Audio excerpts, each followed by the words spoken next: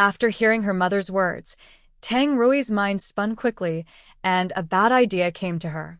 She had envied Tang Wanwan many times before, but she never managed to outdo her. This time, she decided to humiliate her properly. Thinking about it, she suddenly said, "Mother, we can send some things over to make them jealous. That Tang Wanwan has always been so proud. Let her see how we're doing now. She'll be jealous to death." Her mother was willing to marry an old man for 10 taels of silver. Let's see what she has to say now. I saw that old man today.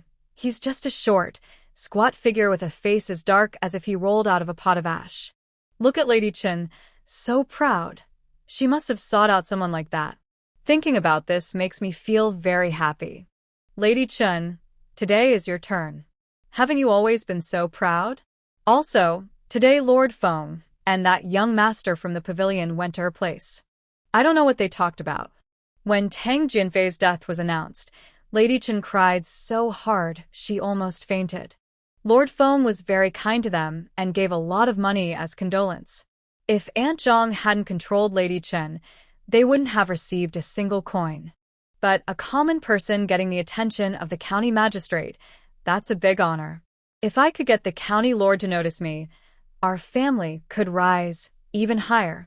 While Tang Rui was making her plans, Tang Ryue was surprised by her words and quickly asked, "Sister, the young master? Who is he? Is he the handsome young man in black clothes?" Tang Ryue thought she would never see Gu Mingyuan again, but today he came to Tongjia village. He was walking with Lord Feng, so Ryu didn't dare to speak to him directly. She just watched them pass by. Later, she saw Tang Sitian go over and talk to Gu Mingyuan, looking very eager. Gu Mingyuan said a few calm words and then left. Maybe he didn't agree to Tang Sitian's request because she looked disappointed watching his back. My silly sister, don't think about that man. He's the young master of Yonglin Pavilion, so high above everyone else. His eyes are always looking up, and I don't know which noble lady is lucky enough to catch his eye, Tang Rui kindly warned her sister. So, he's the young master of Yonglin Pavilion? No wonder he's so impressive, Ryue murmured. Where, do you know him? If you do, you should seize this chance to show yourself in front of him. I heard Yonglin Pavilion has a powerful background. If someone manages to get close to him, there will be many benefits. Tang Rui believed people fell into 2 types, those who could bring benefits and those who couldn't. She thought it was best to get close to the former or stay far away, even stepping on others if needed. No, I don't know him. Tang Ryue was so frightened that she quickly denied it. If her sister found out she had once met Gu Mingyuan, what would happen then? Then why are you so eager? Tang Rui glanced at her sister with annoyance, not understanding what she was so nervous about, mumbling to herself. All right, ear, look and see how to take those things over. Okay, I'll check. Tang Rui said and immediately took a bamboo basket, picking out a few of the worst items. Even these poor items might be considered valuable in their eyes. Haha, she now hoped to see Tang Wanwan's face filled with envy and surprise. Mother, wait a moment, come with me. We need to make some noise and make a big scene. Mrs. Wang immediately agreed, saying, Ear understands my feelings best.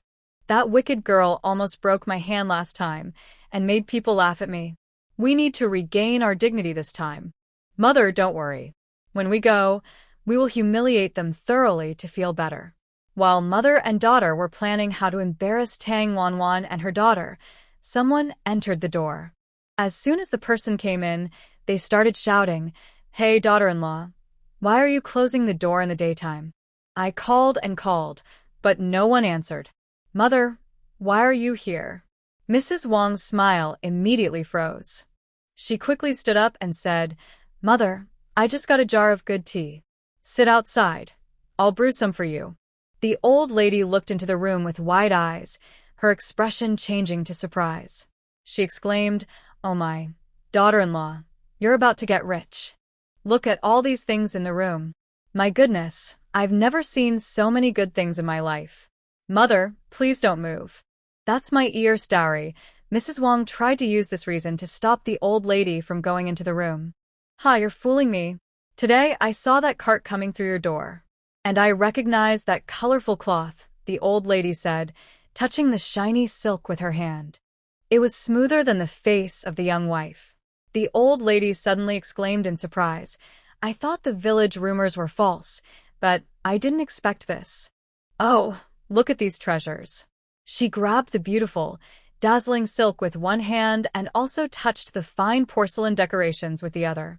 Delicious pastries. Even the packaging outside was something she had never seen before. It made her drool just looking at it. Seeing her about to open the delicate packaging of the osmanthus sugar cake, Mrs. Wang quickly stepped forward and pushed the elderly lady aside. Mother, what are you doing? Don't move. You might get it dirty. The elderly lady was caught off guard, staggered backward, and almost sat down on the ground. Her face immediately changed, and she pushed Mrs. Wang down. Mrs. Wang fell to the ground, feeling a sharp pain in her back, almost crying but daring not to speak out. The elderly lady pointed at her nose and scolded, Listen, eldest daughter-in-law, what are you trying to do? These things are all mine. I can touch them. My granddaughter Yue and Rui were raised by me. Now that you have someone backing you, you look down on me, the old countrywoman. It's no big deal if I touch some of the things in this house. I need to wear them, and wearing 2 of your clothes isn't a problem. Mrs. Wang was pushed so hard that her spine felt burning hot, probably twisting her waist. She endured the pain, forced herself to stand up, and smiled at the elderly lady, saying, Mother, what are you saying? My family depends on you. Today's matter was sudden. They just sent the things over. I was packing the items into a basket with Yue, preparing to bring them to you. Tang Rui saw her mother signaling and quickly spoke up, holding a bamboo basket and saying to the elderly lady, Grandma, you really misunderstood my mother. Look, we're really packing things for you. The elderly lady glanced into the basket with narrowed eyes and snorted coldly. Humph, you keep the good stuff for yourselves, and all I get are these broken things. Eldest daughter-in-law, giving me such trash. Are you calling me blind or saying I've never seen the world? Mrs. Wang felt embarrassed, trying to handle the situation but forgetting that she and her daughter had agreed to give the worst items here to Tang Wanwan and her friends. But the elderly lady suddenly came over. Tang Rui didn't know which 2 good items to pick, so she placed the best ones on top. Mrs. Wang was now caught in a difficult position, feeling a tight, uncomfortable sensation in her chest. She quickly said, Mother, I still need to continue taking some items. Why don't you look at the ones you like? Take some if you want. Speaking of which, our moon is quite promising. If she really becomes the eldest granddaughter-in-law of the clan, she will surely be respectful to you, Mother. The old lady was not someone to be easily defeated. She immediately rummaged through the pile of gifts and found a fine piece of fabric. Just as she was about to take it, Tang Rui pressed her hand down. Grandma, you can take everything else, but I want this one. I like this fabric. Seeing her granddaughter competing with her for the fabric, the old lady's temper flared. Her voice became sharp. Are you refusing to respect Grandma? You just said so many nice things earlier, but now when I want a piece of cloth, it's a problem? Tang Rui could only smile politely while pulling the fabric. Grandma, it's not that I don't want to give it to you. This color isn't suitable for you. This kind of fabric is for young people to wear. If you wear it, it would be too much. The old lady forcefully grabbed the fabric. Who cares what you think? I like this fabric, and I've decided I want it. No one can take it from me. She ordered others to pack everything up. Send it to me later. If I miss even one piece, it won't look good. The old lady was pointing at the best items, and Wang was no longer feeling pain in her flesh but in her heart. She had waited many years for today's moment. But the old lady, relying on her age and experience, glared fiercely and took all her good things. Wang felt heartbroken. It turned out the old lady liked the fabric, not for herself. She couldn't wear such bright colors. She had her own hidden motives. She wanted to take it to give to the wife of the county magistrate's son. She heard that the county magistrate had married a beautiful young lady, and with such fine fabric, she was sure the young lady would like it. Thinking about it, her son Tang Jianshu, who worked at the county office, didn't have a good position. Now that there was such a good opportunity to get nice things, she wouldn't waste it. She would take as much as she could. Mother, let's make a deal. These things were given to Moon by the clan leader. Don't you think you should get her approval before taking anything? Seeing the old lady about to take all the good items, Wang had to find another excuse to see if she could get her to leave some behind. When she mentioned this, the old lady became more cautious. She looked at the eldest daughter-in-law Wang and asked, "By the way, I want to ask you, how did you manage to get the clan leader's personal approval? That stingy old man who never spends a penny actually gave you so many things. That must be a big deal. Why do I, as the mother, know nothing?" Now, the old lady unexpectedly asked about this. This is a family secret of the Wang family. Once it's revealed, it will lose all value. She was also worried that Tang Wanwan might find out. If she did, it could cause big trouble. Wang Shi looked at the old lady with a troubled expression and said, "Mother, this matter is not settled yet. Once it is, I will tell you immediately. Do you agree?" She helped the old lady into the next room. Tang Rui's eyes brightened, and she quickly made a cup of tea for the old lady. Usually, these chores were done by Tang Ruyue, but Tang Rui couldn't even move her fingers. Now, everything depended on Tang Ruyue. If she married successfully and gained fame, their family would also have good days ahead. The old lady's smile was half-hearted. Her eyes flicked around, giving people a creepy feeling. She looked at her daughter-in-law and said, "You all hide this from me. Your useless mother-in-law. I've heard villagers talking. The village chief's eldest grandson doesn't want to marry your daughter Yu, and now he's been locked up by the village chief." She continued, "How did such a good thing turn into a joke for the whole village? What? They didn't agree? That's impossible." Wang Shi's face changed. It seemed her family had been so busy enjoying themselves that they didn't even know about this disgrace outside. "Oh no, what should I do? I have to go talk to the village chief," she said. "Mother, why don't you come with me? The things you like won't be less for you later," Wang Shi suggested. The old lady felt pleased and nodded, saying, "Since you've asked me directly, I can't ignore it. Nothing much to do anyway. I'll go with you." Wang Shi and the old lady went to see the village chief, leaving Tang Rui behind. She couldn't help but ask Mother, "Is that little troublemaker still going?" "Let's wait until I come back," Wang Shi replied. With that, she left to find the village chief and demand an explanation. Earlier that day, Tang Riyue saw the salt filtration device made by Tang Wanwan. She told Wang Shi about it when she returned. She didn't mean to say much, just praising how impressive Tang Wanwan was. But unexpectedly, Wang Shi and Tang Rui were shocked. It was a refined salt-making device, something precious. If they could figure out how to produce refined salt, in a time when most people ate coarse salt, they would hold a secret that was more valuable than a pile of gold. Just in Tangjia village alone, they needed hundreds of thousands of jin of salt each year, not counting the farmers who relied on the village and took salt monthly. Thinking about this carefully, Wang and Tang Rui's eyes lit up with excitement. Then they pressed Tang Riyue for the exact recipe. Tang Riyue said Tang Wanfan had already taught her. So, they made an identical version at home. When they saw the refined salt come out, Wang and Tang Rui discussed how to maximize their own benefits. At first, they thought about asking the clan leader for silver, but then they felt it wasn't right. No matter how much silver they asked for, it seemed like a loss. Plus, they would only get the silver once, and there might be changes later. Thinking this way, they felt it wasn't worth it. Later, Tang Rui came up with an idea: marriage. Only marriage could last long, and it could also bring continuous help and support to their families. The clan leader, Tang Laosheng, had 3 sons, and there were several eligible grandsons. He kept urging Tang Riyue to choose one. After this incident, Tang Rui even felt she had made a big mistake by telling the Su family. But she had already set the marriage, and she couldn't back out now. She still valued her reputation. Now, such a good opportunity could only benefit her sister, Tang Riyue. Tang Riyue was only about 12 years old. In ancient times, good families usually arranged marriages early so they could secure a good match. Unlike Tang Wanfan, who was over 15 and still unmarried. If she waited too long, it would be harder to find a good match later.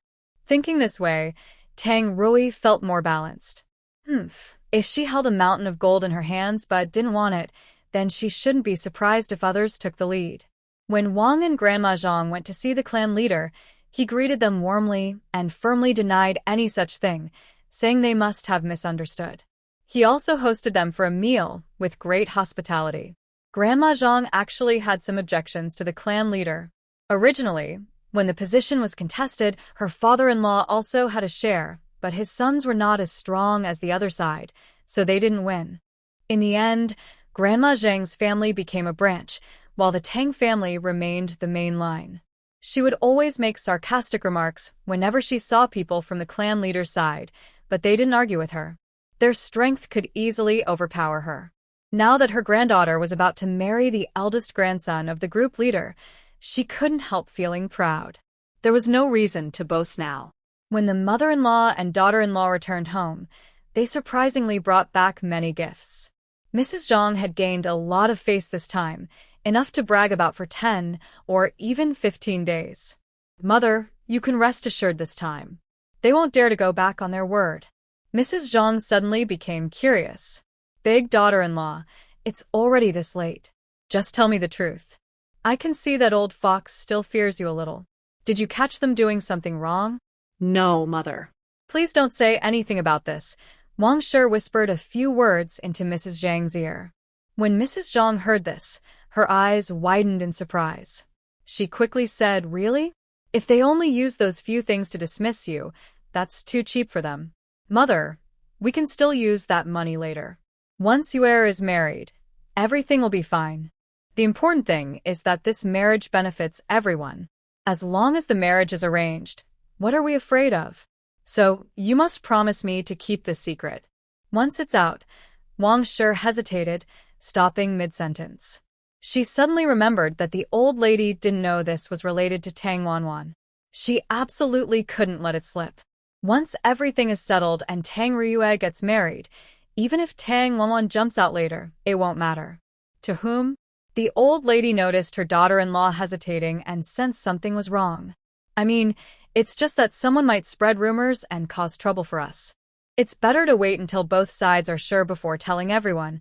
Wang Shi quickly changed the subject. The old lady nodded in agreement, thinking it made sense. If this marriage fell through, she wouldn't get any benefit.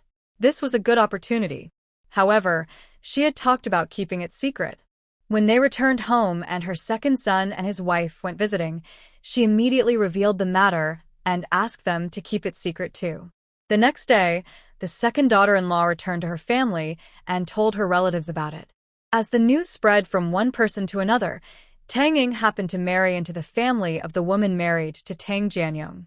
Now she knew what had happened at home. Early the third morning, the couple packed their clothes and hurried to her parents' house. When they returned, they saw that the family had become prosperous and had gained a strong supporter. The couple had little to do and decided to stay permanently. Mrs. Wang felt sorry that her daughter was suffering in her husband's family and agreed to stay.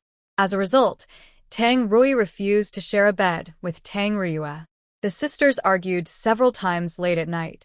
Riyue also cried and didn't want to share a room with Rui anymore. There was no choice, so Mrs. Wang had a carpenter and a tile maker prepare to add a new room, which would cost at least 20 or 30 silver coins. The labor, materials, and other expenses added up to a large sum. Mrs. Wang calculated this and felt like her flesh was being torn apart. Rui suggested she ask the clan leader for help. Mrs. Wang thought her daughter had a point. Since they were about to become relatives, and they had gained so much from this, a little silver was nothing. She hurried to ask the clan leader. This time, the clan leader gave her 50 silver coins. They didn't say much, but they were secretly unhappy. The second and third sons of the Tang family thought this family was quite annoying. They hadn't even finalized the marriage, yet they were already asking for favors. Whenever there was a problem at home, they would run to them, asking for money and things, treating their home like a marketplace. "Dad, I think we should just give them some silver and call off the marriage." Gia al-Riyadi disagrees. As the saying goes, a forced marriage isn't sweet. If he ends up with a mother-in-law like that, he'll be unlucky. Zhongquan, what are you saying? This is something I promised. How can I go back on my word? The old clan leader scolded his third son. But, Dad, we only saw the initial results. We haven't yet expanded the salt-making process on a large scale, so we don't know if the method has problems. I feel that this Wang woman isn't very trustworthy. Look at how greedy she is.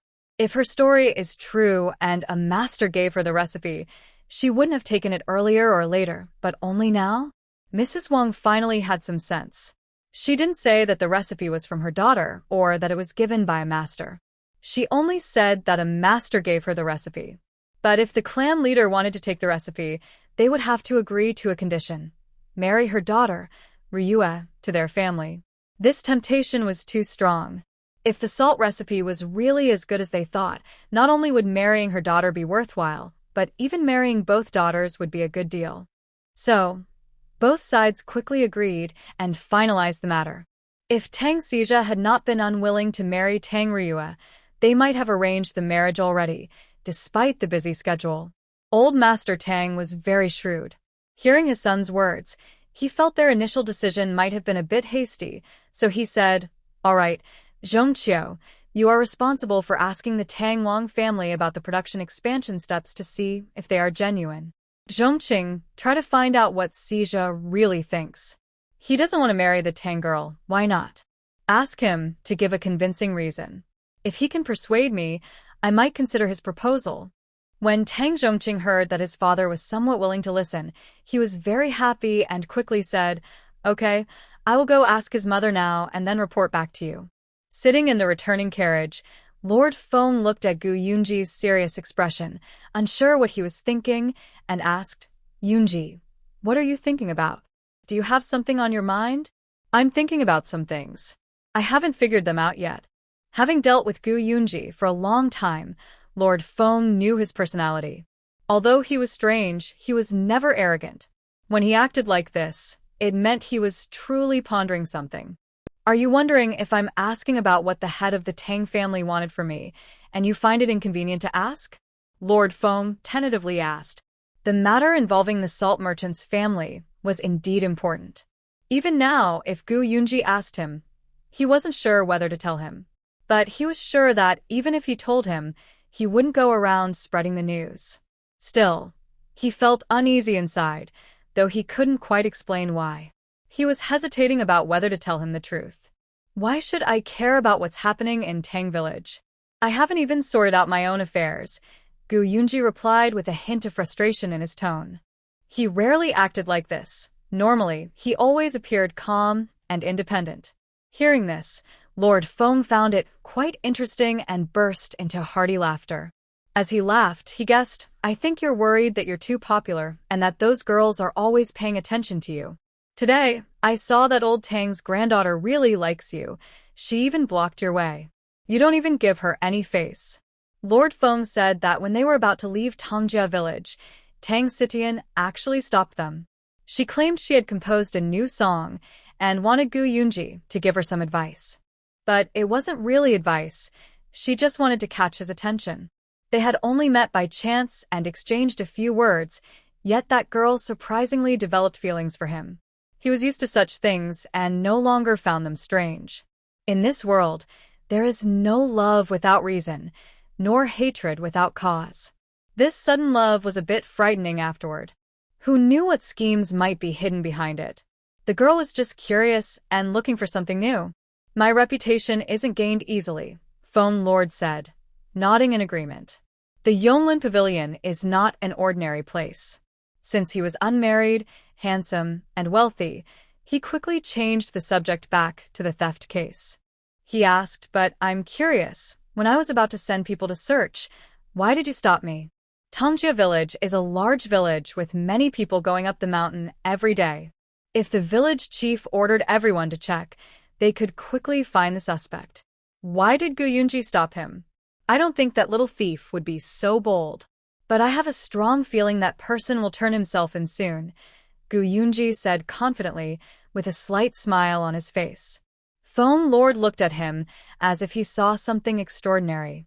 He kept staring at Gu Yunji's face. Gu Yunji quickly covered his face with his hand and stretched his leg forward to stop Foam Lord from inspecting him further. What are you doing? Let me see if the sun is rising from the west. You seem to be smiling. Boring. Foam Lord continued to ask, did you find out something? Do you know who that person is? No, Heu Junzi denied firmly. But Foam Lord felt like he wasn't telling the truth. This person was very secretive. If he didn't want to say something, it was impossible to get it out of him. He said, don't think I don't know if you don't tell me. As long as that person is still under my watch, I will find out someday. Gu Yunji crossed his arms and kept looking at the scenery outside. Be careful, there's a pit ahead. They had almost fallen when Foam Lord was dozing off earlier. However, they quickly got through safely. Lord Foam was surprised and asked, strange, has that pit been filled in? Gu Yunji shook his head and said, he didn't know. Lord Foam was still curious and looked at the ground again, noticing the pit was still there. Why was that? From one moment to the next, why did the carriage react differently? Could it be due to the driver's skill? When they arrived in town, the young constable who was driving the carriage jumped down quickly and ran to Lord Foam. He asked, Sir, who repaired our carriage today? How do you mean? Lord Foam asked, puzzled. This person's craftsmanship is amazing. Before, when I drove this route, the bumps would shake my bottom so badly, I thought it would break in half. Today, I was so comfortable I almost fell asleep. Really? Let me see. When Lord Foam said he wanted to look, he saw Gu Yunji squatting under the carriage, examining something. After inspecting, he said nothing and seemed to be thinking. The young constable was excited and said, Sir, look. Our wheels have something new. They saw that each wheel had a small, soft piece attached, which felt gentle to the touch. What is this? None of them recognized it. Finally, Lord Foam asked someone and learned that it was a type of plant pouch. Because it was soft, it could be used to cushion shocks. This girl is really extraordinary. Lord Foam took a long time to say this after he knew the answer. After Gu Xinyu returned home, her mother scolded her a few words, saying a young lady shouldn't run around like an unruly wild child. Gu Xinyun, standing nearby, added fuel to the fire, saying she was out mingling with men. Gu Xinyu immediately replied, I didn't. We went out together to help my older brother recruit new students. Oh, our Miss Gu, when did you start caring about Yonglin Pavilion? Besides, you can't even tell a vegetable from another and you're recruiting new students? Who are you fooling? Mother, I've checked carefully. The young master, Huang, was among them. I'm not just saying this. Your daughter went out with a young man, and we were gone all day. Isn't that inappropriate? Big sister, I went out with Cece, and Sister Lu from Yonglin Pavilion can testify. Who doesn't know you all are working together? Gu Xinyu was completely speechless and didn't know how to defend herself. She then said, do whatever you want to think. Anyway, I have told you everything I can. Mom, look at her. She just went out for a day and already learned to talk back. If you keep spoiling her like this, she might run off with a wild man someday. Big sister, don't be too harsh. I'm the one being too harsh? Actually, I am still being too kind. Starting today, you are not allowed to go out. If you dare to leave again and ruin our family's reputation, I won't acknowledge you as my sister. Xinwen, don't be angry. It's all Sinyu's fault. Sinyu promises she won't dare to do it again. Aunt Wang hurried out to speak for her daughter, giving Gu Xinyu a look to make her apologize to her sister. In the end, Gu Xinyu could only apologize and promise she wouldn't go out without permission again. Gu Xinwen saw her sister no longer dared to resist, and her mother kept apologizing. She finally felt relieved. Before leaving, she said some people need to know their place. Don't think you're special just because you're not an ordinary girl anymore, thinking you've turned from a crow into a phoenix. Compared to me, you're not even qualified. All right, stop arguing. Xinyu, you're weak and just caught some wind outside. Rest at home these days and don't go anywhere. After saying this, Gu Tai stood up, supported by the maid, and went into the inner hall. After they left, Aunt Wang half-hugged her daughter and kept wiping tears. Xiner, don't take it to heart. That's our status. It's something we can't cross. Your older brother, second brother, and older sister. They are your siblings, but their status is different from yours. So if you're upset, blame me for being useless. Gu Xinyu wiped her tears and smiled at Aunt Wang, saying, Mom, I've gotten used to it. Anyway, I don't go out often. I just think my big sister's words are a bit too much. Mom, do you believe me? I really didn't say a word to young Master Huang. Mom knows her daughter's personality. Forget it. Let's go back. That night, Gu Xinyu felt strange during dinner, and by midnight, she developed a high fever. Aunt Wang was terrified and went to ask Gu Tai Tai to help call a doctor to see her daughter. Mrs. Gu said that Zhang Bo, who was visiting, was on vacation and not at home. The others didn't know where the doctor lived. Aunt Wang then asked Mrs. Gu to send someone to invite Dr. Su from Pingyuan Hall, as Dr. Su's whole family are doctors. She also took out her own savings. Mrs. Gu looked at the broken copper and iron in her hand and felt ashamed. She said to her, Do you know how much a medicine costs now? With what you have, it's not even worth a silver coin. Hurry and put it away so you don't embarrass our Gu family. Madam, please just save Xiner, she begged. Mrs. Gu, impatient, said, I've told you, the person on duty today isn't here. Why don't you go and invite him yourself? Since Aunt Wang came to the Gu family and married Mr. Su, she rarely went out. She was confused about the directions east, south, west, and north. Going out seemed difficult for her. Just as she was feeling troubled, someone arrived. Aunt Wang, what's wrong with Xiner? Seeing Gu Yunji arrive, Aunt Wang immediately saw him as a lifesaver and quickly explained the situation. After hearing this, Gu Yunji nodded and said, Auntie, you go back and watch over sister, Xiner. I'll be right back.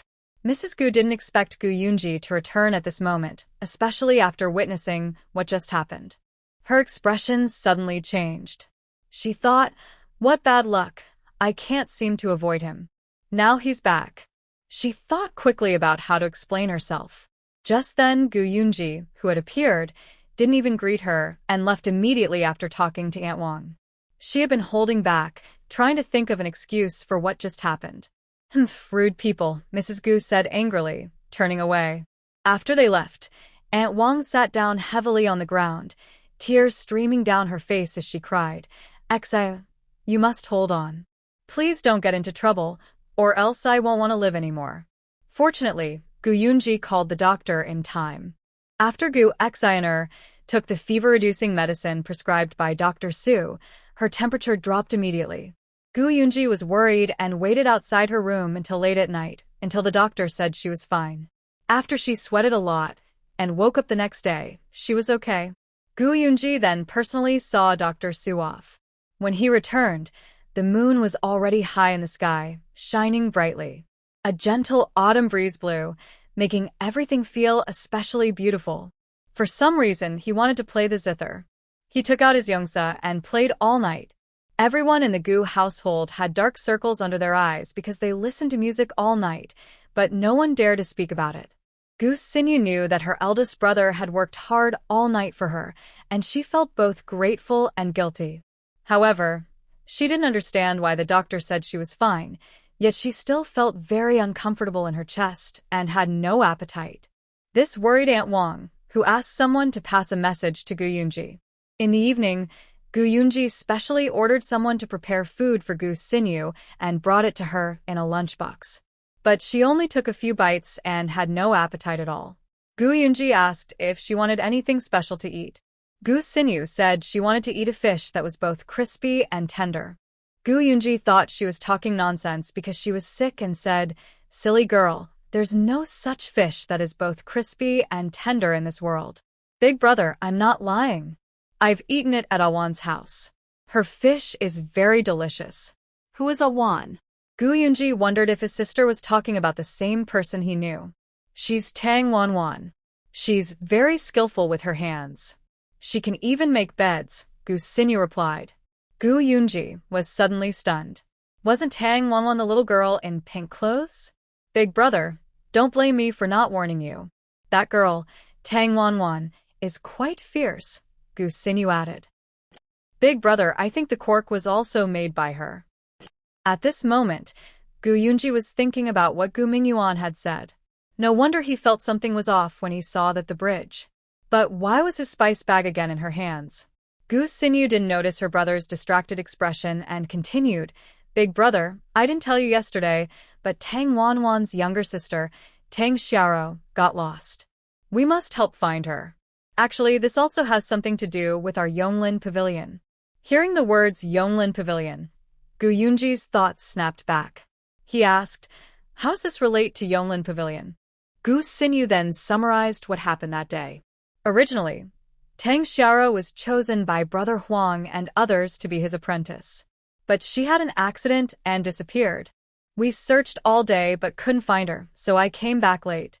After hearing the details, Gu Yunji suddenly focused on a small detail and asked further.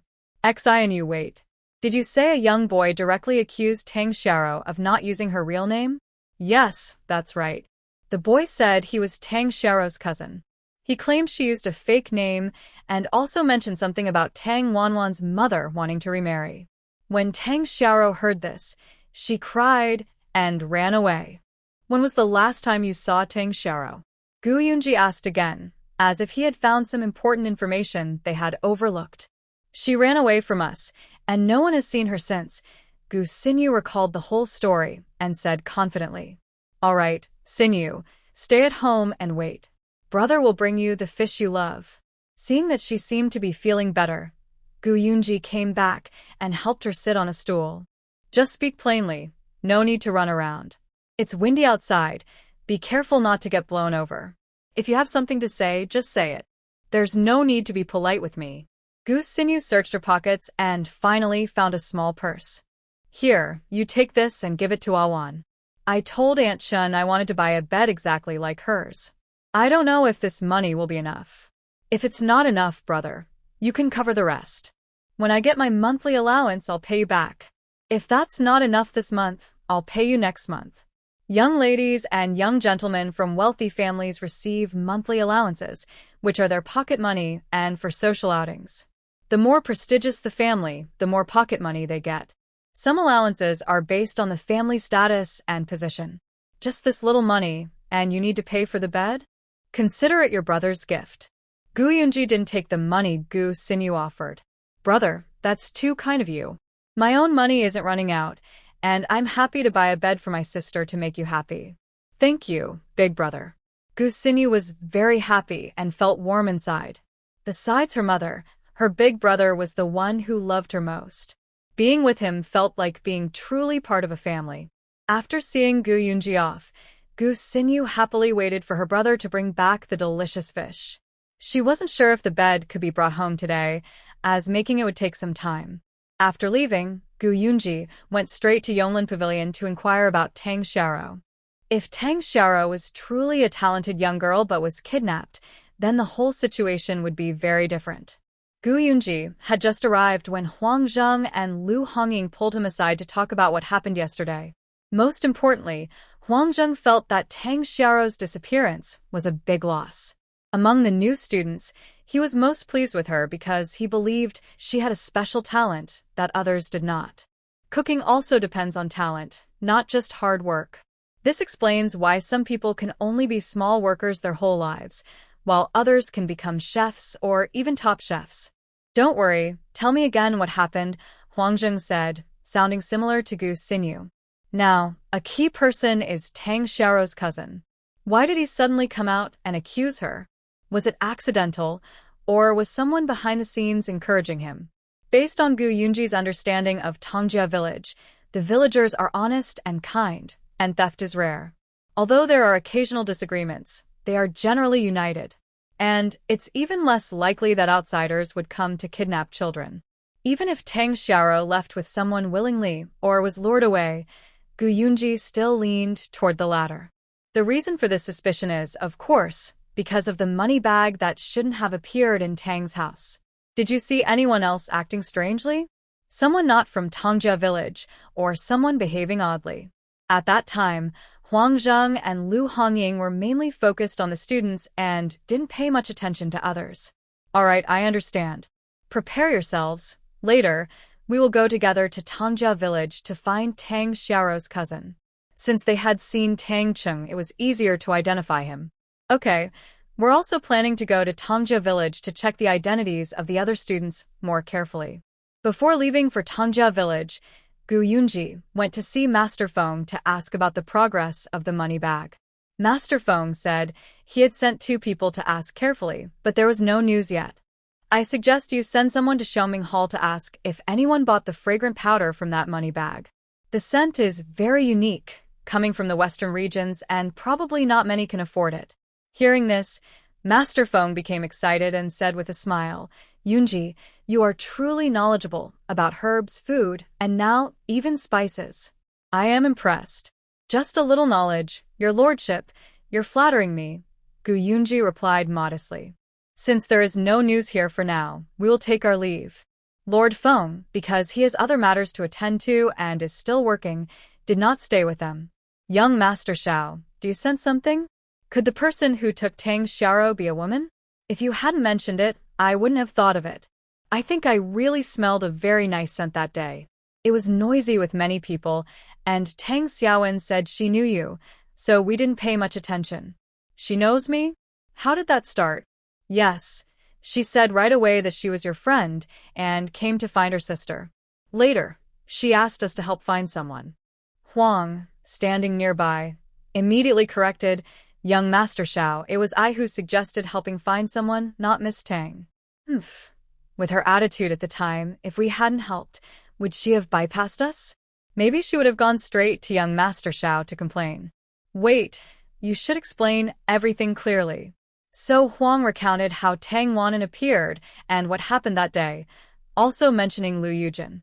Are you saying that there was a young man with Tang Wanan? Yes. He seemed to have a good relationship with her. What do you mean good? It's obvious they have a romantic connection. Lu Hongying, who is always talkative, just can't help stirring trouble, and now she was a bit careless with her words. Until Gu Yunji shot her a glance. She only then realized and corrected herself. They are probably just good neighbors. Hearing this, Huang secretly breathed a sigh of relief. He was afraid Gu Yunji would get angry at any moment. All right, let's go. Seeing her master's expression, Lu Hongying was unsure whether he was happy or not. She couldn't help but become impatient and wanted to ask more. By now, Gu Yunji already understood what was really going on. It must be Gu Mingyuan causing trouble outside and accidentally revealing his name. In that case, even if something happened, his older brother would cover for him. Gu Mingyuan, you better wait properly. When we get back, I'll deal with you slowly. At this moment, Gu Mingyuan was eating a bowl of noodles. He had just picked up 2 strands with his chopsticks, about to put them in his mouth, when he suddenly sneezed. He rubbed his nose with his hand, ready to continue eating, but before he could put the food in his mouth, he sneezed twice in a row. Sitting across from him, Su Xiaoyu nearly choked on his saliva. Hey, brother, can't you be a bit more careful when you sneeze? Look at this, you've sprayed the whole table. How am I supposed to eat? Gu Mingyuan looked innocent and said, didn't you see? I can't control it myself. Someone must be thinking of me. I haven't been to Yonglin Pavilion these past 2 days. Now that my injury is healed, I think I should go for a walk. Behave yourself. Aren't you afraid you'll run into your big brother? Su Xiaoyu looked at Gu Mingyuan with a half smile. Talking about Gu Yunji, Gu Mingyuan looked a bit nervous. He's really afraid his big brother will catch him and ask where he's been these days, what he's been doing, more meddlesome than his own father. But today, he acted like a stubborn pig that's not afraid of boiling water. Just run into him if I do. I haven't been anywhere these past 2 days, just at your place. When he smells me, you can be my witness. Su Xiaoyu looked a bit troubled and said, why do I always get dragged into this? Then he remembered something important and said, are you still eating? If not, change your clothes quickly. I have something important to do today. Gu Mingyuan had never seen Su Xiaoyu so eager, so he asked, why change clothes? Are you going to meet your new girlfriend? Hey, you guessed right. I'll be shopping with Roy later. We agreed to buy clothes together. While talking, Su Xiaoyu pulled Gu Mingyuan up from the bench, where he had been sitting still for a while. He continued, in a few days, it's the Qiqiao Temple Fair in Tangjia village. You should open your eyes wide and take a good look at the girls there. Maybe you'll find your destined one. Do you really believe that? I've gone a few times, and it's pretty boring. Maybe this year will be different. I heard that Jean Garden has also been invited. Jean Garden? Ha, they dare to join? I'll break their legs. Jean Garden is the biggest rival of Yonglin Pavilion. Even Gu Mingyuan, who isn't from Yonglin Pavilion, knows that the people from Yonglin Pavilion really dislike Jean Garden. Jean Garden has many beautiful women. That Miss Su, for example, is a real beauty. There is also Su On Hui, who is said to be both beautiful and intelligent, skilled in music, chess, calligraphy, and painting. Master Jean from Jinyuan is very good at marketing and has protected his two adopted daughters well. Most people outside do not really know them. The true nature of who they are remains largely a mystery. Only rumors and hearsay circulate. Gu Mingyuan couldn't help but give Su Xiaoyu a light tap. Looking at him, he said, "So this is the real Su Xiaoyu. Today, I finally get to know you." Su Xiaoyu was confused by the tap. He touched his head and muttered, "A gentle and virtuous lady. A good match for a gentleman." I was just saying that. I didn't mean anything special. Excited, Su Xiaoyu changed into new clothes and happily waited for Tang Rui to come find him. But surprisingly, she never showed up until noon. In the end, the two decided to go see Tang Jiakan. Coincidentally, Gu Mingyuan also wanted to check how Tang Wanwan was doing these days. Tang Chung was playing with children in the village when suddenly a local kid came to find him, saying someone was looking for him. Who's looking for me? Then Huang Zheng appeared. "The kid is looking for you. Our young master wants to ask you a few questions." Unexpectedly, Tang Chung saw Gu Yunji and was so frightened he ran away immediately. He tried to escape in front of Gu Yunji. In the end, he was hit to the ground by a stone. Then Lu Honging, like catching a chicken, grabbed him and held him up in front of Gu Yunji. "Listen, kid, you better speak properly. The person in front of you is our young master. We promised a reward if you tell the truth. If you lie, we'll punish you according to Yonglin Pavilion's rules." While speaking, Lu Honging pulled out a shiny dagger, frightening Tang Chung so much he almost peed his pants. Luckily, he didn't, but he let out a loud instead. This made Gu Yunji lose interest in questioning further. "This is your task. Ask him carefully. After you're done, come to the small courtyard at Tang's house to find me." "Young master, that Tang courtyard?" Huang Zheng, good at reading the situation, whispered, "Who else could it be besides Tang Wanwan's family?" "Oh, so that girl really is a friend of the young master? She looks so different from what I imagined," Lu Honging said to herself. Huang Zheng secretly sweat, thinking her words were getting more and more rude. What the young master plans to do or where he's going is something we disciples can discuss. Then Lu Honging used her usual best skills, threats and bribes. Soon, Tang Wei confessed everything, including that on the day of Tang Xiao's competition, a beautiful sister dressed in yellow came to see him. She made him lie about Tang Xiao's real name and deliberately mentioned her mother, which made Tang Xiao angry and leave. When asked where Tang Xiao went after leaving Yonglin Pavilion, he didn't know. They also asked about the young woman's features. Tang Chung, being foolish, only kept saying she was a pretty sister who smelled nice, with no useful details. With Tang Cheng's information and Gu Yunji's guesses, they began to understand who took Tang Xiao. Why would a young woman take her? It's unlikely she was a goddaughter. Tang Xiao is already 8 and very sensible. Even if she were a goddaughter, she would have to agree willingly. Otherwise, she would have shouted when they left, and the villagers in Tangjia village would have noticed. If not, then that woman must have had a specific purpose. Go find the clan leader and ask him to thoroughly investigate. Check if a strange, beautiful woman came to Tangjia village 2 days ago. I think she didn't walk here. She probably arrived on horseback. Maybe she came by carriage. Why do you think so? Gu Yunji looked at Tang Wanan. Because I found 2 different sets of horse carriage tracks on the ground. The key point is, besides the one you and Lord Feng rode that day, the other set of tracks doesn't seem to come from Tangjia village. Tang Wanan, who often played with wood, paid close attention to these carriage marks and wooden details. She had been wandering outside these past 2 days, initially unsure if outside carriages came in, but She checked carefully later. Now, with Tang Cheng's information, she was certain that the young woman arrived by carriage that day. After convincing Tang Xiaoro to leave with her, they also traveled by carriage. Tang Wanan and Gu Yunji examined the carriage tracks again, even making a detailed sketch of the wheel patterns. Now, they had two clues directly pointing to that woman. One is the horse carriage's age marks. Most carriages have fixed marks, like those belonging to wealthy families. Usually, a family has only one carriage, and the wheels are all the same. Then, go to Chilean Mountain Town, where the carriage shop owner might have more clues.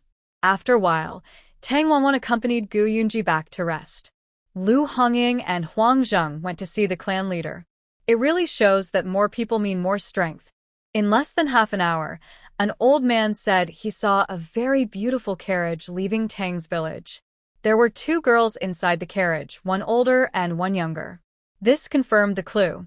After Lu Hongying and Huang Zheng reported their findings, Gu Yunji pointed and said, "You two can go handle your tasks now.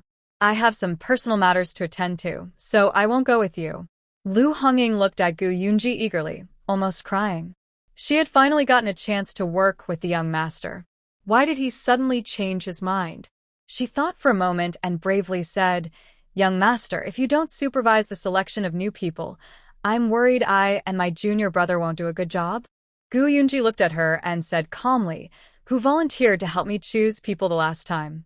Now you say it's not okay? I want to ask you, are you capable or not?" Wow, Lu Hongying was stunned by Gu Yunji's question. Wasn't she just shooting herself in the foot? Now she was in a difficult position, neither willing nor able to back out. In the end, she could only force a smile and say, "I can do it, of course I can. I just wanted to ask you for advice because I saw you here." Gu Yunji's expression remained unchanged. He said softly, "Go ahead." Seeing how he seemed eager to send them away, Lu Hongying felt very uncomfortable. As they left the door, she kept turning back 3 times. "All right, stop looking. The young master has gone inside." Lu Hongying blinked, squeezed out 2 tears, and with a tearful voice, asked her junior brother Huang Zheng, "Junior brother, what do you think the young master and that Tang girl are doing inside?" What might they be talking about? Tang's girl is so simple. What nice words could she say to make the young master happy? Seeing her sister in deep infatuation, Huang Zheng thought it was better to be like himself. No love for anyone, no attachments. What is love? He never believed in it. "Please have some tea. Do you know how to address the young master? I truly appreciate your help today." From the tone of this person's speech, it's clear he is from Yonglin Pavilion and probably the leader or someone important. Otherwise, how could the arrogant Lu Hongying be so obedient and respectful to her? Thinking back to her flirtatious glance and the scene where she seemed reluctant to leave, almost wishing to cling to him, she couldn't help but feel a bit embarrassed. "Should you know that? Do I know you?" Tang Wanwan immediately asked back. Then she inquired, "Are you from Yonglin Pavilion?" "Yes." What does that yes really mean? Why not just tell her his name directly? Tang Wanwan had no choice. Since he wouldn't say, she decided to let it go. She didn't care about his name anyway, especially since she knew she wouldn't see him again after today. "Sorry if I seem slow. I really don't know your full name. But I do know you are a good person, a very good person." She could compliment him without any trouble, and it wouldn't cost her much. "And your things, you left them at my place yesterday. I'm returning them now." Tang Wanwan took out the jade pendant from her pocket, still warm from her body. "That thing is really valuable. I was afraid of breaking it, so I kept it close. Please don't mind." Tang Wanwan thought this person was quite strange. Sometimes he deliberately left his precious jade pendant at her house. Then he said they should know each other, and he was so concerned about Xiaoro. What could his true intention be? "No problem," he said, then picked up his teacup. Gu Yunji felt a bit thirsty. He didn't want to drink at first, but the faint familiar aroma of the tea made him take a small sip. His eyebrows lifted slightly. He put the cup down on the table and looked at her, asking, "Did you brew this tea? Did you make the cup too?" The tea, with a hint of orange yellow, looked like a sleeping yellow jade, served in a bamboo cup. The cup didn't seem to be carved directly from bamboo. It was polished, and the sides were engraved with a graceful ancient lady. The expression of this woman was somewhat similar to the girl in front of him. If it were colored, this teacup would be a fine piece of craftsmanship. In such a simple, humble farmhouse, having something like this was truly rare. The tea is brewed by me, but the cup isn't. Tang Wanwan did not want to be too showy. She just wanted to quietly live in this small courtyard, support her family, and enjoy a peaceful life. Do you understand medicine? You put honeysuckle and pine branches in the tea. This tea is fresh, right? If I'm guessing correctly, it will take only a day or two. Tang Wanwan's heart skipped a beat. She thought, how does this person have such sharp eyes? Could he know something? But she didn't show her nervousness, since she had casually picked the tea leaves herself. You must be someone who understands tea. The quality of tea depends on the taster, she replied confidently, not showing any fear. However, she didn't notice that his face darkened a little. Oh, He exclaimed long and slow, then looked at her and said, so, using others' things to be kind, does that count as good manners? Tang Wanwan immediately felt like she had been caught and asked him, who exactly are you? Are you here to cause trouble today? You admit it then?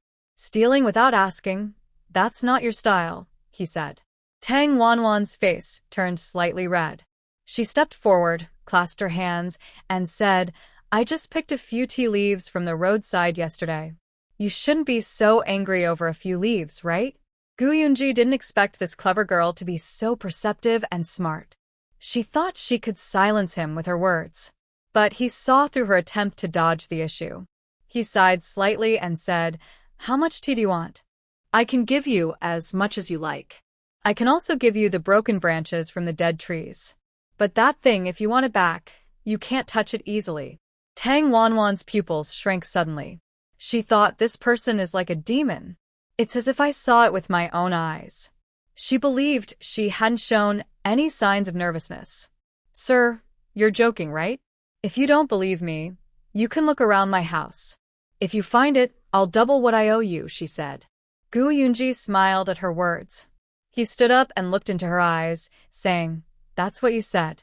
Then he picked up a leaning against the wall and aimed it at the vegetable garden she had planted, ready to dig. Hey, big brother, I admit defeat. I admit defeat. Tang Wanwan was now anxious. This person was too bold.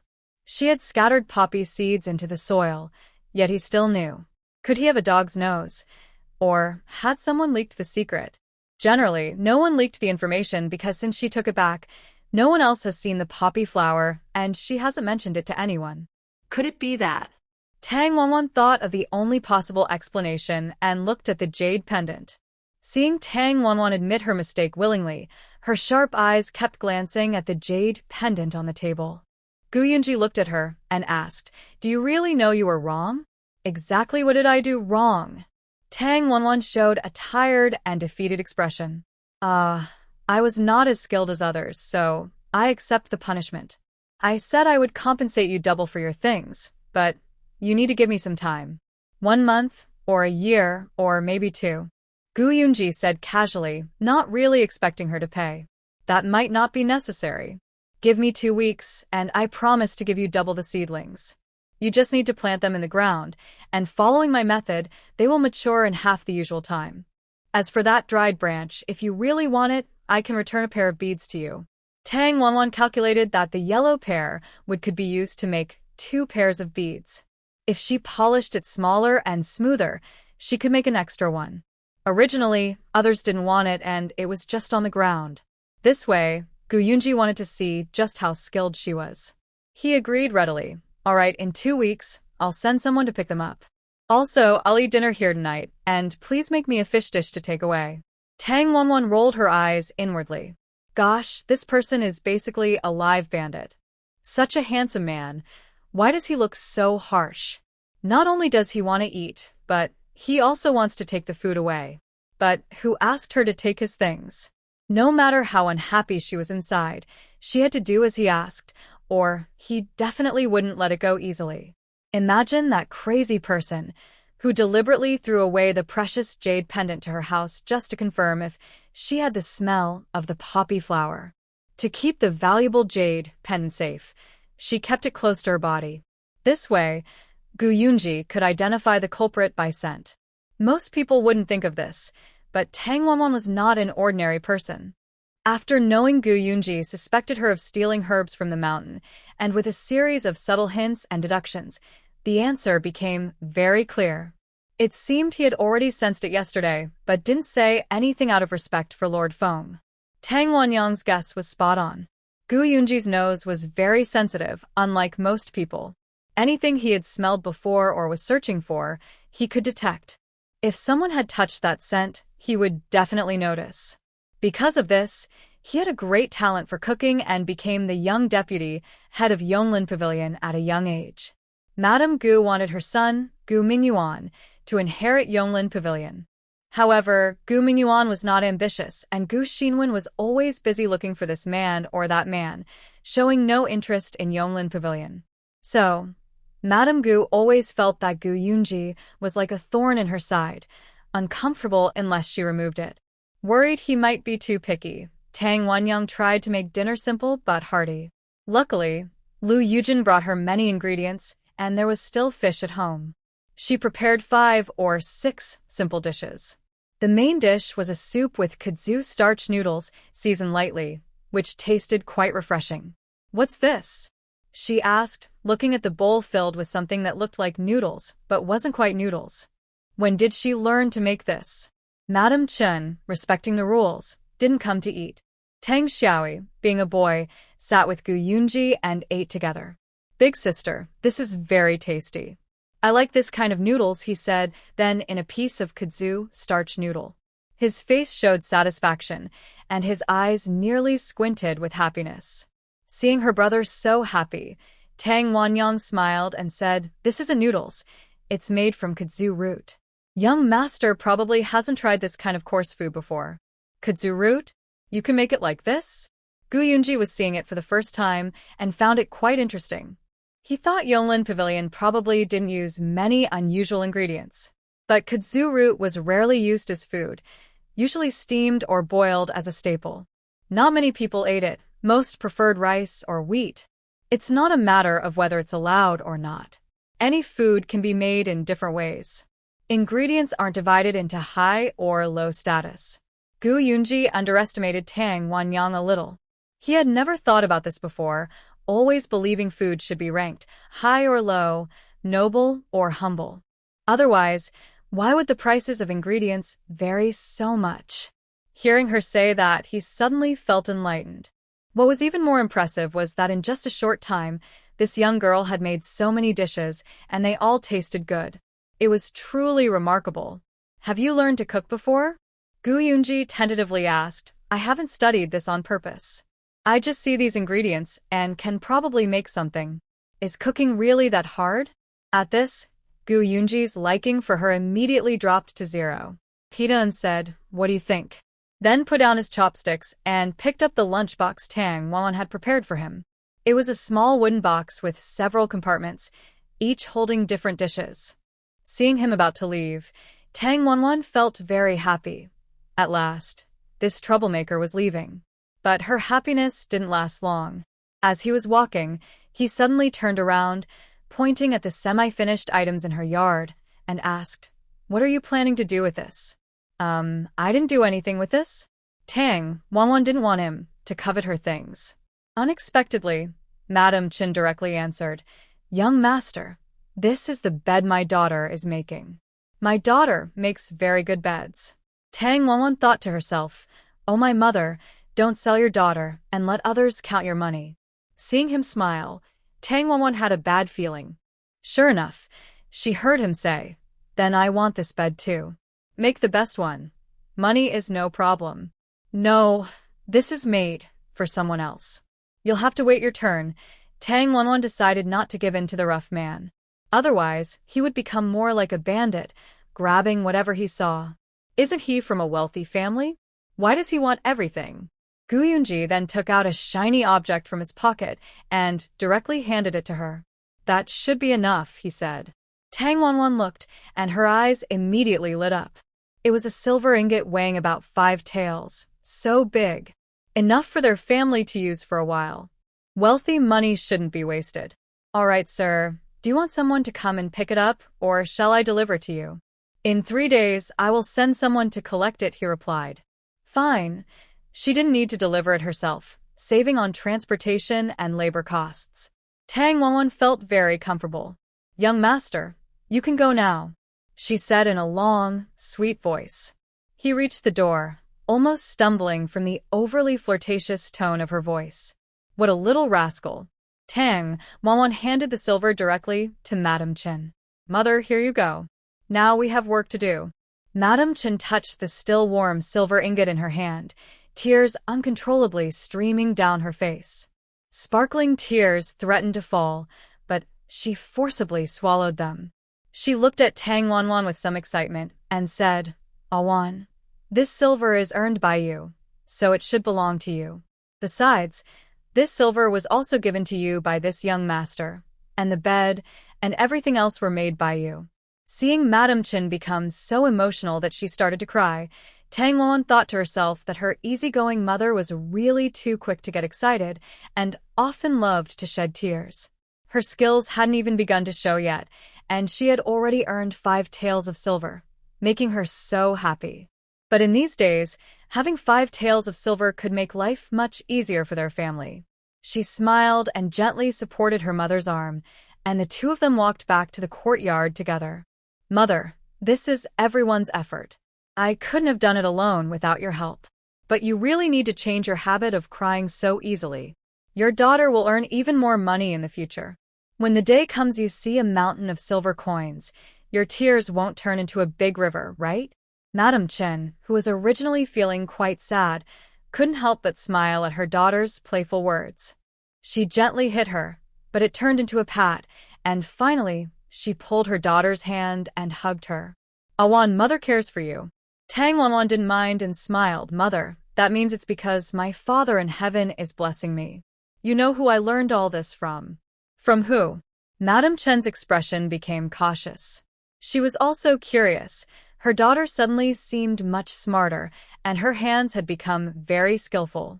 Today, she saw her daughter cook a dish she had never seen before, let alone teach her how to cook, but she managed to do it perfectly. Tang Wanwan rolled her hands into fists and whispered around Madam Chen's ear, It's my father who appeared in my dreams and taught me.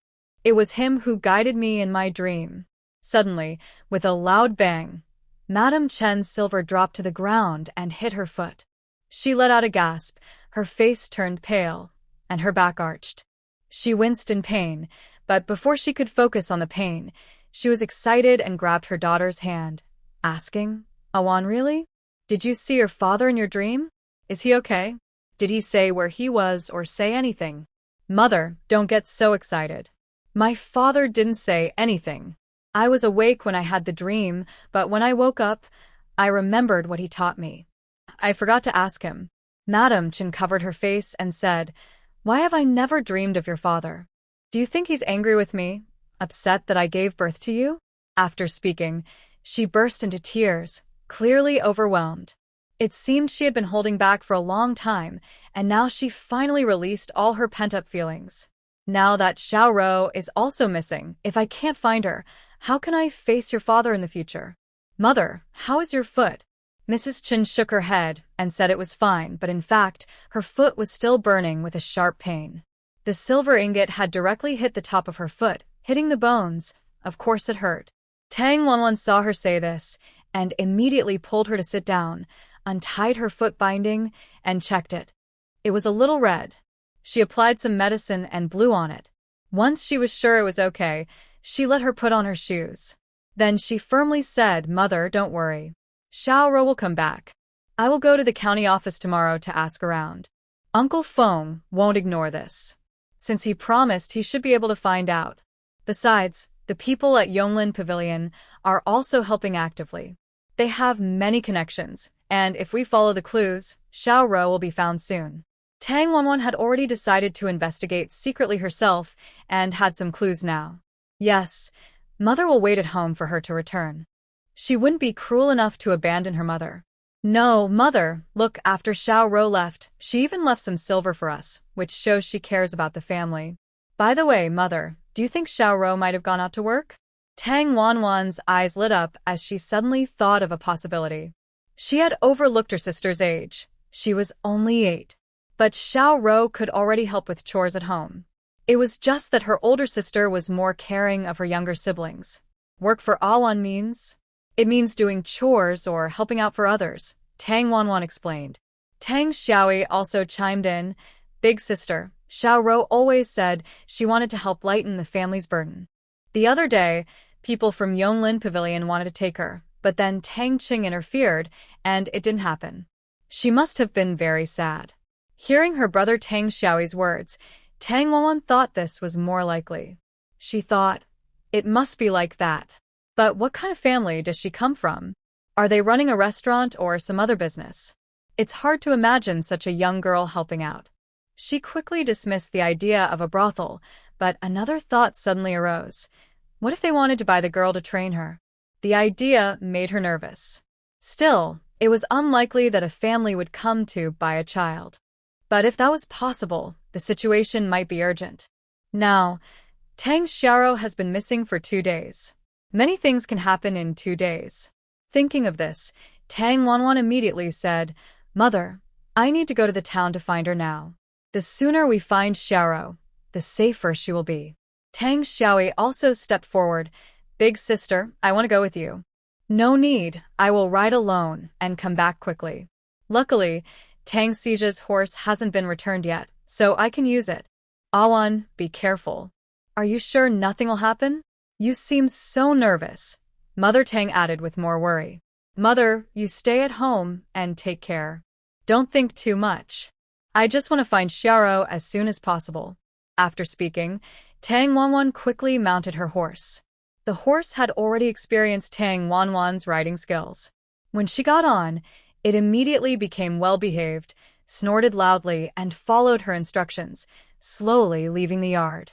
As soon as they went out, they met Gu Mingyuan and Su Xiaoyu. Seeing her, they looked surprised. Awan, you can ride now? Gu Mingyuan still had a cheerful smile on his face, unaware of the storm waiting for him. Tang Wanwan looked at Gu Mingyuan with a meaningful gaze, then shifted her eyes away. She asked Su Xiaoyu, Brother Su, where are you guys going? Awan, we came to see you. He said he hasn't seen you in a few days and wanted to check on you, Su Xiaoyu said with a gentle smile, watching Tang Wanwan sitting gracefully on the horse, looking very beautiful. Yes, Awan, I miss your cooking so much. Do you miss me? Gu Mingyuan's words made Tang Wanwan act quickly. She flicked her whip, sharply swatting toward him. Gu Mingyuan, caught off guard, fell off his horse. He shouted in fright and quickly hid behind the horse. He looked at Tang Wanwan with shock and a bit of grievance, saying, Awan, what's wrong? Did someone upset you?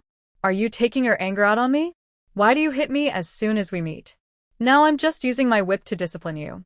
If you don't tell the truth, I won't be so gentle next time, she said sternly.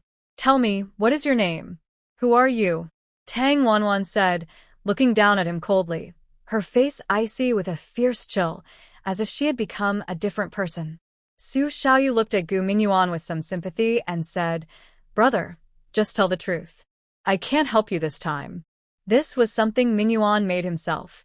He doesn't bother others, but he keeps provoking Tang Wanwan. It seems he thinks he's invincible.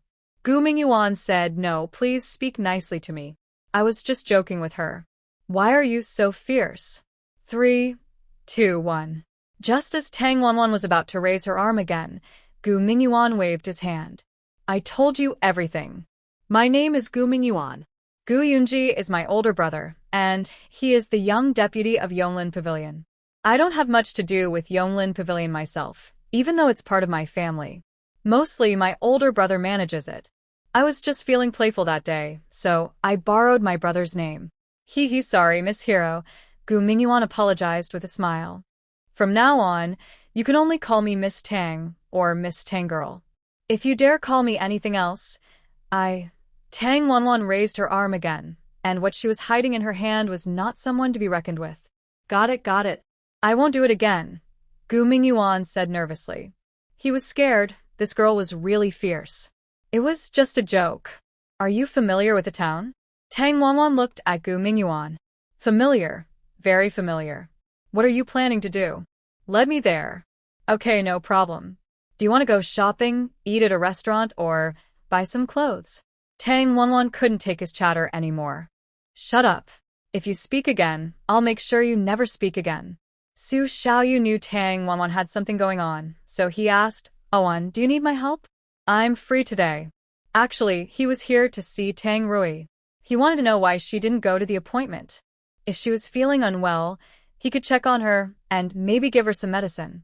No need, Brother Su. You have your patience. If I need help, I'll ask. Gu Mingyuan also looked at Su Xiaoyu and said, hurry up and go. Aren't you worried about your fiancé? Su Xiaoyu's face turned red. She wasn't his wife yet, but his fiancé. This guy's words were so careless. He had learned his lesson many times, but never remembered. Awan, Mingyuan is just a kid. He likes to play. He doesn't have bad intentions. Just don't hold a grudge against him. If I held a grudge, would I let him lead the way? Su Xiaoyu nodded and made way for them. Be careful on the road. Gu Mingyuan was very happy because Tang Wanwan was no longer angry with him. Maybe in the future, he could still enjoy the fish she cooked. Su Xiaoyu went to the Tang family. Mrs. Wang was surprised to see him come directly. Her expression showed some nervousness because if Su Xiaoyu wanted to see Rui, she wasn't at home. Young Master Su, why are you here? Madam, I heard Rui isn't feeling well, so I came to check on her. Is she at home now? Would it be convenient for me to see her? He looked quite worried. Rui said she wasn't feeling well earlier. She just took a short nap. We won't disturb her now. Young Master Su, you might as well go back. Rui is fine, and there's no need for you to come all this way. It's okay, I'll wait for her a little longer. Su Xiaoyu didn't feel at ease without seeing her himself. You're such a sincere child. No need. Rui is sleeping peacefully. She can sleep for an hour or two.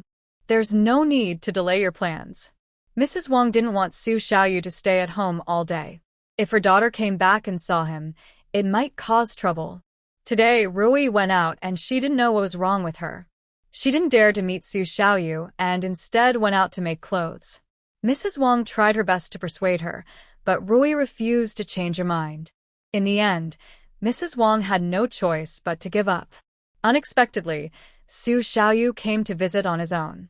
Mrs. Wang thought he was a good person because he cared so much about her daughter. Su Xiaoyu originally wanted to insist, but then someone came to find him. They said someone had a stomach ache and needed him to check on them. Su Xiaoyu left with an apologetic look. Mrs. Wang was eager for him to leave early. As she saw him off, she said, Young Master Su, sorry to trouble you today. I'll tell Rui when she wakes up. Thank you, madam. Su Xiaoyu slightly bowed and left. Miss Tang, what are you really trying to do? This is the last restaurant we found. I'm already hungry. Can't we sit down and have something to eat? Gu Mingyuan was initially happy, thinking Tang Wanwan wanted him to take her out for food. But after they went inside, she looked around, asked a few questions, and then just left after talking to the staff.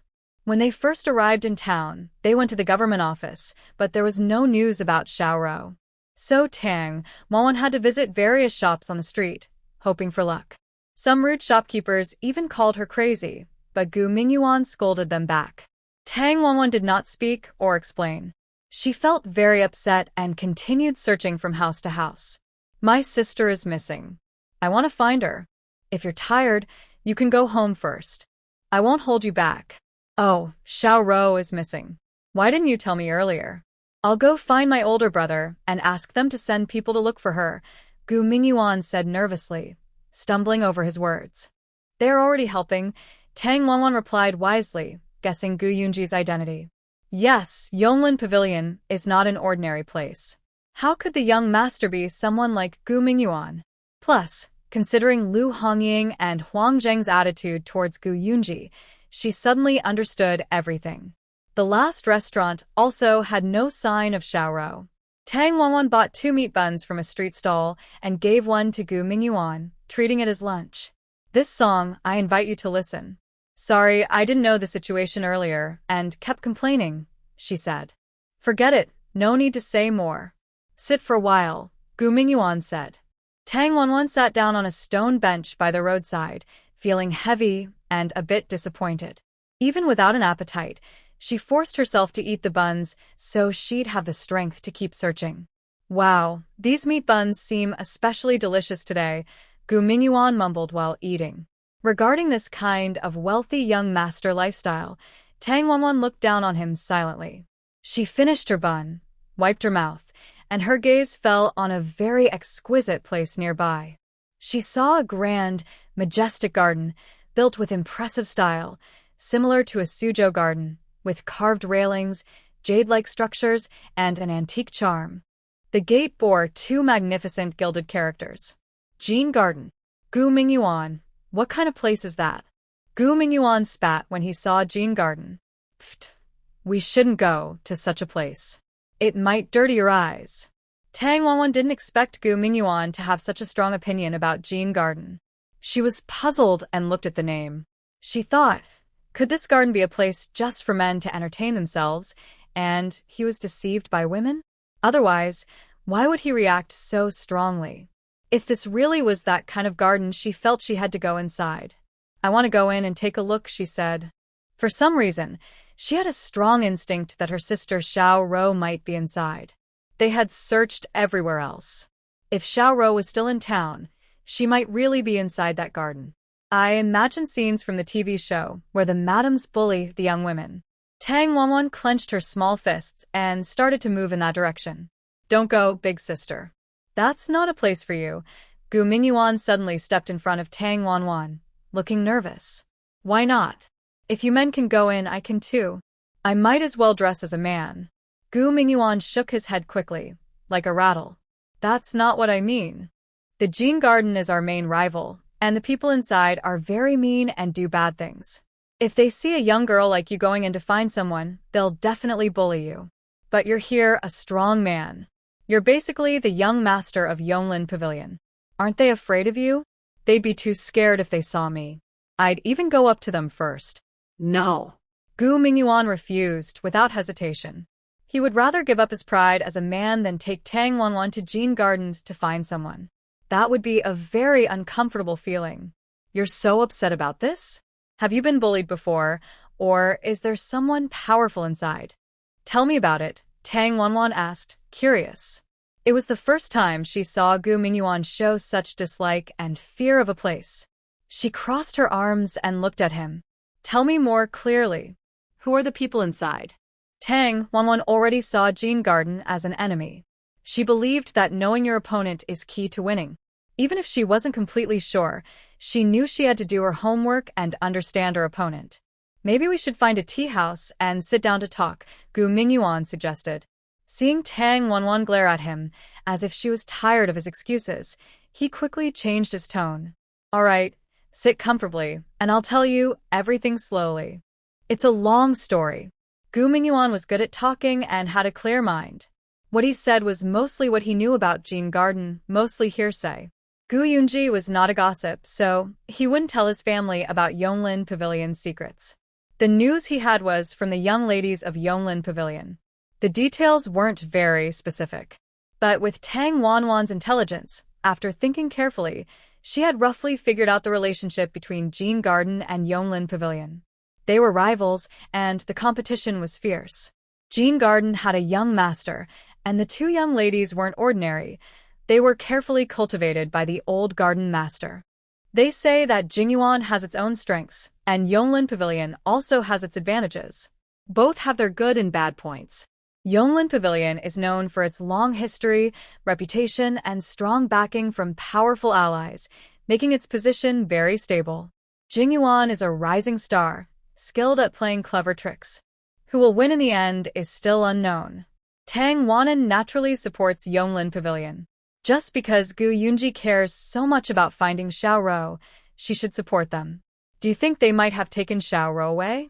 Because Xiao Ro was originally your Yonglin Pavilion's target, and they might have caused trouble.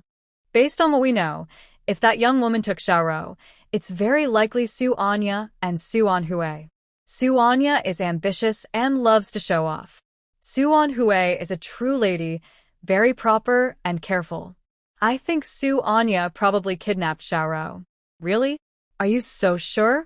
How about we make a bet? Tang Wanan shared her idea. Gu Mingyuan was interested when he heard this. He agreed and said, "All right, let's split up and see who gets the most information." No problem. So, Tang Wanan suggested they each go separately to talk to people leaving Jingyuan. She would handle the men, and Gu Mingyuan would handle the women. They wanted to find out if Xiaoro was there and see whose story was correct, then plan their next move. Gu Mingyuan said Xiaoro was not in Jingyuan. Tang Wanan trusted her instincts.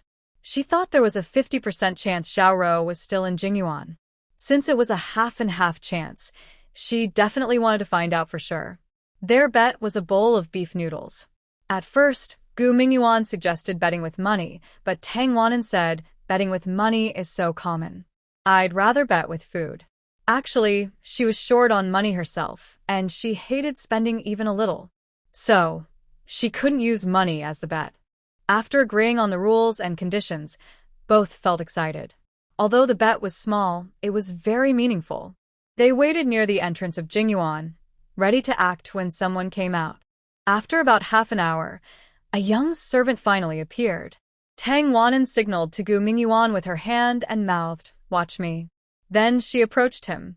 Unexpectedly, this servant was mute and couldn't speak. Tang Wanan talked to him for a while, but he looked confused. He glanced at her, lowered his head slightly, then carried his things and left. Gu Mingyuan laughed so hard that a small, delicate girl quickly appeared.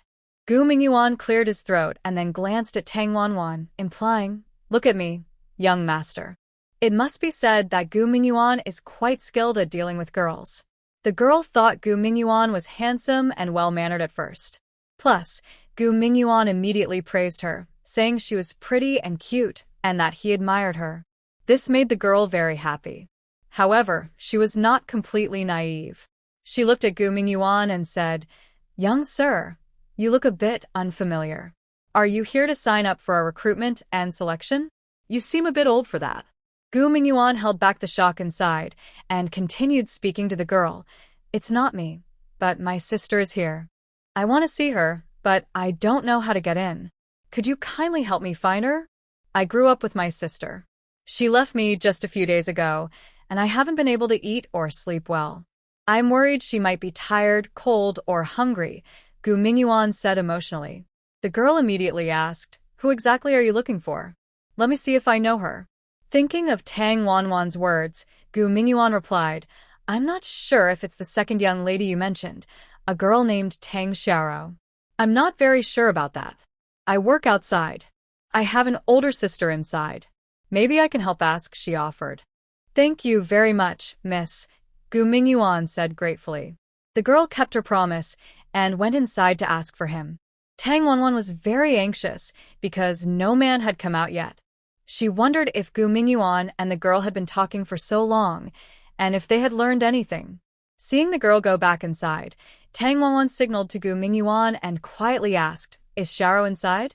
Gu Mingyuan told her not to come over and to wait a little longer.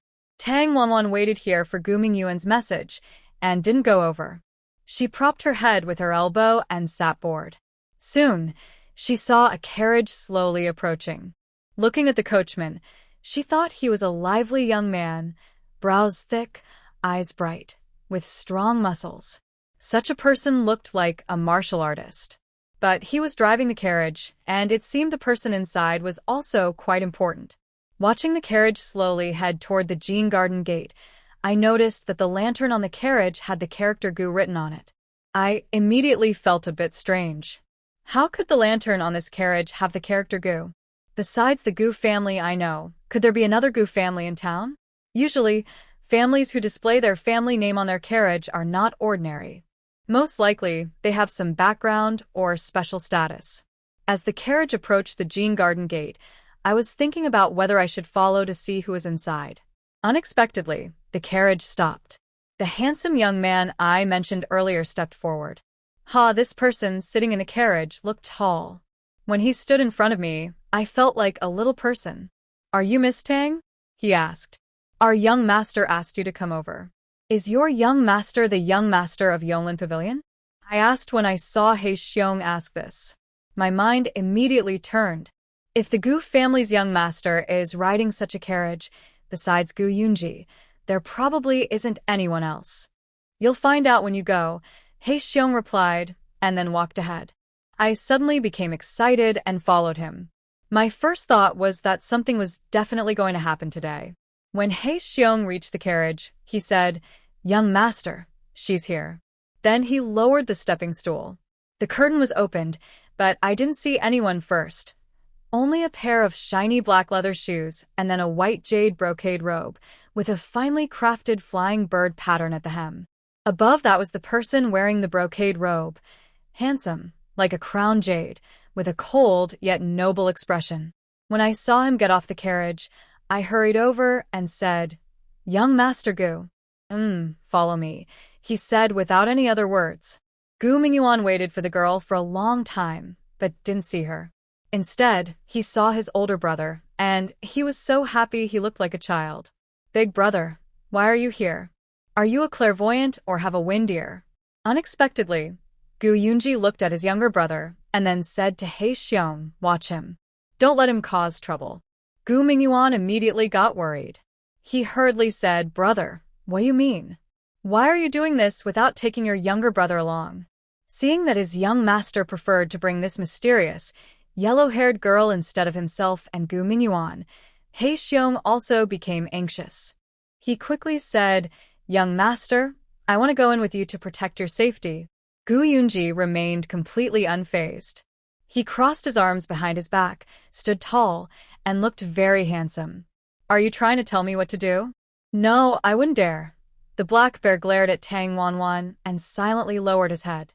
This made Tang Wanwan feel nervous too, unsure what Gu Yunji's true intentions were. Sorry about that.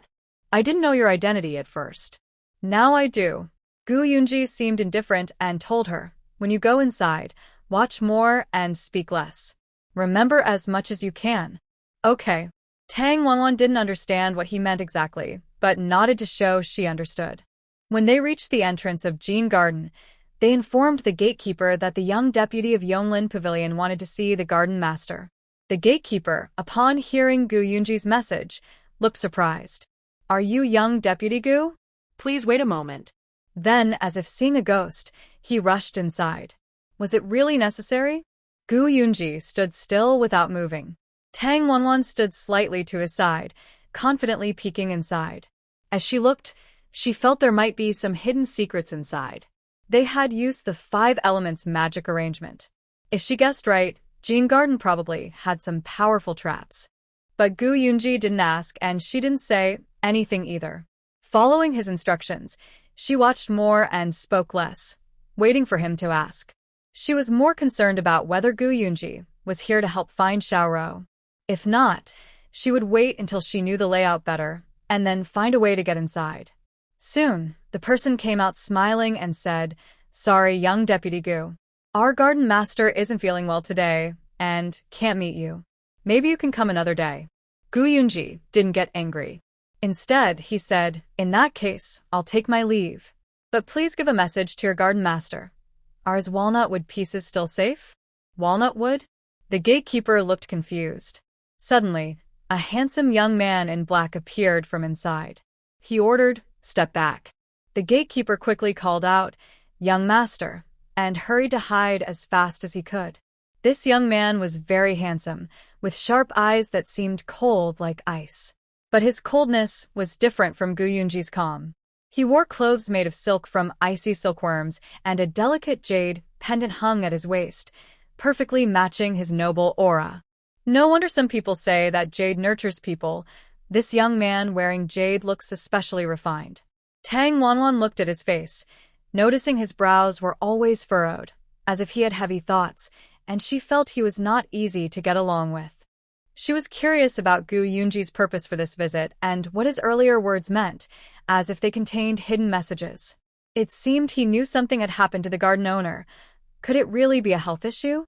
Young Master Gu, you are a distinguished guest. Please come inside. They saw a long, white jade path surrounded by strange wooden carvings. The craftsmanship was very delicate. Tang Wanwan, who loved working with wood, couldn't help but look at each piece. The path seemed very long, and she heard a clear, tinkling bell sound. The road ahead was unclear, with faint lights in the distance, attracting her attention. Tang Wanwan felt like she had entered a dream. She was about to find Gu Yunji and the young man when suddenly she felt warmth at her side. A cool voice whispered in her ear, "Calm your mind, don't look at those wooden carvings." Oh.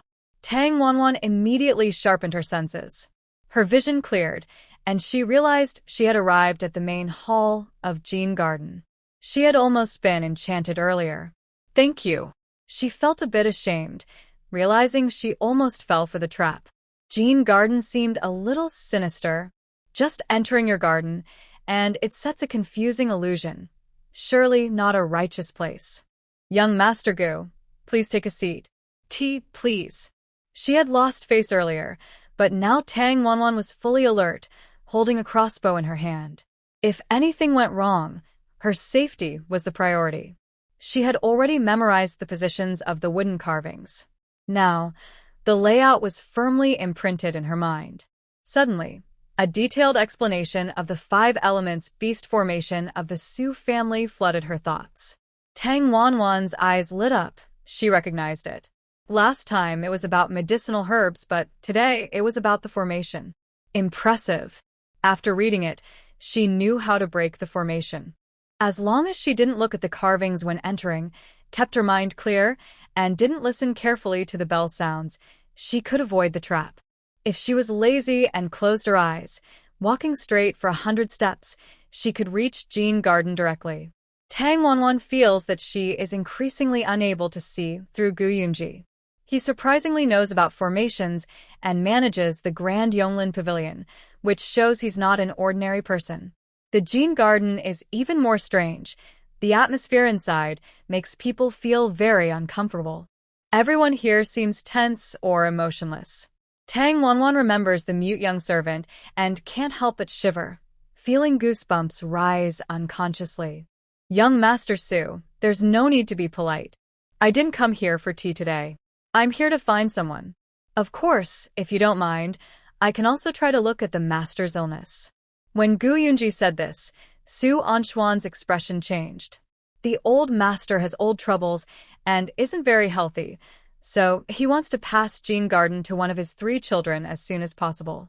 Recently, he has been coughing up black blood, and this is a secret of Jean Garden. No outsiders know about it, and no one knows how Gu Yunji found out. "Who do you want?" "As long as it's within my ability, I won't refuse.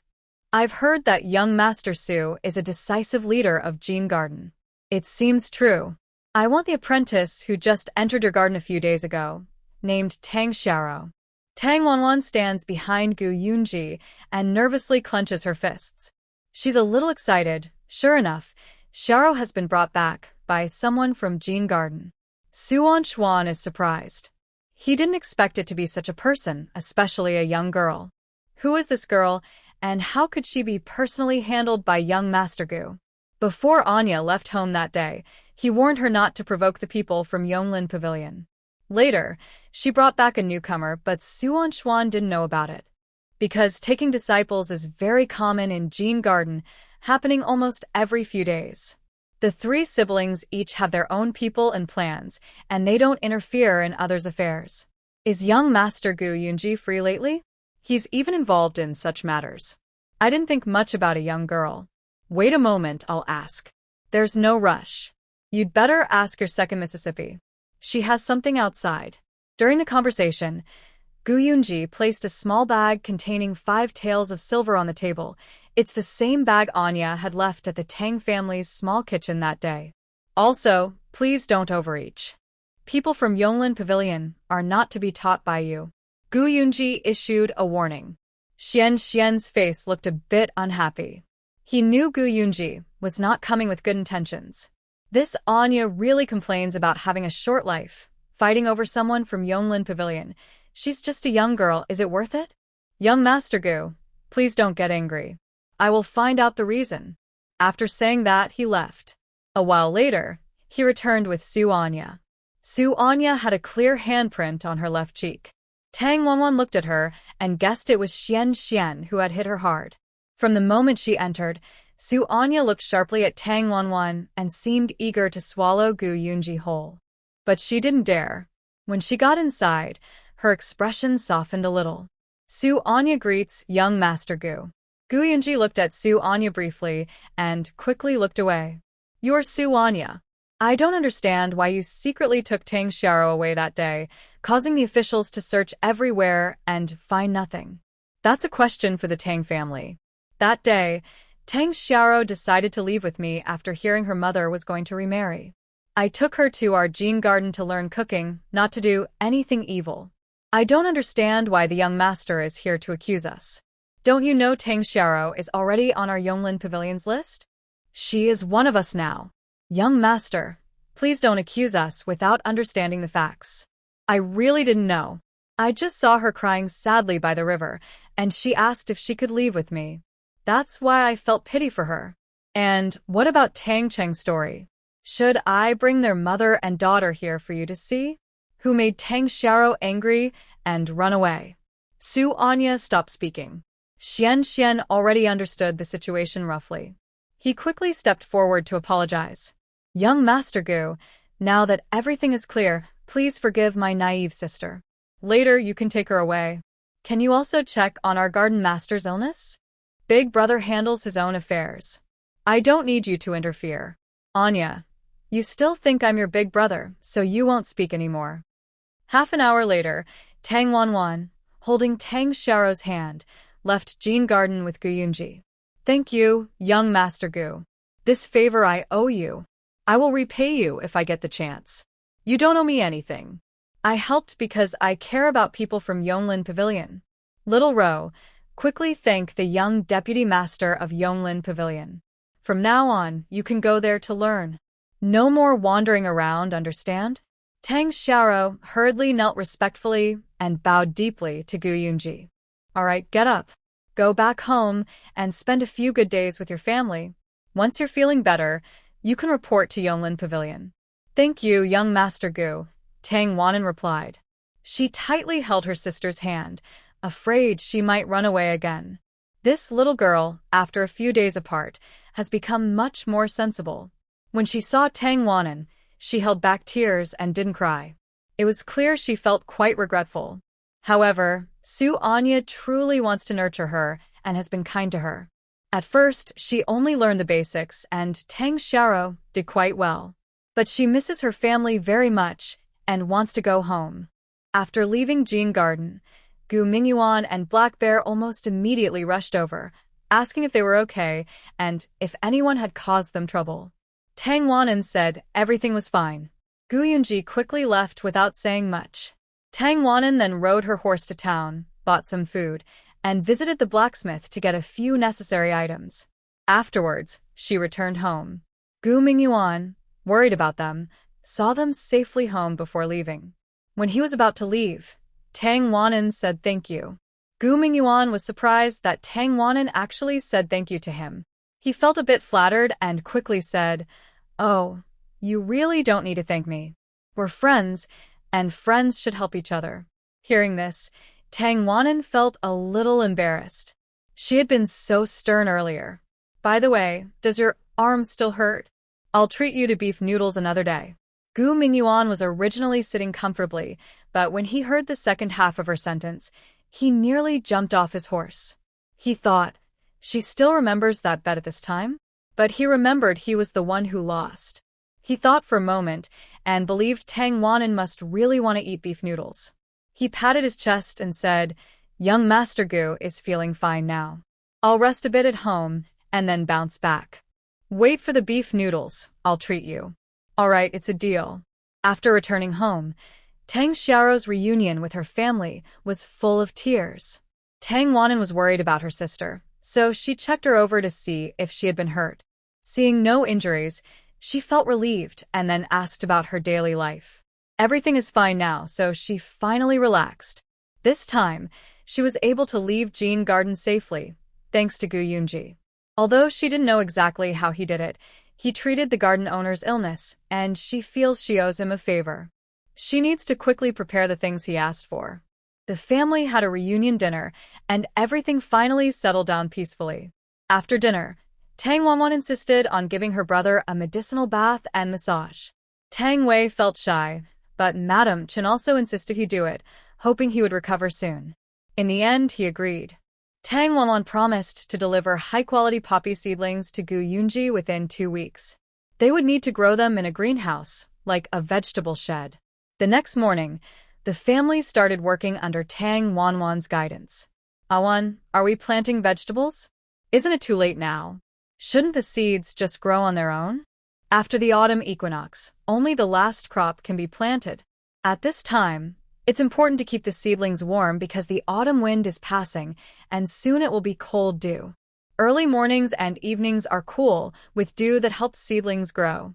But the time is limited because frost's arrival means no more planting, as the plants could freeze. Mom, I know, but I want the vegetables to grow faster. Trust my method.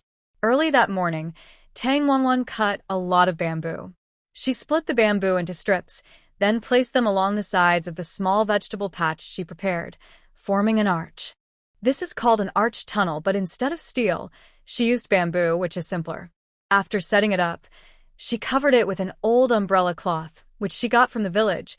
Someone gave it to her for free since they didn't need it anymore. Madam Chen sewed a large piece of the cloth to cover the whole vegetable patch. The umbrella cloth can block rain and is durable, not easy to tear. It also seals well, making it good for covering large areas, like a big bird's wing. During the day, they kept the area ventilated so the seeds inside could get enough sunlight. At night, Tang Wanwan placed an oil lamp inside. Madam Chen felt sad seeing her daughter use an oil lamp to light the vegetables. Tang Wanwan told her, Mom, I borrowed 2 oil lamps from you. Later, I'll return more oil. Madam Chen thought her daughter was joking and said, if you want to use them, go ahead. I just worry you'll waste the oil. We only use the oil lamps during dinner at night. She used these vegetables, which must have been the result of her hard work in a past life. She often did needlework at night by the moonlight, but Tang Wanwan didn't know about this. Tang Wanwan smiled. Sometimes, her mother could be quite adorable. If she knew that when raising pigs, people played music for them, or that cows were massaged, she might have some funny thoughts. Tang Xiaoro and Tang Xiaoi were also busy, asking her why she was cooking this way.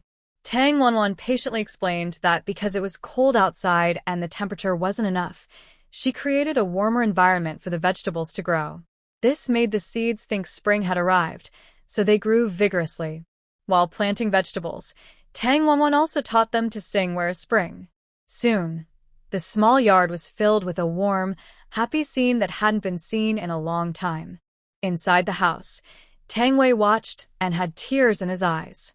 After finishing planting, Tang Wanwan directed them to bring soil home. She made a simple little cart, put the soil in it, and Tang Xiaoi and Tang Xiaoro could push it easily. Madam Chen was in the yard, holding a shovel and some mud. Awan, are we making bricks for the courtyard walls? Yes, you'll see soon. After we finish, these walls will be just as good as those made of stone. The clay bricks are made from basic mud. They use a square mold, fill it with mud, and then the sun dries the bricks. Once dry, they are neatly stacked outside to build the walls. They can make the walls as high as they want. To protect the walls from rain and moisture, they cover the top with rainproof cloth or straw and press large stones on top. This way, the walls can last about a year or 2. If worried about someone climbing over at night, they can secretly place sharp tiles, stones, or bamboo sticks on top of the wall as a barrier. Tang Wanwan doesn't need the walls to last that long. Once the family's financial crisis passes, she plans to build a small kiln to make bricks herself. Yellow clay makes yellow bricks, which are strong and durable. Over time, people found that sticky yellow clay produces very strong bricks. Black clay makes blue bricks, which are more fragile and less sturdy. When building houses, yellow bricks look more auspicious, so later people gradually stopped using blue bricks and switched to yellow ones. She doesn't need to tell her family anymore, and even if she does, they won't understand. The walls of both courtyards require nearly 100 bricks, which means several hundred pounds of dirt. Surprisingly, They finished it all in just one morning. Seeing the half-finished courtyard, Xiao Rou and Xiao Yi happily hugged and jumped together. This rabbit-shaped thing on top is what I drew. Big sister said once they dry, the little rabbits will live inside forever and won't fall out. Tang Xiaorou learned to make molds from Tang Wanwan. She drew a rabbit on it, which made her very happy. My tiger is also there. My tiger can protect your rabbit. Yes, little brother is the best. Since Tang Xiaorou went missing and then returned home, Tang Yi has become more caring towards her sister. In the past, he would sometimes show off as the older brother, grabbing food or toys from his sister. Now, he no longer does that. People often realize how much they value something only after losing it. When what was lost comes back, they cherish it even more. While the sun was drying the clay bricks, Tang Wanwan and her siblings made a wooden door. The door looked simple, but was very heavy. It had a small mechanism with a button at the latch that needed to be pushed down to open it. A normal wooden door latch outside usually can be opened easily with a pointed knife. In the Tang family courtyard, such tricks won't work. Awan, Xiao Rou, Xiao Yi, it's time to eat. Mother Chin finished the bricks and went to prepare lunch.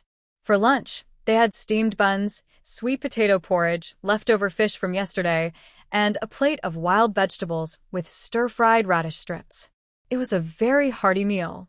Mother Chin felt sorry for the children working so hard, so she made extra food. She thought, can't let them go hungry. Awan said, let's fill our stomachs first. If we don't have silver, we can earn more later. If we're not full now, we won't have the strength for other work. When they arrived at the courtyard, Mother Chin was stunned to see the wooden door already finished. It was made of pieces of wood nailed together, but it looked just as good as a regular door. Awan, did your father teach you how to do this? Yes, Mother. Our father's craftsmanship was very good. I'm not sure about that. I only know he could do carpentry, but he didn't do it often. Instead, he often made bows and arrows for hunting in the mountains. He always came back with something in hand. That shows that our father is quite capable, but why doesn't he do carpentry work, which he's good at, instead of salt-pushing work? Mrs. Chen's eyes suddenly flickered with hesitation. She sighed softly and said, when I first met your father, he was doing this. I don't really know why. All right, it seems she still has secrets she's hiding and isn't willing to tell. What could it be? Could it involve some confidential matter? Or perhaps something else? Tang Wanwan thought of several possibilities, all of which seemed not good. If it weren't serious, why wouldn't she let her children know openly? Is Miss Tang at home? I am here. Hearing someone outside looking for her, Tang Wanwan quickly stepped out. It was the carpenter shop people delivering wood. Outside, there was a young man and woman, pushing a cartload of wood. Hello, I'm Tan's carpenter shop. My name is Tan Ling. My grandfather asked my brother and me to deliver this wood to you. Tan Ling was slender and not very tall. Her brother, Tan Song, was about 7 feet tall and quite sturdy, looking strong and capable. Hello, thank you. Please push the wood inside, Tang Wanwan said, handing over a lot of wood for them to cut into rectangular or square shapes, along with other shapes. She paid quite a bit for the work, more than a few coins. It was a significant deal. Each type of wood had specific sizes and lengths. The carpenters took on jobs quietly, not asking much about what they were making. But Tang Wanwan was curious about why she was ordering so many oddly shaped pieces. Tan Song immediately pushed the cart into the small courtyard of the Tang family. Tan Ling was worried her brother couldn't push it alone and wanted to help, but Tan Song told her he could manage. He pushed the small cart toward the courtyard gate. When the cart reached the threshold, something suddenly popped up underneath. With no effort at all, he pushed the cart inside. Tan Ling's face was full of curiosity. She turned to look back at the threshold she just crossed. It was flat with nothing there. The thing that had popped up just now was gone. She was puzzled and asked, that's strange. When I came in earlier, it seemed like something jumped up and even pushed my cart a bit. Why is it gone now? Tang Wanwan didn't reply, just smiled softly. Because Tan Ling hadn't paid attention to what was under the cart, she didn't see what had just happened. She said, it's nothing. I didn't see anything just now. Tan Song looked at Tang Wanwan, but she didn't explain. She only said, you must have seen it wrong. Many people don't understand how to use elasticity. When enough pressure is applied, the spring under the wooden board will suddenly bounce up. This setup helps when transporting heavy objects. This is also a small trap set by Jean Lubon, which is quite simple.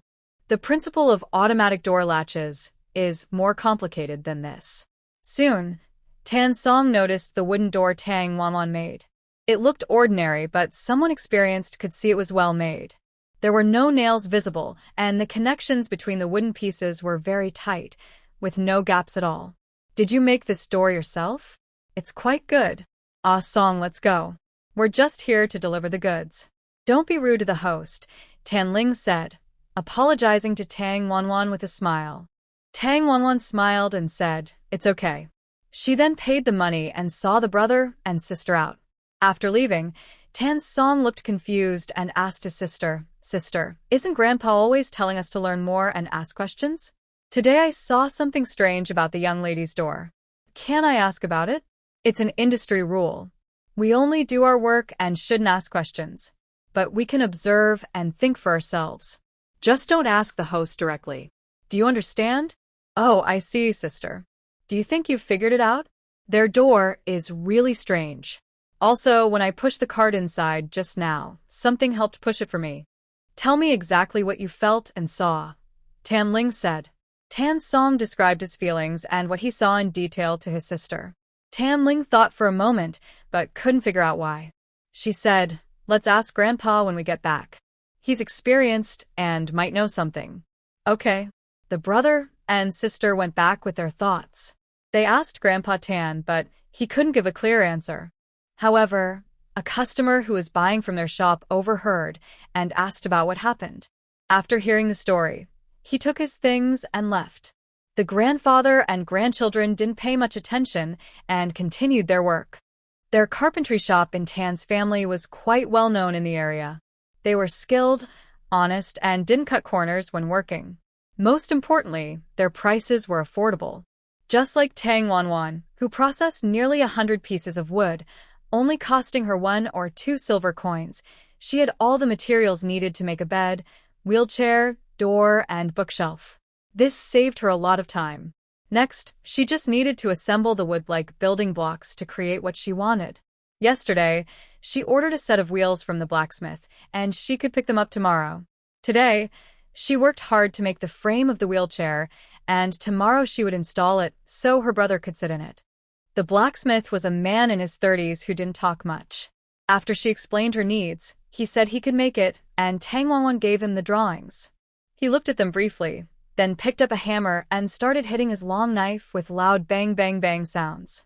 The small parts she asked him to make were finished quickly and turned out well. As for the mechanism on the wheelchair, she needed to modify it herself later, turning the axle brake into a manual brake. This way, her brother could operate the wheelchair with his hands. She hoped that someday her brother would be able to stand up on his own without a wheelchair. That would be perfect. In the afternoon, she worked on the wheelchair. The two little ones couldn't help much and just sat nearby watching their sister work with wood. Tang Xiaoi was very interested and wanted to learn from her sister. Tang Wanwan didn't care if he understood or not. She just told him to remember everything, and he would understand gradually over time. Tang Xiaoi had a good memory. He nodded seriously and took notes carefully.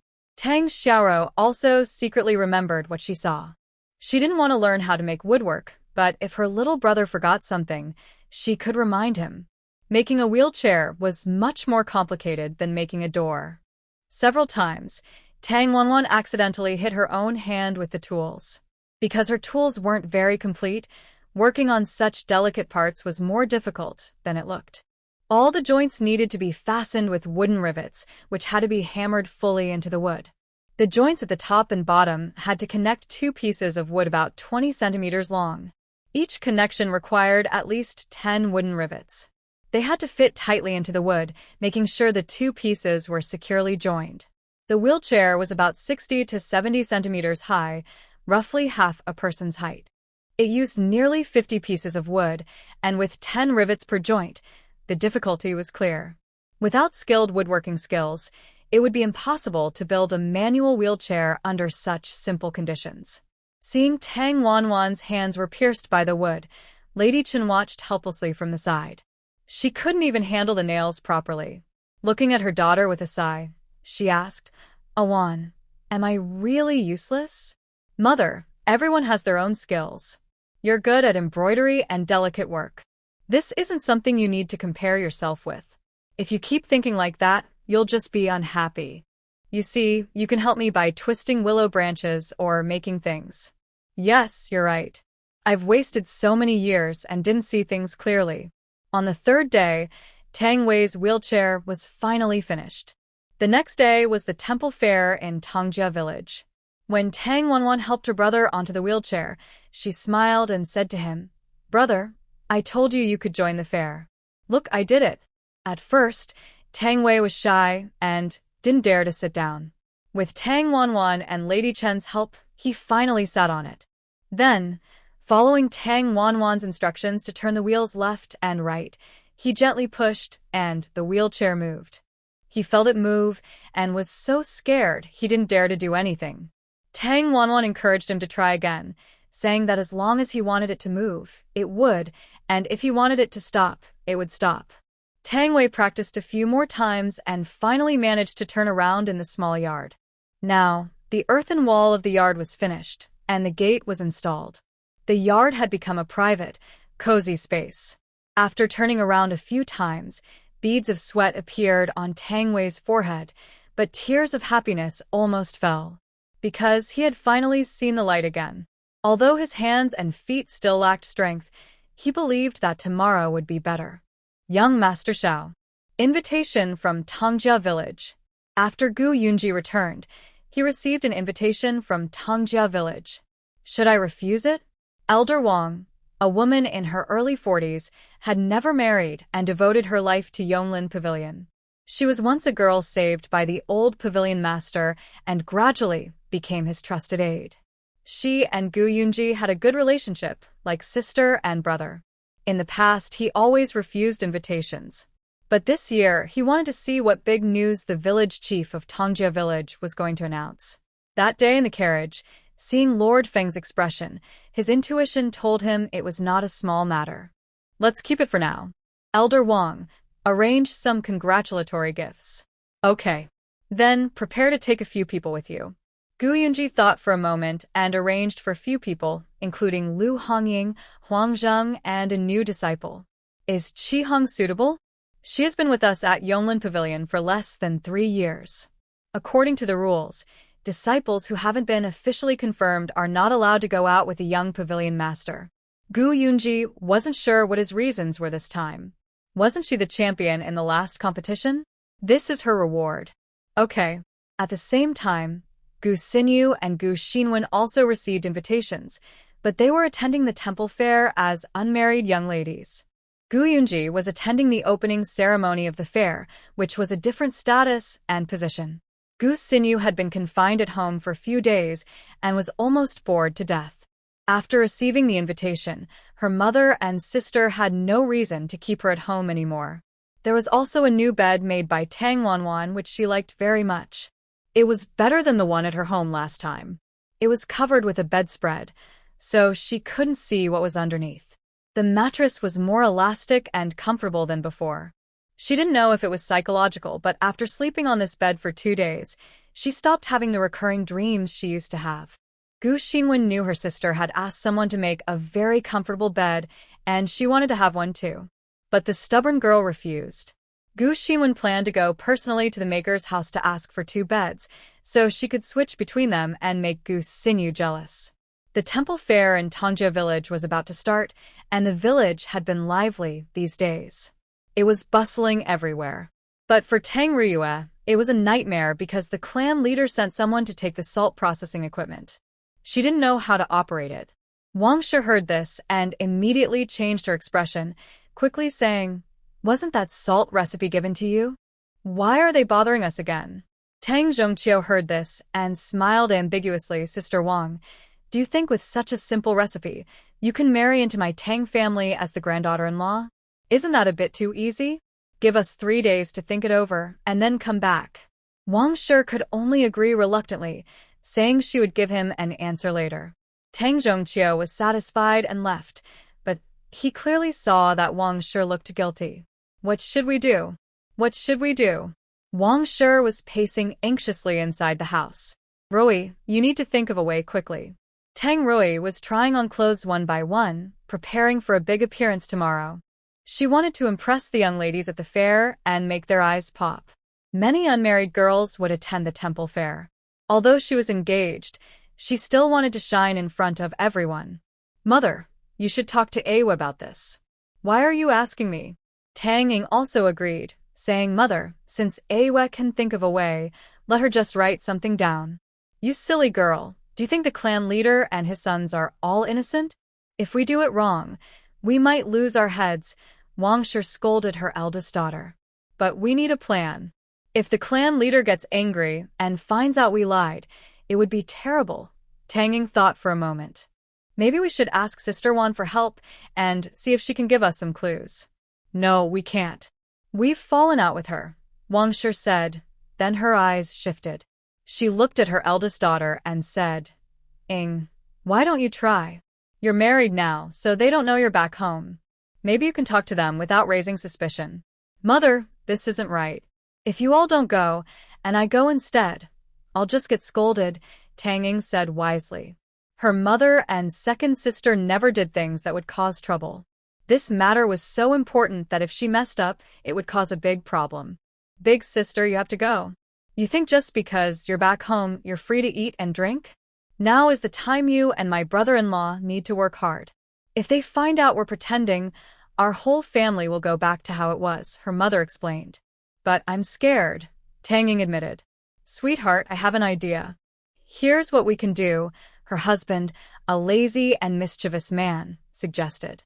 He was good at sneaking around and gathering information, but not much else. He was always scheming. After hearing her husband's plan, Tang Ying hesitated. Can this work?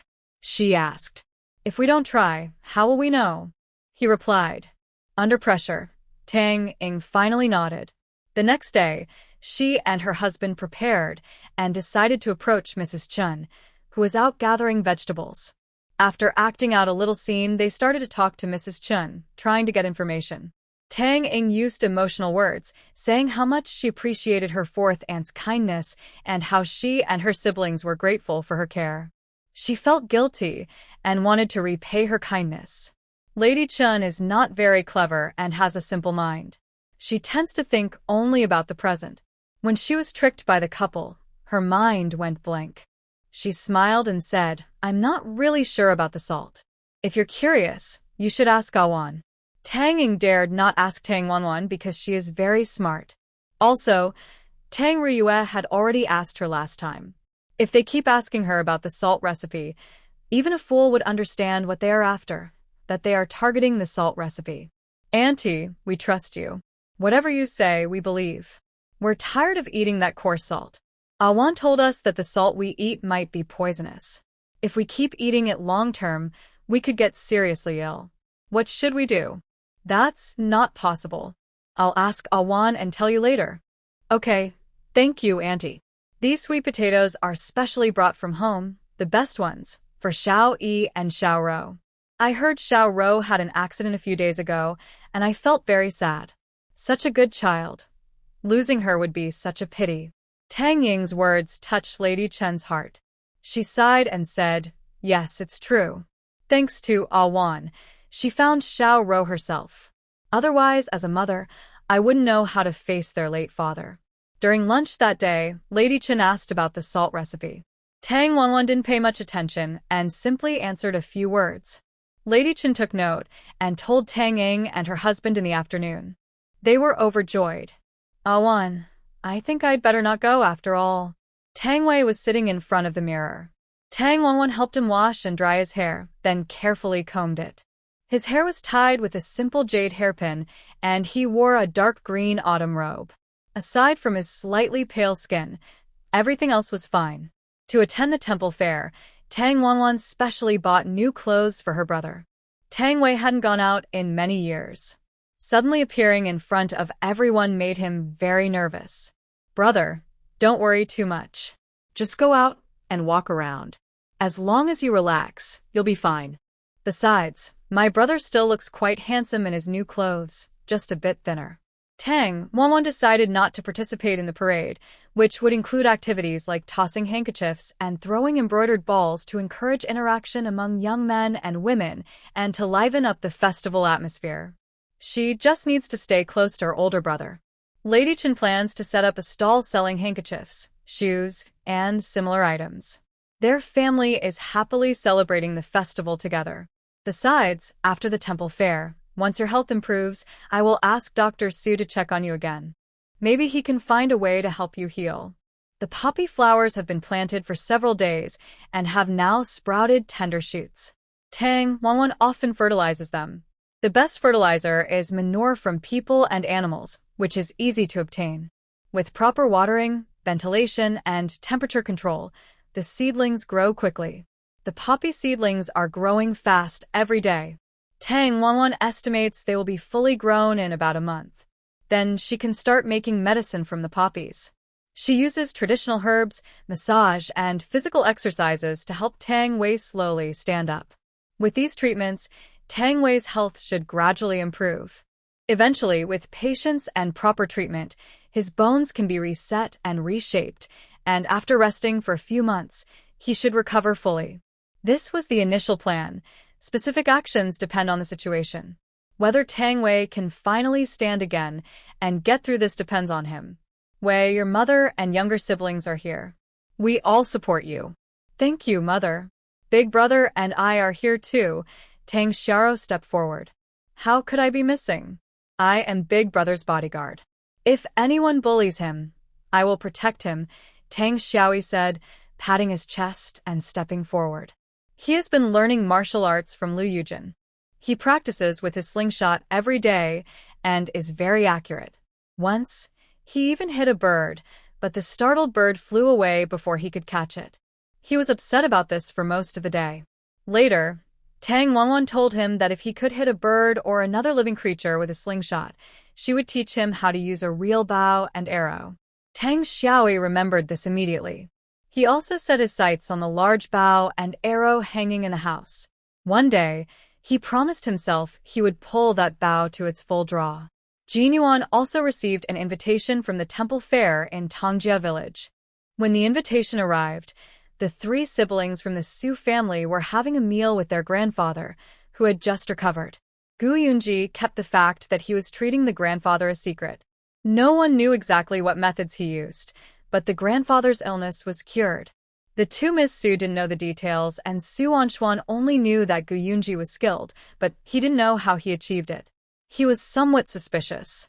Gu Yunji was a feng shui master, but there was no proof. At first, they asked doctors to diagnose the old man, but no one could tell what illness he had. Later, they invited a wise person who said the old man had encountered something unclean, but did not specify what it was. The old man's secrets were not to be spoken of. Asking about them was taboo and considered bad luck. As for how to solve the problem, even the wise man had no solution. Surprisingly, Gu Yunji quietly managed to resolve it without anyone noticing. This matter was quite dramatic when told. If Jin Garden had any conflicts, besides the biggest rival, Yonglin Pavilion, there was no one else. At the dinner table, Su Anya and Su Anhui ate almost silently. Su Anshuan served a piece of meat to the old man and told him to eat slowly, as he was recovering from a serious illness and needed nourishment. The old man nodded and said, "You all eat too." Su Anya looked at Su Anshuan, but he did not look back. However, he could sense her dissatisfaction through his peripheral vision. Seeing the tense atmosphere, Su Anhui ate a few bites and then prepared to put down his bowl and chopsticks. Suddenly, the butler approached to report about an invitation from Tongjia village, breaking the calm. An invitation from Tongjia village's temple fair? Who dares to send us an invitation? A small temple fair, and they want to invite us? Su Anshuan clearly looked displeased, feeling that Tongjia village was not worthy. It was too presumptuous, especially since Jin Garden and Tongjia village had little contact. Old master, what do you think?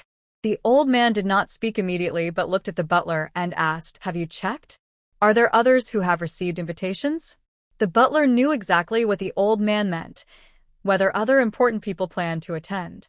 Fortunately, he had already inquired beforehand and replied calmly, this year, it's quite strange. It seems everyone has agreed to go. Even Gu Shao Pavilion's young master from Yonglin Pavilion is going. The two young ladies from the Gu family are also attending. The daughter of Magistrate Qian, the couple from Feng County, the Wang family from Sucheng, the Zhao family, and Zhou Chongfeng from the Nine Dragons gang are also involved. All these names belong to prominent local figures. Additionally, the butler didn't say this aloud, but whispered into the old man's ear. After hearing this, the old man's expression changed. He looked surprised and said, is this true? Could it be that something big is about to happen in Tongjia village? What happened to the old master? Su Anxuan asked. The old master replied in a deep voice, Anya, Anhui, go downstairs and prepare to attend the temple fair in Tongjia village. Xian, are you stay? Yes. The two young ladies quietly left, and the servants also exited, leaving only the butler, the old master, and Su Anxuan. At this moment, Su Anhui was thinking about what to wear to the fair, while Su Anya's mind was filled with thoughts about what had just happened in the room. Big sister, do you think there's something going on with the old master keeping Xianji behind? It seems like they're discussing something important, Anya said softly. Anya, if it's something we shouldn't know, we shouldn't ask. You know the old master's rules, her sister replied. Yes, I understand, Su Anya said with some displeasure. After that, she went back to her room. Once inside, she quietly said to herself, one day, I will prove everything to you. Then she took out a mirror with a sinister ghost face carved on it from a hidden compartment. When she looked into the mirror, her smile appeared strange and eerie. Next, she took out some candles and arranged them on the ground to form a strange face-like shape. She then took a knife, gently cut her wrist, and let the blood drip onto the mirror with the ghost face. Soon, black smoke rose from the mirror, and then a face identical to the one in the mirror appeared. That night, Su Anhui's stomach started hurting badly, to the point she was rolling on the ground in pain. Several doctors were called, but none could help. As a result, Su Anhui could not attend the temple fair. On the third day, only Su Anxuan and Su Anya went to the fair, each accompanied by two people, making a group of 4. Before mounting their horses, Xian looked at Anya thoughtfully and said, Anya, do you think Anhui's illness is a bit too untimely? Anya also looked regretful and replied, yes, I wanted to go with sister too, to enjoy the lively atmosphere. It's such a pity. Xian snorted softly and said, hopefully, you haven't caused trouble again. With that, he smirked coldly, mounted his horse, and rode off. Anya was used to Xuan's occasional sarcasm. Her maid helped her onto the carriage. When the carriage started moving, she slowly rolled up her sleeves and noticed 2 black thin lines appearing on her hand for no reason. She looked as thin as a strand of hair, and a hint of fear appeared in her eyes. Her lips were pressed tightly together. That day, when she asked the spirits for help, the wizard told her that the person she cursed was very wealthy and noble. Cursing them would come with a price. At the time, she didn't understand, but now she knows. It might mean she could fall seriously ill as a result of her actions. There is a rumor about a dark magic that uses a mirror and blood sacrifice to curse someone. It can cause illness, discomfort, or even death. But if her power isn't strong enough, or if the person she curses is very lucky and wealthy, her curse might backfire. The backlash can be small or large. A big one could be fatal, while a small one might just cause some health issues. Only when it happens will she know what the outcome is. Now, Su Anyu suddenly feels a bit regretful. She only wanted Su Anhui not to attend the temple fair, because her brilliance might overshadow her. Then, the beautiful and generous Miss Jean Yuan would attract all the attention, and no one would notice her as the second young lady anymore. Heaven, can't you hear my prayers? I work harder than anyone else, I give more, so why do they only see their achievements and always ignore me? It's not fair. All she wants is fairness. The Tang Village Temple Fair was held as scheduled. Early in the morning, the streets were lively with drums and cheers. Some stalls were already set up, but many free booths were still empty, with people gradually taking their spots. The main road through the village was bustling with activity. Visitors who had arrived were either choosing what they liked or wandering around. Meanwhile, the girls preparing to throw embroidered balls in the parade were waiting quietly on the side. Any unmarried girl could join, just by announcing her name and attaching a name tag. Those who didn't want to participate could choose to leave. Meanwhile, the head of the Tang family, his sons, and the elders were busy preparing for the temple fair's opening ceremony. Today was the most glorious and proud moment in Tang Village's history. The head of the Tang family had prepared for a long time, determined to make this the most brilliant time for Tang Village, even surpassing the achievements of their ancestors. Everywhere was decorated with red ribbons. Even the trees were wrapped with red and green. Along both sides of the road, a guard stood every 10 steps, holding a stick or a long sword, doing security work. Everyone was preparing for the most exciting moment. Stay alert, check everything carefully. If there is any mistake, follow the family rules. Yes. There was about half an hour before the temple fair started. Tang Zhongqing suddenly received some news and was furious. He couldn't hold back and started cursing. This rebellious kid, he's going to make me so angry. When I catch this troublemaker, I will definitely deal with him. Old Master Tang heard Tang Zhongqing cursing. Many distinguished guests had already arrived. He frowned and asked Tang Zhongqiu, "Go see what's happening. Why is your older brother so angry? Does he not know what day it is?" "Yes, father. I'll go check right now." Tang Zhongqiu immediately went to find out. After a while, he reported back. It turned out that just before the temple fair was about to begin, Tang's eldest grandson, Tang Ziche, who was expected to do great things, had run away from his marriage. "This troublemaker, quickly bring him back, even if you have to tie him up." "Yes. I'm going to find leader Zhua and ask him for help."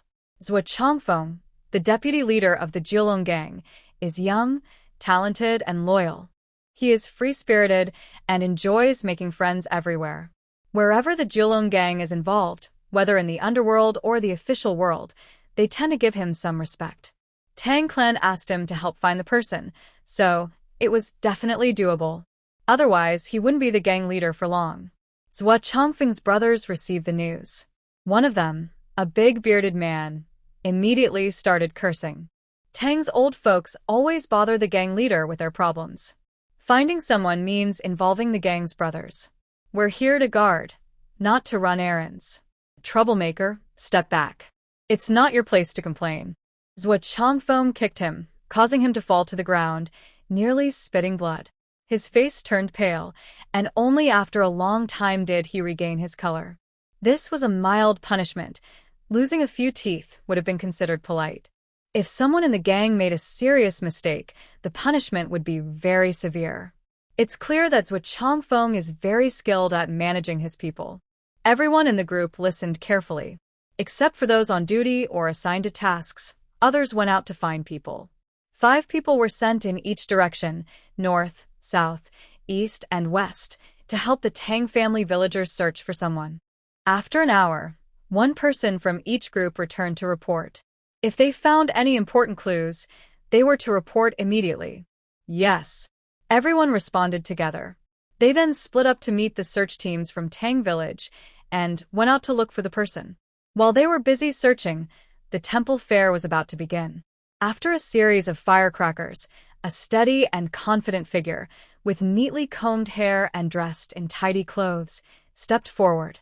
It was the head of the Tang family who began to speak. Guests invited by the family sat on either side, each on a stool. On the stage in front, there were drinks and fruits for the guests to enjoy. Each family's host had a designated seat. Others either stood at the back or looked for their own spots to watch. Ladies and gentlemen, this is the 18th time we are holding the Qiqiao Temple Fair. We have invited many distinguished guests, who are. The old man read out the names one by one. When he mentioned each person, they nodded slightly to greet everyone, introducing themselves and letting others know who they were. The scene was very quiet during this part. When the names of certain people like Gu Yunji and Su Anchuan were called, everyone looked up and stretched their necks to see. Gu Yunji and Su Anchuan received the most attention because they were young, talented, handsome, and both unmarried. These qualities alone were enough to attract the notice of young women and daughters of wealthy families present. After this introduction, the girls participating in the Qiqiao festival began to parade around. They were dressed very beautifully. Some wore colorful ribbons, some wore lovely hats, and they rode on decorated carts, slowly moving along. Nearby, some young women walked gracefully, singing and dancing as they moved, creating a lively atmosphere. The girls on the carts held embroidered balls, colorful ribbons, or fresh flowers. Whenever they saw a young man below with a small red flower on his arm or clothes, it meant he was unmarried and willing to catch the embroidered ball. Anyone interested could confidently throw the ball at that person.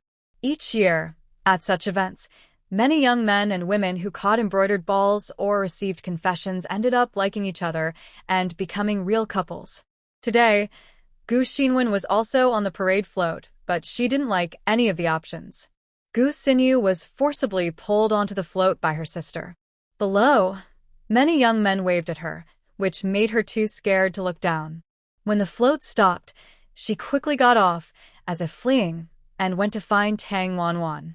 According to the plan, when the float reached the center of the square, the girls participating in the weaving contest could get off and continue throwing embroidered balls. There would also be a wonderful group dance. After the dance, the temple fair officially began, and everyone was free to move around. The invited guests would enjoy a very rich lunch at noon. Before eating, there would be a small, symbolic gathering, which was the main purpose of this temple fair. At this gathering, people could discuss business deals, resolve past conflicts, and introduce friends to each other. Basically, it was similar to modern business social events. The only difference was the theme.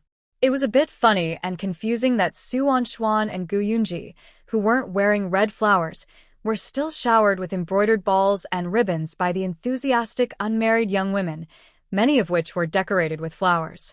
Everyone secretly looked to see which person had more flowers and embroidered balls in front of them to see who had the advantage. This time, undoubtedly, Gu Yunji was the winner again. "Brother Xian, today your spotlight has been stolen," Su Anya said casually, but her tone clearly hinted at some intentional teasing. Su Anchuan was not fooled. He simply replied, "What kind of people are here? It's not worth your brother fighting over them. Gu Yunji likes them, so just take them." Su Anya seemed to understand his thoughts and continued, "Maybe, but Brother Xian, you say that, but you don't know what's in his heart. People's hearts are hard to read." Su Anchuan looked at her and said, "Yes, people's hearts are hard to read. Even brothers and sisters who grew up together have to be cautious and scheming. Living like that must be exhausting. Are you interested in young Master Gu? Too bad. He didn't even look at you," she added. "Brother Yu." Su Anya left with a dark face. Their voices were a bit loud, so many people heard them. Gu Yunji was sitting not far from them and could hear everything. "Humph. What kind of woman dares to covet our young pavilion master? We haven't even settled the last matter of snatching someone," Lu Hongying said with some displeasure.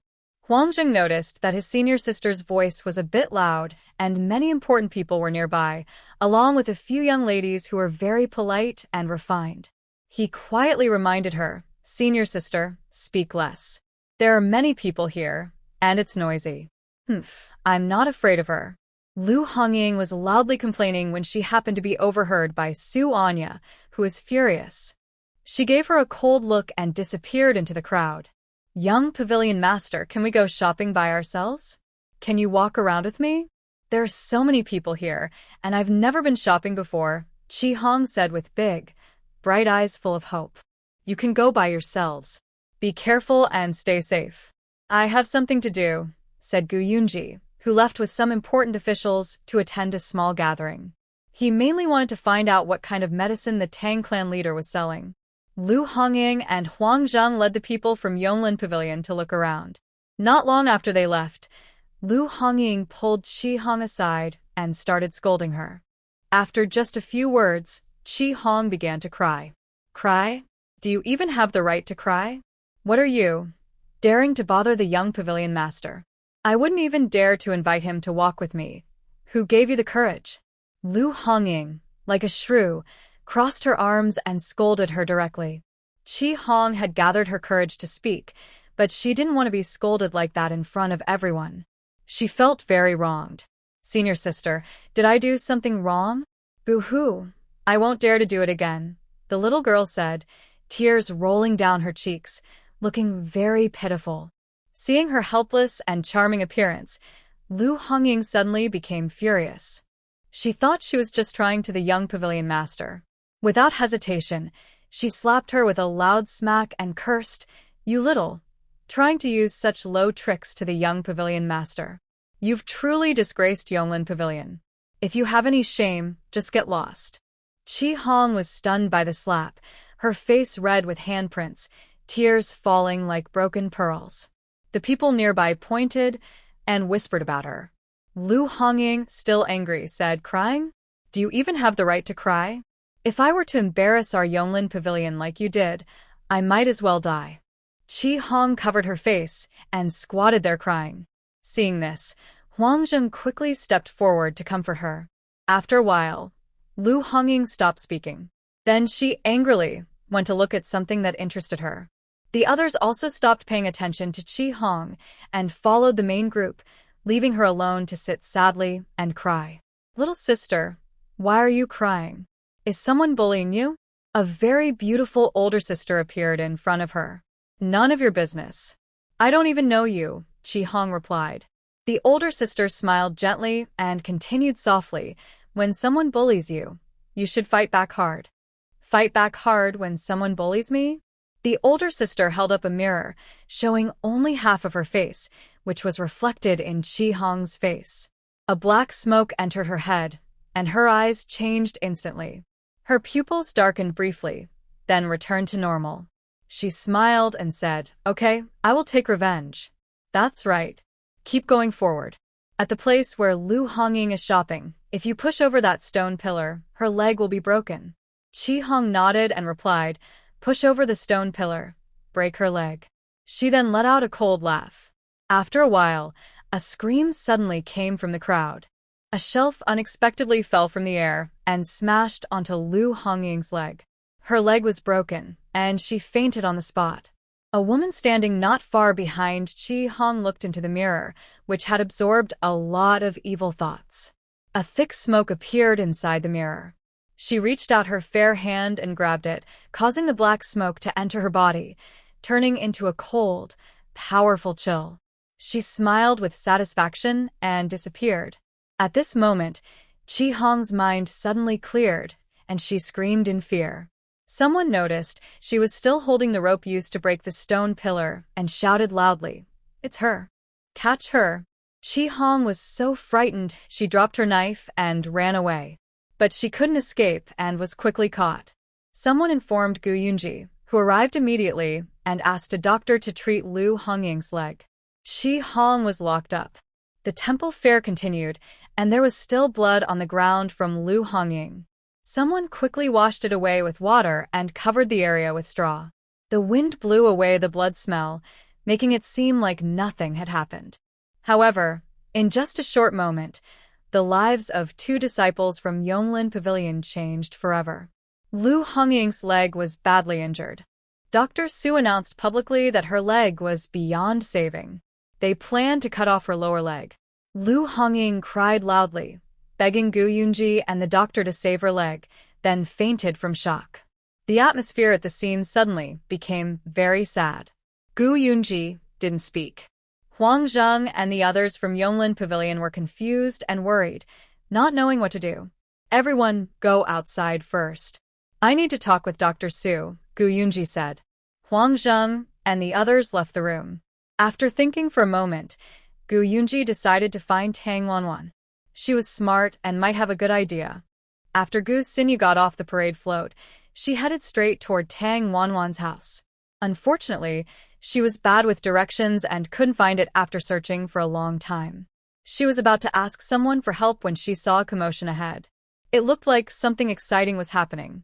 When she saw the crowd gathered around a young man sitting in a movable chair, she froze. The young man's features weren't bad, but he looked very tired and thin, with pale skin like he hadn't seen the sun in years. Watching him dodge the crowd's gaze made Gu Xinyu feel sad. Soon, she saw Madame Chen, Tang Xiaoro, and Tang Xiaoyi standing nearby, and she rushed over to them. But she didn't see Tang Wanwan anywhere. Tang Wanwan was being followed by Tang Xizha, who had secretly come out of his house to find her.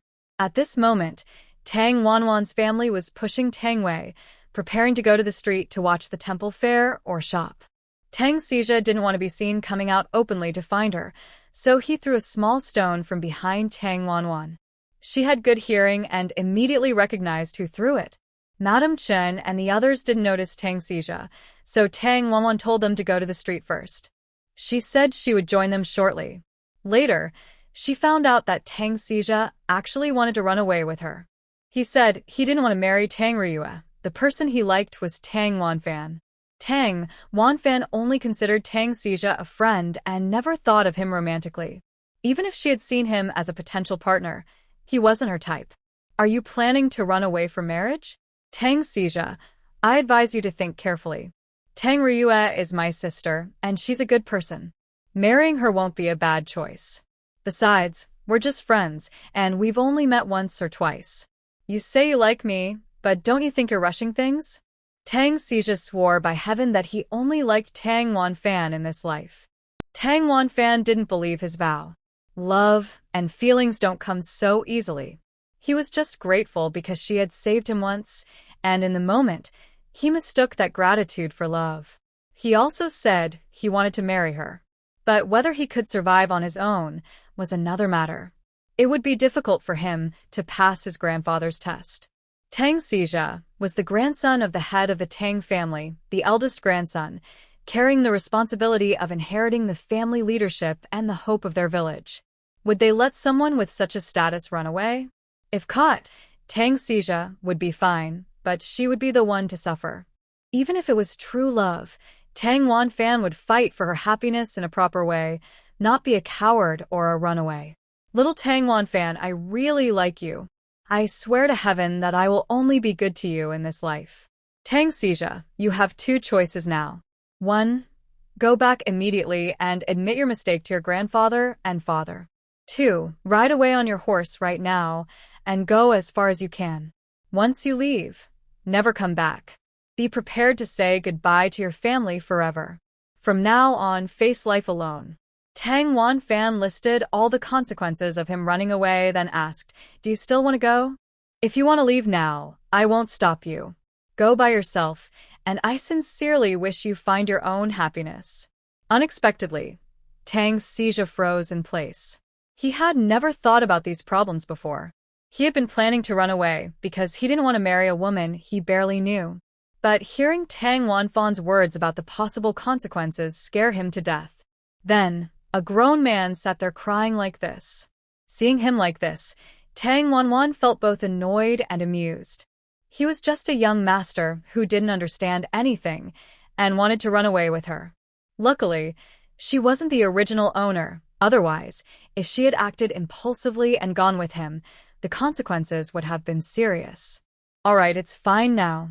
I'll take you back, Tang Wanwan said, handing a handkerchief to Tang Xizha and gently patting his back, like an older sister comforting a younger brother. Actually, Tang Xizha was a few years older than Tang Wanwan, but he was too protected by his family and still immature in his thinking. Tang Wanwan then advised, when you go back, just say you went out to play and took a walk outside. Don't mention that you came to find me. Yes, thank you, Awan. Can I call you that too? Tang Wanwan thought for a moment and replied, All right, then I'll still call you Tang Xizha. According to their family hierarchy, she should call him cousin Tang Xizha, but since there's a generation gap, it doesn't matter much. Here, young Master Tang is here, said the approaching person, holding a tool in his hand. Seeing this, Tang Wanwan felt nervous and thought, fortunately, Tang Xizha listened to her advice.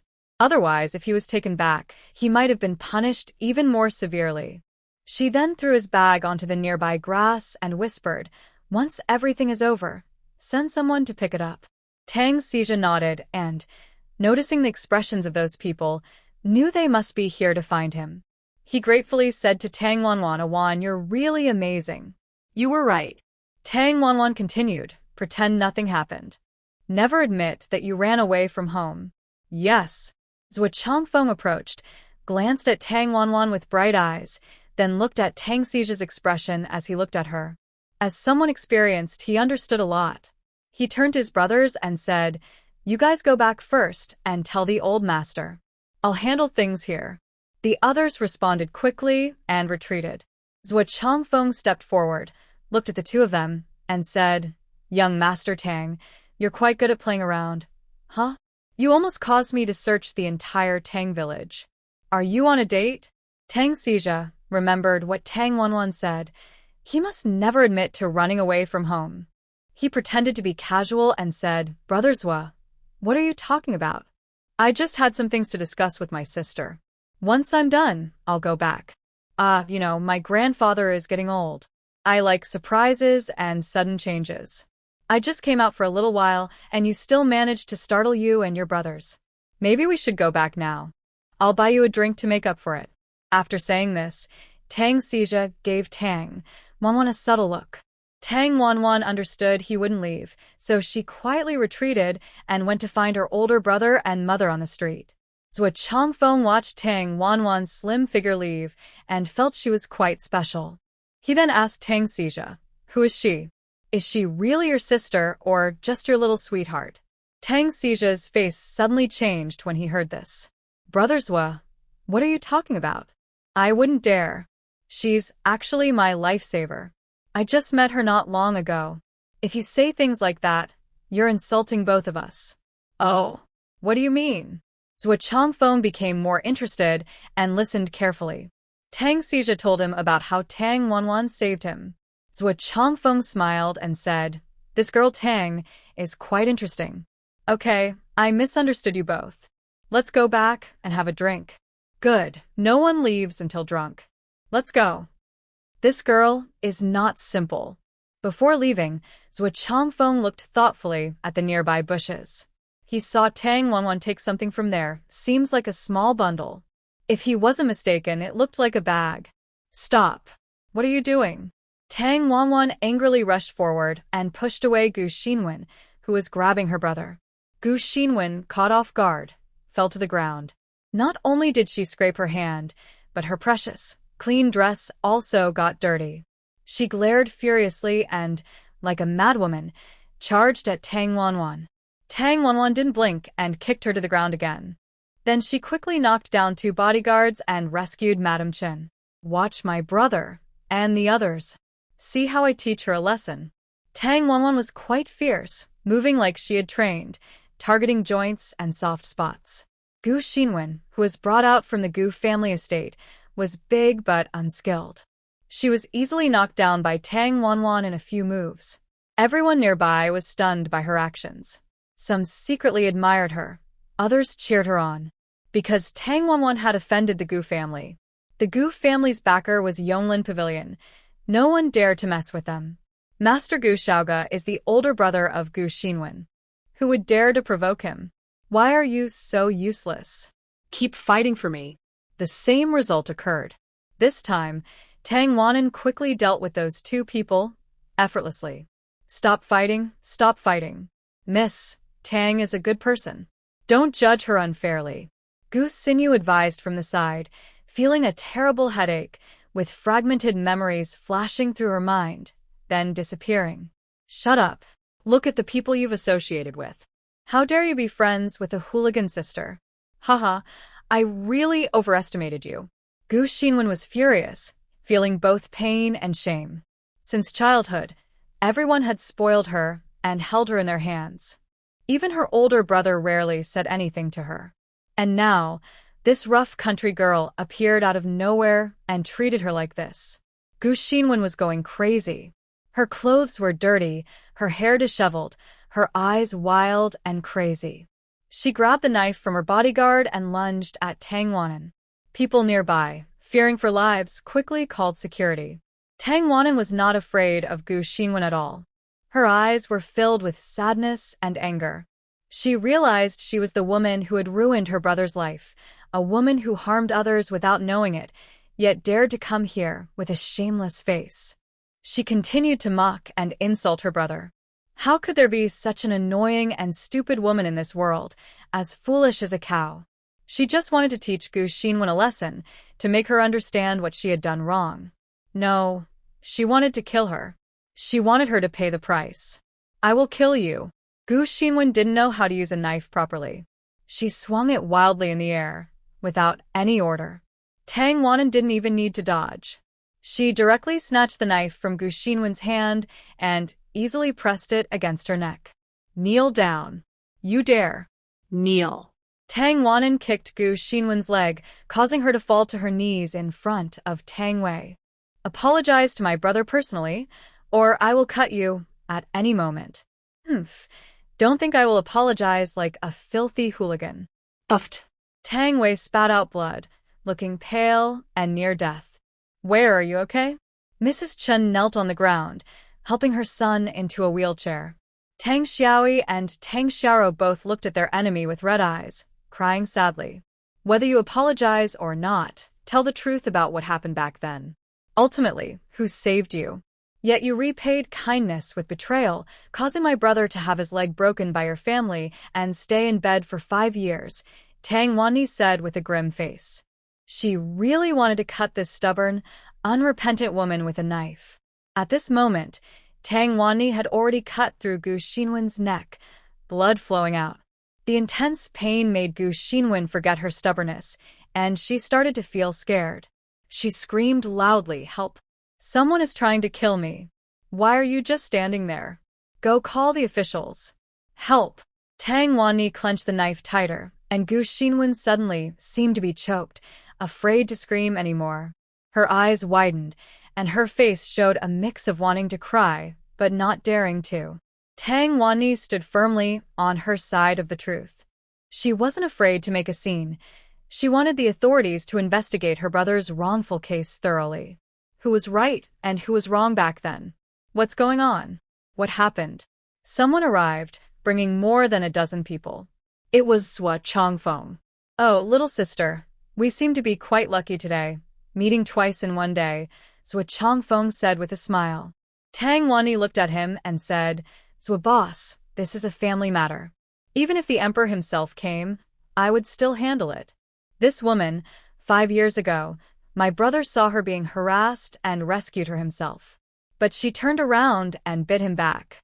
Her mother then ordered someone to my brother's leg, damaging his tendons and muscles. He has been wandering in confusion for 5 years. Today is the first time my brother has gone out in all these years. And he ran into her again. She came without reason, just to pick a fight with my brother and bring up old matters, falsely accusing him. Tell me, should I take revenge for this grudge? Hearing this, Tang Wei silently started to cry. Mrs. Chen turned her head and quietly wiped her tears. The others listened and understood who is truly the ungrateful, heartless, and treacherous one. Zhou Chongfeng frowned and looked at Gu Xinwen, whose neck was bleeding heavily, then at the large area on the ground where people had fallen. There was a knife again. The spectators at the temple fair also stopped watching and gathered around to see what was happening, roughly understanding the situation. He has experienced many hardships, so if he handles this poorly, it could cause trouble for him. But he has no choice but to get involved because he just happened to come across it. Their 9 Dragons gang values kindness, justice, and clear feelings. Zhou Chongfeng walked over and earnestly said to Tang Wanwan, "Girl, listen, can you give me a little face and go back first? Let's sit down and talk properly. Today is a special day, and we don't want to make a big fuss. If we do, it will affect everyone badly. How about this? I, Zhou Chongfeng, promise you that I will settle this matter and give you an explanation. Look at your brother and mother. Can you bear to see them suffer and be talked about behind their backs? Today, Master Gu is also here. He's Miss Gu's brother. If you don't trust her, you surely know how powerful Master Gu's reputation is. He will give you an explanation. Even if he wants to protect his sister, today the magistrate and the county magistrate are here. They will surely make a fair decision for you. At this point, Tang Wanwan could only accept the situation. If she kept arguing, she would be acting immature. Besides, Zhuo Changfeng is a leader, and his words carry weight. Let's see if Gu Yunji will handle this fairly. If he wants to defend his sister, she will fight for justice, even if it means both sides suffer. What's going on? As if on cue, Gu Yunji arrived. He was called by Huang Zheng. Originally, Huang Zheng said he was coming to see Tang Wanwan, but unexpectedly, this scene unfolded again. This time, Yonglin Pavilion has been unlucky. 2 major incidents in a row, both quite serious. The issues with Lu Hongying and Qi Hong are internal conflicts within Yonglin Pavilion. But Gu Xinwen's matter directly concerns the reputation of the Gu family. If not handled well, not only will the Gu family be criticized, but Gu Yunji himself will also lose face. Big brother. Kill this girl and her whole family. She falsely accused me. Boo-hoo, she even tried to attack your sister with a knife. Look, my neck is bleeding. Gu Yunji's face turned pale with anger as he looked at his unruly sister, spoiled by their aunt. He took out a handkerchief, helped her bandage her wound, and said, "The young lady back. Everything will be discussed when I return." Those people hadn't had a chance to act, yet when Tang Wanwan quickly rushed in front of them, blocking Gu Xinwen's path. "Don't go. Anyone else here can leave, but she can't. Apologize to my brother right now. Immediately." Or, after speaking, Tang Wanwan revealed a crossbow from her arm. "What's this? Is this girl trying to kill someone?" Unexpectedly, Gu Yunji stepped in front of Tang Wanwan, took her arm, aimed it at his chest, and said, "Shoot here. Xinwen is young and naive. It's my fault as her brother. I am willing to take responsibility. I won't give you any explanation until everything is clear. Once I find out the truth, I will give you an answer." Tang Wanwan sneered at Gu Yunji and said, "I thought young Master Gu was wise and brave, selfless and noble. But it turns out you're just an ordinary person. You even protect a criminal's sister. I was wrong to think highly of you. Step aside. Today, I will settle this with her." Suddenly, a bright light flashed in Gu Yunji's hand, and he directly stabbed a knife into his chest. He immediately spat out blood, looked at Tang Wanwan with a bitter smile, and said, "Is this enough? Let her go." Tang Wanwan watched Gu Yunji stab his own chest, feeling shaken, and took a few steps back. Gu Xinwen was terrified. When she realized what was happening, she looked at Tang Wanwan and shouted, "You're crazy. Are you satisfied now?" Then she ran over shouting, "Brother! Brother!" Gu Xinyu saw her brother's chest bleeding and screamed, then fainted. Huang Zheng stepped forward, grabbed Gu Yunji, pressed his hand on his chest, and shouted loudly, "Call a doctor quickly. Why are you just standing there? Go find a doctor." Zhuo Changfeng also shouted desperately. Nearby, everyone was crowded around, and Dr. Su was pulled along, almost losing his breath. Someone then brought a stretcher, laid Gu Yunji on it, and Dr. Su helped stop the bleeding. The person was carried away, followed by a large crowd. "I'm really not trying to hurt him. I didn't mean to kill him." Tang Wanwan felt uneasy inside. That wasn't her intention. She just wanted to seek justice for her brother and get Xinwen to sincerely apologize. But why did he protect that bad woman so fiercely? Left Changfeng looked very sad and distressed. Seeing Tang Wanwan's blank expression, he tried to comfort her, saying, "Young girl, I understand your feelings about standing up for your brother. But don't worry too much. I told you I would give you an explanation. Just look at how things are now. Go back home and think carefully. When we get news, if Lord Gu can pull through, everything will be fine. But he was stabbed in the heart, and he's a tough man. I respect that. Awan, let's go back." After Tang Wanwan left, she just sat there. Her mind was full of Gu Yunji's look at her and how he had unhesitatingly stabbed her in the heart. Tang Wei was fine now. He had taken medicine and needed to calm his mind. Now, after what happened, he felt very guilty. He was also thinking about some questions he had never considered before. Seeing his sister risking everything to seek justice for him, only to end up hurting an innocent person, he suddenly felt that this situation could not continue. If it did, more people would get hurt. He was already like this. Dwelling on the past and being unable to move on was not helpful. It was better to face the present calmly, live well, and stand strong so he wouldn't betray his sister's sincere efforts. Otherwise, he would only be a burden to his family, and his sister would worry herself sick over him. After making up his mind, Tang Wei called Madam Chen into the room and asked her to gather everyone in the family. He had something to say. At this moment, Tang Wei felt more peaceful than ever. He had imagined countless times how he would take revenge, but he never expected it to be so tragic today. Lord Gu, to protect his sister, was willing to hurt himself and be a good older brother. This made him admire him very much. He wondered whether he should push his wrongdoer sister out to face public blame or try to persuade her with reason, using his actions to make her feel ashamed and realize her mistakes. Which way was better? Now, he had to admire Gu Yunji's wisdom and patience. His sacrifice had helped everyone wake up and understand. Since the mistake had already been made, there was no need to cause more harm. Instead, they should find ways to make amends and heal the victim's emotional wounds. Imagine if Tang Wanwan had really killed Gu Xinwen today. The Gu family would never forgive them in this lifetime. Will he be able to protect his family and younger siblings in the future? He has only vented his anger, but has also dragged his family into a terrible situation. Thinking about this, he breaks out in a cold sweat on his back.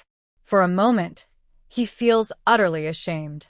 For many years, he has been lost in his own world, believing he is the most miserable, pitiful, and innocent person in the world. Now, he realizes he must wake up. Brother, you were coughing up blood earlier. Are you okay? Tang Wanwan stepped forward to check her brother's pulse. Seeing that his pulse was steady and his face still pale, but his eyes were bright and lively, much more than before. It seems her brother has changed a little. Tang Wanwan thought to herself. There are 5 people in the family, and now everyone is in the house. Tang Wei usually lives a low-key life, almost invisible to others. Today, he called everyone together, so seriously there must be something important to say. Tang Wei looked at them in turn and then said, Mother, Awan, Xiao Yi, Xiao Ro, thank you all for your hard work. These past few years, while I was bedridden, you all worked so hard. Thanks to Awan for getting me a wheelchair. Now I can finally see the sunlight again. Today, when I went out, I realized I had wasted so many beautiful moments. Brother, are you okay? We can talk about this later. Are you alright just now? Tang Wei shook his head, a relieved smile on his face. After coughing up that blood today, it felt like a big weight was lifted from my heart. It's as if I've been freed, and I feel much lighter now. I'm fine now, Awan, you don't need to worry about me. I called you here today because I want to ask for your help in the future. I want to stand up again, no matter how difficult it is. Wearer, what are you trying to do? Mother Chen was surprised by Tang Wei's words and worried about his health. Tang Wei looked at Tang Wanwan with hopeful eyes and said, Awan, didn't you say there might be a way to help me heal? I believe in her. Did you really tell your sister that? Mother Chen turned to her daughter for confirmation. Mom, I asked the old doctor. He said my brother's injury can be cured, but it will take time and be very painful, Tang Wanwan replied, using the old doctor as an excuse.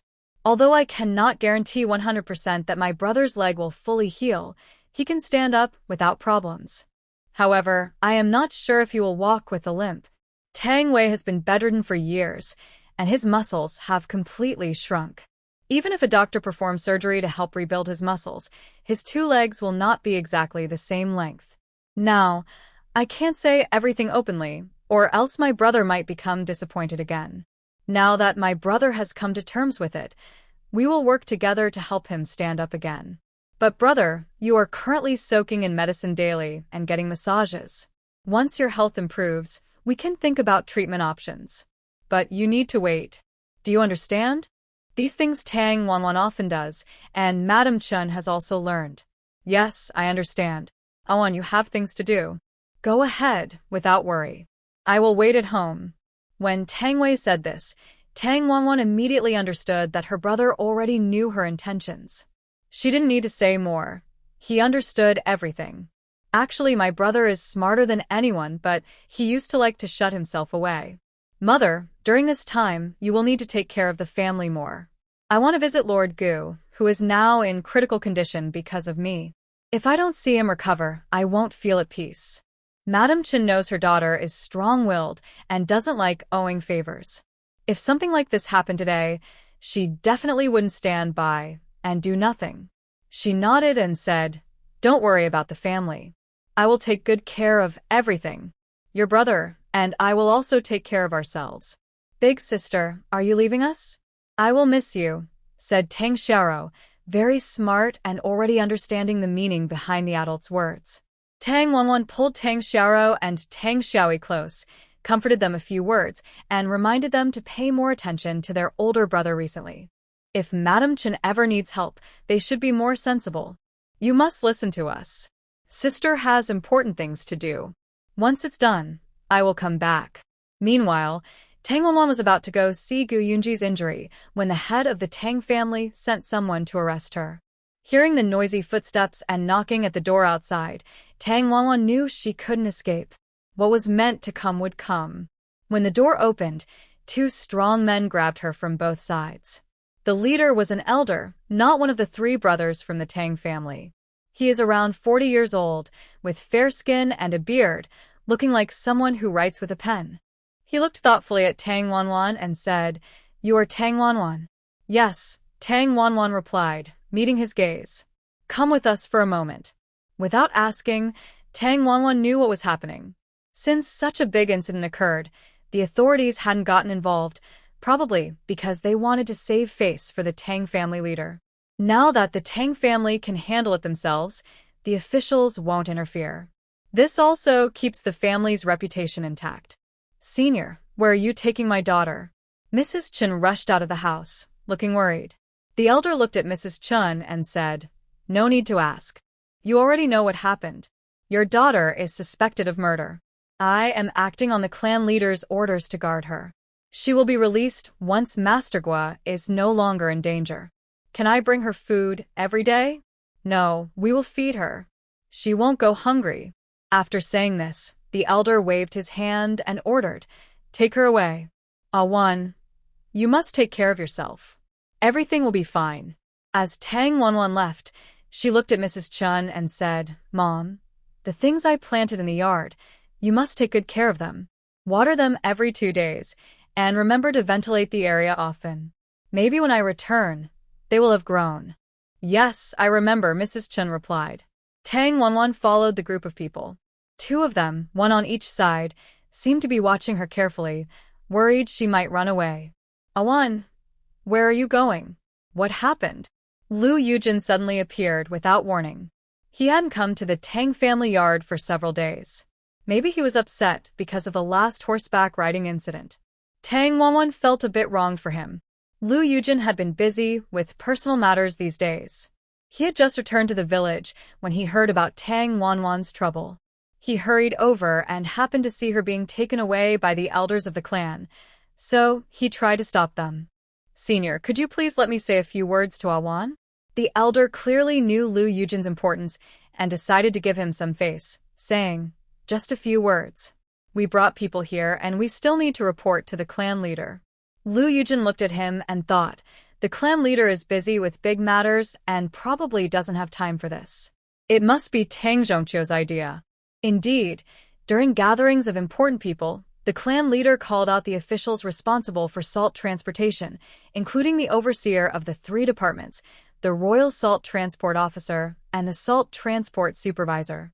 They publicly inspected and tasted the salt produced by Tang Village. The salt was delicate, pure, and had a salty sweet taste, considered top-quality salt that met national standards. The transport officer announced publicly that Tang Village had the ability to refine pure salt. He also issued an annual salt quota certificate of 5,000 shur to the Tang clan leader. 1 shur of salt weighs about 30 jin, so 5,000 shur equals roughly 150,000 jin. Rough salt or salt blocks cost about 5 won per gene at production price, while refined salt sold to the government costs at least 25 won per gene. The government takes about 60% profit, so the profit per gene is roughly 5 won.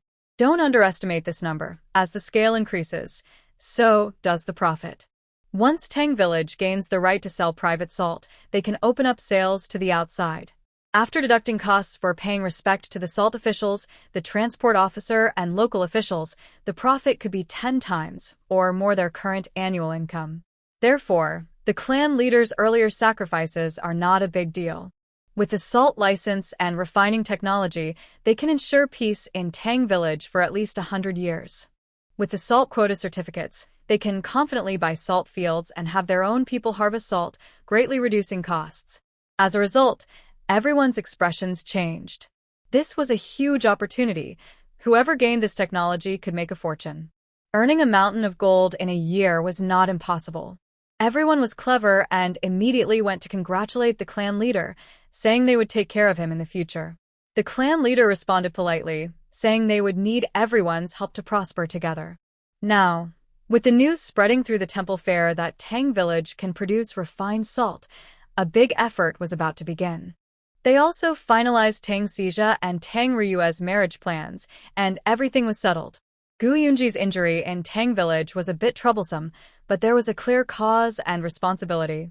As long as the young girl handled it herself, they just needed to go through the motions without overstepping. Therefore, after Gu Yunji was injured, he ordered the best room to be prepared, invited Dr. Su, and also called renowned doctors from nearby to examine him. Compared to the matter of salt, Gu Yunji's life and death seem less important now. Today is destined to be a troubled day. After hearing this important news from Tangjia village, everyone started spreading the word.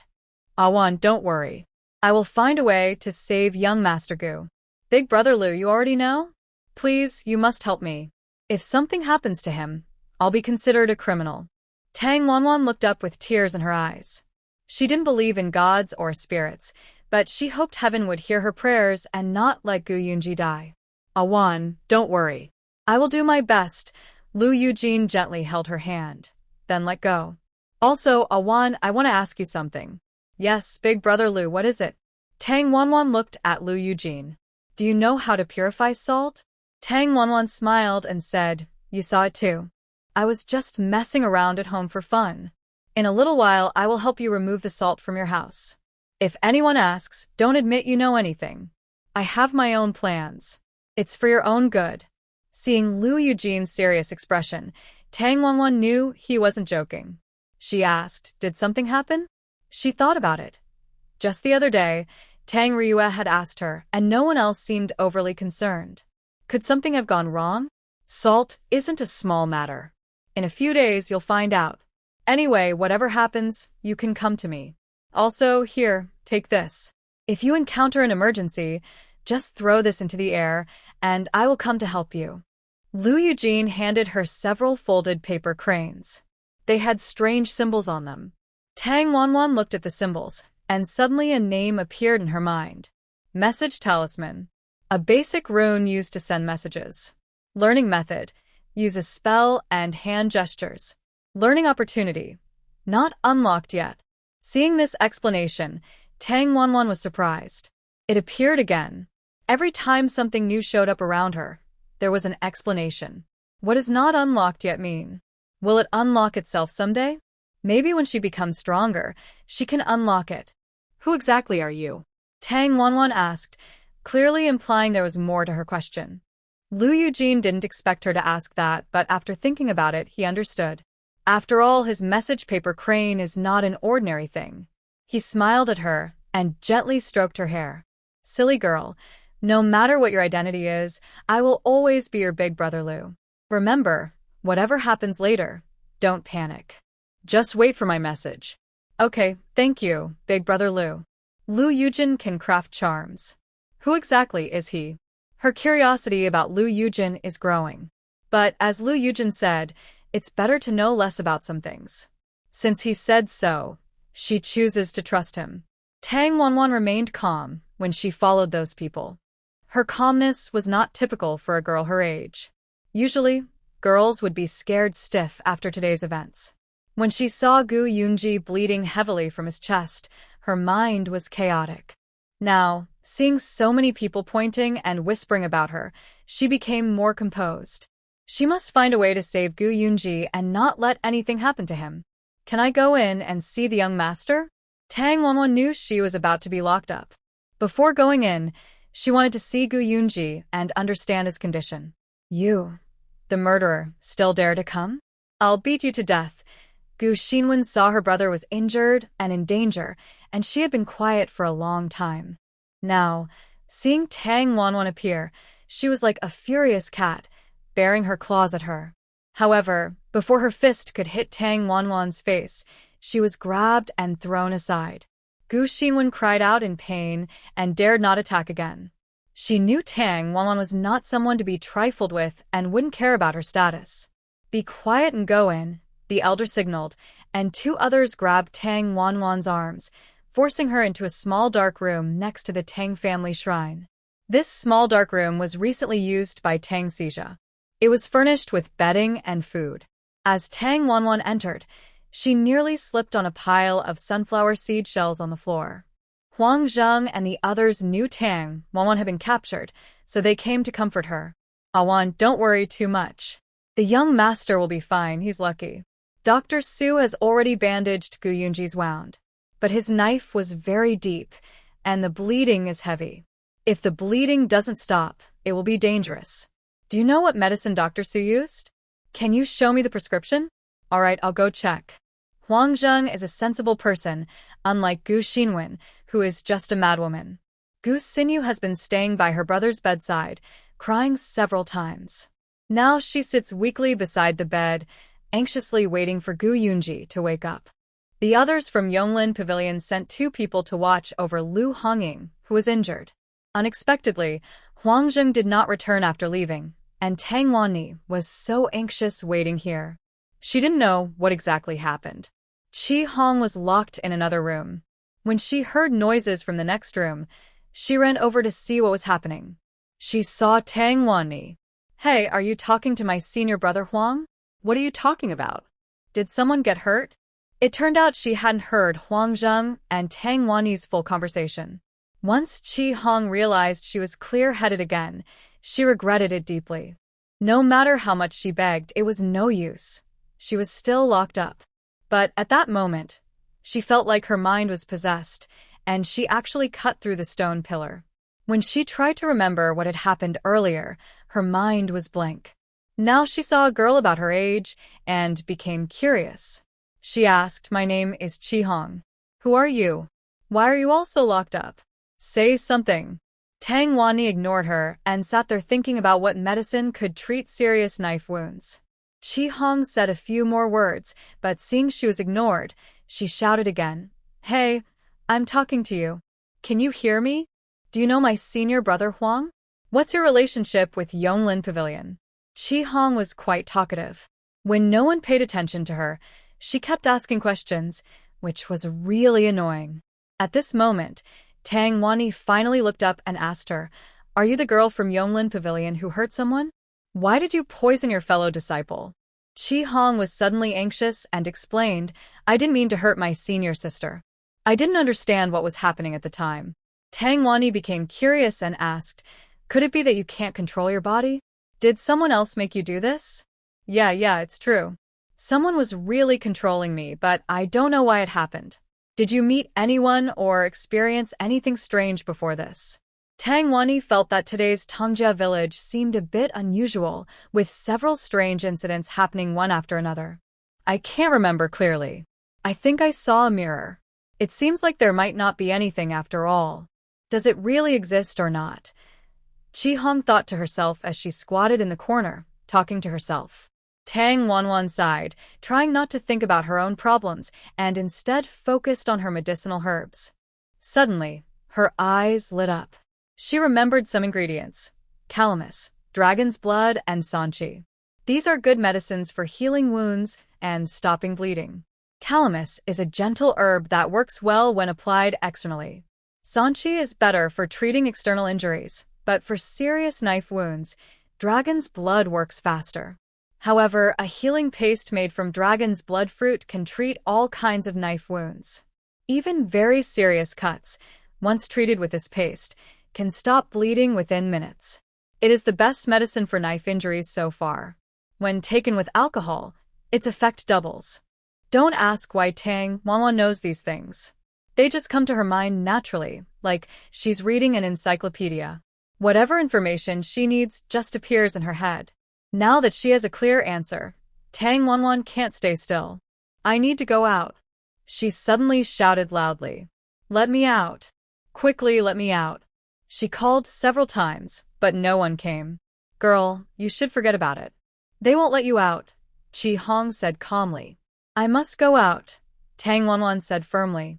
I want to go save someone. It's too late if I wait any longer. Chi Hong thought Tang Wanwan was just talking nonsense.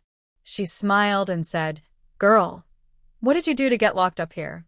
You want to save someone, but how can you do that while you're trapped inside? Tang Wanwan ignored her.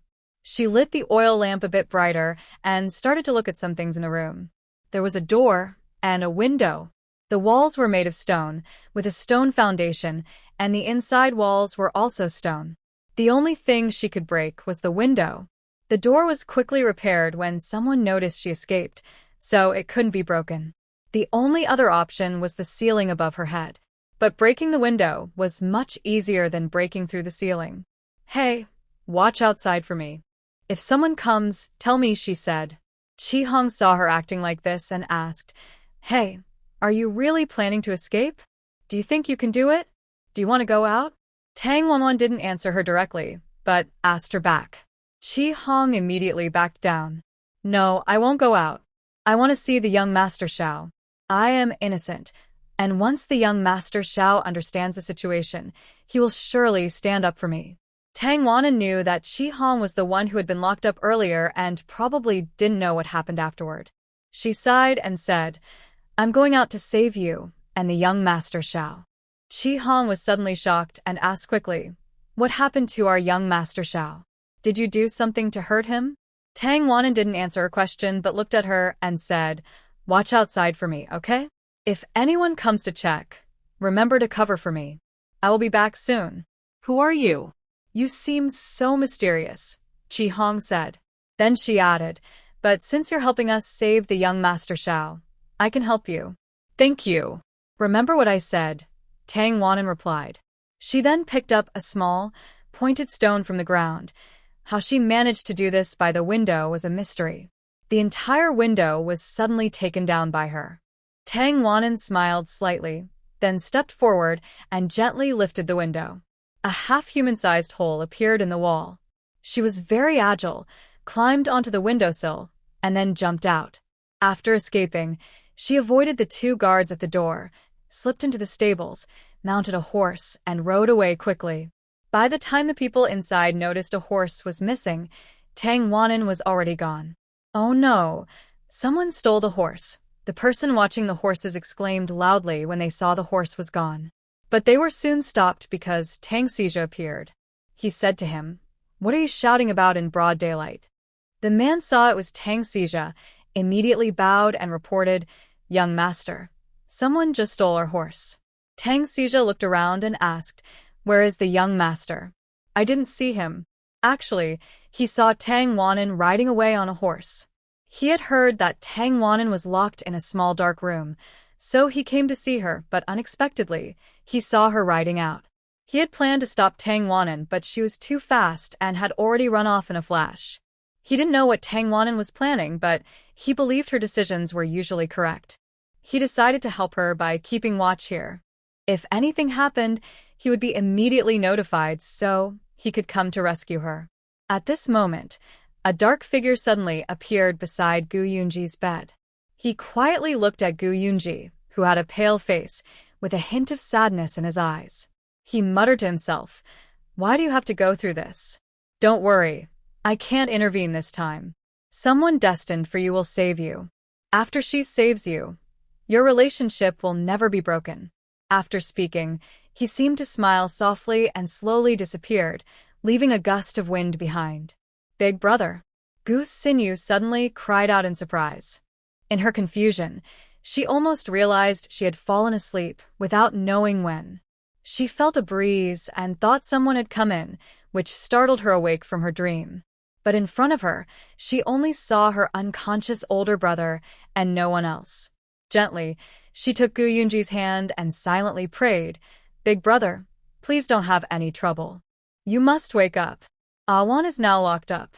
If something happens to you, she will be in danger too. You're both good people.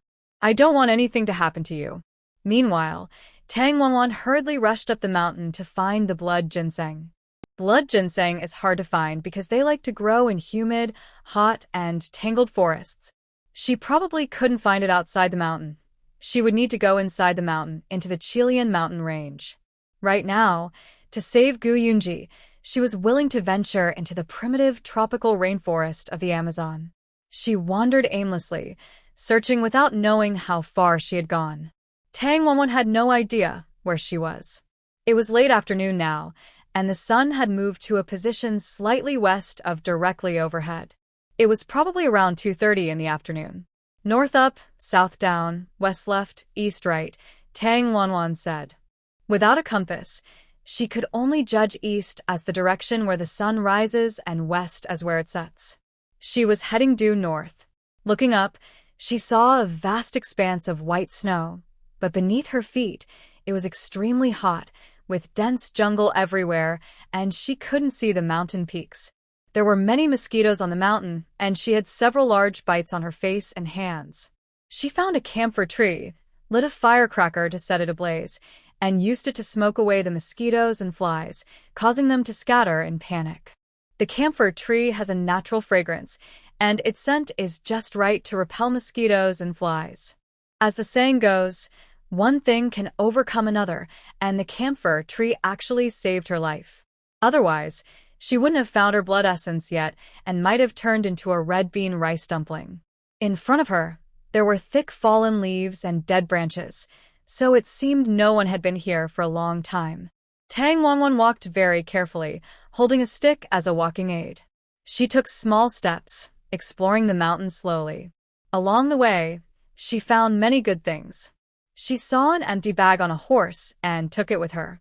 She pulled some grass and placed it in front of the horse, then let it go. If they were destined to meet, maybe the horse would still be here when she came down the mountain. If not, there was nothing she could do. She collected wild fruits, chestnuts, mushrooms, and herbs, anything she liked, throwing everything into her cloth bag.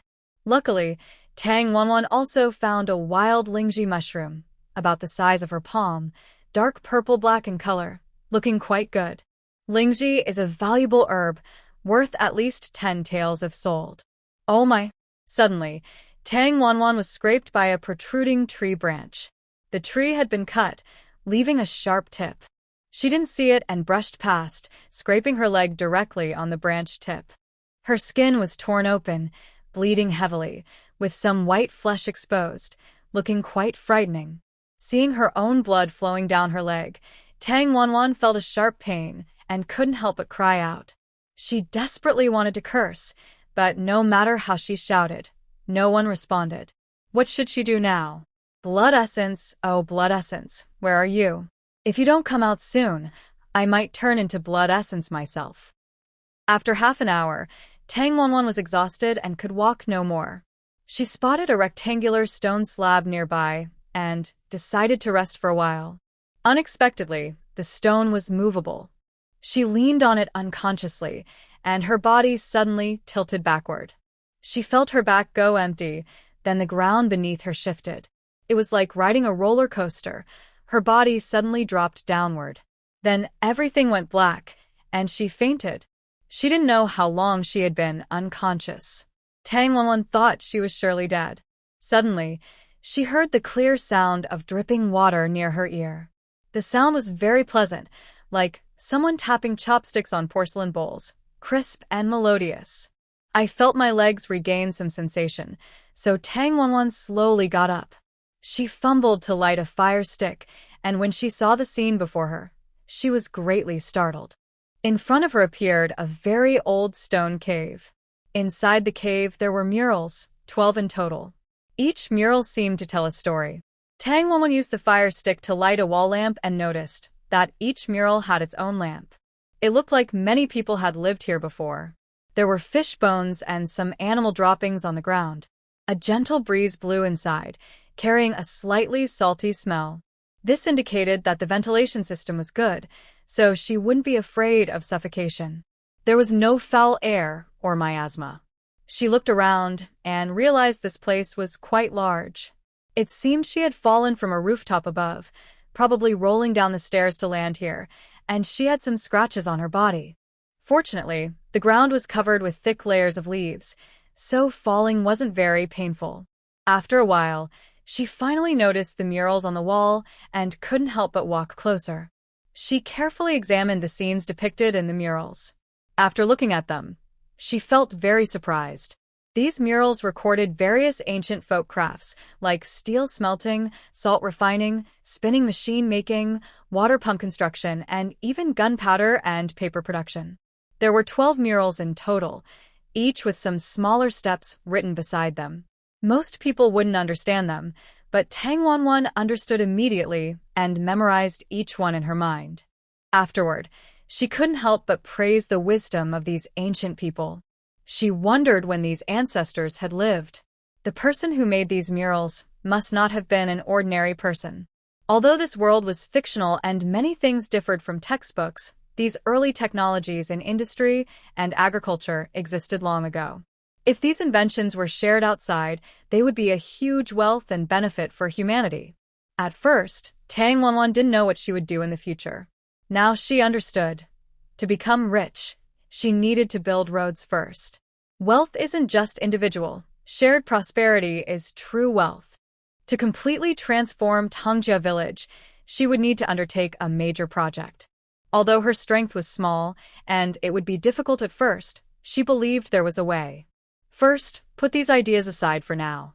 Tang Wanwan continued exploring the underground cave. She walked further inside and found a guide map at the corner of the wall. After looking at it, she was surprised to see that there were actually 4 or 5 levels. Each level had clear functions. The top level was half a storage area and some empty rooms with beds and simple furniture, but nothing valuable. The storage was empty and had been cleared out.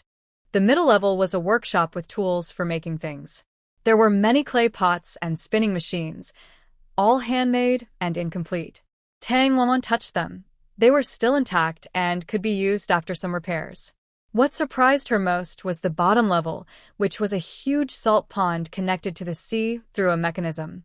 It had drainage and water supply devices set on a large grinding stone with many iron chains and iron plates, probably used to turn the grinding stone.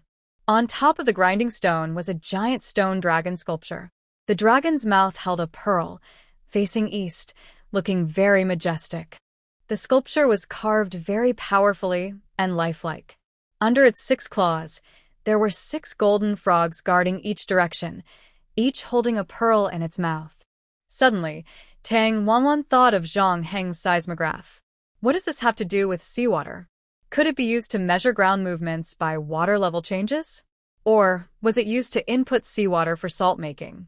She couldn't figure it out after thinking for a long time. She wandered around again. Each level had stairs with sturdy stone railings. The entire cave looked like an abandoned underground city or a craft workshop. At the very bottom level, Tang Wanwan was overwhelmed by a foul smell as she entered. When she looked around, she covered her nose and mouth. She saw that the floor was full of bones, some with broken limbs, others pierced by bronze swords, with signs of burning. The bones were scattered irregularly and messy. She covered her nose and tried to find useful clues. Suddenly, something on the ground caught her eye because it had a shiny surface. She picked it up and realized it was a piece of jade. The jade was likely fatty jade, cold to the touch. She wiped it with her hand, and it became even shinier. There were tiny characters carved into the jade, reading, "For my son's first birthday memorial." Next to her, there was a skeleton holding a bronze sword. Looking at the skeleton's bones, it seemed to be a tall man. Before dying, he probably wanted to take this piece of jade. The skeleton's fingers were stretched forward, and when he ran out of strength, He died like that. Tang Wanwan looked at the jade and felt a bit regretful. It was probably a birthday gift from her father to his son. However, before she could give the gift, her father was killed. She didn't know if his descendants were still alive. Here, take it back. It also fulfills your wish, Tang Wanwan said as she placed the jade in the skeleton's hand. Suddenly, she heard a soft voice say, "Thank you." Then a white light flashed, and it was gone. Tang Wanwan was stunned for a moment, thinking she might have seen things. She looked at the skeleton again, but there was no change, so she didn't pay it much attention. However, when she tried to go forward, she realized she was lost. She remembered there were only 4 floors, but no matter how she tried, she couldn't find a way out. As the sun was setting, Tang Wanwan suddenly saw a lot of faint black smoke. Everything was covered in dark mist, giving a sense of mystery and fear. I wonder if I can't get out, she thought. Stay calm, stay calm. I need to stay calm. She kept comforting herself inside. After wandering for a long time, she was exhausted and sat down heavily against the wall, falling asleep suddenly. While dozing, Tang Wanwan felt something scratching her. She cried out in pain. When she looked again, she saw a small golden monkey. Strange. Why is there a little monkey here? As she observed the monkey, she saw it crying out loudly with an anxious look on its face. Could something be wrong? Tang Wanwan touched her face. Luckily, the scratch wasn't deep, and there was only a slight prickling feeling, with no blood. She decided to follow the little monkey, walking around it. To her surprise, she soon found a way out. Tang Wanwan said, "Thank you, little monkey. I'm going back now. Maybe we'll meet again someday." She looked for a way to leave. But unexpectedly, the little monkey blocked her path, chattering non-stop and pointing to the side, signaling her to go another way. Tang Wanwan didn't understand what it meant. She hesitated and asked, "Are you trying to tell me something?" The monkey was quite intelligent. Though it was not fully evolved and couldn't speak, it seemed to be trying to communicate. The little yellow monkey led the way ahead. Tang Wanwan sighed and had no choice but to follow behind. She found it interesting that a small monkey was guiding her. If it weren't for the monkey's help, she wouldn't know when she could find the exit. The little monkey walked and stopped repeatedly, clearly waiting for Tang Wanwan. She gathered her courage and quickened her pace. After walking about half a mile, the monkey brought her to a mountain filled with many crevices. The rocks here were numerous, and the wind was stronger than elsewhere, howling loudly as if someone was crying. The terrain was lower, surrounded by tall mountains and towering trees, which made the place look quite frightening. The cracks were uneven, and between them, a small stream carved naturally through the rocks, winding along. As she approached, she heard desperate animal cries and whimpering sounds. The voices sounded hopeless and anxious, indicating something had happened here a long time ago. Tang Wanwan knew something was wrong, so she hurried forward. Chirp, chirp. The little monkey couldn't speak but was anxious, scratching its ears and pointing in that direction while jumping around her. It seemed to be saying, "Sister, hurry. My mother is in trouble over there. Don't worry, I will help look after it. Did your family get into trouble? I will definitely save it," she said. Tang Wanwan saw a large, exhausted mother monkey lying weakly on a rock, looking very distressed. To get to the monkey, she had to climb over narrow, slippery rocks. Some rocks jutted out sharply, some were smooth, and others were impossible to step on. When she reached the mother monkey, her back was sweaty from the effort. As she got closer, she understood why the little monkey was seeking help.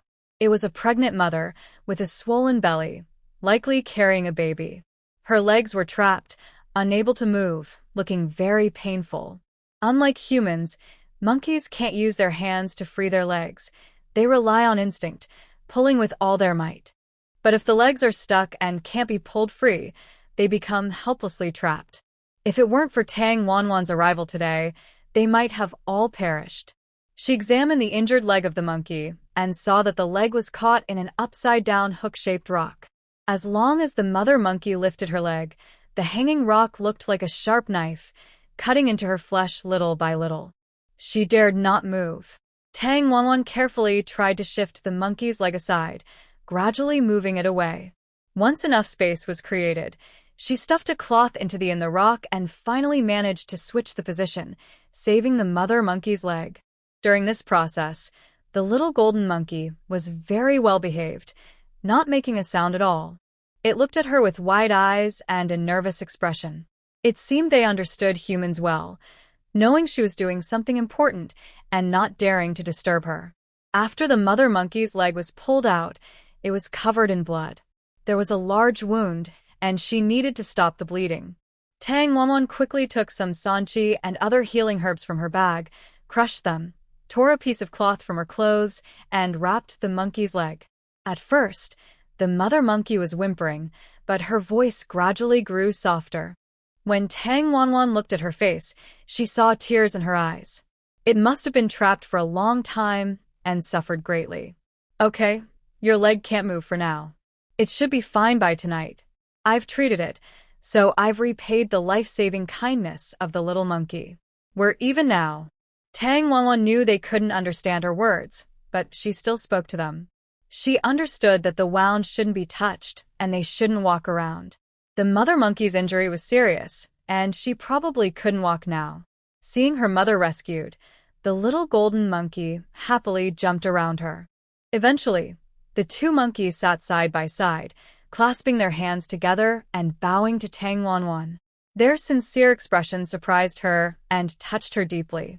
They looked so adorable that Tang Wanwan felt both moved and amused, her heart warm.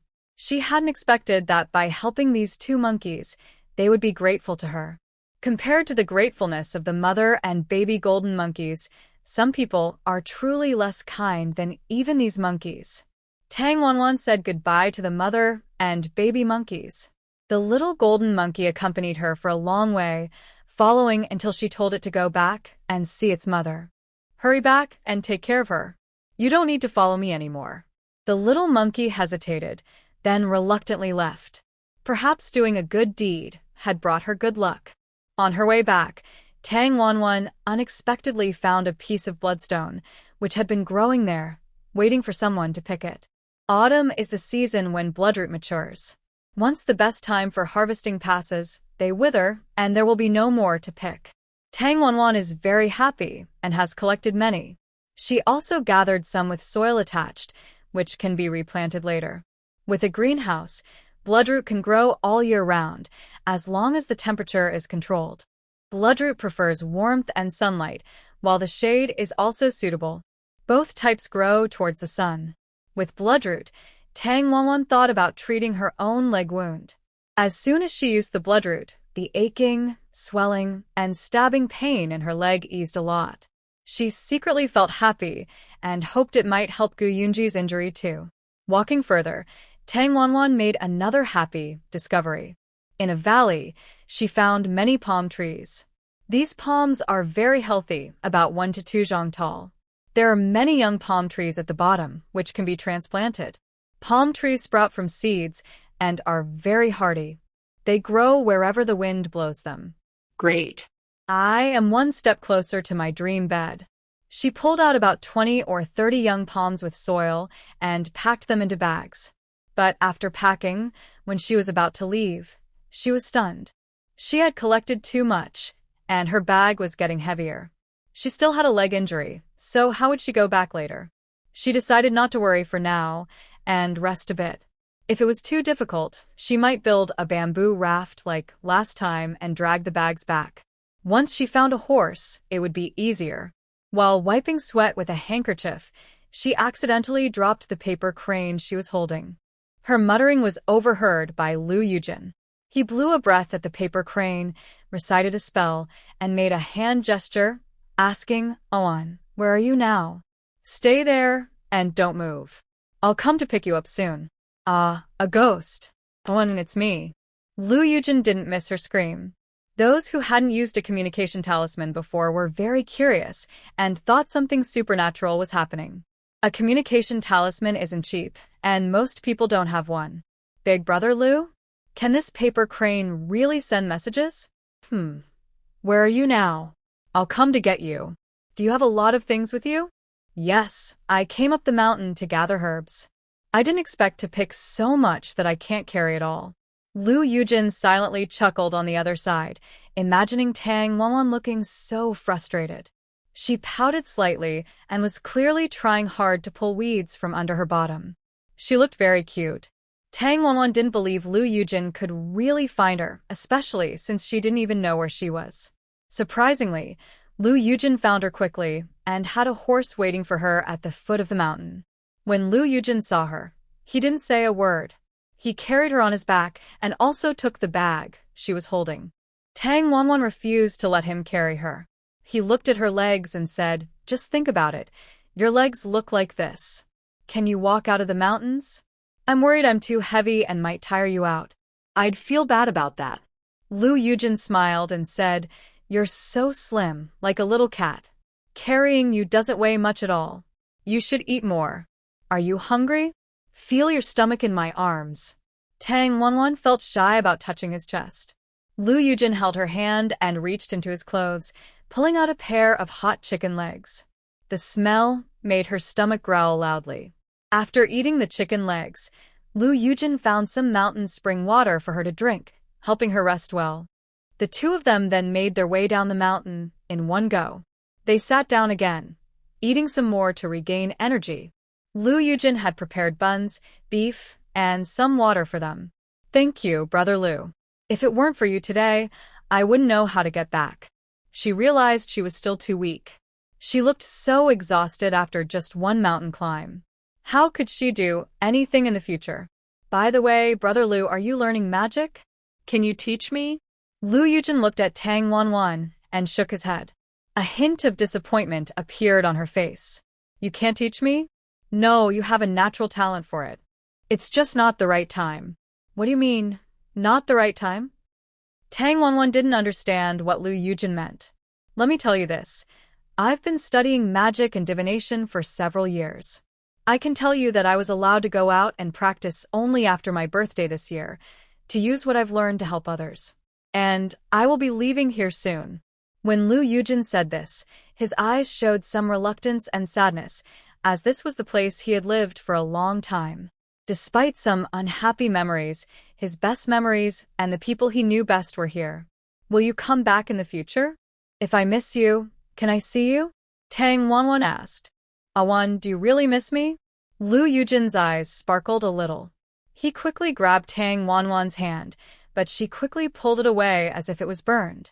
Her heart was pounding fast, almost jumping out of her chest.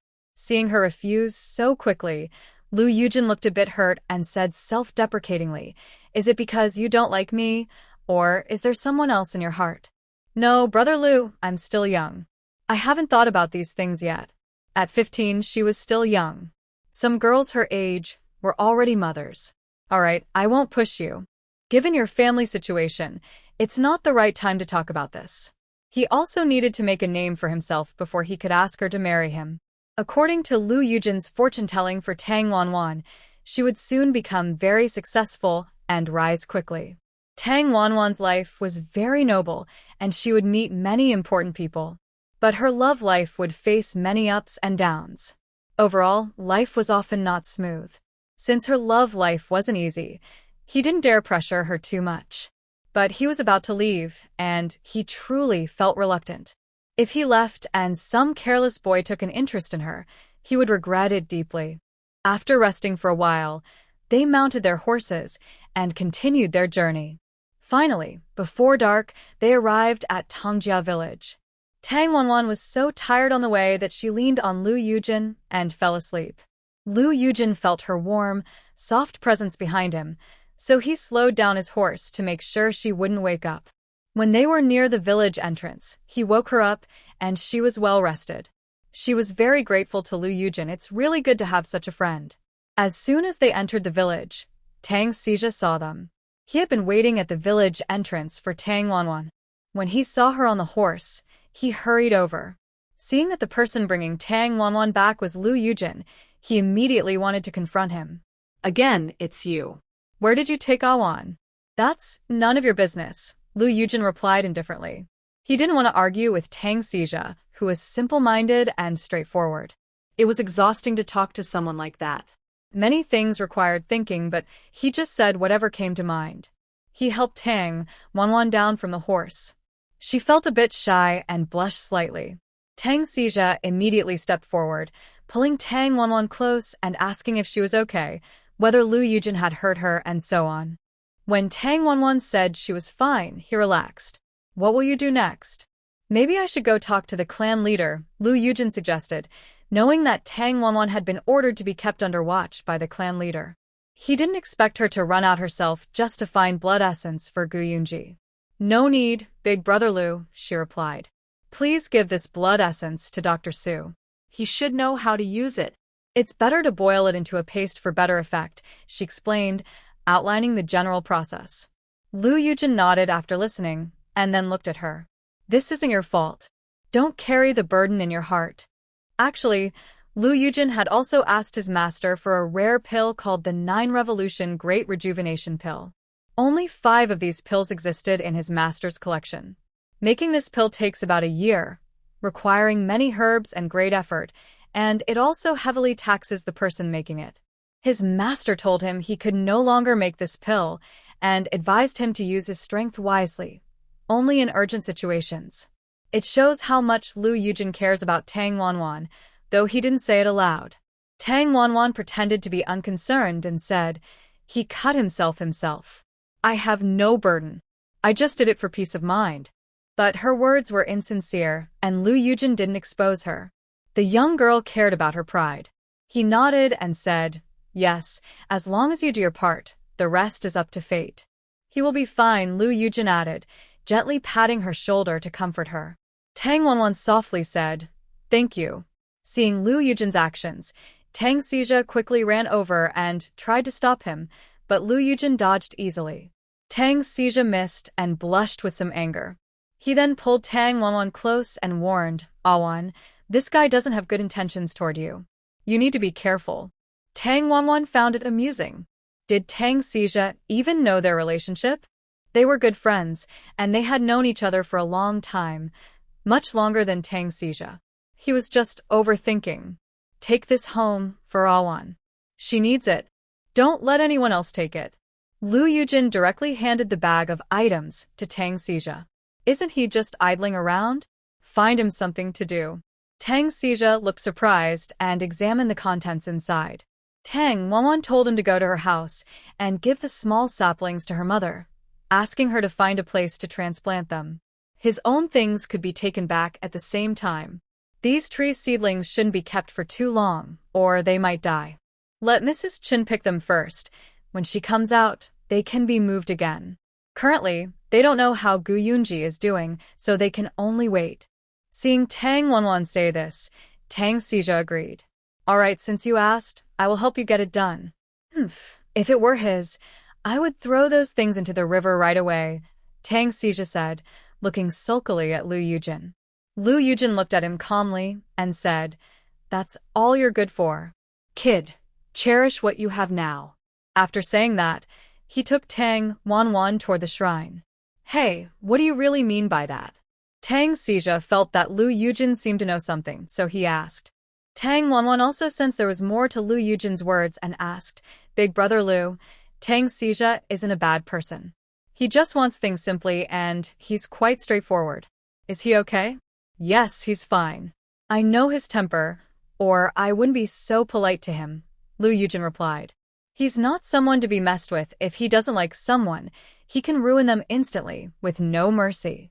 He was polite to Tang Xija only because he cared about Tang Wanwan.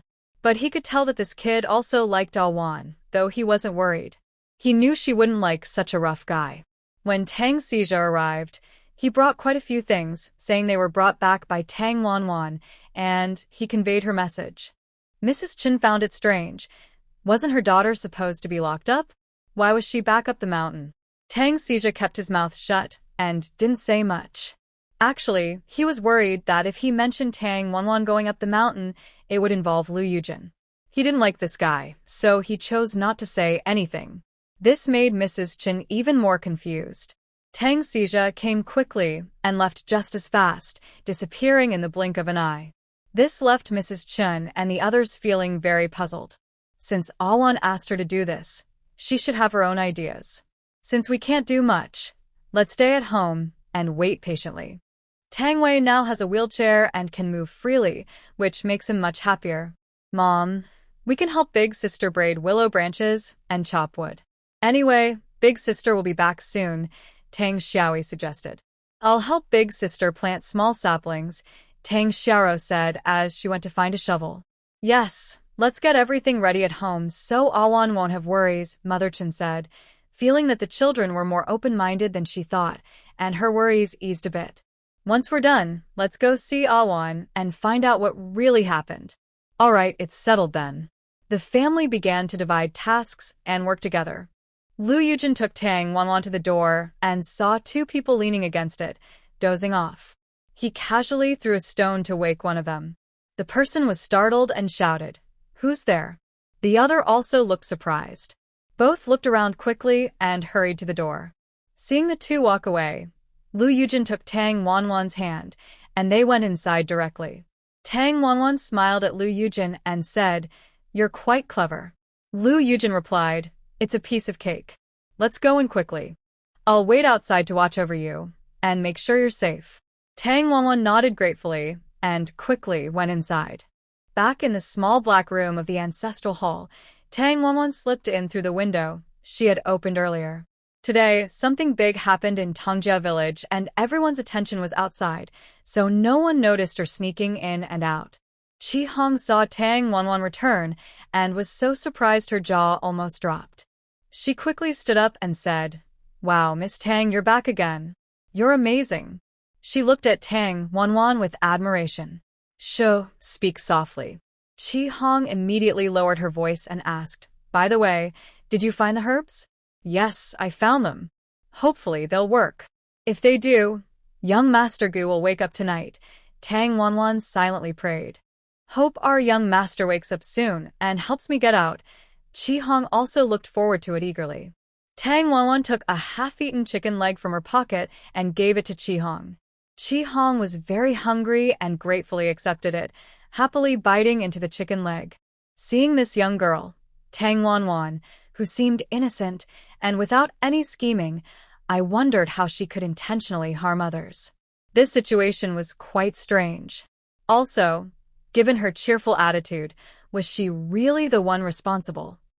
"Young Master Lu, you're here."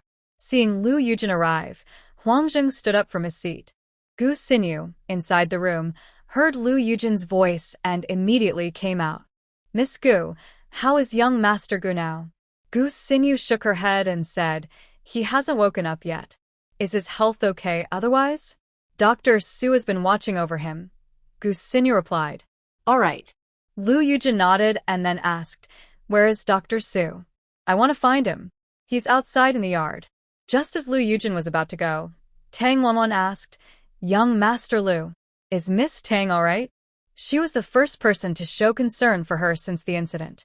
Lu Yujin looked at Gu Xinyu and gave her a glance. "She's fine. Thank you for your concern." Gu Xinyu breathed a sigh of relief.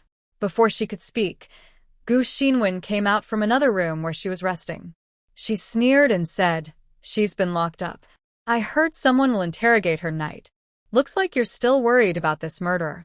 Gu Xinyu had been guarding Gu Yunji for several hours, but Gu Xinwen only made a show of concern, claiming she was dizzy and scared earlier, needing rest.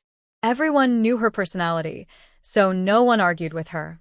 Dealing with such a person wasn't worth it. "Awan will be fine. Don't talk nonsense." Gu Xinyu quickly became anxious when she heard Tang Wanwan was locked up.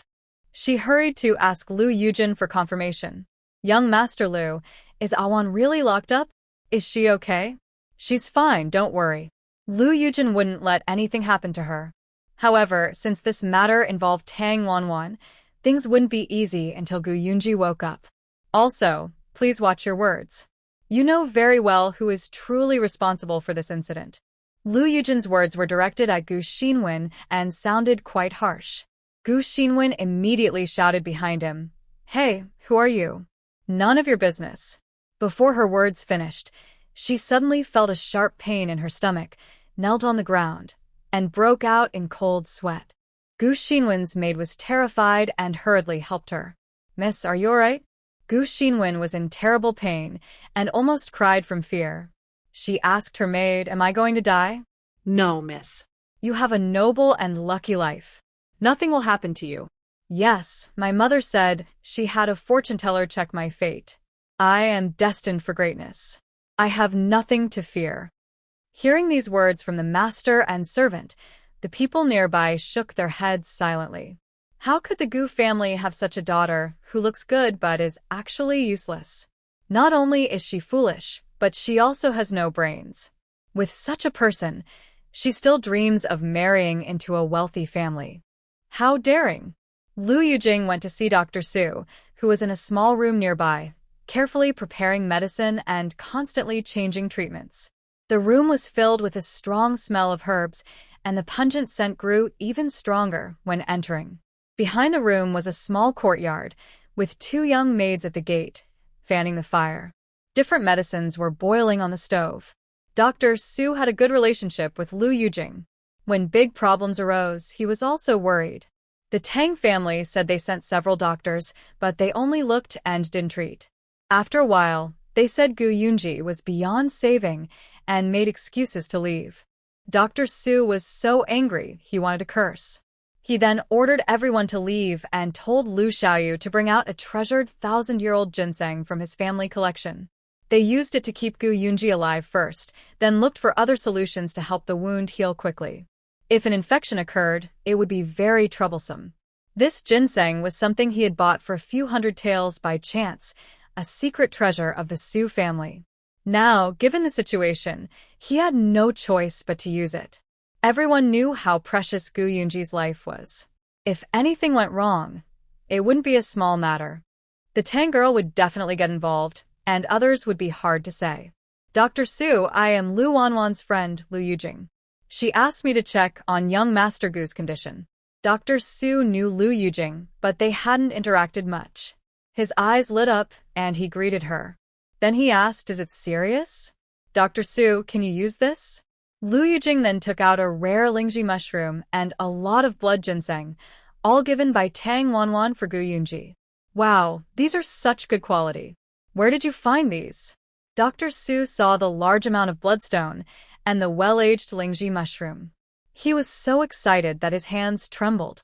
Lu Yujin didn't want to overlook Tang Wanfan's efforts and said it was Wanfan herself who went up the mountain to pick them. She even hurt her leg. But this is a secret. Don't tell anyone.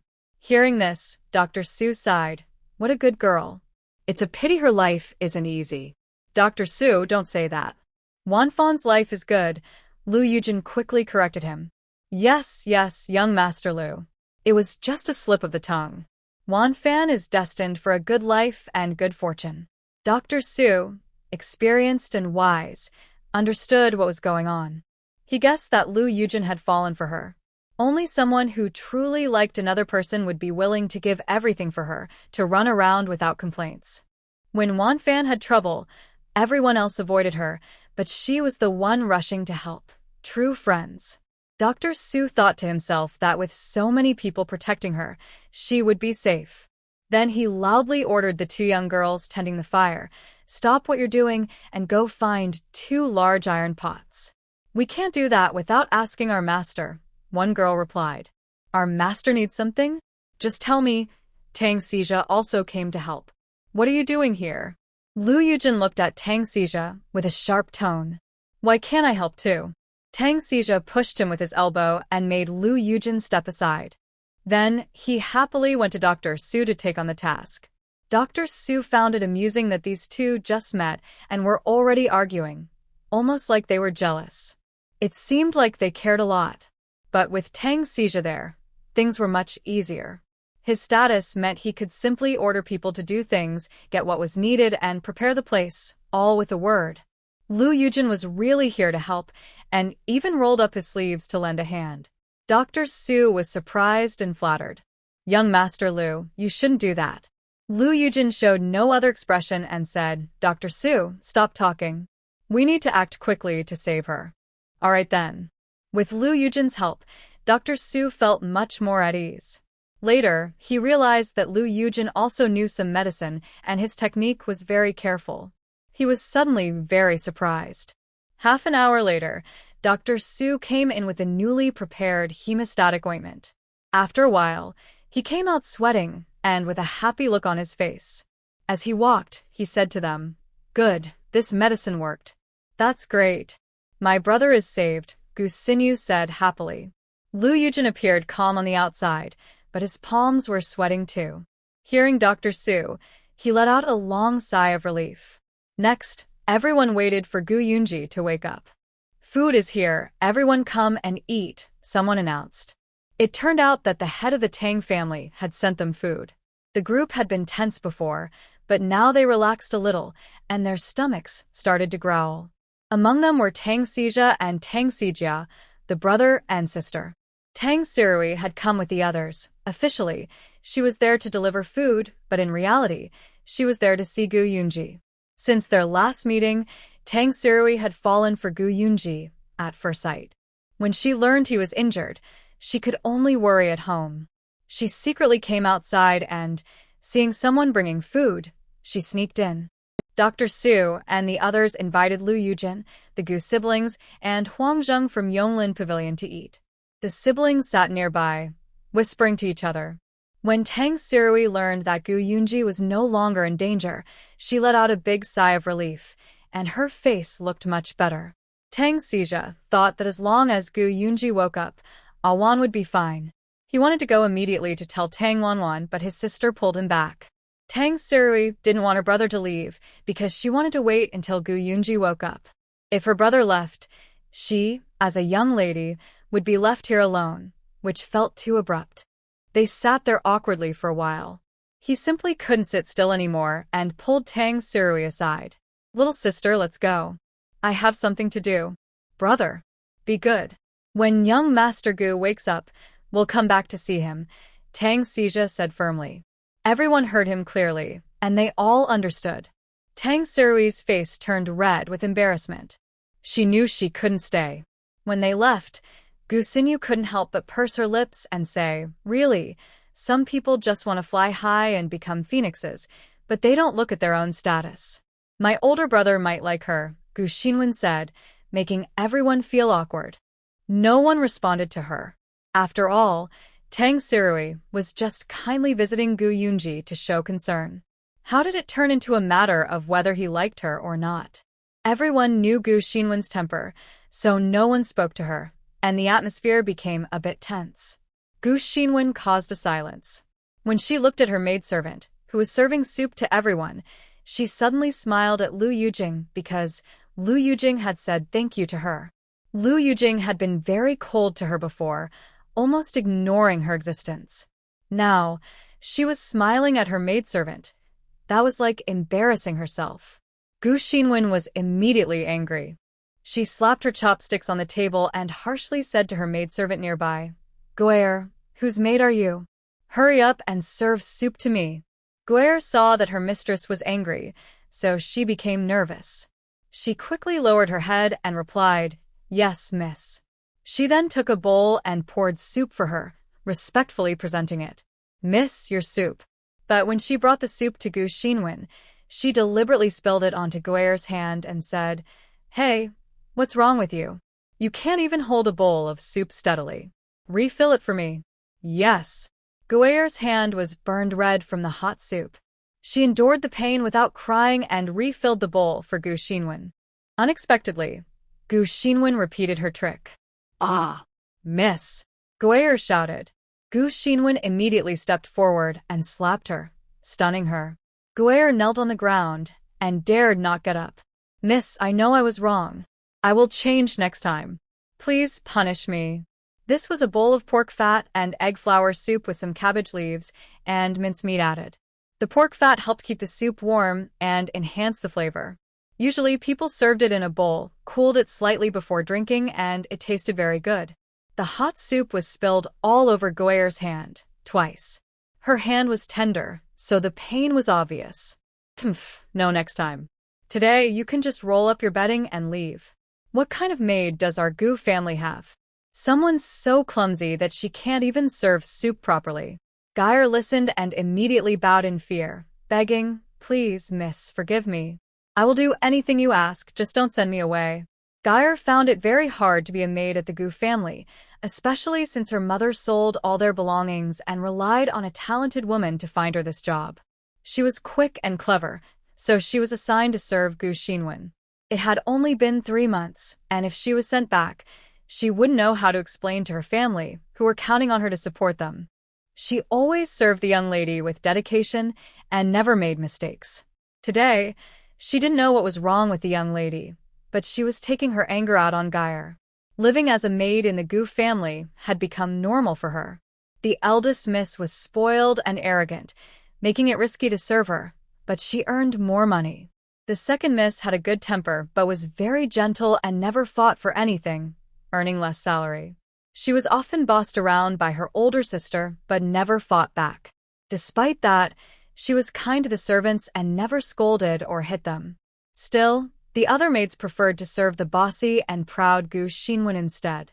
Seeing Geyer's attitude was okay, Gu Xinwen pointed at the spilled soup on the ground and said, "Then pick it all up and eat it, and I will forgive you." Geyer, tears in her eyes, bent down to pick up the egg drop soup and cabbage from the floor. Lu Yujin quietly made a few gestures under the table. Suddenly, Gu Xinwen, acting strangely, crouched down and pushed Geyer away. She grabbed the vegetables and egg drop soup from the ground and shoved them into her mouth. "Ah, miss," someone exclaimed. "What's wrong with Miss Gu?" Someone else asked. "Hurry, go pull her away," others urged. But no matter how they tried, they couldn't pull her away. Only after Gu Xinwen finished eating all the food on the ground did she kneel and speak to the front. "Great ancestor, your granddaughter knows she was wrong. I will never bully the servants again." Great ancestor? Could that be the grandmother of the Gu family? What exactly was going on? Only Lu Yujin, standing aside and watching coldly, knew what was happening. He also saw a vision. It turned out he had taken a strand of Gu Xinwen's hair and cast a spell, causing her to see an illusion. The illusion showed the face of the Gu family's grandmother, who had died many years ago. She had died of a serious illness, looking very ugly. With this sickly face suddenly appearing before Gu Xinwen, claiming to be her grandmother, she was so frightened she nearly fainted. She said she had damaged the family's reputation, showing no sign of being a proper young lady. She disregarded human life and didn't treat the servants with respect.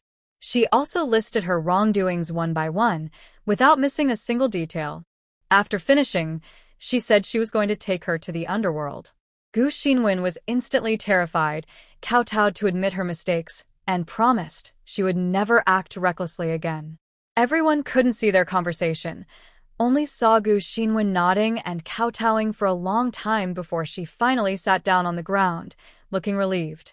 She was clearly scared, her face pale like a ghost, as if she had lost most of her spirit.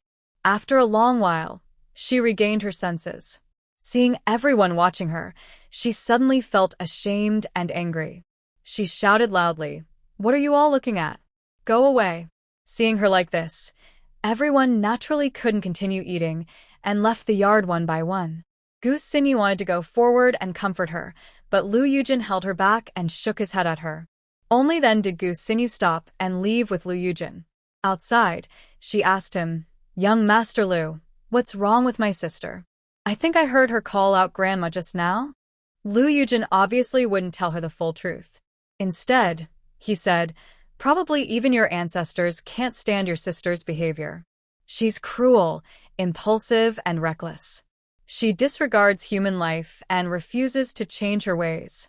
If she keeps acting like this, she'll end up hurting herself." Gu Xinyu was stunned for a moment and then asked him, "Are there really ghosts and spirits in this world? Why couldn't we see them just now, but my sister could?" "That's because your sister did something wrong, and spirits are punishing her. They have strong powers.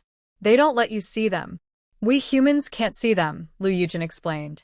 Gu Xinyu understood a little and nodded. Then she looked a bit sad and said, "Don't laugh at me when I say this. Our sisterhood is really different from others, like we're enemies from a past life.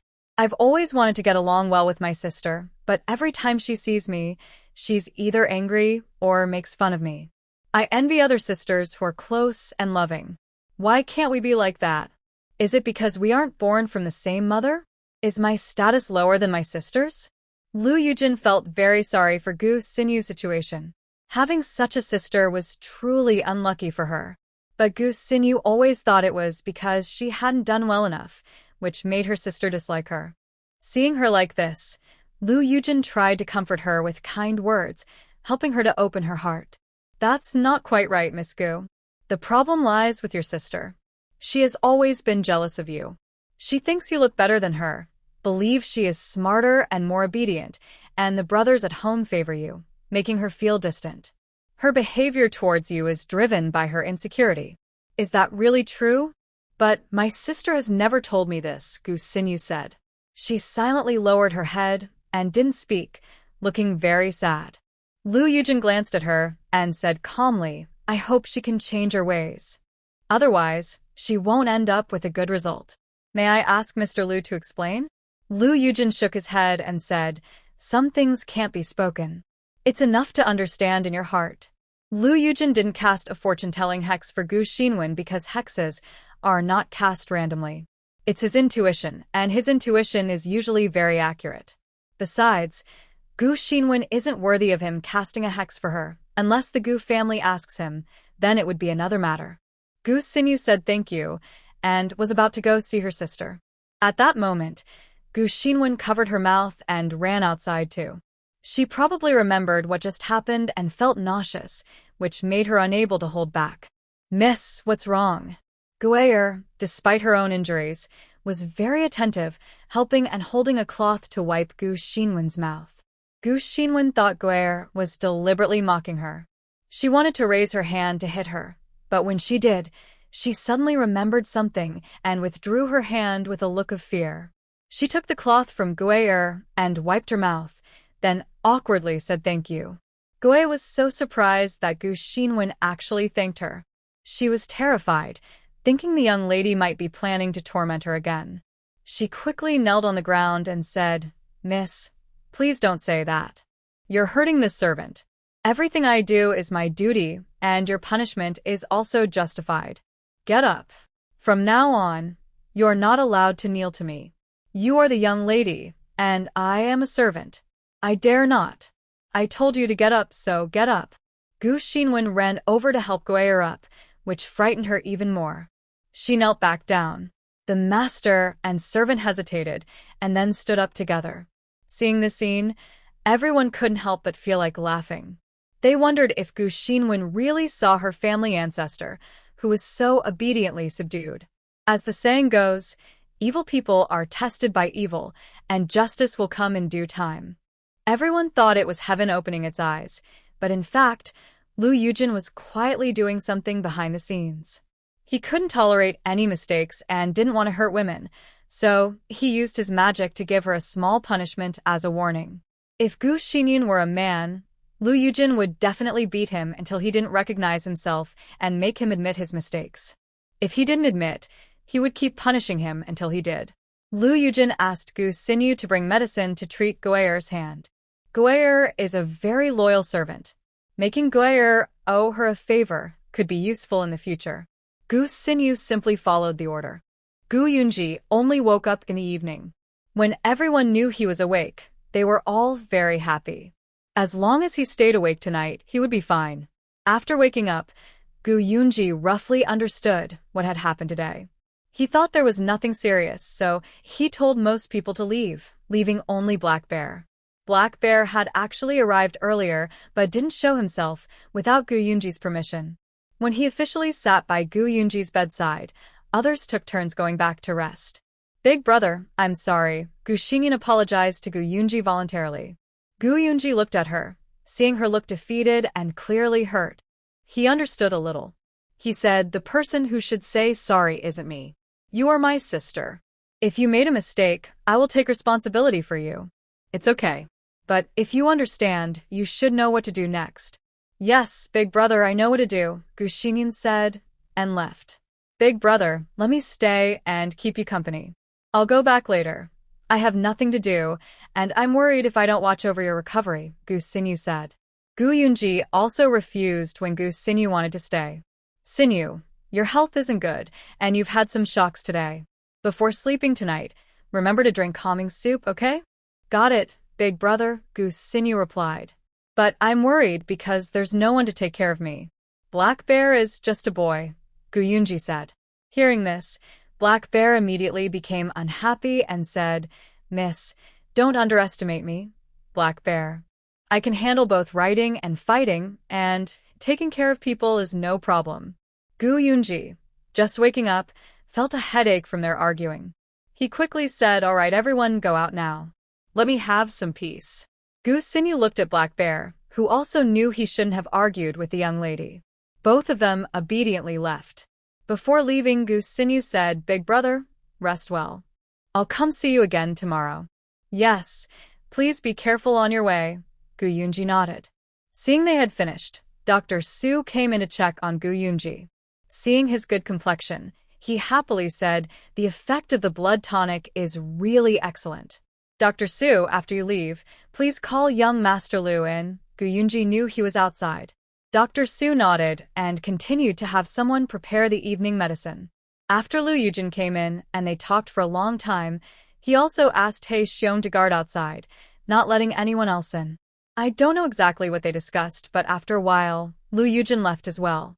Because Gu Yunji had given orders, no one else was allowed in unless it was important. No one else could come here afterward. Gu Yunji closed his eyes and rested for a while. When he did, a faint golden light appeared around him. Within the light, there was a man who looked exactly like him, sitting and helping him heal. But after a moment, the golden shadow suddenly disappeared because someone was approaching. Gu Yunji opened his eyes and looked out the window but said nothing. The shadow stayed for a moment and then quietly left. Gu Yunji recognized who it was because he smelled a familiar scent, light, with a hint of a woman's gentle fragrance. A smile appeared at the corner of his lips. That girl. Meanwhile, Tang Xija raised his wine glass and said to Tang Wanwan and Tang Sirui, Awan, little sister, let's all raise our glasses to celebrate young Master Gu surviving. Cheers. Tang Wanwan saw him acting so nervously and rushing into the prison to invite her to drink. She thought he was really strange. She quickly urged her brothers to leave.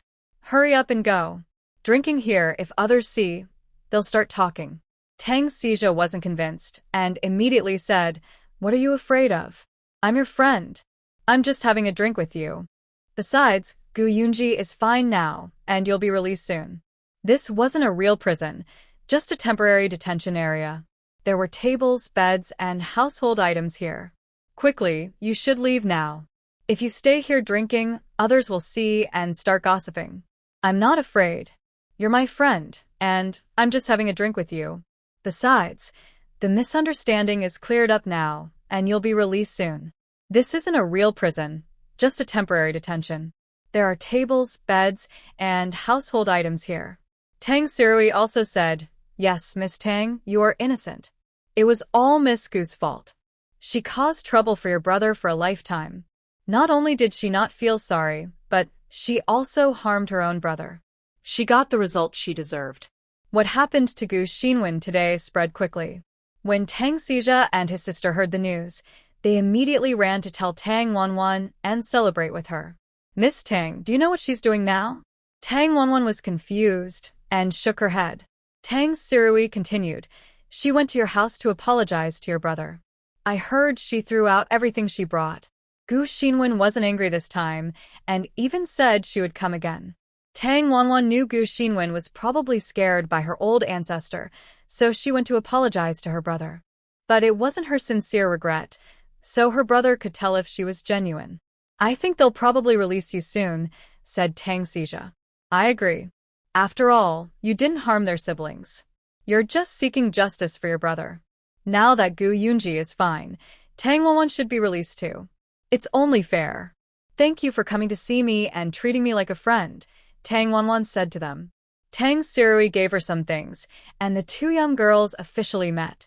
Tang Sirui is quite high-ranking among the younger generation of the Tang family, but she doesn't get along well with Tang Sitian, so she feels a bit isolated among the sisters. Now she has met Tang Wanwan and feels they get along well, so they naturally become closer. No need to be so polite. There's no need to act distant. Cheers. Tang Xija raised his cup, and the three clinked glasses again. Tang Wanwan has a good alcohol tolerance, known as able to drink 1,000 cups without falling. Otherwise, how could she go out to socialize? This little wine is just a small appetizer, not really alcohol. It's quite bland and not very tasty. Tang Wanwan misses her osmanthus brew and passion fruit wine.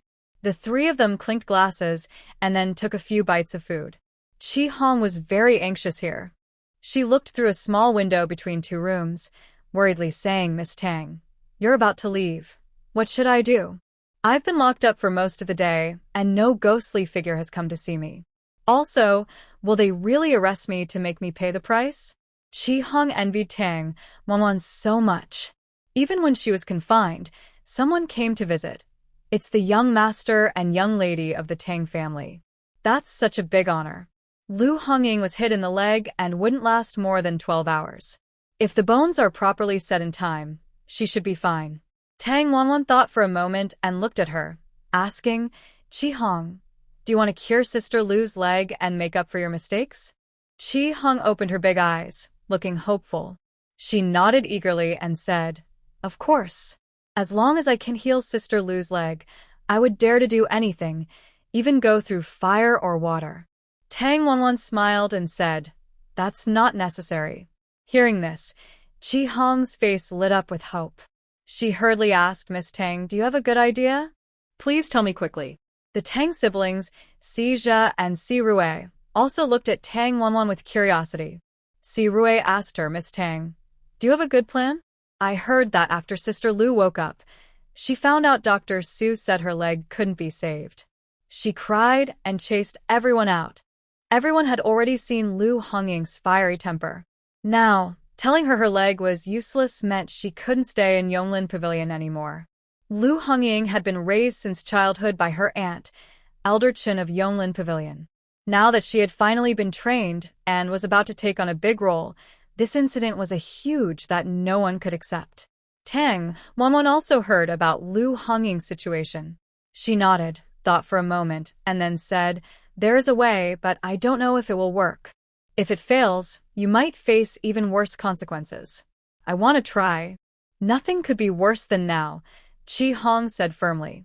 "If Sister Lu's leg can't get better in her lifetime, then I will be a sinner forever. I'm the one who's at fault for her," she added. Originally, Chi Hong's future looked bright. As long as she won first place or was among the top 3 in her next competition, she could officially become a member of Yonglin Pavilion. When this happened, it meant the future of 2 people from Yonglin Pavilion was ruined. It is not easy to train someone, and these 2 girls are quite clever. If they get into trouble, it's also a loss for Yonglin Pavilion. I must say, Su Anya is more ruthless. Because of Tang Xiao's matter, she resents Gu Yunji but dares not confront him directly. Instead, she took this chance to harm his subordinates. Seeing that her plan was certain, Tang Wanwan possessed Chi Hong and whispered a few words in her ear. Chi Hong was immediately frightened. Her delicate face showed surprise, her eyes widened in shock, and she took a few steps back out of instinct. Her chest rose and fell slightly, showing her inner struggle. After a moment, she weakly asked, "Miss Tang, is this method okay? What if it doesn't work?" Tang Wanwan could see Chi Hong's hesitation and said to her, "Anyway, Dr. Su has already announced that Sister Lu's leg is beyond saving. If it can't be cured, it will stay as it is. But if it is cured, we will have a new method for similar illnesses in the future. You give me some time to think," Chi Hong said, feeling a bit uncertain again. After all, what Tang Wanwan said challenged her understanding. Tang Wanwan nodded, giving her time to consider. Actually, she had thought about this matter for a long time. Lu Hongying's leg was recently injured, and normally, the chances of recovery after surgery could reach over 80%. Dr. Su didn't dare to operate because the pain from the surgery could be so intense that it might be life-threatening. Plus, he had never performed this kind of surgery before, so he simply gave up. Tang Wanwan was different. She came from the modern world, having seen many successful cases. Although she wasn't a doctor, she had a special golden finger that constantly provided her with hints and information. It was strange, almost as if it was meant to help her answer questions or guide her to do something great. Lu Hongying needed help, and her brother's leg also needed treatment. Whether she selfishly sought to try medicine on Lu Hongying for her brother's sake or not, she was willing to be the first to try. After all, someone has to be the first to take the risk, right? If so, she decided to do it. Tang Wanwan was preparing to test her formula for anesthesia, called Ma Fei San. She had collected the necessary herbs twice, gathering most of them. There were also 2 poppy leaves at home, which could be useful. The poppies she planted had already grown quite a bit and, under her careful care, were thriving. In a few days, they would be about as tall as chopsticks. If Lu Hongying's leg can be healed, then there is an 80% chance that my brother's leg can also be cured. All right, Miss Tang, I believe in you.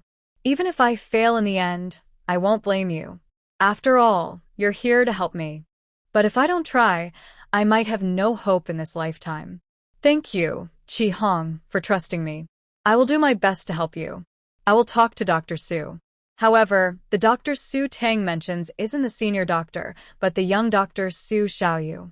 She knows that Su Xiaoyu was ordered to deliver ginseng, and she must still be at Gu Yunji's place.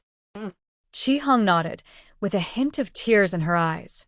When you're at your most helpless and in need of help, someone reaching out to you, even just a straw, deserves to be cherished. Let me out. I have something important to see the clan leader.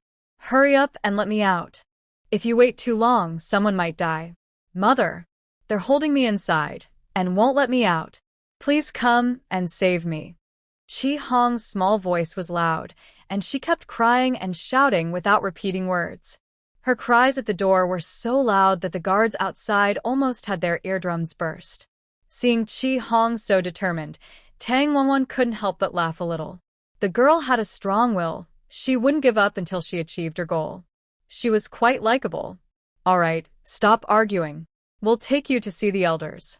If you keep shouting, we'll seal your mouth. Please let me out. I won't make any more noise. After saying that, Chi Hong quickly signaled to Tang Wanwan, Miss Tang, once I get out, I will definitely help you too. Just wait and see. When Chi Hong was about to leave, she told her to bring Su Xiaoyu to see her if she couldn't persuade Dr. Su. Tang Wanwan didn't understand her meaning at first, but then nodded and said, All right, I understand. Miss Tang, you must wait for me. After Chi Hong left, Tang Wanwan looked at Tang Xijia and his sister and said, You two should go now. Tang Xijia, I want you to help me with something. Awan, what do you want me to do? Tang Sui Rui knew they had something to discuss, so she waited outside. A little while later, Tang Xijia and Tang Sui Rui left. Tang Wanwan sat back and thought carefully about what she needed to do next. After Tang Xijia left, she saw someone quietly leave from outside and quickly enter the house of the eldest Tang family leader. After the person entered, they only heard someone inside ask, Did you see clearly? Yes, I saw it clearly. It's indeed that young girl who seduced the young master of the Tang family. Shameless and wicked, just like her mother, using flirtatious tricks to attract men. Ugh. The voice sounded like Mrs. Wang. All right, let's go see the old lady now. Yes, replied a man's voice. As Tang Wanwan expected, old Dr. Su didn't dare to try, and she didn't believe what Chi Hong said. She thought it was just children's foolishness. Besides, Chi Hong's leg was badly injured, with broken bones, and there was no way except amputation. In ancient times, amputation was very cruel. They would tie the person's limbs with ropes, then cut off the damaged parts with a knife. They would sprinkle hemostatic powder or apply ointments on the wound. If the family was poor and couldn't afford medicine, they would just sprinkle some ash from plants and trees on the wound. People with strong luck could survive. Using ash to stop bleeding and treat wounds was a simple rural method. It's said that in the past, children from poor families were sometimes sent to the palace to work so the family could survive, and they would receive a large sum of money. When they were castrated, they used this ash sprinkling method. Those who survived would become successful. Those who didn't would die. Ash from plants and trees is actually a kind of traditional medicine. It absorbs water quickly and has disinfectant properties. If the household utensils or kitchenware are greasy, sprinkling some ash on them, waiting a moment, then wiping gently with a cloth can also remove dirt very well. Qi Hong brought Xiao Yu and Gu Mingyuan along. Gu Mingyuan, who was quite lively, was very concerned when he saw Tang Wanwan and scolded Gu Xinwen harshly. Gu Xinwen was only able to be scolded freely by her second brother. Gu Yunji was still a layer apart from her, and Gu Xinwen was even farther from Gu Xinwen. Awan, to make it short, what do you really mean? Qi Hong talked for a long time, but I didn't understand. My father said he's too old to perform such surgery, so he asked me to come ask you. Perhaps after Qi Hong left, he relayed everything Tang Wanwan said, and Xiao Yu, who had brought ginseng, came along to ask Tang Wanwan directly. It's like this. I've learned about a new medicinal herb that can make surgery painless. This way, doctors can work more confidently to treat patients' illnesses. Liujia's sister's leg was injured by a heavy object. If treated properly, the bones can be reconnected, and with medication, there is a high chance the leg will recover. How confident are you? Are you sure I can do it well? Su Xiaoyu looked a bit excited. He had been involved in this field since he was young, with an excellent grandfather and father who kept him hidden away. He really wanted to show what he had learned. But his father always said he was too young and not mature enough, so he had to wait. Are you confident in yourself? This question caught Su Xiaoyu off guard. Gu Mingyuan saw him hesitate and became anxious. Brother, why are you so slow? If you can do it, just do it. If you can't, say so. No need to overthink. Tang Wanwan shook her head at Gu Mingyuan, signaling him not to disturb Su Xiaoyu's thoughts and let him think carefully. Awan, this is a major surgery. I've never done it before. All right, I'll put it another way. How confident are you in your bone-setting skills? You've probably set bones for animals before, right? Of course, Su Xiaoyu replied. He had fixed bones for many dogs and rabbits at home, but he had never touched a human. Do you fully understand the bone-setting technique and the necessary medicines? Yes, Su Xiaoyu nodded firmly. After hearing this, Tang Wanwan confidently told Su Xiaoyu, then there's no problem. Just remember my words. Treat it like fixing a cat or dog's bones at home. Just be more careful and precise when doing surgery on a person. I understand, Su Xiaoyu nodded. The calm expression on his face disappeared, replaced by a more serious and steady look. From his eyes, Tang Wanwan saw how much he valued this. Awan, do you know exactly what medicine you're talking about? Is there really a drug that makes people not feel pain? Tang Wanwan nodded and answered firmly. It's called anesthesia. After taking it, a person will lose all sensation for about an hour. Once the drug wears off, they will slowly wake up.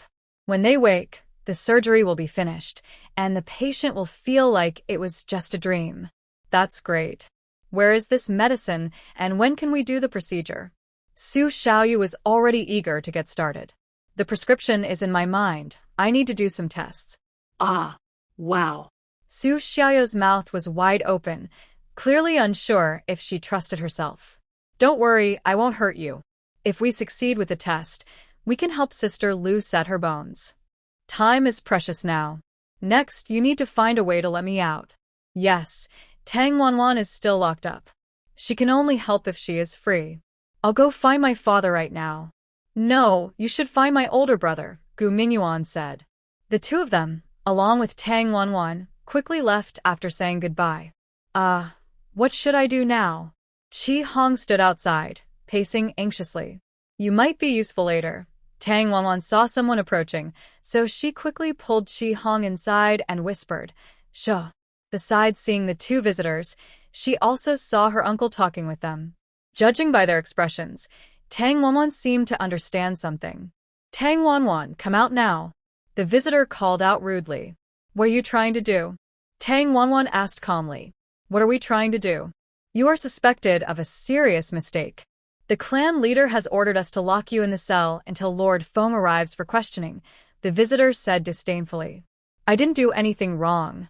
I am innocent, Tang Wanwan said with a mix of helplessness and fear. Whether you're guilty or not, we'll see when you face the county magistrate. Come on, let's go now. Tang Wanwan blew out the lamp inside, plunging the room into darkness. Only a faint light remained near the window. When the visitor tried to pull her, she slipped inside the room. Can my older brother help me? I just want to fix my hair and tidy my clothes, she begged. Please, I have a good relationship with your young master. If I just say a few words to him. Before she finished, the visitor impatiently waved his hand and said, Hurry up. Women are such trouble. The two men, looking at the money bag in their hands, showed a faint smile. Seeing the visitors leave, Tang Wanwan quickly whispered a few words to Chi Hong in the corner. Chi Hong nodded, and they both moved into action. Soon after, the two men took away the crying Tang Wanwan, her head bowed. After they left, a nimble figure slipped out quietly from here. She suddenly transformed into a different Chi Hong, taller and more slender. To avoid being recognized, Tang Wanwan deliberately styled her hair like Chi Hong usually did, tying 2 small bunches on each side, with the rest of her hair flowing down. This hairstyle suited her well. Tang Wanwan has a classic oval face, with small features. With this hairstyle, she looked delicate and petite, with a playful and cute charm. Usually, she tried to look older than her real age by pinning her hair up, which made her seem more mature. Realizing something was wrong, Tang Wanwan changed her clothes with Chi Hong. The head of the Tang family had sent people to keep her captive, just to torment and scare her. Even if Lord Feng was coming to pick someone up, it would only be tomorrow. She only needed to use tonight's precious time. Su Xiaoyu and Gu Mingyuan would definitely return empty-handed today. The old fox, Lord Tang, wouldn't care about her life when it came to profit. Once she was captured, he wouldn't release her immediately. After slipping out of the Tang family shrine, Tang Wanwan went to see Gu Yunji, who was recovering from his injury. She looked through the window for a long time, but didn't have the courage to go inside and see him, so she turned and left. She still had important things to do. Once she finished, she would come back to see him. She was afraid others might recognize her, so she deliberately styled her hair like Chi Hong's usual look, tying 2 small bunches on each side, with her hair flowing down the back. This hairstyle suited her quite well. Tang Wanwan has a typical oval face, with small features. This style made her look delicate, petite, and a bit playful and cute. She usually tried to appear older than her actual age by pinning her hair up, which made her look more mature. Big brother Lu. Tang Wanwan later went to Lu's house. Lu Yujin was sitting there meditating, not wanting to hear anyone calling him. His master told him that in a few days, he would be sent on an important task. His identity might become more than just young Master Lu. So, he needed to train harder now. Upon hearing the sound, he immediately opened his eyes, recognizing Tang Wanwan. He got up and opened the door. Now, he was the only one left here. He was about to leave, and so was Aunt Qing. At first, Aunt Qing refused to go, but later Lu Yujin became angry and said he would stay at the academy to focus on his studies, which made her feel at ease. She thought that it would be good for the brat to leave the Tang family girl behind. Unbeknownst to her, Lu Yujin had already spoken with the head of Penglai Academy, saying he needed to handle some personal matters in the coming days. Because it was inconvenient, he asked for the head's cooperation to cover his plans. The head of the academy thought highly of Lu Yujin's potential. Since the Lu family was not an ordinary family and he had a good relationship with them, helping him was no problem, so he agreed. Lu Yujin, however, did not realize that the head had already noticed that he was not an ordinary person because his handwriting was different from others. Awan, you're out? Seeing Tang Wanwan, Lu Yujin was not surprised. He had thought Gu Yunji would keep his promise and let Tang Wanwan go so quickly. But when Lu Yujin took the first step, he gently embraced Tang Wanwan. Tang Wanwan was a bit surprised and was suddenly held in a warm embrace. The scent of a woman filled his nose, and Lu Yujin's heart fluttered. Blushing, he released her. Sorry, I got too excited. It's okay. Don't do that again, Tang Wanwan said, her face also red. She had never been hugged like this before, and her cheeks felt hot. Calming herself, Tang Wanwan explained her purpose for coming. Big brother Lu, I need your help with something. Help with what? You look out of breath. Did they let you out? Then Tang Wanwan explained how they wanted to imprison her in the dungeon and hand her over to the authorities, and she told Lu Yujin her real reason for coming. Lu Yujin listened and nodded. I understand. I will send someone to protect her. But with your current condition, I'm worried someone might harm you. Tang Wanwan knew this too, but she had to do it. Otherwise, Lu Hongying's leg would be ruined. If she didn't handle it quickly today, it would become more troublesome later, and her leg would worsen. Big brother Lu, you thought of that too? Seeing that Tang Wanwan understood perfectly, Lu Yujin nodded. Actually, I wanted to talk to you about this during the day. Tang Wanwan looked at him and said, Don't worry, they won't succeed. Lu Yujin didn't understand, but he still advised, if you need help, just tell me. I'll be here for a few more days. Thank you, brother Lu. You're welcome. After they parted, both went to handle their own affairs.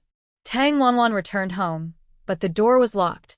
She found a way to open it, but surprisingly, her brother Tang Wei wasn't there either.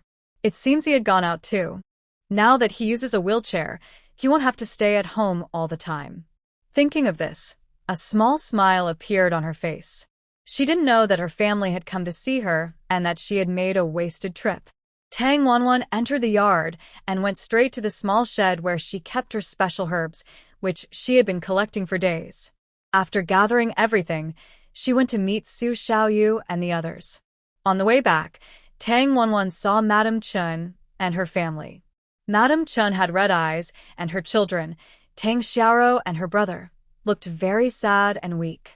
They were pushing Tang Wei along the road, and some people were pointing at them. Tang Wanwan approached closer and overheard their conversation. They had come to see her, but were turned away. She thought to herself, good, they were refused. If they had really come to visit me in jail, it would have exposed everything. She quickly hid to the side, so they wouldn't see her and cause more trouble. Just as she was about to leave, she saw Aunt Xiao Wang and her daughter Tang Danny coming. They were carrying things and met Madame Chun and her family. Tang Danny had become even chubbier. She was only in her teens, but her chest was already quite large, pushing her clothes up high. However, she was only growing sideways, not taller. She looked like a dough that had been left to ferment, with small, squinty eyes and a face that looked like a big pancake. Quite unappealing. Tang Danny was the daughter that Aunt Xiao Wang had sought out when she was nearly 30.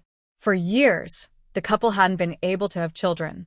They heard that the goddess in the Guanyin temple was very powerful, so they went there almost every day to pray. After about a month and a half, in the third month, Aunt Xiao Wang's belly finally moved. They were overjoyed, and when Danny was born, she was loved dearly by her parents. Although she was born into a farming family, she was well cared for. Her situation was very different from Tang Wanwan and her siblings, like night and day. Now that she was grown, she looked more like a boy, dark and chubby. Looking at Tang Wanwan and her siblings, each one more handsome than the last, except they are a bit thin.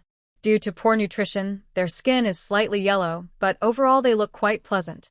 This also causes Aunt Tangda and I to often come to pick fights with them, venting her frustration. Over time, bullying has become a habit. Tang Xiaoyi, stop right there. Are you the one who scared me a few days ago? Tangda and I stepped forward, trying to grab Tang Xiaoyi. Tang Xiaoyi instinctively wanted to run away, but since he had learned martial arts and was eager to test his skills, he stood his ground and said to her, it wasn't me. Don't talk nonsense. Seeing Tang Xiaoyi look at her with a proud expression, Aunt Tangda and I became furious and energized. Still talking back. Wasn't it you who led me into the woods? You scared me and made me the target of teasing. Today, you have to explain yourself. She reached out to grab Tang Xiaoyi's arm. She was used to bullying him, and this was a habitual move. Usually, Tang Xiaoyi would run away, but she would catch him quickly, like a little chick. Sometimes, she would pin him to the ground and ride on him like a horse with the village children. Tang Xiaoyi would cry, but still follow her commands. Now, these old and new grudges flooded his mind. His eyes darkened, and he swiftly dodged her grasp, twisting his body around her to avoid her claws. Then he reached forward, grabbing her arm and twisting her back, locking her hand in place. Aunt Tangda and I reacted fiercely, shouting loudly, "Tang Xiaoyi, are you tired of living? How dare you hit me? Let me go." Tang Xiaoyi felt confident after successfully catching her. He thought to himself that Brother Lu was right. If he practiced diligently, his skills would improve day by day. Today, he used Aunt Tangda and I as an experiment, and the effect was surprisingly good. He used to see her as a dangerous snake or fierce beast, so he was terrified of her and wanted to run away whenever he saw her. But now, he was no longer afraid. The last time in the woods was the first. This time, he could face her directly. "Dan, I tell you from today on, don't think about bullying me anymore. You have to promise me before I let go." Seeing this, little Wang immediately stepped forward to help her daughter, but Tang Wei stopped her and said, "Aunt, this is just a matter between the children. We adults shouldn't interfere." At this moment, Miss Xiao Wang finally noticed Tang Wei sitting in the wheelchair. "Oh dear, who is that? Tang Wei, when did you come out? I thought you, being lame, wouldn't go out again." Madam Chen quickly stepped forward and said to Miss Xiao Wang, "Second sister, what are you saying? Ah Wei finally got a chance to come out. Can't you say something nice?" Tang Wei was used to their cold teasing. Today, when he met her, if she spoke kindly or showed concern, he wouldn't be used to it. He simply smiled faintly and said, "Second aunt, I don't fear ghosts knocking on the door if I haven't done anything wrong. From now on, I will go out for a walk every day. Maybe we'll even meet often." Miss Xiao Wang didn't understand what Tang Wei meant and looked at him, asking, "What do you mean by that? Stop and explain clearly." By then, Tang Wei had already turned his wheelchair and was heading back. "What did second aunt do?" You know very well. "Do I need to say it out loud?" Hey, stop right there. "Mother, come save me." Tang Danny cried with tears, feeling very wronged inside. Seeing her like this, her mother still didn't come to help, and she didn't want to waste words on her older brother. Tang Xiaoyi saw her brother leave and released Tang Danny, then pointed at her and said, "Stay away from me from now on, remember that." After saying this, she quickly kicked a small stone. The stone shot out swiftly and hit a tree trunk, startling the bird on the branch to fly away. Tang Danny was stunned. Tang Xiao, however, was happily jumping up and down, saying, "Little brother, you're so great. You're getting better and better at aiming." "Really? When I get back, I'll teach you." "Okay." Tang Xiaoyi held his sister's hand confidently and strode past Tang Danny. Surprisingly, this mother and daughter didn't fight back as they usually did. Seeing this, Tang Wanwan quietly walked away. She knew that Xiaoyi and Xiaoro were growing up and becoming more sensible. They understood a lot. It seemed her brother was also starting to change. That's really good. She realized that as long as she became stronger, others wouldn't dare to bully her. So, fists are the real power. Of course, there needs to be a method. Nothing should be done recklessly. Go, brother. Go, Xiaoro. Go, Xiaoyi. And I will too. Tang Wanwan then turned around and went to find Su Xiaoyu and the others. Seeing Tang Wanwan suddenly appear, Su Xiaoyu and Gu Mingyuan were both surprised and happy. They quickly gathered around her. "Awan, what's going on?" they asked. They had just come out feeling very discouraged because they hadn't succeeded, and they also heard that Tang Wanwan had been thrown into the dungeon. Dr. Su said he also wanted to help Tang Wanwan come out, but he couldn't do anything. Gu Yunji said that Tang Wanwan was from Tongjia village, and he wouldn't interfere with how they arranged things. To their surprise, when they looked up, they saw Tang Wanwan standing there, smiling at them confidently. "Sure. Let's go to Sister Lu's place," she said. The two of them immediately brightened up and protected Tang Wanwan in the middle, saying, "Let's go." This time, Tang Xija was quite efficient. When they arrived at the yard where Lu Hongying was recovering, he was already there. "Awan, look, do you want this kind of stone?" he asked. Tang Wanwan wanted a type of raw gypsum stone, which is usually sold by construction material sellers. However, some people often confuse this with quicklime limestone. Tang Xija personally went to the town to buy it and actually bought a bag. "Let me see," Tang Wanwan said. She looked at the stones, pinched a small piece, and smelled it near her nose. Confirming the smell was right, she said, "Boil these stones in hot water until they become thick, then put them there." "Okay, I'll have them do that," he replied. "By the way, how much does it cost in total?" she asked. Tang Xizha waved his hand and said, "What money? I happen to know the shop owner. When they saw I wanted it, they just gave it to me." "No, that won't do. A price is a price. It should be exactly what it costs," she insisted. Gu Mingyuan immediately pulled Tang Wanwan aside. "Awan, if this money is to be paid, I will pay." "It's not your turn," he said. Then he handed Tang Xizha a small pouch, which looked to contain about 2 taels of silver. Tang Xizha refused to take it, so she finally threw the pouch to Tang Wanwan. Tang Wanwan also refused, and the other two quickly stepped back. Seeing that the pouch had nowhere to go, Tang Wanwan directly handed it to Su Xiaoyu. "You often help children who can't afford medical treatment, right? Consider this a good deed." Su Xiaoyu took the pouch, feeling both amused and helpless. "What kind of thing is this?" The next part became more serious. Tang Wanwan told Tang Xizha and Gu Mingyuan to wait outside and not let anyone disturb them without permission. They were going to do an experiment, testing the formula for anesthetic powder. It's unclear how many times it will take. Tang Wanwan can only try repeatedly, relying on luck. Fortunately, she's not completely in the dark. Her special talent has given her hints about the formula for Mafe powder. Now, she needs to do more tests to make sure it's safe before giving it to Lu Hongying. Even with hints, they still have to figure out the exact amounts and ratios themselves. An hour later, both Tang Wanwan and Su Xiaoyu are exhausted, having used up half of the herbs. They asked Tang Xizha to bring over a few chickens for testing. After eating the medicine, the chickens couldn't move. One chicken didn't last long and died quickly after struggling. Tang Wanwan and Su Xiaoyu looked at each other with a bitter smile. Probably the dosage was too strong. They adjusted the amounts little by little and tested again. The last chicken took over half an hour to wake up, then clucked happily and jumped around lively. "Keep going, reduce the amounts here, and here," they instructed. "Add a bit more of the calamus and saffron, then try again," they said after a while. When the medicine was ready, Su Xiaoyu prepared to test it on a stray dog they caught.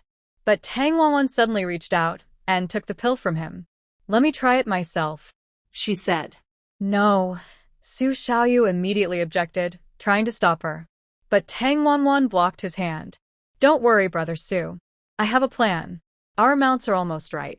We only see that the chickens are unaffected, but we don't know if they can feel pain or not. We only know they're numb.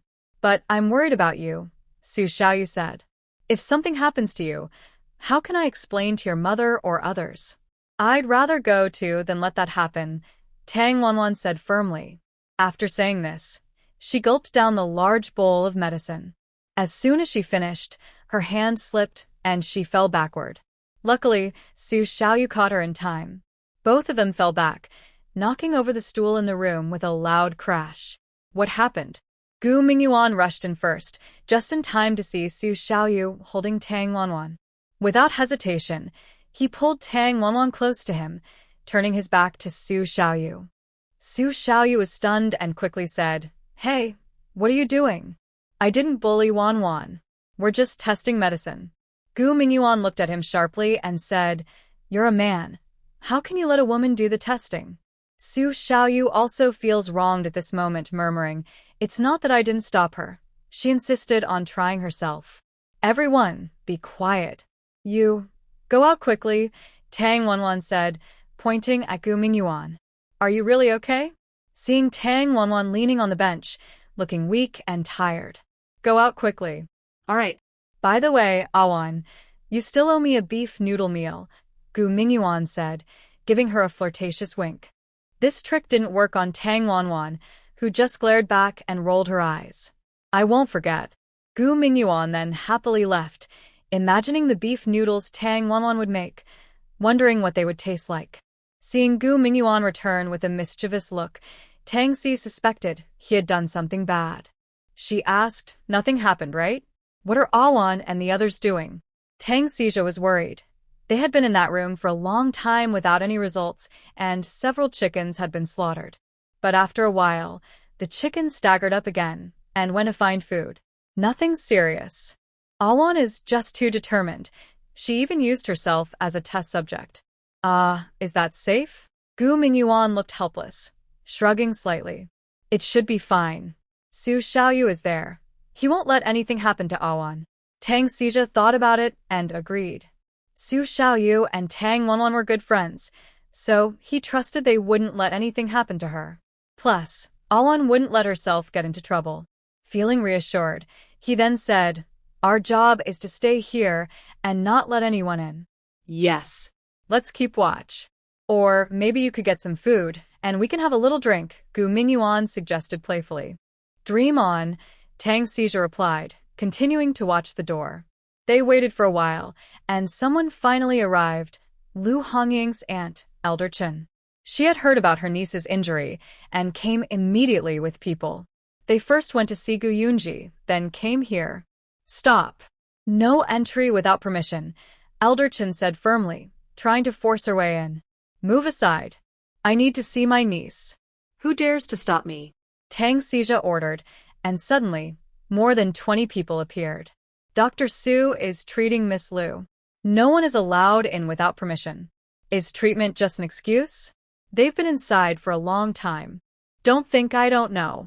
Stop the nonsense. If I say no entry, then no entry. Listen, I'll say it again, step aside. If something happens to my niece, can you bear that responsibility? Can I join in? Elder Chen? At this moment, Zhuo Changfeng arrived with his people. As soon as he appeared, Elder Chen's men seemed insignificant. Zhuo boss, do you also want to get involved in today's matter? The two knew each other, which shows they often had dealings. Zhuo Changfeng's 9 Dragons gang manages river transport, escorts goods, and acts as guards. They are involved in many things in the martial world, so they have many friends and acquaintances. I'm not here to interfere, but to follow the doctor's orders. Dr. Su and his team are trying to treat Miss Lu. Besides causing trouble, what else can you do after you come in? You. Elder Chen's face turned slightly red with anger, but Zhuo Changfeng was right. All right, we'll wait here and see when they come out. Zhuo Changfeng smiled and waved his hand. Immediately, some people brought over a few tables and soon, 2 full tables of food and drinks were set up. Come on. Everyone's hungry. Let's eat while we wait. Elder Chen refused to sit because he thought the men were dirty. Tang Xija and Gu Mingyuan sat down, along with a few deputies from the 9 Dragons gang, and they started drinking together. Fortunately, this place was a bit away from the small courtyard, so it didn't cause much disturbance.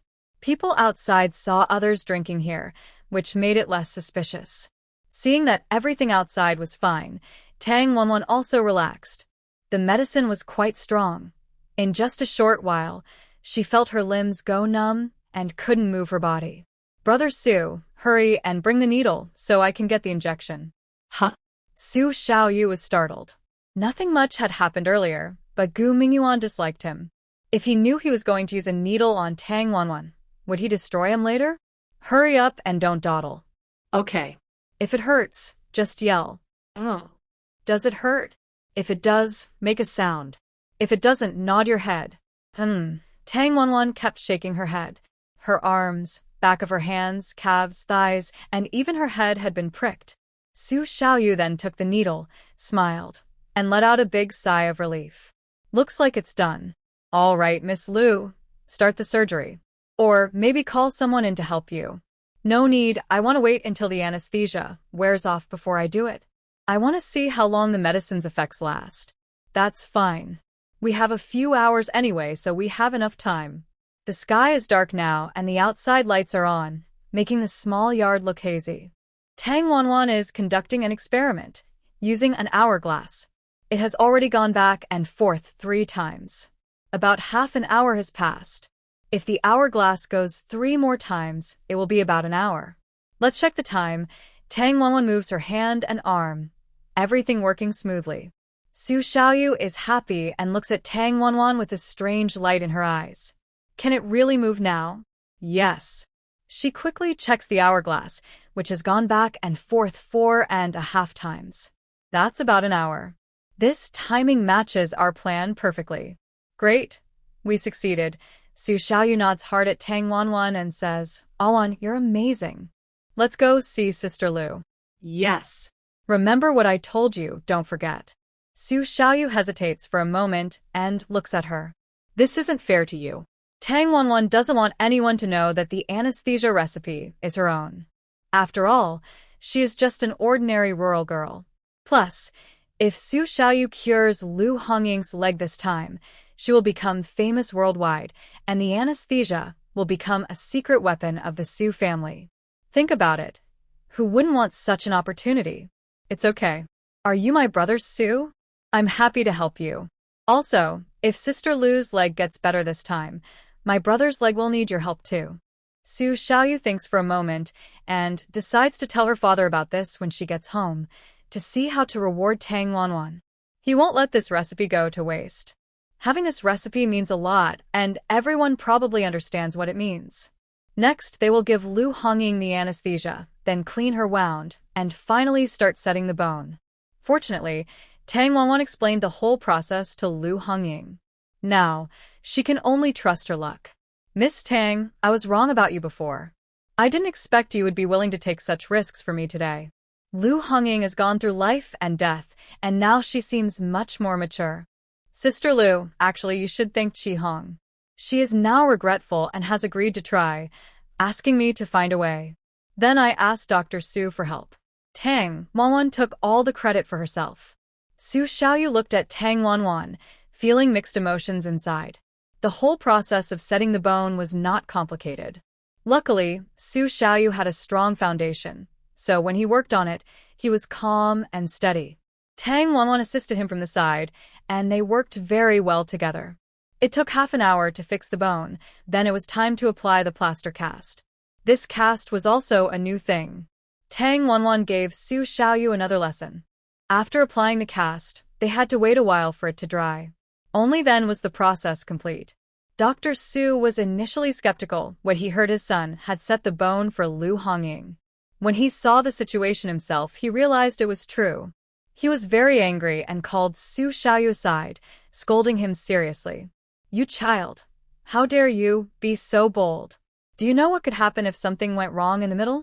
This Miss Lu is from Yonglin Pavilion. If something happens, Dad.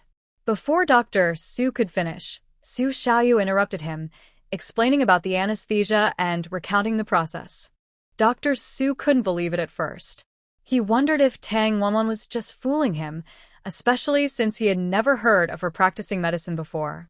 Besides, if others had such a recipe, why would they easily share it? Dad, I won't let you say bad things about Awan.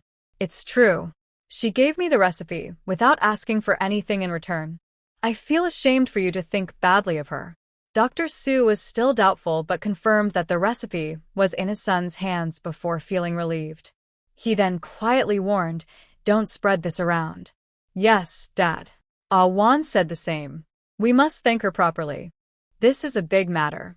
Su Xiaoyu was very happy to hear this. Dad, Elder Qin just gave me 50 taels as a thank you gift.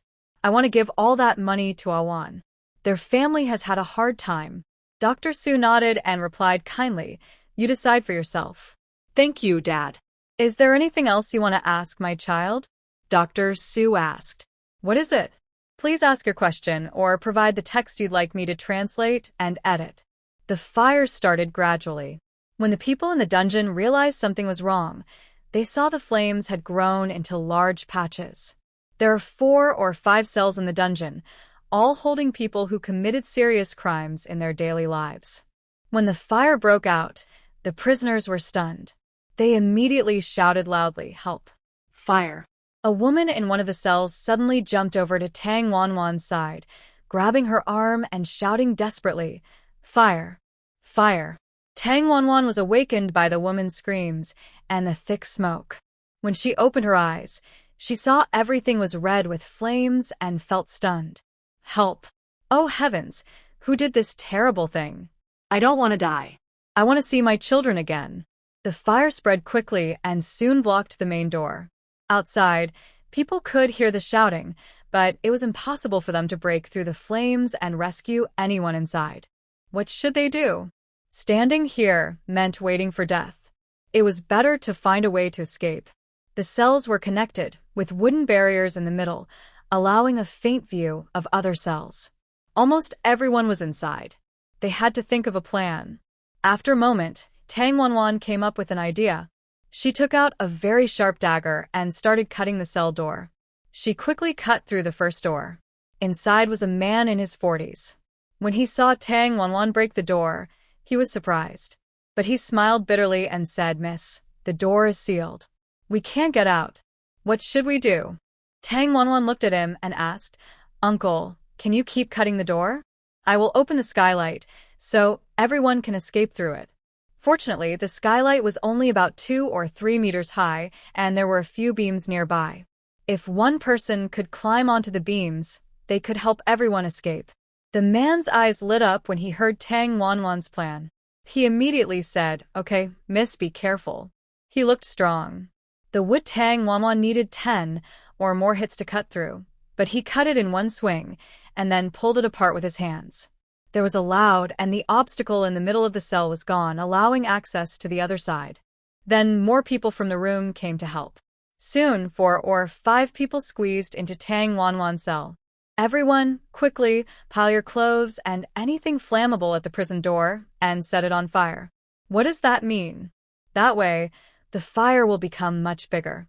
Everyone was confused and looked at Tang Wanwan. The crazy person saw so many people and was scared, hiding in the corner of the room. Tang Wanwan was about to open the skylight.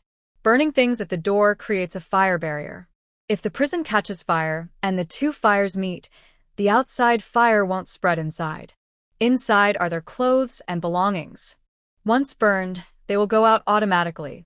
Just do as I say. I will explain everything when I come out.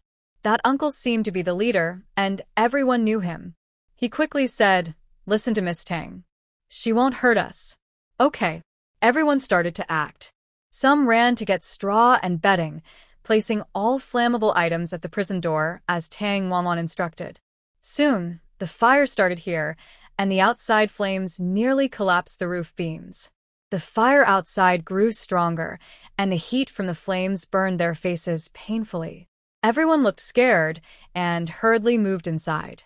If they waited any longer, the fire might catch here too. "Hurry, everyone come up, one person at a time." Tang Wanwan had already pried open the skylight. Cold wind blew in, and stars twinkled in the sky, watching silently. 6 people came out, but one crazy person refused to leave. The other 4 who escaped were both happy and scared, crying with excitement. The fire burned below, but they stood safely on the roof. One person supported another, crying and laughing. If they had been a moment later, they might have been burned to ashes. "We're out." Great. We finally got out. An old man, nearly 60, with half-white, straw-like hair, was so excited he cried like a child. No one knew what mistake he had made, but at his age, he was still kept in the dungeon. Among these people, he was the weakest, slow to move, and everyone had to work hard to help him up. He said there were 2 meanings behind his words. One was that he had finally escaped death, and the other was that he had reached the outside and saw the sunlight again. If it hadn't been for today's accident, he might have died in the dark dungeon. Those who escaped stood on the roof, calling out to the firefighters below and begging for help. When the rescuers saw them, they were very happy and quickly said, "They're alive," on the roof. Grab the bamboo ladder and prepare to rescue them. "Miss Tang, let's go." The uncle saw Tang Wanwan still wanted to go down and shouted, "No, there is still someone below. We need to save her," Tang Wanwan said about the crazy woman. Although she was mentally ill, she was still alive, and she couldn't just watch her burn alive. Seeing this, the others looked at each other. The uncle rolled up his sleeve and said, "I'll go down. You pull me up later." "Okay, be careful, big brother," the others nodded. "No, I should go down. I'm small, and this window is too narrow." Tang Wanwan quickly grabbed the uncle. "Take off your clothes outside and give them to me. We'll tie our clothes together to make a rope and then tie it around her waist." Tang Wanwan had already thought it through. If the woman resisted, she would knock her out, tie her with the clothes, and rescue her. Most of them were wearing 2 layers of clothes, an inner shirt and a thin outer jacket. The few people quickly took off their clothes. Following Tang Wanwan's instructions, they tied the sleeves together. Time was running out. Soon, the flames would swallow everything below. I'm going down. Hurry and follow me, Tang Wanwan said. Before anyone could speak, she jumped down directly. As soon as Tang Wanwan jumped, the people below had already climbed up. One person rushed up and saw her head, then dove right in. Awan. It was Lu Yujin. Without saying a word, he jumped down through the skylight. Hey, are you crazy? Seeing Lu Yujin jump down, everyone's hearts were in their throats. They didn't even know who he was. Was he not afraid of death? The firelight flickered all around. The nearby buildings began collapsing, and the situation was very dangerous. Others also came up one after another, rescuing each person. The uncle didn't leave. He insisted on staying to help Tang Wanwan and the others. After a while, Tang Wanwan was brought up, followed by Lu Yujin and then that woman. She was indeed knocked out, or she wouldn't have been so obedient. Quick, retreat. Fortunately, Lu Yujin arrived, or Tang Wanwan would have been burned by the smoke and fire below. After they went down from the roof, within a short time, everything turned into a sea of flames. The people rescued each had their own family members, all crying loudly. After the tears, they looked at the blazing fire with fear and worry. Tang Zhongqiu and his brothers organized the Tang family members to fight the fire. But the fire was too big. Water was useless. In the end, they could only watch as the fire swallowed all the houses. The fire burned until the next day before it was finally put out. It destroyed more than 10 houses, including a storage room holding important materials. When the head of the Tang family learned of this, he was very angry and ordered an immediate investigation. However, the incident happened at night. The 2 guards on duty were asleep and didn't see anyone enter. Others didn't know how to investigate, so the matter became difficult. The unlucky ones were the 2 guards, who were immediately arrested. Tang Zhongqiu ordered them to be kept in custody. They all knelt and begged for mercy. Senior Tang, please, give us another chance. We won't dare do it again. Seeing this, others also felt sorry and came forward to plead. Just let them go. They barely escaped the big fire today, which shows it might be fate. Yes, Elder Tang is kind. Let them go and reform. Tang Zhongqiu hesitated, but didn't agree right away. Instead, he said, You all are criminals of my Tang village. Letting you go now is too lenient. I will discuss this with the clan leader and other elders, and give you an answer tomorrow. After saying this, he looked at Tang Wanwan and said, As for you, little girl, come here. Take her away. The others saw that Tang Wanwan had made a great effort to save everyone. Not only was she not rewarded, but they wanted to imprison her. They immediately protested. What crime did Miss Tang commit? She saved everyone today. Can't you let her go? Yes, isn't that reasonable? Tang Wanwan also looked at Tang Zhongqiu and begged, I want to see the clan leader. Please, Elder Tang, help me. Tang Zhongqiu also holds the status of an elder in Tangjia village, so calling him that is not an overstatement. Want to see our clan leader? Ha, little girl, you really dare to think that. Tang Zhongqiu then said, Come, take them away immediately. The person trying to take Tang Wanwan away was about to do so, but was stopped by Lu Yujin. Old Tang, may I have a moment to speak with you? I think you'll be interested in what I have to say. Lu Yujin protected Tang Wanwan, keeping her close and preventing others from touching her. Seeing his stance, those people didn't dare to approach and just looked at Tang Zhongqiu, waiting for his signal. Go down first, Tang Zhongqiu gestured, and the others stepped back. Most of the crowd dispersed. What do you want to tell me? Tang Zhongqiu looked at Lu Yujin with a curious expression, as if he was trying to figure out what he was planning to say. When many people mentioned that Lu Yujin caused trouble and wanted to drive him out of Tangjia village, Tang Zhongqiu had previously checked his identity, but found nothing useful. Because of that, people suspected that his background was unusual. His father also told them not to make enemies with the Lu family unless necessary. Even if he was an outcast in the family, a skinny camel is still bigger than a horse. Who knows when he might rise in the family someday. Lu Yujin looked at Tang Wanwan and said, "Ah Wan, please wait here quietly for a moment, okay?" Tang Wanwan nodded. Seeing the house in front burning so badly, she couldn't help but wonder why the fire was so strange. It didn't burn earlier or later, but right after she entered, someone set it ablaze. When she came out, she saw the burned area outside. There was oil, probably poured deliberately. Otherwise, how could a normal house catch fire so easily and be impossible to put out? The fire also damaged about 10 other houses. Now, the entrances to Tongja village are blocked, and everyone is looking for the arsonist. The village is lit up with torches everywhere. After a while, Lu Yujin returned, supporting Tang Wanwan's arm. "Let's go. I'll take you home now," he said. Seeing how calm he was, as if he already knew he could persuade Tang Zhongqiu, she looked at him curiously and asked, "Brother Lu, what did you say to him earlier? How come he agreed to let me go so quickly?" Just moments ago, Tang Zhongqiu had spoken to her in a strange tone. "This change is so sudden." Lu Yujin looked at her face, which was darkened by smoke, and said with some concern, "You'll understand in a few days. You're still keeping it a secret for me?" "Humph." Tang Wanan looked at Lu Yujin, a bit stubborn. "It's really nothing. You don't know, it's for your own good. Just trust me." "Okay." Tang Wanan finally nodded.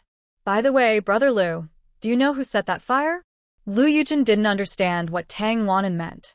She looked at him and said, "Want to see how we catch that person with your own eyes?"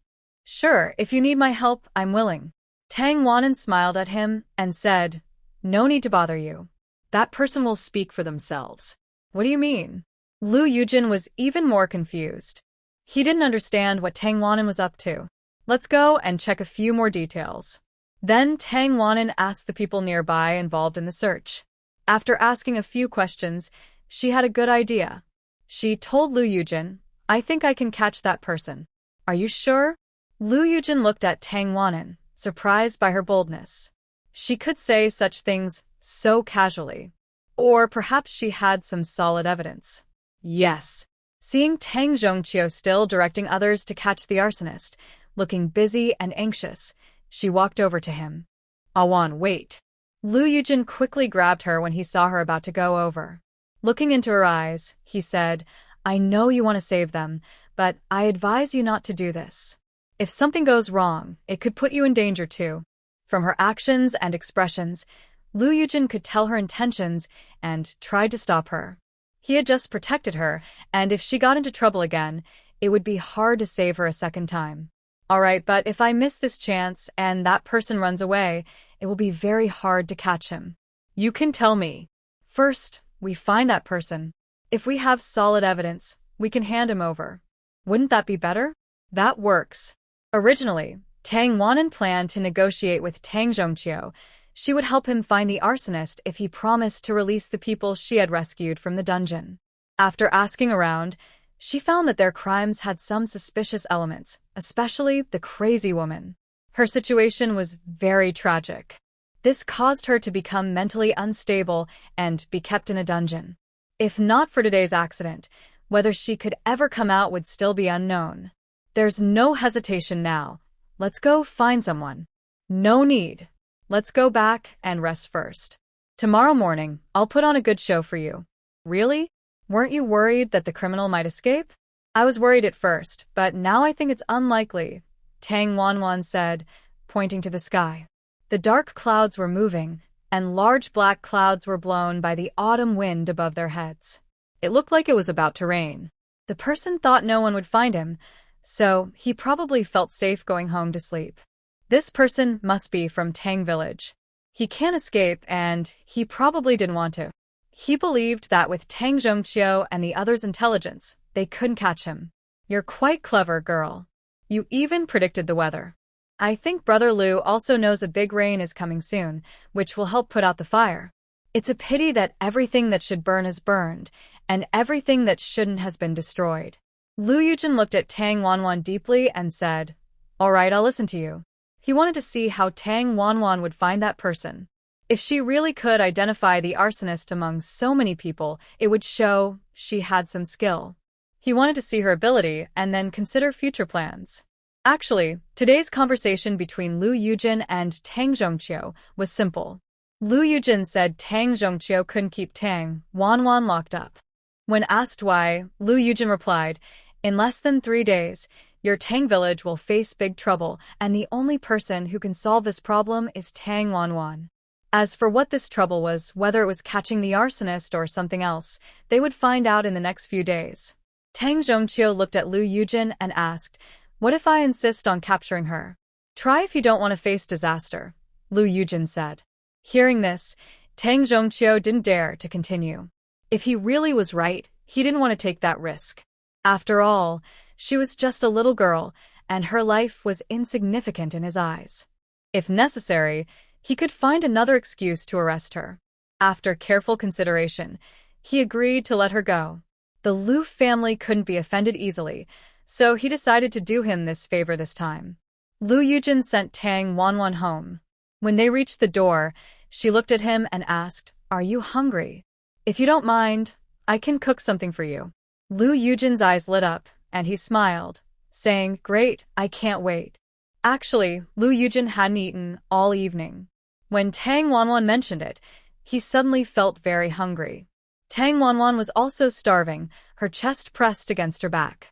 "Let's go see what food we have at home." She moved forward, and Lu Yujin instinctively took her hand. This time, she didn't pull away. The two looked at each other and smiled in the dark. Like thieves, they held hands quietly and groped their way to the small kitchen. They lit the oil lamp, and their vision became clearer. Tang Wanwan checked the remaining food. Besides a big bowl of fish soup, there wasn't much left. Probably because she was caught, Madam Chen didn't feel like cooking. Got it. "Let's have a small hot pot?" "What kind of hot pot?" "Just prepare the broth, then add various ingredients. When they're cooked, we can eat." "Sounds good."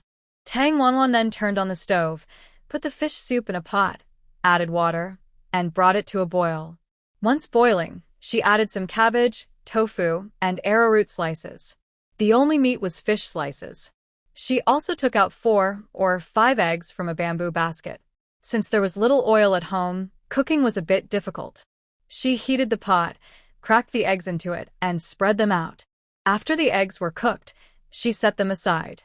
Meanwhile, Tang Wanwan prepared some fresh fish, chopped it into small pieces, added seasonings, and wrapped it in the previously cooked egg skins. Each piece of egg skin held a small ball of fish, shaped like dumplings. The fish soup was ready. She dropped the fish dumplings in, and soon they floated to the surface. Tang Wanwan scooped one into Lu Yujin's bowl. Try it. "Okay, it looks delicious," he said. He took a bite, and it wasn't fishy at all. The flavor was fragrant. "It tastes good." "What is it?" "Fish dumplings." The fish is minced, wrapped in fried egg skins, and cooked. The soft aroma of eggs combined with the tender fish makes it very tasty. Lu Yujin listened to Tang Wanwan and thought she was right. This really tasted better than regular meat. "Wow, this is so delicious. I didn't expect our Wanwan to be such a little chef." Lu Big Brother praised her. "You're too kind. If you like it, eat more." Tang Wanwan made 5 fish dumplings, placing 4 into his bowl. She ate one herself and tried the flavor. It was pretty good. If you add some soy sauce or fresh soy to the fish meat, the flavor will be even more delicious. "Thank you." Lu Yujin lowered his head and ate slowly. It was very hot, but the taste was great. As he ate, a small smile appeared at the corner of his mouth. He thought to himself that Awan seemed truly different this time. The more he interacted with her, the more he could sense it. She no longer seemed like the shy little girl she used to be. It was as if a mature soul was living inside her. She was decisive, smart, unafraid of difficulties. The key thing was, not only had her personality and temper changed, but her skills and talents had also improved. Lu Yujin wasn't sure if this was a good or bad thing. As for why she suddenly changed like this, he hadn't figured out the reason yet. They ate for quite a while, sweating from the effort. After finishing, they felt warm and comfortable in their stomachs. They tidied up together, then washed the dishes while chatting happily. Perhaps hearing the sounds from the kitchen, Madam Chen got up to check. When she saw Tang Wanwan and Lu Yujin washing dishes in the kitchen, she was both surprised and happy. "Ah, Wan, you're back. Did they let you come home?" Madam Chen didn't know about the fire. If she found out, she would probably be very scared. "Yes, mother, don't worry anymore." Tang Wanwan gently hugged Madam Chen and softly comforted her. After seeing Lu Yujin off, Tang Wanwan prepared to boil water and take a bath. She had spent some time in the cellar today, helping to save people and fight fires. Now she felt like her whole body was emitting a strange smell. Luckily, there was plenty of firewood at home, so as soon as she started boiling water, she could take a good bath. Knowing she wanted to bathe, Madam Chen helped her boil water. When the water was ready, Tang Wanwan took her clean clothes and went to wash. There was a large wooden tub at home, a bit old but big enough. She closed the door. The room was small, so she didn't feel cold. Tang Wanwan took a good bath. After washing, she felt warm all over. Just as she was about to go back to her room to sleep, it suddenly started to rain heavily, accompanied by lightning, which looked quite frightening. Madam Chen watched the lightning and thunder, worried about the new wall they had built. Tang Wanwan told her, "Mother, don't worry. The wall is very sturdy. I covered it with grass." "That's good. Let's go back quickly and sleep," Madam Chen said. "Yes." When they reached the room, Madam Chen still felt uneasy and asked her a few more questions. Until Tang Wanwan said she was really fine, Lady Chen finally relaxed. After a tiring day, Tang Wanwan lay down on the bed and fell asleep. The new bed was very comfortable and soft. Being able to sleep in her own bed at night helped her a lot. Without Lu Yujin's help, she probably would have had a hard time convincing Tang Zhongqiu. The next morning, as soon as it was light, Lu Yujin arrived. He was waiting for Tang Wanwan to catch the thief. Tang Wanwan also got up early and took care of her precious herbs. She sat on a stool eating breakfast, plain pancakes. When she saw Lu Yujin, she immediately stood up without saying a word. "Mother, I'm going out," she said. "Hey, you haven't finished your egg yet," Lady Chen replied. In the morning, she prepared a bowl of raw eggs mixed with hot water for health, and Lady Chen also made a bowl for Tang Wanwan and Tang Wei. But just after she finished preparing the eggs, Tang Wanwan ran off with Lu Yujin. "Mother, keep your egg for yourself," she said. "This girl keeps running outside," Lady Chen sighed. She couldn't control Tang Wanwan. The girl was very determined. There was nothing she could do. So Lady Chen took out a clothes basin to wash clothes. Just as she picked up the clothes, she heard a knock at the door. "Who is it?" she asked. "It's me, open the door," came the reply. It was Zhang Posey, but she didn't know why she suddenly came here. "Oh, coming," Lady Chen said, and opened the door. Zhang Posey entered and looked surprised. "Oh, it's been a few days. You've made a lot of money. The wall is so high and well built now," she said. Seeing her mother-in-law, Lady Chen felt a bit nervous. When she asked about it, Lady Chen replied, "Mother, that's all Awan's doing. We don't have money to hire anyone, so we did it ourselves." "Did it yourself? Are you kidding me?" "I know how much you can do," Zhang Posey said on purpose. Lady Chen didn't understand her meaning and explained, "Mother, I'm not lying. It's true. We finished it in just over a day. It may not be as sturdy as a brick wall, but it's not bad. When did Awan become so capable? My daughter-in-law, since my wall fell down, can you see if Awan can help repair my wall too?" Lady Chen's words hit the mark for Zhang Posey. She immediately agreed and continued without feeling embarrassed. "Wife, even though we have separated our household, your child still bears the Tang family name. We broke our bones and tendons, but they are still our own flesh and blood." Mother Chen understood her mother-in-law's meaning, but felt embarrassed. She hesitated, then said, "Mother, this family is now run by Awan.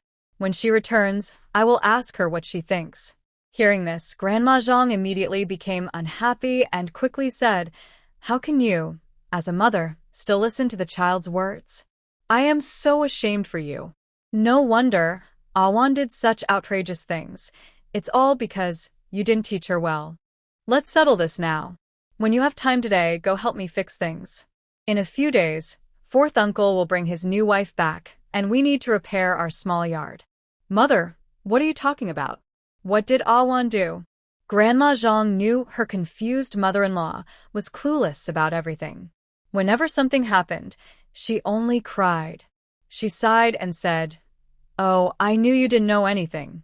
Then she lowered her voice and said, "You should talk to your daughter, Awan. If she has the ability, she should find her own man. Why is she always bothering Mr. Su? Mr. Su is her fiancé. If this gets out, how can she get married? Who would dare to marry her?" "No way, Awan isn't like that." Chen Lady immediately changed her expression, refusing to believe it. Whether it's true or not, you should ask her yourself. Last night, she was in that room with Mr. Su for several hours. See what they did together. Dr. Su? He and Awan are good friends. They must have a reason to be together. Wait, wasn't Awan in the dungeon yesterday? Chen Lady felt something was wrong, as if things didn't add up logically. Grandma Zhang looked at her and said, "That's what you said, not me. Just wait and see. I've already told you everything." After saying this, she stood up to leave. Chen Lady saw this and immediately followed. "Mother, please tell me clearly. What is really going on? Awan is my daughter. She would never do such things. Mother, don't go spreading rumors outside."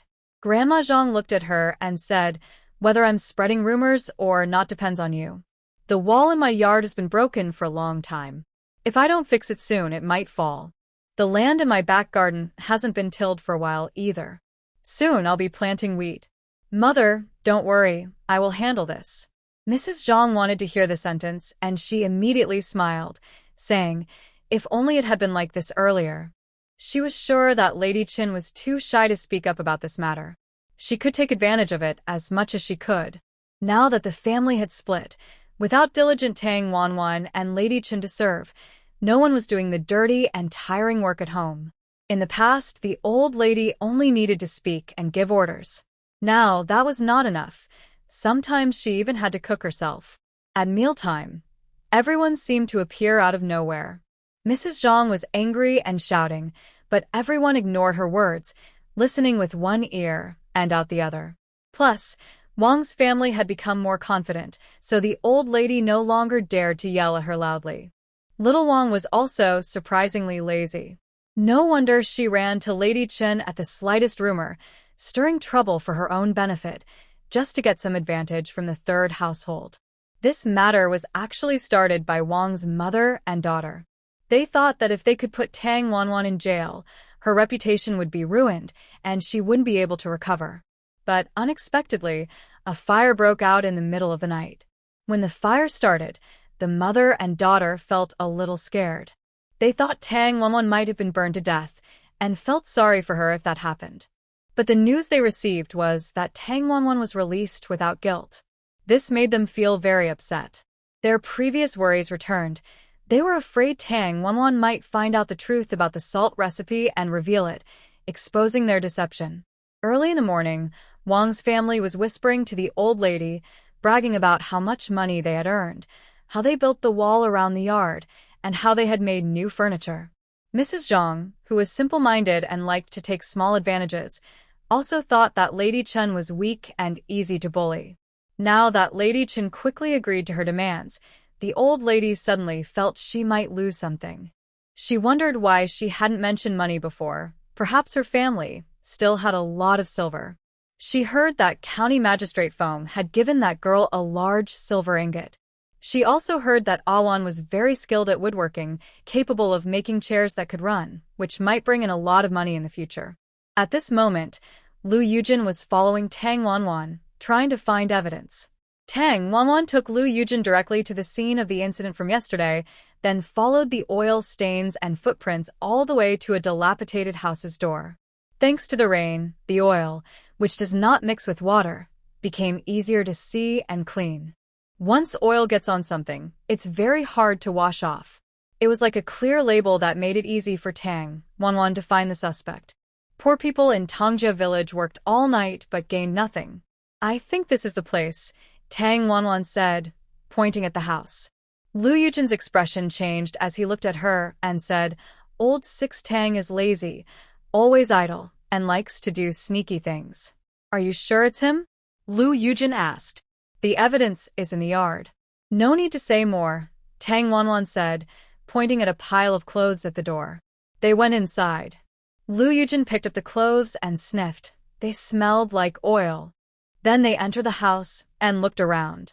Near the door, they found a pair of shoe prints that looked very similar to those at the crime scene.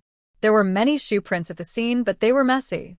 The oil stains and multiple footprints showed that the same person had been walking back and forth in those shoes.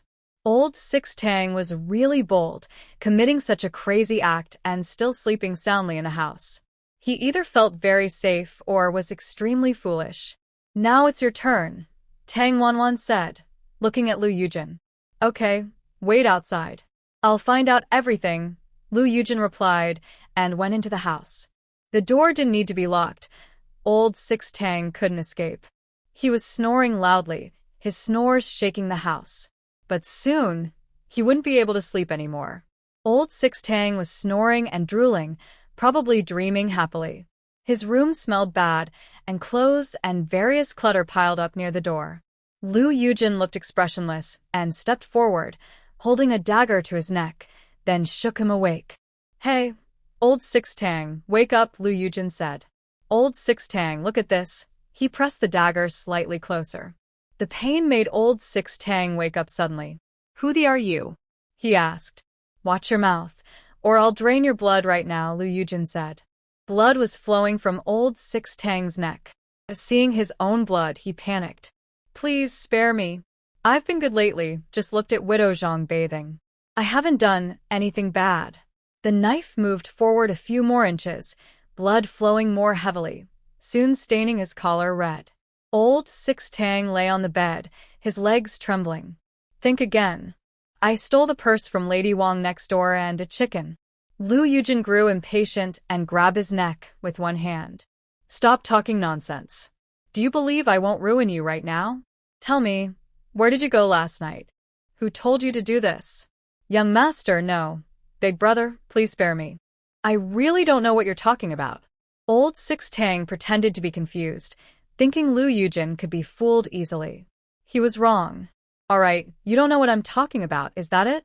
Lu Yujin turned the knife and stabbed it into Old Six Tang's arm. "Ah!" Old Six Tang grimaced in pain, almost jumping up. Lu Yujin's strike was fierce. Even from outside the window, Tang Wanwan felt the pain, not to mention being stabbed directly. Blood quickly soaked through Old Six Tang's sleeve, filling the room with a strong smell of blood and the usual foul odor. The smell was almost enough to make her sick. Lu Yujin's hand didn't loosen, and the knife continued downward. TSK, that hurts so much." Tang Wanwan didn't expect Lu Yujin to be so ruthless, but a man who takes his work seriously is truly handsome. Old Six Tang's eyes rolled back from the pain, and the intense agony made him suffer terribly. He opened his mouth wide, gasping heavily. Lu Yujin showed no intention of stopping. "How does it taste? I don't mind letting you try something else." If he didn't speak soon, Lu Yujin was ready to be even harsher. But he overestimated Old Six Tang. Before long, he caved in. He hurriedly begged for mercy, making a pleading gesture. "Big brother, please spare me. I'll tell you everything I know." Lu Yujin loosened his grip slightly, but didn't pull out the knife. Knowing that both stabbing and withdrawing the knife were delicate actions, one wrong move could cause someone to bleed out instantly, Lu Yujin kept control of the situation. He didn't speak, just watched him. Tears streaming down his face. Old Six Tang explained, "Last night, I was drinking at home when that person suddenly came and gave me 20 taels of silver, telling me to set fire to the prison, burn the little girl inside, and make it look like an accident." "Beast." Lu Yujin's aura suddenly turned colder. The thought that this person wanted to kill Awan made him furious. He almost wanted to deal with the man right then and there, but he couldn't do that for now. Instead, he simply pulled out the knife and pressed 2 points on Tang Lalio's arm to block the zhiwei, slowing down the blood flow. Even so, Tang Laolu nearly fainted from the pain. Lu Yujin looked at him and said, I've sealed your shui, so you won't bleed to death within an hour. To stay alive, you must cooperate with me. Yes, yes. Big brother, don't take my life. My life is worthless. I'm just a man doing a job for others. Lu Yujin was too lazy to hit him again. He felt his hands would get dirty. How did they burn it? Be specific. As Tang Wanwan guessed, he stole a large barrel of kerosene from the storeroom, carried some torches, and poured kerosene along the dungeon wall. When he lit the fire, he threw the torches one by one inside, and the fire quickly spread. You're really ruthless. It's a mercy to let you suffer a little, Lu Yujin said coldly. He continued, what does the person look like? Any features? I don't know. I only know he covered his face. His height is about yours, Tang Laolu said, placing his other hand near Lu Yujin's ear and gesturing. That feature wasn't very useful. It was too broad. Keep thinking. What else is different about him? Tang Laolu thought hard. After a moment, he suddenly said, I think I smelled medicine on him, like a bruise ointment. And anything else? Tang Laolu knelt down and begged for mercy. Because kneeling pulled at his wound, he grimaced in pain. Big brother, please let me go. I'm about to die. Won't you spare me? He then took out a bag of silver from his pocket. All 20 taels of silver are here. I didn't take a single coin. Please spare my life. I swear I won't do bad things again. The 20 taels of silver were 2 silver ingots, each worth 10 taels. It seemed the person who attacked him was of high status, using official silver. Lu Yujin nodded at Tang Wanwan. After a while, someone passed in a piece of paper from outside, detailing the entire arson process. Seeing the beautiful calligraphy on the white paper, Lu Yujin nodded slightly. Tang Wanwan's siblings all wrote very neatly. Sign your fingerprint on it. Come with me. If you cooperate well, I won't let you bleed to death. Okay, you keep your word. Tang Laolu immediately took blood from the spot, trembling as he pressed his handprint on the white paper. Then he was taken by Lu Yujin to meet the head of the Tang family. The head of the Tang family listened to Lu Yujin's explanation, looked at Tang Laolu, and almost ordered someone to punish him right then and there. He spoke seriously, Xiao Lu, you are so confused. How could you be so blind? For 20 taels of silver, you did such a terrible thing that goes against all morals. Usually, you are lazy and dishonest, but I've been lenient because of your late mother. Who knew you? He couldn't finish and simply said, take him away and watch him carefully. Tang Laolu was anxious now. Hey, big brother, I want to ask if someone can treat me. I know what I said, and I won't go back on my word. Next, the head of the Tang family thanked Lu Yujin, saying he helped catch the arsonist and save the people. Lu Yujin said it was what he should do, nothing special. But if anyone deserved thanks, it was someone else. Who was that person? I want to thank them in person, said the head of the Tang family, looking at Lu Yujin, eager to know the answer. Then Lu Yujin pulled Tang Wanwan over. Tang family head, it was Wanwan who found the clues little by little. She deserves the credit. You are? Tang Zhongqiu looked at Tang Wanwan and quietly told the head of the family something. When he heard this, the head of the Tang family's expression changed, showing surprise. He looked at Tang Wanwan more closely. She was a small woman, dressed plainly but standing confidently, neither humble nor proud. She didn't seem poor. Instead, she had a fresh and pure appearance, like a lotus emerging from water. Anyone could see she was not an ordinary woman. He said to her, so you are Tang Wanwan. Tang Wanwan sensed there was more behind his words. She boldly met his gaze and replied, yes, I am. You saved the criminal from the fire, and now you've found the arsonist, so smoothly. It seems I underestimated you before. Head of the Tang family, you flatter me. I just want to live a little longer. Saving people is something I can do. I believe if you were in my place, you would do the same. The clan leader looked at Tang Wanwan again and thought she was very clever. He also remembered what Tang Zhongqiu had told Lu Yujin when he returned. He said to them, truly, heroes often emerge young. We old folks are no longer useful. It seems the future of Tang village depends on your generation. Go now. When there is a good opportunity later, I hope you will perform well and contribute to our Tang village. Of course, as long as you achieve something, I won't treat you unfairly. Before Tang Wanwan could answer, they heard noise outside, loud enough to reach the door. "Let me in," came a faint voice, probably Tang Zija's. "The clan leader has ordered, 'Young master, you can't go in.'" Someone stopped him. "Get out of the way," Tang Zija shouted angrily. The person blocking him was likely hit by Tang Zija. "What's going on? Why is it so noisy outside?" The clan leader frowned slightly, looking displeased. Tang Zhongqiu quickly stepped forward to report, "Father, it's Zija." "Nonsense. What is this child shouting about? Throw him out." However, just as the clan leader finished speaking, Tang Zija rushed in. He looked at Tang Wanwan and asked, "Awan, are you alright? Did they trouble you?" Honestly, Tang Zija felt a bit awkward about this situation. Tang Wanwan didn't know how to answer. Lu Yujin saw this and immediately stepped between him and Tang Wanwan, saying, "Young Master Tang, when did you start caring so much about Awan? Where were you when she was locked in the dungeon and almost burned alive?" "None of your business. I asked if Awan is okay, not you," Tang Zija replied. Last night, Tang Zija and Gu Mingyuan had drunk too much and fallen asleep.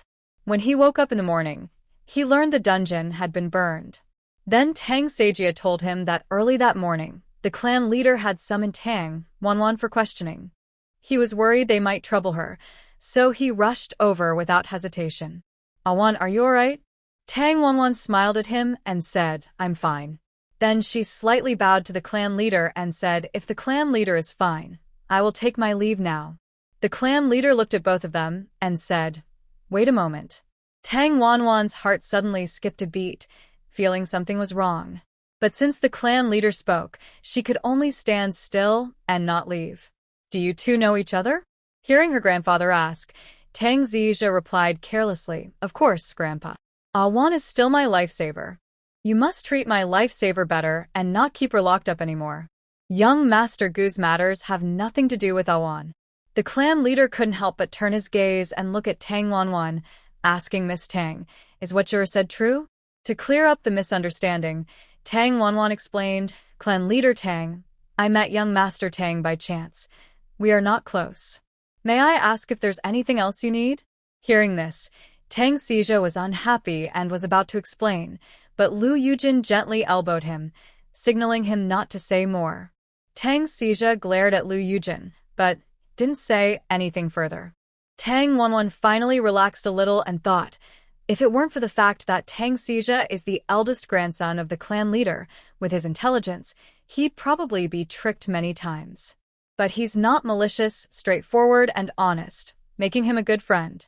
The clan leader knew Tang Wanwan answered politely and probably couldn't get much more out of her, so he said, "It's nothing.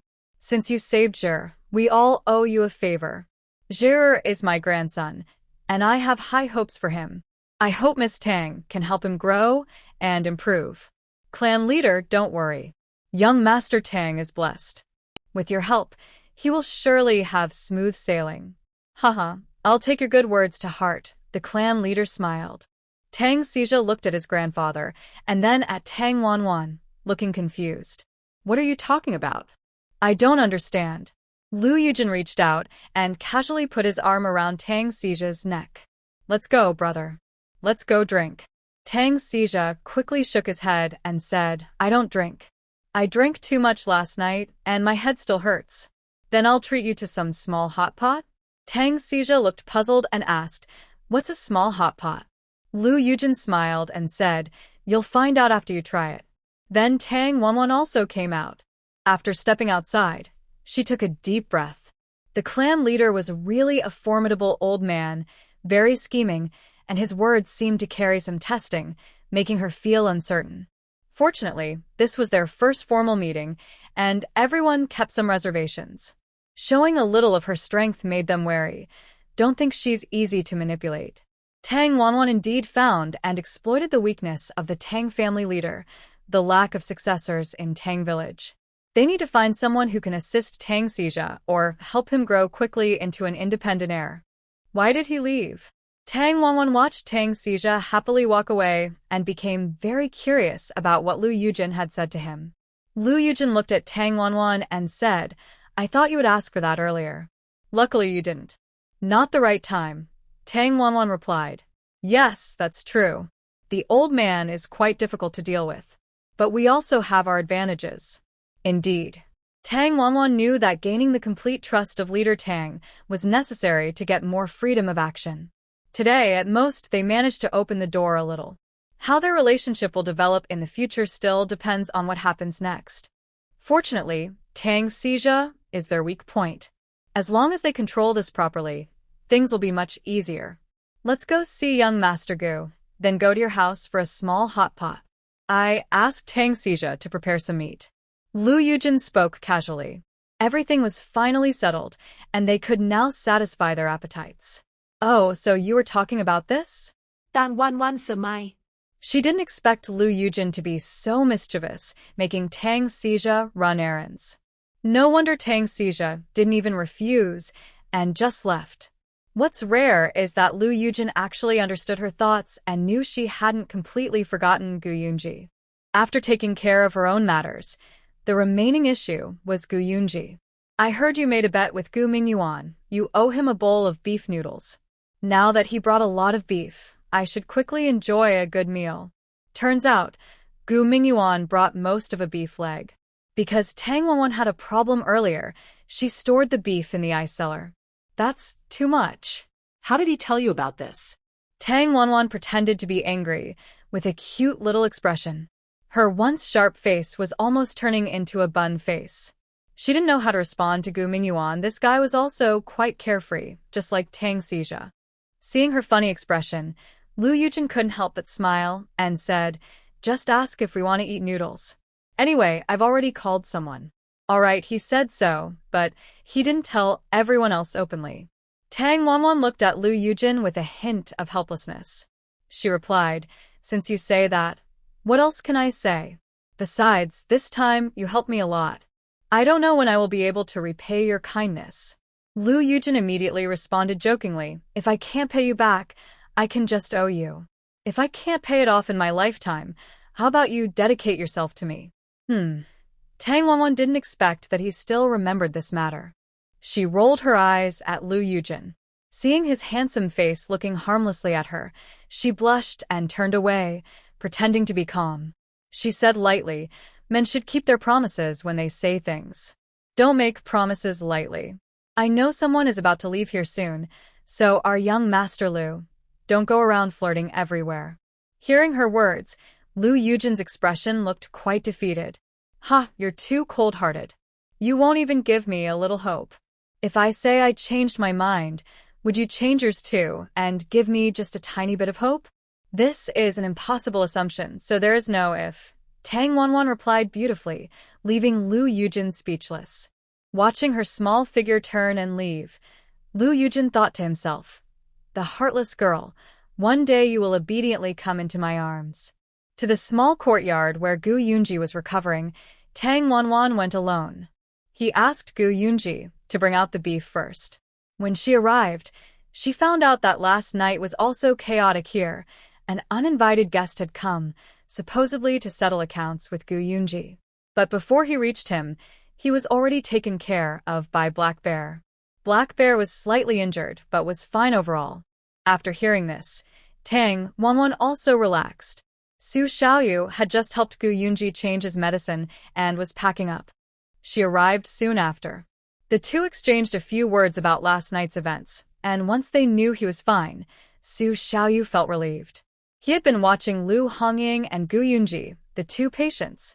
It seemed that Dr. Su had to leave early last night due to an urgent matter.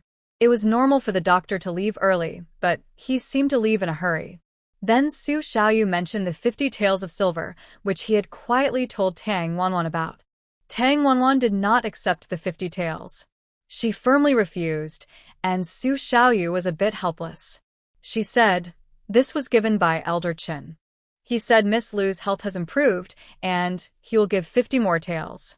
I thought you were short of money right now, so I took it. If you don't take it, who should I give this silver to? The painkiller was your prescription." I was just helping her with the bones. If you refuse, I will shout it out. Don't do that. Let's split it equally. Please don't tell anyone, Tang Wanwan said. She didn't want to reveal that she knew about the painkiller prescription.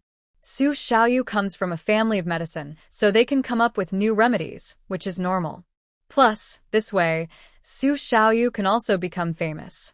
She was just helping a friend. Why? Su Xiaoyu asked, confused. Anyway, it doesn't hurt you. You'll find out later, Tang Wanwan replied. That might not be good. I already told my father, Su Xiaoyu said. If your father didn't oppose it, then let's leave it at that. Remember not to mention me. I was just helping you. And, you know what happened yesterday. Tang Wanwan was talking about her and Shi Hong switching identities. Oh, so that's what you meant, Su Xiaoyu finally understood after thinking for a while. In short, she decided not to speak of it. Lu Hongying's leg was healed by him. Later, Tang Wanwan went to see Gu Yunji. Su Xiaoyu knew she had something to say, but didn't follow. Girl, you're here? Are you doing okay? Gu Yunji looked quite good today. To outsiders, he seemed healthy, but no one knew he had been close to death yesterday. Today, he was lively and recovering well. For some reason, Tang Wanwan felt her nose sting. Hearing Gu Yunji's greeting warmed her heart unexpectedly. Young Master Gu, are you also doing well? Tang Wanwan looked at him. It seemed she had 1,000 words to say, but also felt that maybe no words were needed, and he would understand. I'm fine, he replied.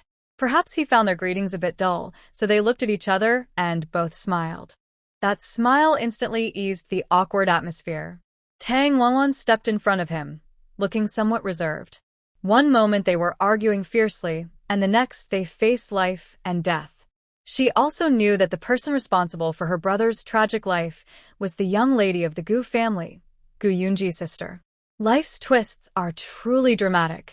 Still, she knew she had to say what she needed to and apologize, or she would keep it bottled up inside and feel uncomfortable. I sincerely apologize for hurting you the other day, he said. I'm sorry. Tang Wanwan bowed sincerely to him. After apologizing, she continued, from today on, I will take good care of you until you recover. Seeing how earnest Tang Wanwan was, Gu Yunji couldn't help but smile. Little girl, there's no need to apologize. This has nothing to do with you. It's my fault for involving you. You've suffered, and I also want to apologize. I'm sorry. I heard about the fire, and you were very brave. Gu Yunji knew that Tang Wanwan was different from other girls, but he didn't expect her to boldly declare that she would take care of him right from the start. It was a bit surprising. This girl was so interesting. It was like she was standing there saying, this bunch of cabbages is mine. Don't even think about it. Very confident. Although Gu Yunji had been lying in bed these past 2 days, he hadn't missed what was happening outside. He even knew that Tang Wanwan had a part in helping treat Lu Hongying's leg. This girl is quite remarkable. No, young Master Gu, don't say that. If you do, I will feel even more guilty. If it weren't for me, you wouldn't have been hurt. Gu Yunji surprisingly didn't blame her at all, which caught Tang Wanwan a little off guard, since he usually seemed difficult to get along with. From their previous interactions, Gu Yunji appeared proud, self-centered, and even a little narcissistic. It has nothing to do with you. Tang Wanwan couldn't help but pat her chest, looking at him with a surprised expression, and asked again, Are you really not angry with me? You're not lying to me, right? Her eyes were wide, and her face was very expressive, making her little face look a bit chubby. This adorable Tang Wanwan made Gu Yunji see her in a new way. When she wasn't angry, she was quite cute. Gu Yunji was amused by her expression and asked back, Do you want me to catch you and give you a good scolding? Of course not. Tang Wanwan shook her head decisively. Then she suddenly stepped forward and said, Let me see how your wound is. Before her small hand could touch his bandaged chest, he grabbed her hand firmly. The moment their hands touched, both felt a shock inside, as if they'd never expected to see such a scene. Her Tang Wanwan's hand was small and soft, with a slight coolness. Gu Yunji's hand was large, slender, and warm. Both looked at each other, and suddenly the air became a little strange. Gu Yunji didn't expect Tang Wanwan to look just because she wanted to. Tang Wanwan also didn't expect him to stop her from looking and to hold her hand. After exchanging a glance, they both unexpectedly let go of each other's hands. The atmosphere became a bit awkward, and both of their hearts inexplicably raced faster. Gu Yunji secretly found it funny. He had seen many scenes, so why would he feel nervous around a little girl? The girl in front of him was just a child. He put his hand back under the blanket and gave his leg a small squeeze. All right, it's up to you, he said. This made Tang Wanwan feel shy about asking to check his wound again. Oh, by the way, how are the plants I asked you to grow? Gu Yunji asked about the poppies. Tang Wanwan smiled and said, they're growing very well, about this tall.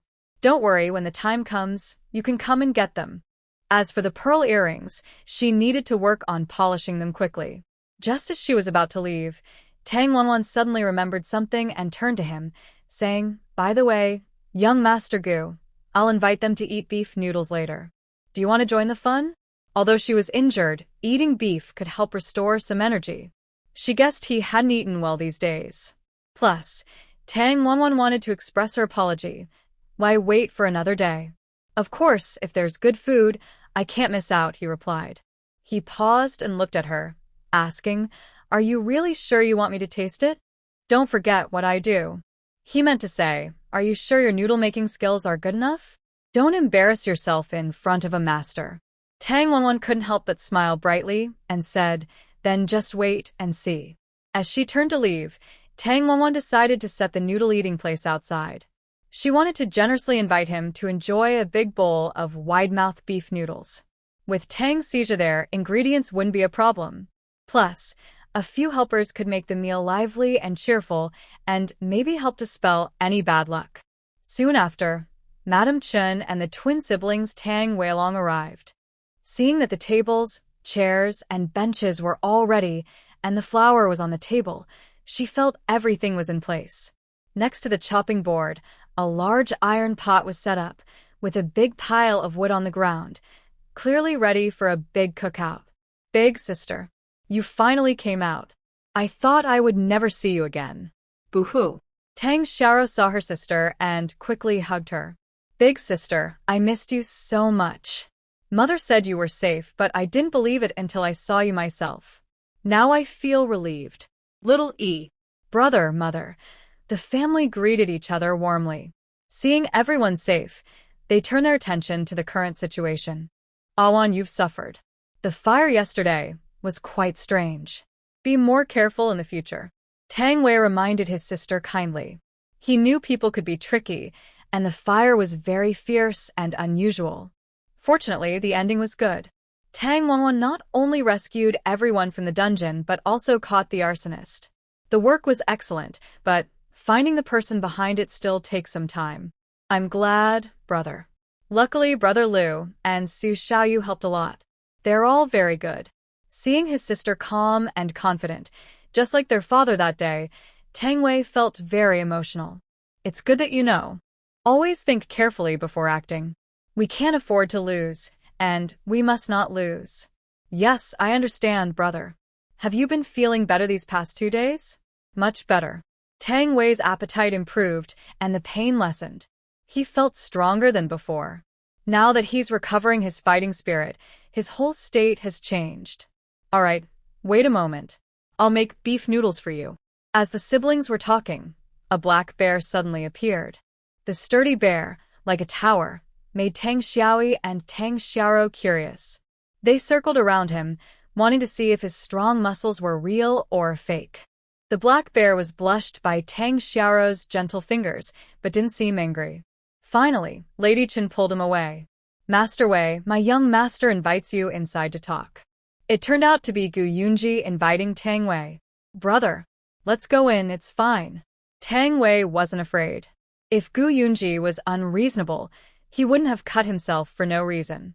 Just then, Tang Xija ordered someone to bring half a cow leg. Gu Mingyuan also arrived.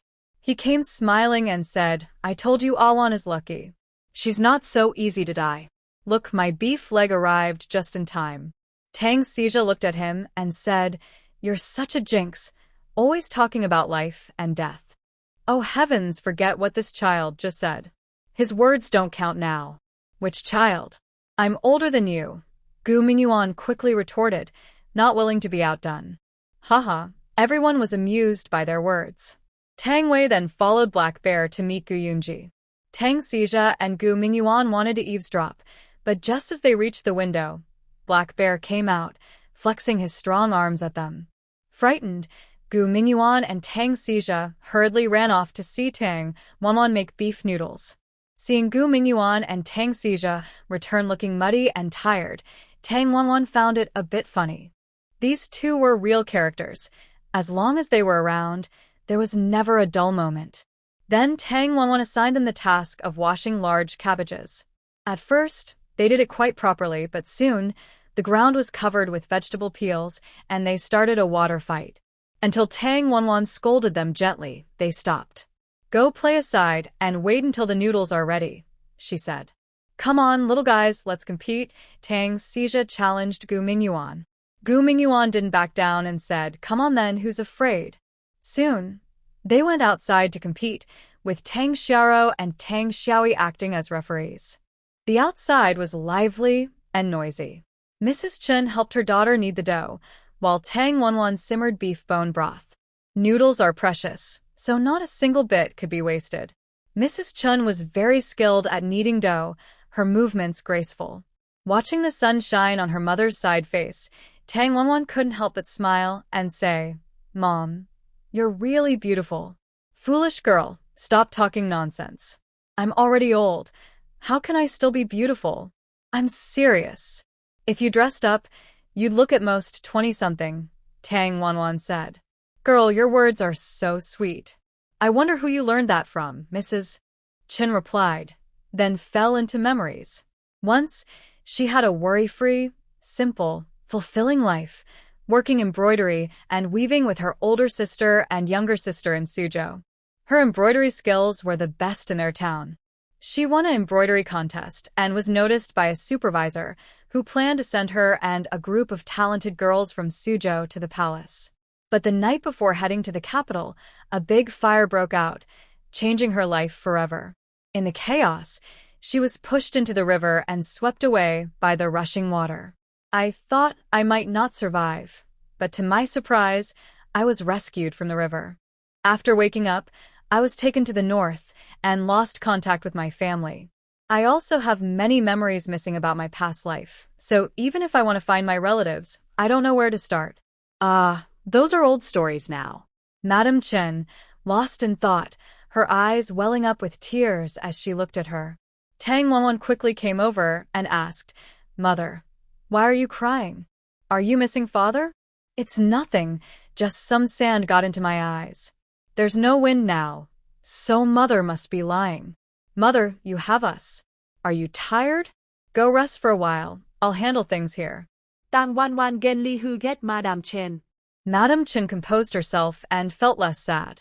Although she lost her old family, she now has her 4 most beloved people. Mother, don't worry. You can't do everything alone, Chen said as she continued kneading the dough. Tang Wanwan had already set up a large iron pot and was preparing beef. The beef leg was tender and fine. After blanching, she added 5 spice, star anise, old wine and other seasonings, then cooked it over high heat. Once the beef broth produced foam, she skimmed it off and discarded it. Then, she turned the heat to medium and kept simmering. Meanwhile, Tang Wanwan cut the tenderest beef leg into thin strips, the finer, the better, and seasoned it with salt and cooking wine. She washed the freshest bok choy, sliced it into thin strips, and prepared to stir-fry. She poured oil into a hot wok, waited until it was slightly hot to the point of burning her hand, then added the beef, stir-frying over high heat until it changed color. Next, she quickly added the sliced bok choy, stir-frying until both the vegetables and beef were cooked and the bok choy was soft. Then she plated it. She also prepared a refreshing salad using small green vegetables from her home. When Madam Chen arrived, she followed her instructions, removing some of the small greens so they were sparse, which helped them absorb nutrients better and grow faster. She washed the small greens, blanched them briefly in boiling water, then added seasonings. Once ready, It was very fresh and tender to eat. While these two side dishes were prepared, the beef was almost half-cooked. She continued to simmer it over high heat. After about half an hour, the beef broth was ready. The aroma of beef filled the yard and drifted outside through the gate. Now, the contest between Tang Xija and Gu Mingyuan has been decided. Gu Mingyuan won against Tang Xija, and neither of them knew why they were competing. After the contest, Gu Mingyuan smiled and said, "Brother, you lost fair and square. Don't argue with me next time." Tang Xija replied, "Humph, I won't give up." Gu Mingyuan looked at him and said, "If you have the courage, try again. I'm not afraid of you." Then he sniffed and said, "Wow, it smells so good. Did Awan make this delicious noodles?" Everyone could smell the aroma. Tang Xiaoyi held Tang Xiao's small hand and said, "Xiao, let's go to Big Sister's place. Her noodles should be ready soon." "Yes, let's go eat beef noodles." Seeing the two little ones run off, the others didn't want to be left behind and quickly followed.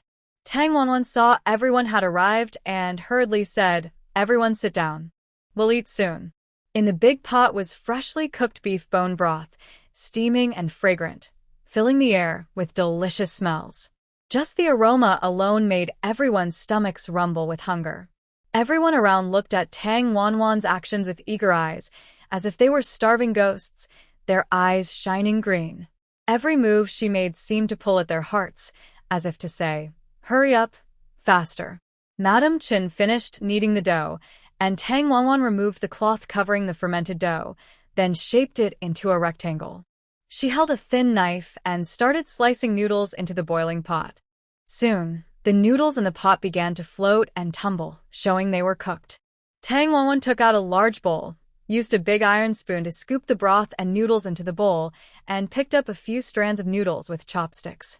Before long, the bowl was nearly full. Meanwhile, Madame Chen was slicing cooked beef into thin pieces.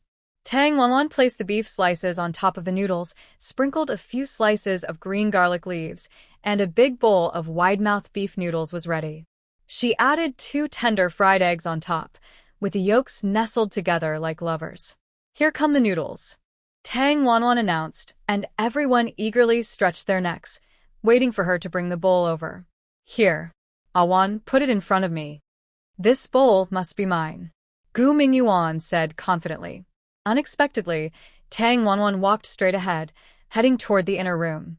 Clearly, she was taking the noodles inside. "Hey, Awan, you've gone to the wrong place." Tang Xija still didn't understand who Tang Wanwan wanted to give the noodles to.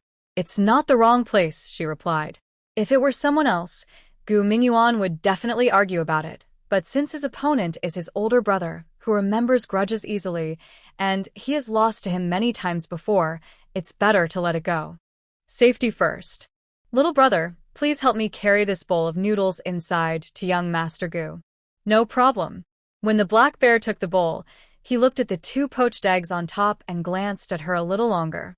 Tang Wanwan didn't think much of it initially, but after he looked at her like that, her face turned slightly red. She really didn't mean to. Hasn't my brother come out yet? What are they talking about inside?" "I don't know. Thank you, Miss Tang, for the noodles. I'll give them to our young master to eat.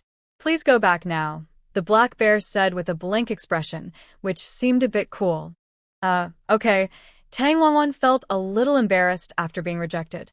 This young man is really strict. "Awan, come quickly and make the noodles. The soup is about to burn." Gu Mingyuan was already anxious. Seeing her still hesitating, he was starving.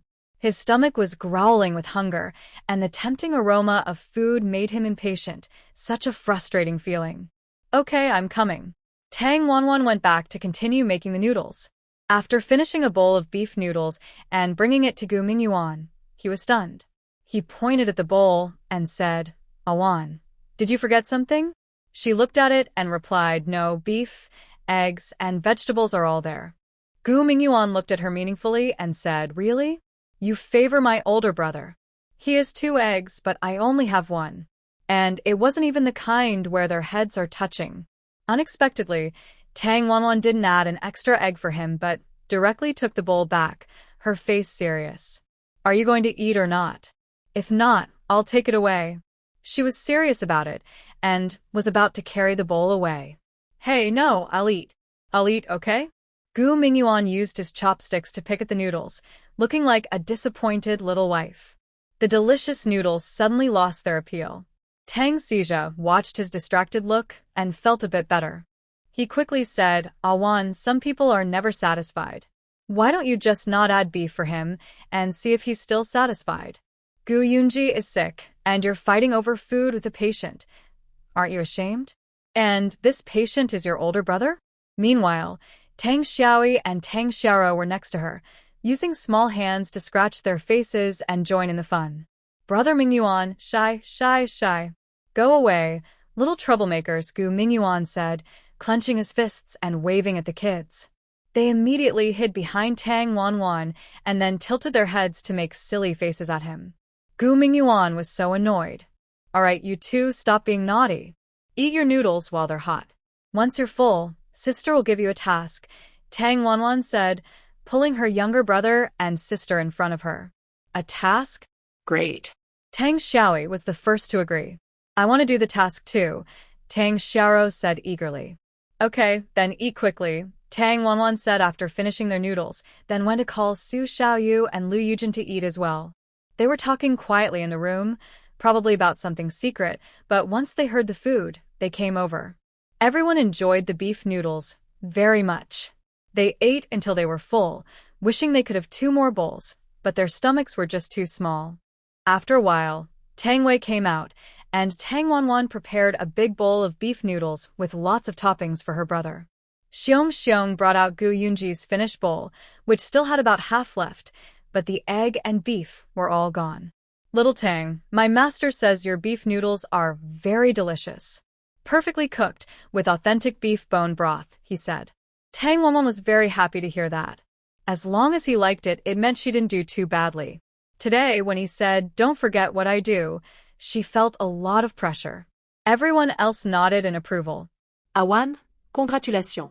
My brother doesn't praise people easily, Gu Mingyuan said honestly. Thank you all for liking it. If I get the chance, I'll cook for you again, she replied. I have a small favor to ask. Since everyone has eaten my noodles, could you help me with a little task? What task? Su Xiaoyu and Lu Yujin asked almost at the same time. You'll find out when you get to my house, Tang Wanwan said with a little suspense. Sure, no problem, they agreed. As the heroine commands, I dare not refuse, Gu Mingyuan said playfully again. It turned out that Tang Wanwan wanted their help to renovate her house. Their thatched house is very simple, and it started to leak in many places when it rained. So, she needs to repair the house. However, her repair work surprised others. She didn't use mud or bricks this time. Instead, she used bamboo. She plans to build a few small bamboo houses on the original house's foundation. The Tang family's small yard was very simple. Tang Jianfei mostly gave his earnings to the family, so they lived in a clay house. The clay walls were almost falling apart from the rain, and the house often leaked, making it smell musty inside. Now, Tang Wanwan wants to change this situation completely. She wants her family to live in the best houses using the simplest and easiest materials, bamboo. She calculated that their 3 small yards would need about 350 bamboo poles. There are 4 men helping her. Each man can cut around 100 bamboo poles in less than half a day. With this, she can build the bamboo houses quickly. After giving the task, Tang Wanwan asked, does anyone have any questions? No. They all answered loudly and together. After the houses are built, I'll treat you to grilled fish. How about that? Sounds good. Building the houses requires a lot of wire and ropes, which are easy to get. The main work is cutting and splitting bamboo. While Tang Wanwan and her family are busy building the bamboo houses, the neighbors and villagers are watching and laughing at her. Some think she's bragging, and others believe she can't finish in 3 days, especially in half a day. They think she's just fooling around. Tang Wanwan knows many people doubt her abilities. They think she's just trying to attract attention. But she doesn't mean it that way. She believes she can do it, so she said she would. Unfortunately, the news spread quickly and more people came to watch than those helping. Tang Wanwan didn't mind. She just wanted everyone to see how they built the 3 bamboo houses. Unlike brick or mud walls, which need to be carefully built and take a lot of work, bamboo houses can be built by attaching one wall at a time. She needs 10 walls for her 3 houses. She plans to have her helpers finish building these walls first, then assemble them like building blocks into the right positions. It is worth mentioning that today, Tang Wanwan bought a large area of bamboo on Shishan while building her house. She spent a total of 2.5 taels of silver. When Tang Wanwan went to talk to the village chief about this, he thought it was a lucky surprise. Remembering the last time she gave him a big bowl of fine salt, he immediately offered to give her the bamboo, but she refused and insisted on buying the land herself. Usually few people cut bamboo here, so the land is mostly left wild. There aren't many other things in the countryside, and there are many unused lands. Bamboo grows very fast, so in just a few years, a barren mountain on Shishan was completely covered with bamboo. Even digging a patch of land for farming was impossible. At first glance, it looked quite impressive. When Tang Wanwan offered to pay him 5 taels of silver to buy all the bamboo and land, the village chief thought she was joking. When he received the money, he felt like he was dreaming. "Girl, have you talked this over with your mother? If she doesn't agree, I can return the money to you. Those bamboos are yours as a gift." Honestly, the village chief was quite kind-hearted, more so than the clan chief and his sons. But Tang Wanwan was not interested in losing money. These bamboos would be very useful in the future. They can be used to make various bamboo crafts, build houses, and more. Bamboo shoots grow 3 times a year: spring, autumn, and winter. Winter bamboo shoots are the tastiest, the tenderest, and have the highest nutritional value, making them the most valuable economically. They can be dried for preservation or pickled. Fresh bamboo shoots can also be made into canned bamboo shoots. The timing of digging spring and autumn shoots depends on when they sprout. If harvested early, tender shoots can still be obtained. Most importantly, there is a large pond beside this bamboo forest. If the pond is expanded, it can hold many fish fry, turning it into her own fish pond. She could come here to fish and dig bamboo shoots. Just thinking about it makes her happy. The open land nearby can also be gradually cultivated, planting trees, flowers, or crops. This will become her base in the future. When the village chief learned that Tang Wanwan planned to cut the bamboo to build her house, he asked his son and grandson to help her. Soon, the yard was filled with fresh bamboo. Tang Wanwan divided the bamboo into several piles, and everyone helped to split the bamboo and secure it with iron wire and bamboo strips. Each wall was built as a whole piece and then fixed onto the frame of the house, like stacking building blocks. To Tang Wanwan's surprise, Tan Ling and Tan Song heard she was using bamboo to build the house and came to help. They smiled and said they were there to learn from her. Tan Song even wanted to become her apprentice, but she refused. She has no plans to take on apprentices for now. They came to help her willingly. If they want to watch, let them. That's just how she works. With many people working together, the bamboo house was finished before it got dark. Tang Wanwan looked at Lu Yujin and said, "Brother Lu, please bring the tarpaulin." "Okay." Lu Yujin handed her a large roll of tarpaulin. Then they used a ladder to climb onto the roof. Besides using bamboo for the walls, she covered the outside with tarpaulin and then painted lime powder over it. This made the house look almost like it was made of stone from the outside. Inside, the walls were also covered with tarpaulin and lime, with every corner and joint fixed with iron nails and wires. The whole house looked like a tent or a block of building blocks, just assembled like that. By the next morning, everyone saw the small white house that Tang Wanwan built with bamboo. The bamboo house had a skylight. During the day, they could open the windows to let sunlight in, and there were also ventilated windows that were high up, offering a view of the outside scenery.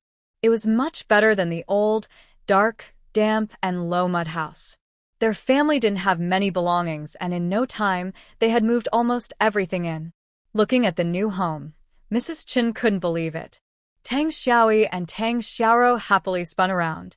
Tang Wei also smiled, feeling very proud of his sister and honored to have such a good younger sister. That night, Tang Wanwan invited everyone to eat grilled fish, a simple bonfire dinner. They lit a fire in the yard with a grill on top, and the food was quite plentiful. As they grilled and ate, everyone felt very satisfied. Unfortunately, there was no wine. If there had been, they would have all gotten drunk. After dinner, Tan Ling and Tan Song reluctantly left. Before leaving, Tan Song still wanted to become her apprentice, but Tan Ling pulled him away forcefully. That night, as she went to bed, Tang Wanwan felt very happy and hoped that life would get better and better. Early on the second day, Tang Wanwan had not yet woken up when she heard the sound of Lady Zhang and Mrs. Wang knocking outside the door. Lady Chun went to open the door and saw her mother-in-law and her eldest sister-in-law. She was immediately at a loss for what to do, looking a bit nervous.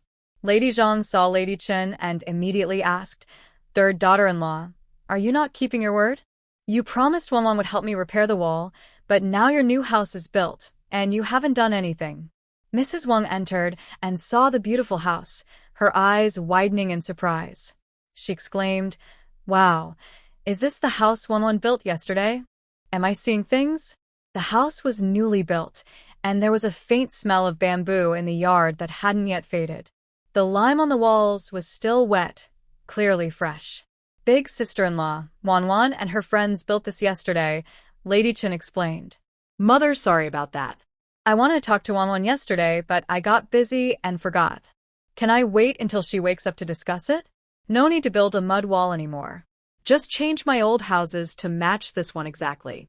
"I won't mind the past anymore," Lady Zhang said without blushing, as if she thought she was someone important. Lady Chun was stunned. This was a complete house renovation. Her mother-in-law's house was connected to her eldest sister-in-law's house, so that meant they would have to tear down and rebuild her house too. Was she asking for too much? This time, Lady Chin was smarter and didn't agree outright. Instead, she said politely, "Mother, this is Wanwan's decision. You should ask her what she thinks. I can't speak for her." "What?" "As a mother, you can't agree to such a small thing? No wonder you can't even manage your own daughter," Lady Zhang retorted. Lady Chin didn't know how to answer. Suddenly, a voice replied, "My mother is right. I won't go." "Please go back." It turned out that when Lady Zhang and Mrs. Wang came to knock, Tang Wanwan had already woken up. Hearing what Lady Zhang said to her mother, she was furious. She knew very well how these two women had treated her family before. Now that they had separated and kept their distance, they still used their authority as elders to pressure her. There was no one more shameless in this world. Grandma Zhang immediately lost her composure and angrily said, "Tang Wanwan, am I not your grandmother? You girl, don't be ungrateful. Who provided for your food and drink, raised you all these years. Grandma, I appreciate you for raising us, but the debts of kindness have already been repaid by my father and mother. When we separated our families, you never gave us a single silver coin, even though we are your siblings. We earned everything ourselves. It has nothing to do with you. So, enough talk. Please leave now. You ungrateful girl. How dare you talk back to your grandma? Apologize right now." Wang Shi was upset and immediately started scolding Tang Wanwan, taking her elder status to do so. Apologize? Who should really be apologizing? My uncle and aunt know very well in their hearts, Tang Wanwan said confidently, staring at Wang Shi without hiding her gaze. Wang Shi's arrogance seemed to fade, and she spat out a weak threat. "You girl, what are you saying? If you have the guts, say it out loud." But her tone was clearly lacking confidence. Tang Wanwan smiled and looked at her, saying, "Really? Does aunt really want me to say it right here?" Wang Shi quickly pulled Zhang Posey aside and said, "Mother, I just remembered something important at home. Why don't you come back with me?" Zhang Posey, who was deliberately being provoked by Wang Shi, froze for a moment and asked, "Daughter-in-law, what do you mean?" "Mother, you'll find out if you come with me," Wang Shi replied. Zhang Posey looked at Chen Yangzi's face, then pointed at Tang Wanwan and said, "You two, wait here. I'll settle accounts with you later." Tang Wanwan wasn't afraid of them. She believed they should be afraid of her, afraid that she would reveal the truth. She thought to herself, "It's best if nothing big happens, or your days are numbered. The kind that never turns around. Take care on your way out. Don't trip, Tang Wanwan said. As soon as she finished, Wang Shi accidentally cut her foot on a piece of bamboo and cried out in pain. Zhang Pozi asked if she was okay. Wang Shi forced herself to say she was fine, then shot a fierce look at Tang Wanwan and left in a huff. It seemed Tang Wanwan's guess was right. Wang Shi was indeed feeling guilty. Let's wait and see the good show. Tang Wanwan immediately went back to have breakfast. After eating, she had many things to do. She needed to clear out the messy stuff in the yard and build a small flower bed. There, she planned to grow some vegetables like garlic, scallions, and chili seedlings, which are essential. When she had free time, she would make some bamboo chairs and stools to create a set of furniture for 2 rooms. The wardrobe needed to be larger, and in the empty space, she would make a dressing table and other furniture. Today in the morning, she focused on tidying the house. In the afternoon, she planned to take her younger siblings out to dig for autumn bamboo shoots. She also wanted to check her own land and then plan how to use it better. The whole family worked hard for most of the morning. Tang Xiaoi and Tang Xiao, the younger children, helped with cleaning.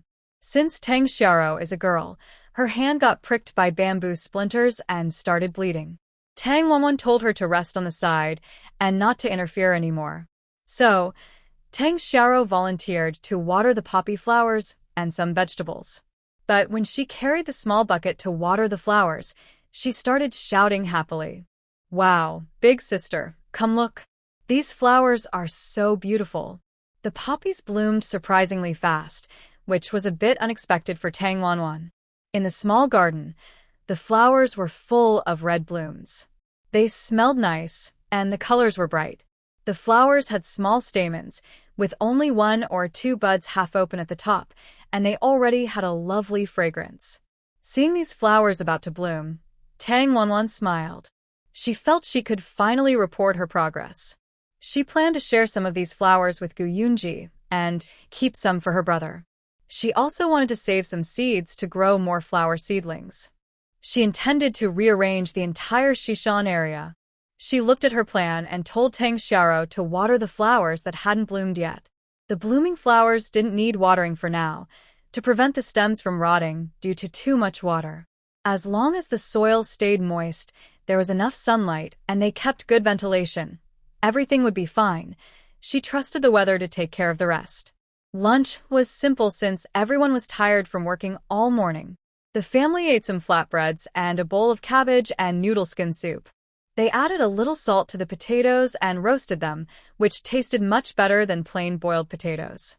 After lunch, Tang Wanwan prepared to take everyone up the mountain to dig for bamboo shoots. Tang Wei also went, and Tang Wanwan helped him along. The 5 of them happily went up the mountain, attracting many envious glances. People said that Madame Qin was lucky to have such children. Some people say that Tang Wanwan might have been transformed from a monster because her appearance changed so much. She used to not do these things, which are usually only a 15-year-old girl could manage. At the Tang family, Tang Zhongqiu was talking to the head of the family about this matter. After hearing about it, the head of the family said, "Really? That girl is so capable. She built 3 houses in one night. Did you go see them?" "Yes, at first I didn't believe it, but I went to look. The houses are really nice. You should go see for yourself." "Alright, I will go take a look." Tang Wanwan's courtyard door was locked, and there were tiles and bamboo sticks on the wall to prevent thieves. People who wanted to see her new house could only look from outside. If you looked carefully, you could see faint handprints on the still wet lime walls, where someone had touched the wall with their hand. Tang Wanwan thought very carefully.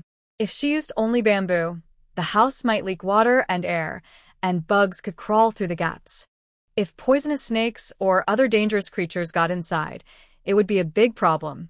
Using oilcloth and lime walls as a barrier could make a real wall, blocking bugs and mice from biting. They laid a foundation on the ground, and the oilcloth was almost connected to the foundation, so there was no need to worry about stability.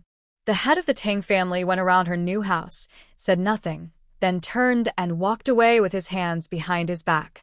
But he had already seen that Tang Wanwan was very capable. She was not an ordinary girl. He wondered why the old Tang family's daughter was married to Tang Ryue, not Tang Wanwan. If it had been her, it would have been better. But as the head of the family, he couldn't easily go back on his word. He could only keep watching as he walked. Su Anya lay on the bed, sweating coldly from the pain. She was too weak and had been overpowered by backlash. Today was her first time trying to control a person, do something bad, and absorb evil energy. She didn't expect that the evil energy was so aggressive. She didn't know how to absorb it and use it for herself, and now it was starting to backfire. She rolled around in pain, from the bed to the floor. She kept grabbing her chest with her hands, and her fair chest was soon bleeding from her scratches. After a while, Su Anya fainted from the pain, bleeding from her mouth and nose. At that moment, a dark figure quickly rushed into her house and carried her out.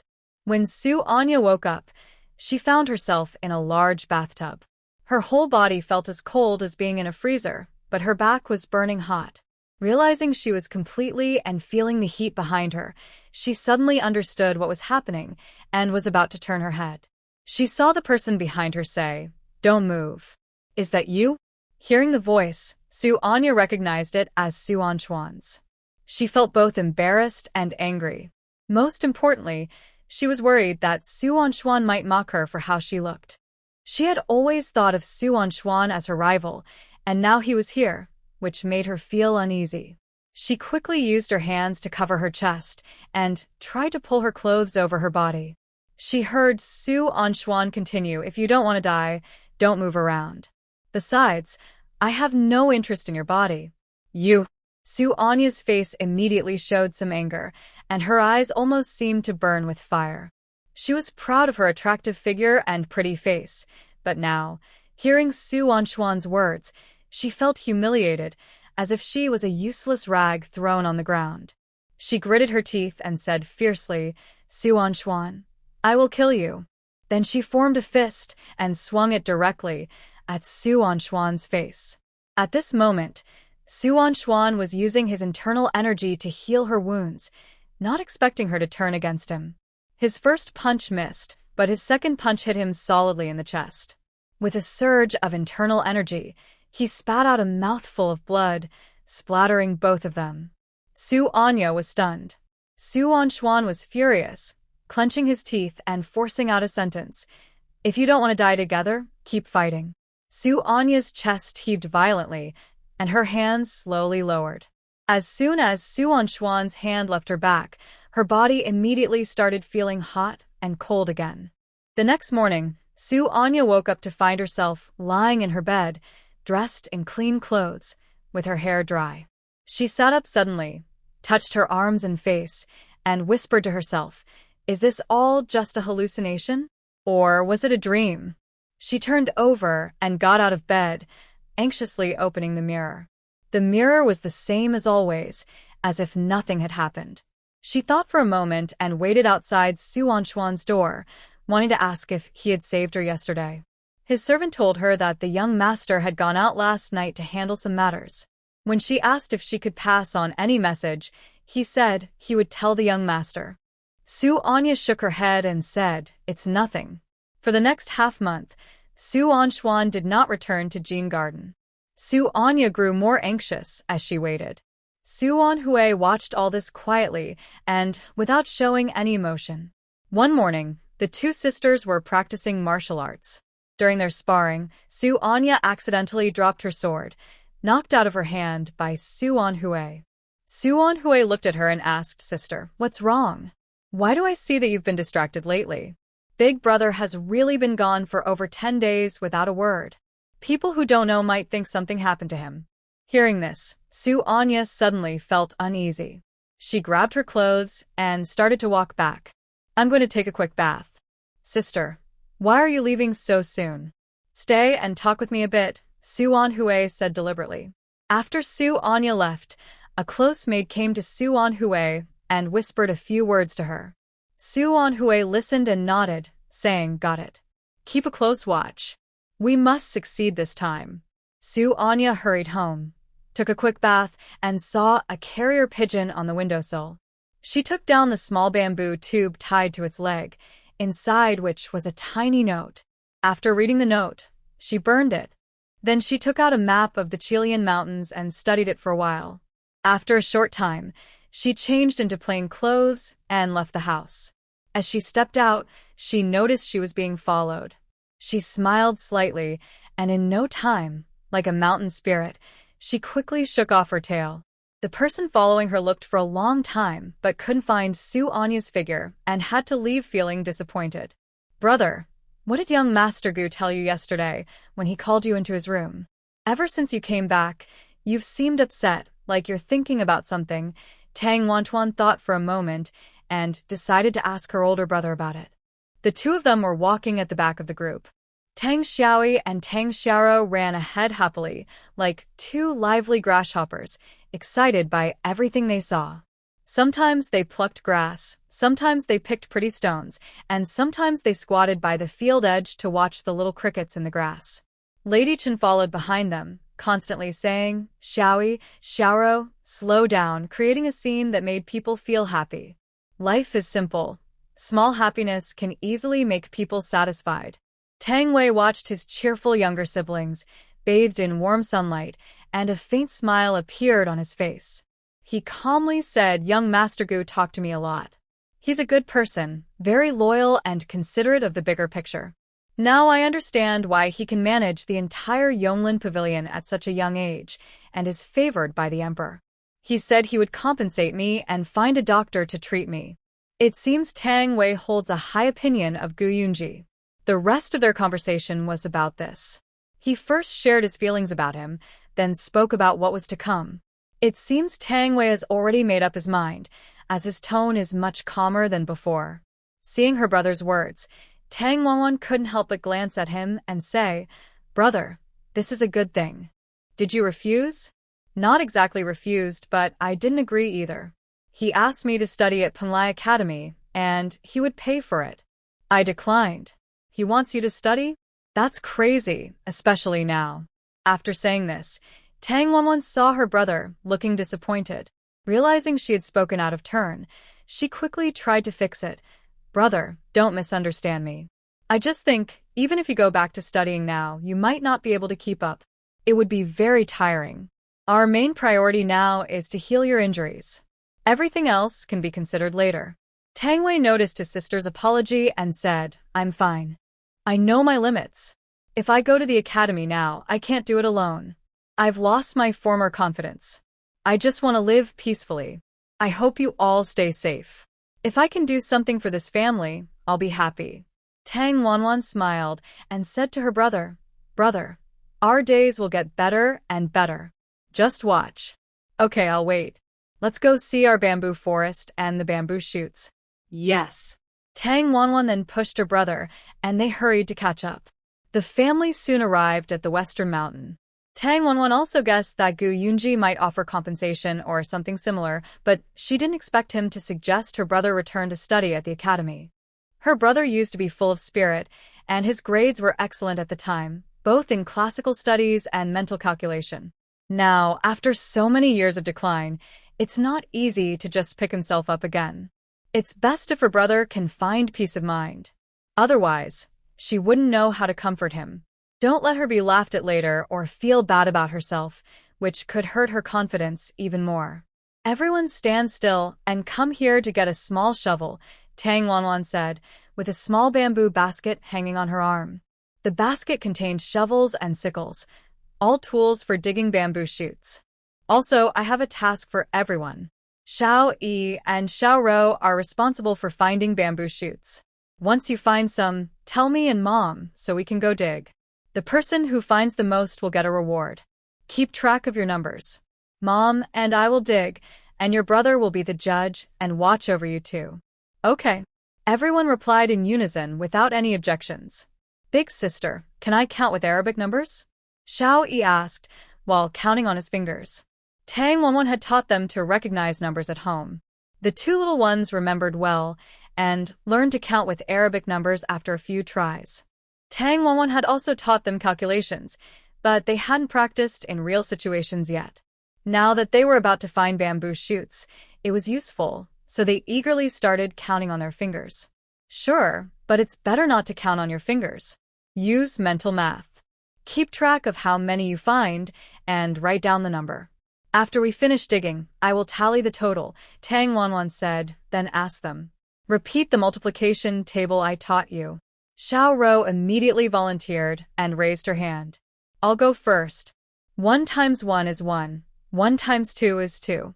5 times 6, 5 times 6. She started reciting smoothly, but suddenly got stuck at that point. Her face turned red with embarrassment. What is 5 times 6? Think again. Tang Xiao Rou couldn't remember, so Tang Wanwan looked at Xiao Yi. Xiao Yi, what is 5 times 6? She waved her hand in front of him a few times. Xiao Yi's eyes lit up, and he remembered. 5 times 6 is 30, 5 times 7 is 35. Then Xiao Yi recited all the way to the end in one breath. Hearing her brother finish, Xiao Rou suddenly burst into tears. She cried and shouted, I can memorize it, but I forgot while reciting. Boo-hoo, am I really that stupid? This made Xiao Rou, who was excited earlier, feel down and a little discouraged, thinking she wasn't as good as her brother. Seeing this, Mother Chen couldn't help but speak up for Tang Wanwan. You girl, why are you making them memorize things? Look, you've made Xiao Rou cry. Tang Xiaorou is very proud and sensitive about her reputation. Today, she lost face in front of her whole family by losing to her brother, which made her feel sad. Tang Wanwan also kindly wanted them to learn more and remember more, but she didn't realize how difficult it was to teach such a young child. She hurriedly said, All right, how about I dance a song for you? After I finish, we can go dig bamboo shoots. Fortunately, she remembered the basic moves of the nursery rhyme. Dancing just involves doing different actions, waving hands, twisting arms, shaking legs, and making the movements look nice. Tang Wanwan wore an old linen dress, and her movements were gentle. When she spun in place, her dress fluttered like a round flower, which kept everyone watching intently. At first, Tang Xiaorou was still crying, but when she saw her sister dancing so beautifully, she forgot her tears and watched her dance happily. Tang Wanwan quickly took her little hand and led her into the dance area. Xiaorou, come dance with your sister. But I don't know how to dance, Tang Xiaorou said shyly. Tang Wanwan told her what to do, and she just followed along. At first, she was a bit awkward, but after a few moves, she danced quite well. A smile gradually appeared on her face. Seeing the smile return to Tang Xiaorou's face, Tang Wanwan secretly felt relieved. She had finally cheered her up. Then Tang Wanwan pulled Sister Chen to dance. Sister Chen blushed and covered her face, stepping back quickly. She said, You all go ahead and play. I'm too old for this. I might scare everyone. Tang Xiaoyi didn't know how to dance, and when Tang Wanwan asked him to join, he shook his head like a rattle and ran far away, as if trying to stay away from trouble. This made Tang Wanwan and Tang Xiaorou laugh. Once Tang Xiaorou regained her confidence, Tang Wanwan told her not to worry too much about winning or losing. Not knowing how to dance isn't scary. We just need to learn from our mistakes and remember these small errors. At this moment, Tang Xiaorou realized the meaning of her sister's actions and felt very embarrassed. Big sister, I know I was wrong, she said. It's okay. Look, today you learned a new dance. Isn't that great? Yeah, can everyone teach me more dances in the future? Of course. I can also teach you how to sing. Hearing this, Tang Xiaorou jumped 3 feet high with joy, feeling very happy. Next, they began today's bamboo digging trip. Xishan is quite large, covering about 5 or 6 acres. The big lake alone is about 2 or 3 acres. The entire mountain area is roughly 10 acres. So, Tang Wanwan's 5 taels of silver are very valuable. If she does well, this 5 taels could turn into 50, 500, or even more.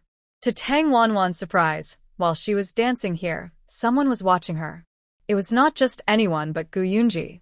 Tang Wanwan might have thought Lu Yujin or Gu Mingyuan might come to visit, but she didn't expect Gu Yunji to come. After all, he is a wounded soldier. Surprisingly, he not only came but arrived just in time to see her dancing playfully. Her dance style was very different from the gentle and modest style of the dancers from the Great Xia country. To others, it looked like she was just jumping around wildly. Gu Yunji wouldn't have come if it weren't for Gu Xinyu.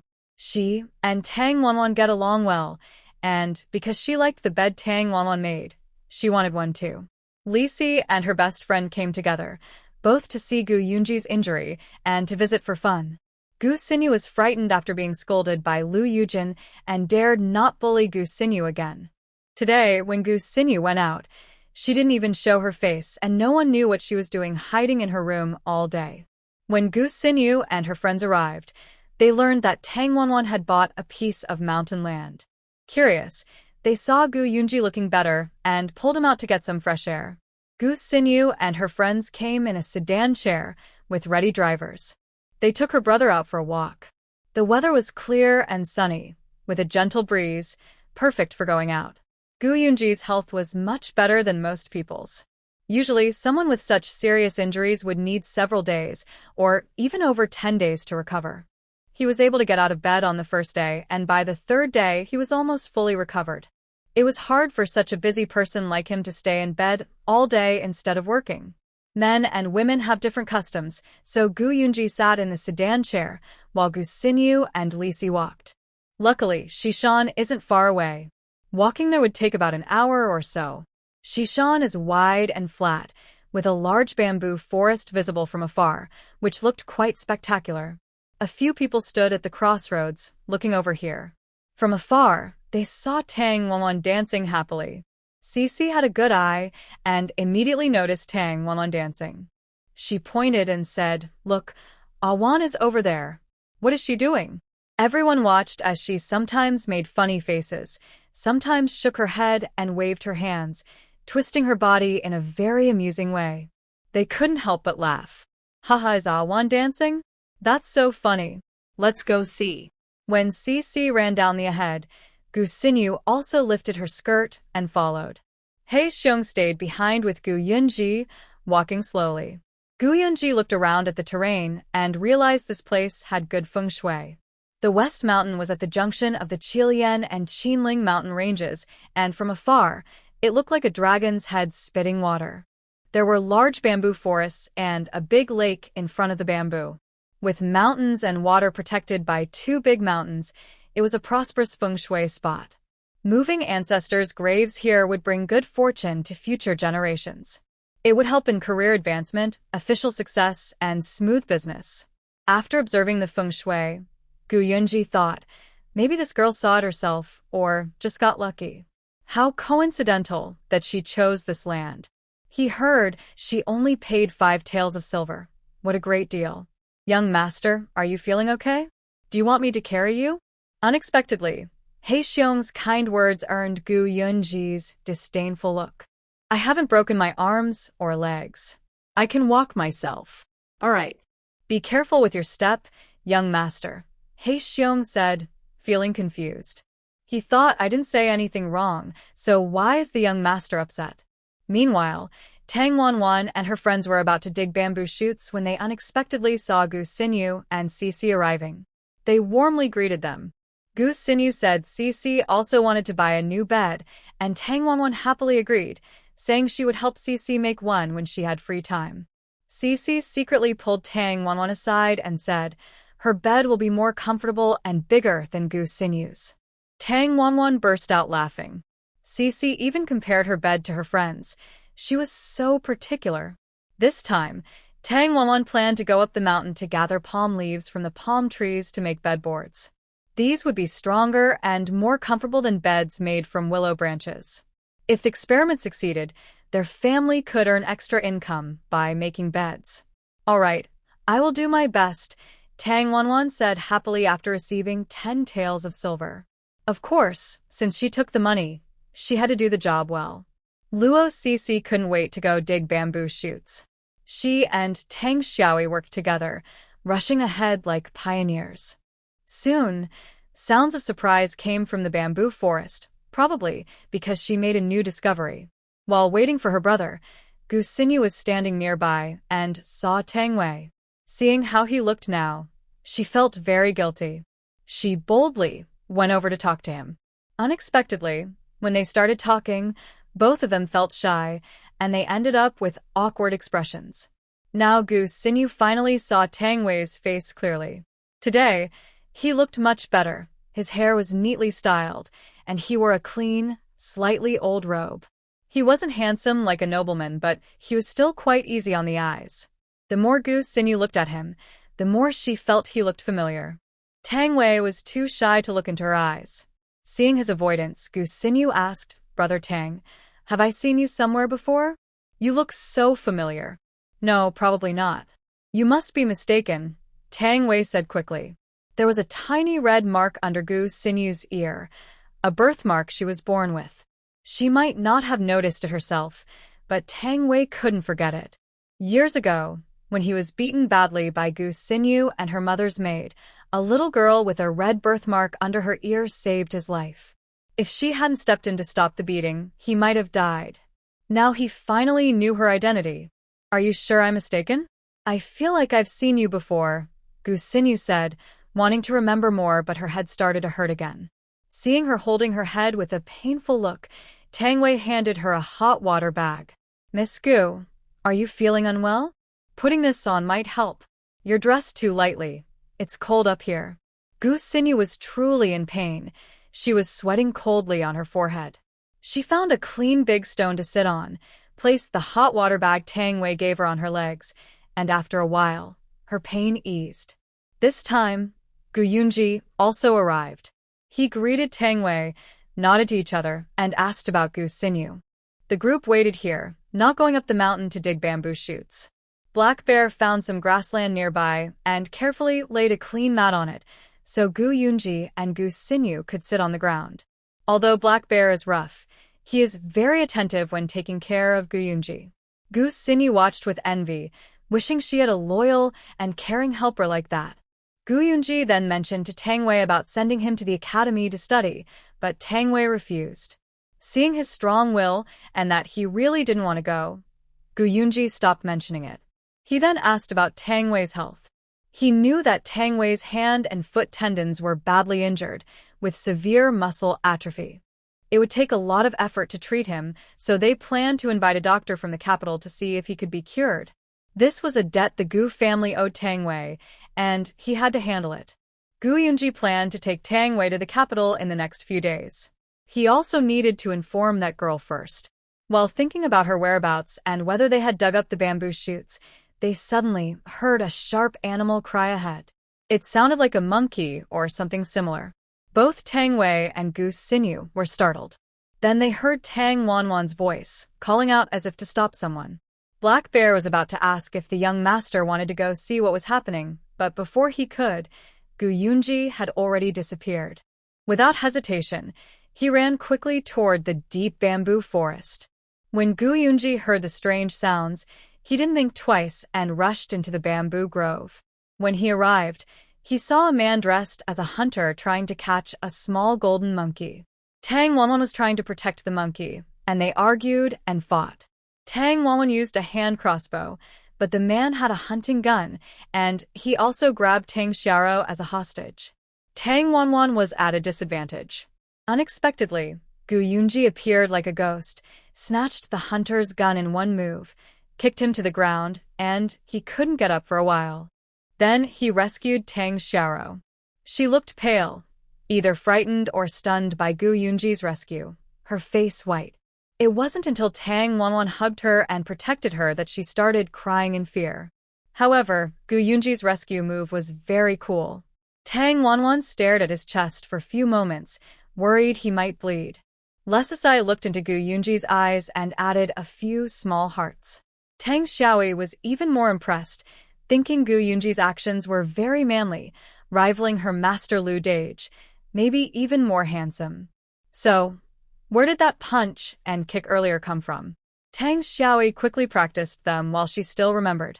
The man wanted to resist, but Gu Yunji stepped on his back with a kick, making him unable to move. The man immediately raised his neck and shouted fiercely, "Kid, who are you? Why are you protecting that girl?" "I came to catch monkeys. These are wild animals that no one raises. Are you trying to cause trouble with us openly?" Tang Wanwan was trying to save the small golden retriever that she fell with into the underground cave that day. The little dog seemed injured, dirty, and it was unclear what it had been through. It had been chased here by hunters all the way into this bamboo forest. Openly or secretly, what does it matter? This mountain has already been bought by us. If you trespass into private land, I haven't settled accounts with you yet. Now you're trying to settle with me. Young Master Gu, ask him how he caught this little monkey. There should be a mother monkey with it, right? Tell me, where is that mother monkey? The man smiled cruelly, with a few reckless glances at Tang Wanwan and Lesasai, making everyone feel very uncomfortable. Gu Yunji kicked the man away again, causing him to hit his head on a rock and bleed. The man was tough and didn't even grunt, instead laughing loudly. That fat mother monkey was greasy and was roasted and eaten by us brothers. We also caught this little monkey, but when we were about to kill it, its mother bit one of us and ran away. I chased after it with a gun. You guys are really animals, even eating monkeys. The man looked at Tang Wanwan with disdain and said, "You little girl don't know anything. These monkeys are not ordinary. We had a master check them and said they are spiritual monkeys. Eating a piece of their meat can grant eternal youth. There are only 2 spiritual monkeys on this mountain, so wait and see. You'll get into trouble. Spiritual monkeys and eternal youth? You guys are crazy to want to live forever. The black bear will tie him up and bring him back for questioning." The black bear also arrived and saw Gu Yunji catching someone on the spot. Instinctively, he looked at his chest first, but luckily, there were no signs of bleeding. He quickly gathered some grass and vines from the woods and the person tightly. Then he took the person out of the bamboo forest and down the mountain. "Are you all right? It seems things haven't been very peaceful here lately. In the future, try to go out less, and if you do, go with more people," Gu Yunji said to Tang Wanan. "I'm fine, young Master Gu. But I saw you suddenly appear and save Xiaorou. I was really worried that your old injury would flare up again, and I'd be to blame once more. Is it okay?" At this moment, Xiao Jinmao was being bandaged by Lady Chun with a cloth torn from her own clothes. Xiao Jinmao clearly recognized Tang Wanan and didn't struggle much. It looked at her with sad eyes, softly whimpering. Tang Wanan knew it was reluctant to leave its mother. "I don't know who those monkey eaters are, but they are so cruel." Gu Yunji looked at the shotgun in his hand. Tang Wanan suddenly saw the information about the gun. It seemed her special golden finger had directly read the details of this weapon. Made in Japan, crafted from fine steel. It's a forest-style hunting gun, less than a year old, just manufactured. Inside the barrel, there are 2 steel balls. The black bear had previously found a map, a dagger, some broken silver, and a large bag of steel balls on that person. The steel balls are about 2 to 3 millimeters in diameter and very deadly if hit on the body. If they hit someone's eye, it would cause blindness.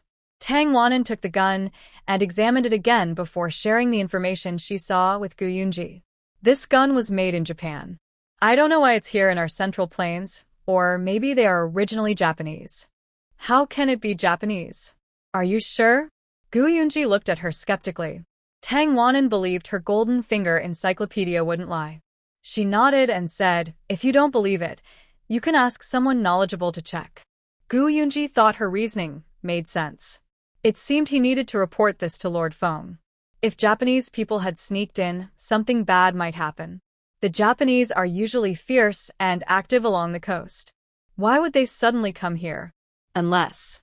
Gu Yunji thought about what the person just said regarding eating meat to live forever.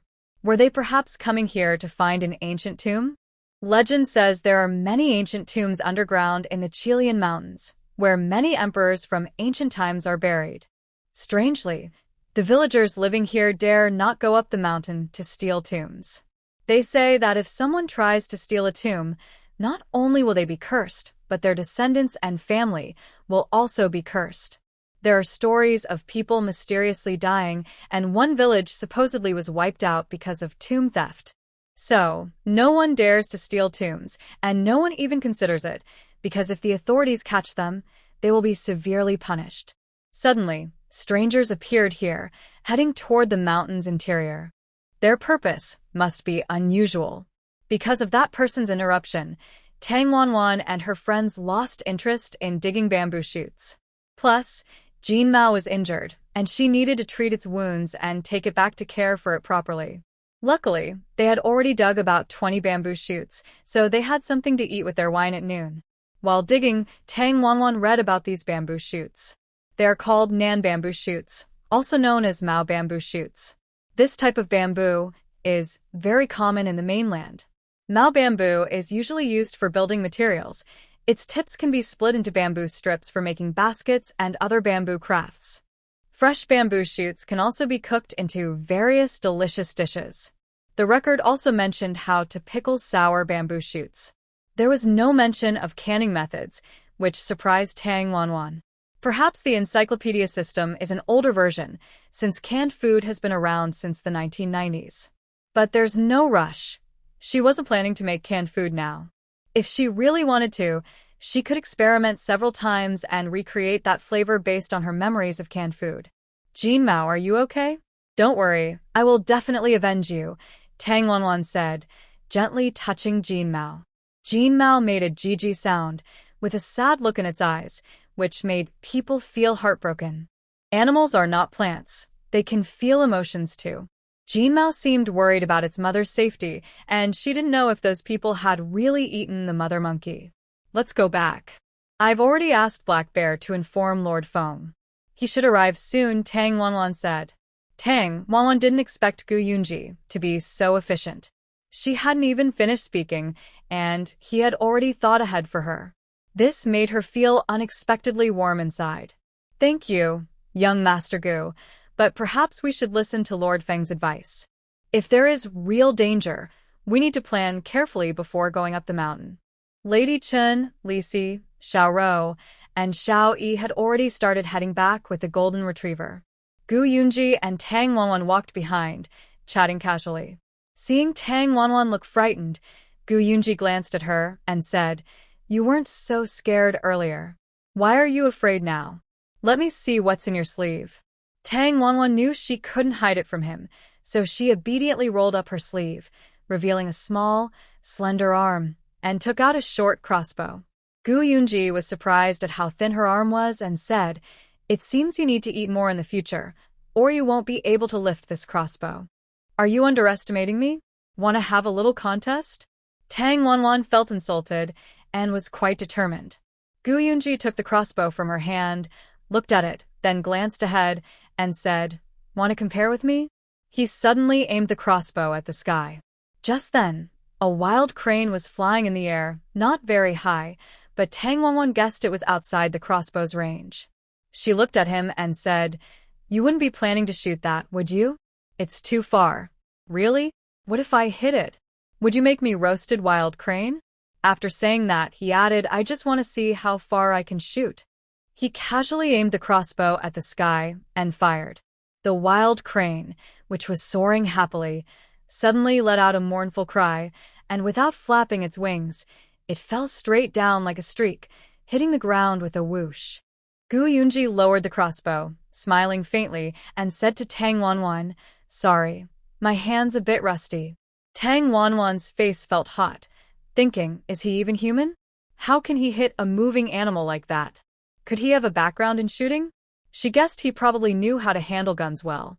"I'll go retrieve it," Tang Wanwan said, then ran quickly toward the nearby bushes to find the unlucky crane. When she found the crane, it was badly injured, pierced through from the left eye to the right eye, with a sword-like wound. The crane was black, with 2 bloody streaks under its eyes, looking truly frightening. "Big brother, you're really something," Tang Wanwan gave Gu Yunji a thumbs up. "This wild crane is quite large, weighing at least 1 or 2 jin. Perhaps it didn't expect that while flying, it would meet a sudden disaster and lose its life." Seeing Tang Wanwan holding the wild crane, with her arm hanging straight and feeling the weight, he said, "Are we adding another snack for lunch today?" Tang Wanwan heard him add the word again, and wondered if he was planning to mooch a meal at her house.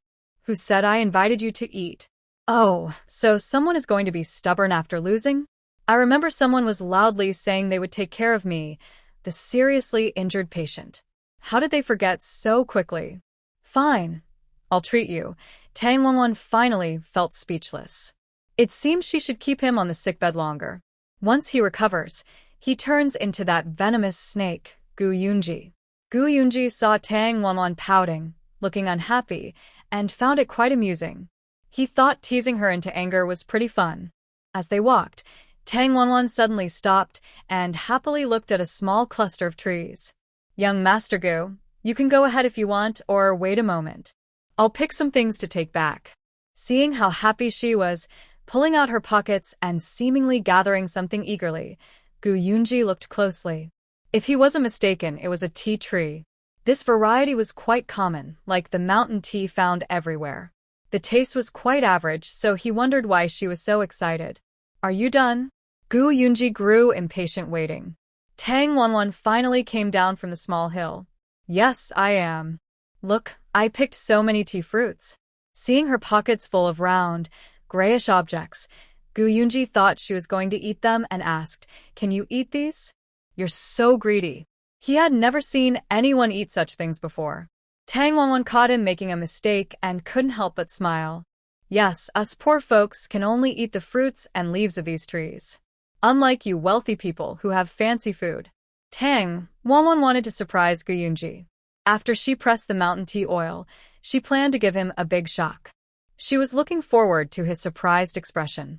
Actually, Tang Wanwan had wanted to pick mountain tea fruits and make tea oil for a long time, but never had the time. Unexpectedly, by chance, she bought a piece of land that came with a tea garden. It probably covers about an acre of land, although there are some weeds and wild trees. Once she tidies it up, it will become a large tea garden. She also has the chance to go up the mountain and bring back some good varieties of tea, like white tea and high-altitude teas. The mountain has many different tea types, but the local people haven't paid much attention to them. The person in front of her only drinks top-quality tea and likes things like truffles. It seems a bit pretentious. But where can you find such natural, wild mountain tea that grows freely and absorbs the essence of heaven and earth? The environment here is beautiful, with open land that gets plenty of sunlight and rain. Plus, the soil is rich and fertile. No wonder the tea fruits grow so big, about a whole circle larger than ordinary mountain tea fruits. These larger fruits also produce more oil. When Tang Wanwan was heading back, she felt as if her feet were flying, as if she could already see the golden, yellow-orange mountain tea oil in big bowls. The dishes cooked with this oil smell amazing. When grilling meat, she would brush it with oil as it cooked. The meat sizzled and released oil, making it even more fragrant. Hey, slow down, Gu Yunji said as he walked faster, feeling a sharp pain under his ribs and a tightness in his chest. He didn't want to admit he was struggling, but he simply couldn't keep up anymore. So he stopped walking. Tang Wanwan noticed her companion had fallen behind. Seeing his unhappy face, she felt quite pleased inside. Haha, so you wanted to push me hard earlier? Now, pay the price. But her teasing was only in her mind. She wouldn't really leave him here. She looked back at him, then squatted down. Come on up. Gu Yunji was really surprised when she said that. She actually wanted to carry him?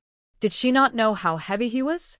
He was an adult man, weighing at least 100 pounds. This girl, with her small arms and legs, probably only weighed a few dozen pounds. Could she really carry him? He doubted it. Men and women shouldn't touch each other intimately. Just walk slowly in front, he said.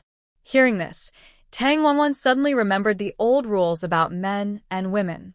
She sighed, thinking how strict ancient customs were. She looked at him and asked, What do you suggest?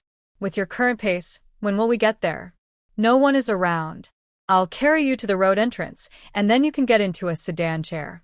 Go tell them to carry down the sedan chair. I'll wait here. That was also a good idea. Tang Wanwan nodded and looked at him. All right, then. You wait here. I'll go and come back soon. After saying that, she hurried off, running quickly until she was just a small in the distance. When Tang Wanwan reached the intersection, Gu Xinyu and the others were still waiting there.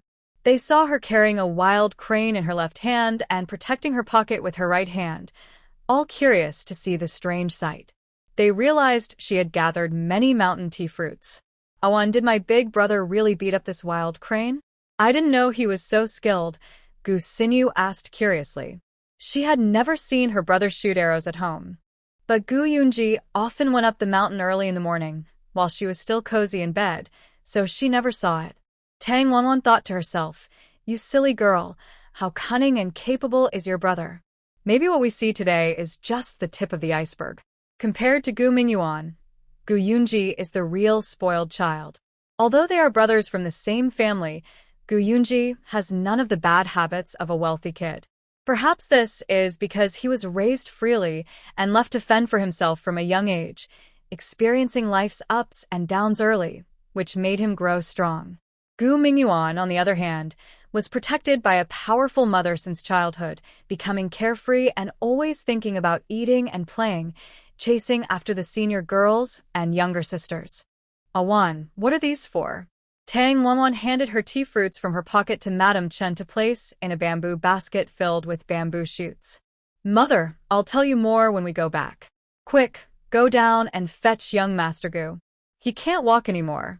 "He's waiting downstairs," said the two sedan bearers after hearing Tang Wanwan.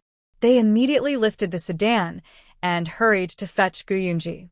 Perhaps because the matter was serious, when Tang Wanwan and her group returned home from the mountain, Lord Feng arrived shortly after. He was waiting at their door, along with a black bear. Several strong-looking guards followed him, all skilled fighters. Seeing Tang Wanwan, Lord Feng praised, "Wan, you really have some skills. You've built the new house so quickly. At first, I didn't believe it, but now seeing your house, I know it's true. Ah, little girl, you're really impressive." "Truly surpassing others," he said. "Uncle Feng, let's go inside," she replied. Others do not understand what Lord Feng meant in his words. Actually, Tang Wanwan is clever and talented, inheriting her father's skills. But only Tang Wanwan herself knows she is much better than her father was at her age. Tang Wanwan opened the door, and everyone gradually arrived at the small courtyard of the Tang family. The courtyard was very clean, and in one corner, there was a large vegetable garden with many green plants. "Did Uncle Feng bring this? Should we move it inside?" Tang Wanwan saw a bag at the door, bulging with something important inside, so she asked. When they returned, they didn't have this bag. Lord Feng and his men were at the door. "No, this isn't ours," they said. "That's strange. Who could have left it here?" Tang Wanwan immediately pulled at the bag to see what was inside. Looking inside, she was quite surprised. The bag contained a large piece of pork and some good ribs with meat on them. These are high-quality meats. Who sent them? Could it be Uncle Butcher? Everyone was curious and leaned over to look inside the bag, shaking their heads, saying it wasn't theirs. "Really strange. Who would send you pork?"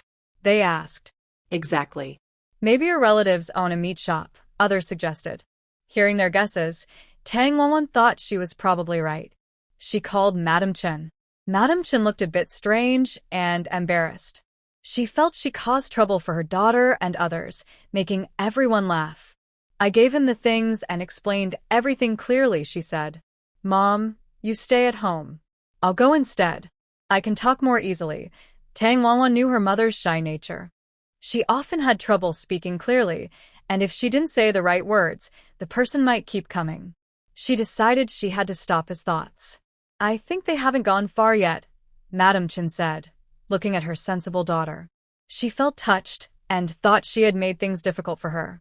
She said, "You don't know them. It's just him and his son at home. I'll go talk to them myself." Seeing her mother insist, Tang Wanwan said, "Then I'll go with you." "All right." Mrs. Chen nodded, and Tang Wanwan greeted her brother, telling the guests to rest at home for now. They would be back soon. Since it wasn't time for lunch yet, Gu Yunji would probably talk to Lord Feng about what needed to be said, so she didn't need to worry too much. If she had to go up the mountain, she definitely would, because only she knew where the place was where the golden-haired dog was found. Tang Wanwan guessed correctly. After all, she was carrying a bag of meat. They wouldn't leave until she and her mother personally accepted it. Soon, her mother and she caught up with Uncle Butcher, who was heading back. "Hey, big brother, wait a moment," Mrs. Chen said. She wasn't used to talking to strangers, especially men she didn't know. It made her feel shy, especially in front of her daughter, to start a conversation with this man. Seeing her face turn slightly red, like a young girl at a matchmaking event, she couldn't help but find it funny. Uncle Butcher stopped in surprise when he heard Mrs. Chen's voice. He was quite surprised that she had returned the meat he gave them. He was not tall but very strong and not too bad-looking, just an ordinary man. Mrs. Chen hurried to catch up, carrying the meat, which was about 4 or 5 jin, roughly 2 to 2.5 kilograms. For most families, this was a very generous gift, especially in this difficult time, when many people lacked food and clothing, and their eyes gleamed hungrily at meat. They would rush to bite into raw meat if they could. "Big sister, what are you doing?" Seeing Mrs. Chen return the meat he gave them, he looked a little annoyed. "I'm really sorry, big brother, for troubling you. Let's forget about that past mistake. Please don't send things to my house anymore. I can't repay you," Mrs. Chen said helplessly. She had already refused, but he still seemed determined. Big sister, I didn't mean anything bad. Don't take it the wrong way. I just saw your children are many, and it's hard for a woman alone. So, let's consider this as us knowing each other. Giving you some meat isn't too much," he said, indicating he wouldn't take back the meat he had given. "No, I can't take your things for free." "Please take it back," she insisted. "I won't take back what I've given. It's windy outside, so you should go home quickly," he replied. Mrs. Chen saw him say this and became anxious. She handed the bag of meat to him. "Big brother, please take it back." After she pushed the meat into his hand, she turned to leave. Unexpectedly, Uncle Butcher handed her something again. "Young lady, if you don't accept this, you're looking down on me, a simple man. Just consider me your older brother. We can be relatives from now on, right?" "Thank you, uncle. We will take the meat, but please accept this." Tang Wanwan stepped directly in front of Uncle Butcher and took out 5 taels of silver. The meat probably weighed only 2 or 3 taels, so she handed over 5 taels of silver. "Miss, I didn't mean it that way." "You might have misunderstood." Tang Wanwan knew she had to be careful. This man might still have hopes for her mother in the future. "That's not what I mean. Uncle, I mean you came to sell meat, and I happen to have some small silver. We can pay for this meat. Also, my father isn't dead. He'll come back soon. Sorry for the trouble." Uncle Butcher had been about to be polite again, but after hearing Tang Wanwan's last words, he was completely disappointed. Since her father was alive, there was no hope anymore. He looked angry, glanced at Mrs. Chen, then at Tang Wanwan and said, "Are you two playing tricks on me? Just tell me the truth." Tang Wanwan handed him the 5 taels of silver, with an apologetic look. "Sorry, uncle. It was a mistake by the officials. We just received the news, and today we bought the meat with silver. You don't need to come anymore. You. Fine, I guess I'm unlucky." The uncle snatched the silver and walked away without looking back. When her mother saw her daughter return and the man leave, she looked curious and asked, "Awanwan, how did you bring the meat back? Didn't you say you were giving it to someone? You're so good at persuading me not to accept others' things, but you took it yourself." "Mom, I paid with silver. From now on, he won't bring us anything again. He probably doesn't want any connection with us anymore." Seeing her daughter's words had meaning, Mrs. Chen asked, "Awanwan, what do you mean?" Tang Wanwan didn't dare tell her mother that her father, Tang Jianfei, was alive, or she would cause her mother more sadness. "Anyway, Mom, you don't need to worry about Uncle Butcher coming to our door again. Trust your daughter. As for this meat, I bought it with 5 taels of silver. Let's go home and cook it." 5 taels of silver? You children start spending money as soon as you have some.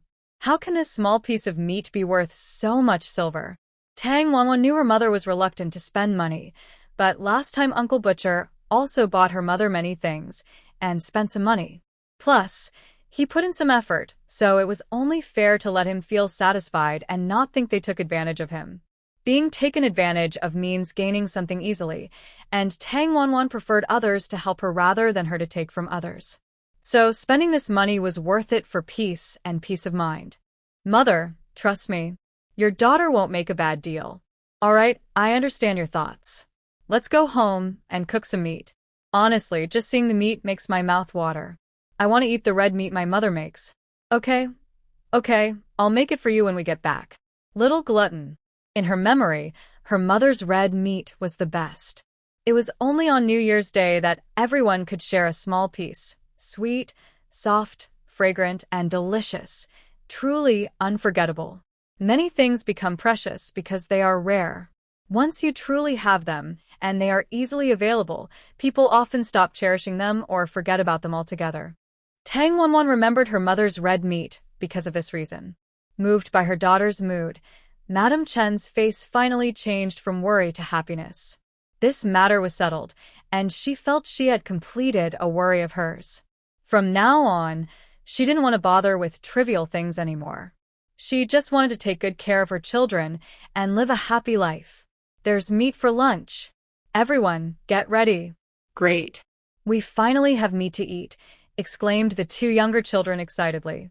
Seeing Tang Xiaoyi and Tang Xiaoro happily running around because they had meat, Gu Xinyu felt very emotional. Brother, look at them, then look at us. We really should treat them better in the future. Maybe we should give them some money so that Awan doesn't have to suffer anymore, suggested Gu Yunji. Gu Yunji knew his sister Sinyu's meaning, but didn't agree with just giving money directly. He said it's better to teach them how to fish than just giving fish.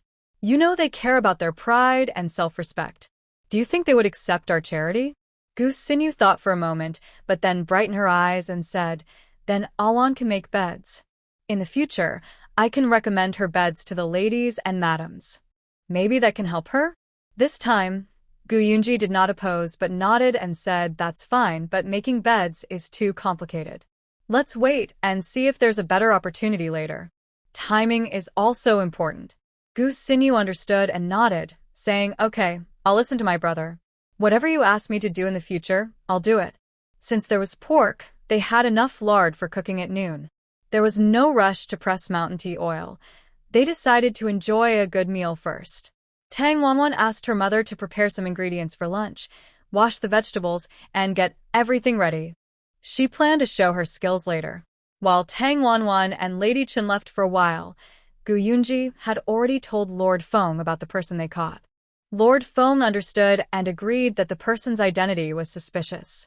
They needed to investigate thoroughly before making any decisions. As for searching the mountain and finding the mother monkey, that still needed more discussion. Tang Wanwan quickly took her medicine box to bandage Jean Mao's wound. Fortunately, Gu Xinyu and the others had already gathered some dry grass and old clothes to make a small temporary nest for him. Jean Mao was lying there, looking a bit listless. Seeing Jean Mao like this, Tang Wanwan thought that the mother monkey was probably no longer alive. Otherwise, Jean Mao wouldn't be alone and injured. She knew how cruel those people could be, especially since they had weapons and were attacking two helpless monkeys. The mother monkey's leg was also injured a few days ago, and the wound hadn't fully healed, which is why she couldn't run fast and was caught. Tang Wanwan carefully examined Jean Mao's injuries. There was a serious knife wound and a hole that looked like it was pierced by a steel marble. The marble had gone deep into the flesh, causing him great pain. She applied some poppy flower juice mixed with other herbs to Jean Mao's wounds and fed it to him. He quickly fell asleep. She then removed the steel marble from his leg, rinsed the wound with salt water, and wrapped it with clean gauze and herbs to reduce swelling and stop bleeding.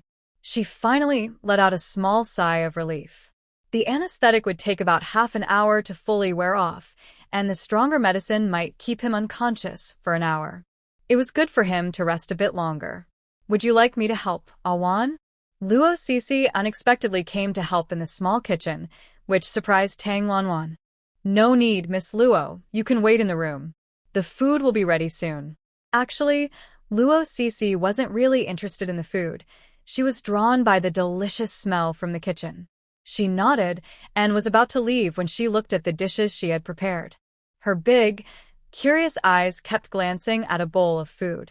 When she saw a bowl with thin, golden slices inside, she stopped in her tracks and pointed at them, asking Awan, "What kind of vegetable is this?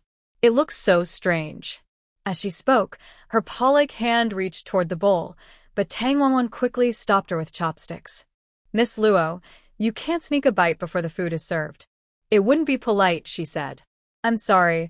I was just curious." Luo Sisi blushed, Still a young lady, but not as polite as other girls. Stealing a bite can ruin your image. But if you want to try, I have hot oil here. I can help you cook something, Tang Wanwan offered. Really? Awan, you're so kind. Luo Sisi was very excited. Clearly, Luo Sisi was straightforward and cheerful when given some sunlight. If you'd like to cook yourself, that's fine too. Just cut a few potato slices for me, and I'll teach you how later, Tang Wanwan said. Can I really do it? I'm worried I might not do well. Luo Sisi hesitated, but her eyes sparkled with excitement, showing she really wanted to try. Miss Luo, it's very easy. Just follow me, and you'll be fine, Tang Wanwan reassured her. Really? Then I want to try, Luo Sisi said happily, rolling up her sleeves, ready to get to work. She even called Gu Xinyu over. Gu Xinyu's eyes lit up when she heard, but she was more reserved and didn't dare to start herself. She watched quietly as Tang Wanwan demonstrated. Watch carefully. Today, I will teach you how to make salt and pepper potato chips. It's very simple. Just slice fresh potatoes very thinly, then fry them in hot oil until both sides are golden. Sprinkle some fine salt on top and let them cool naturally. That's it. Salt and pepper potato chips are made by slicing potatoes naturally, then frying them. After frying, a little salt is added. They are crispy and fragrant. If you want them softer, you can fry them until fully cooked and then let them cool. To make seasoned fries, you first steam the potatoes. Mix them with flour to make potato cakes. After letting the cakes dry a bit, cut them into fry shapes. Fry these in hot oil and they become fries. If you want to cook something simple and tasty, making fries and scrambled eggs with tomatoes is the best. Many people start learning to cook with these dishes because they are easy and straightforward. As long as your skills are decent, the heat is right, and the seasoning is good, the food will taste nice. This gives cooks confidence and encouragement. Wow, that sounds fun and not too hard. Lesasai clapped her hands happily after hearing this. Xianu, did you understand? She asked Gu Xinyu. Although Gu Xinyu was hesitant to try, she understood.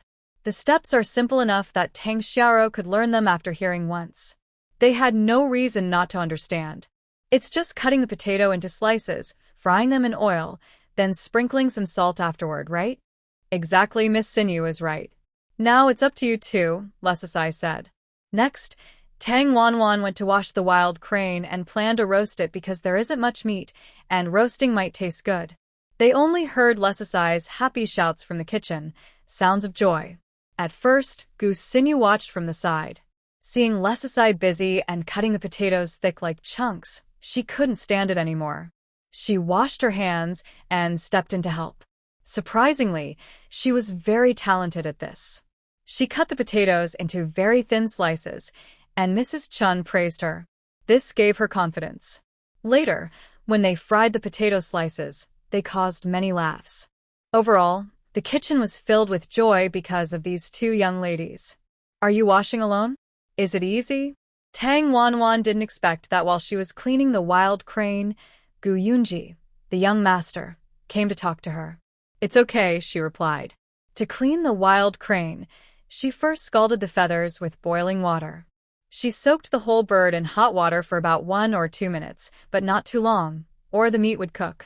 Then, while it was still warm, she started plucking the feathers.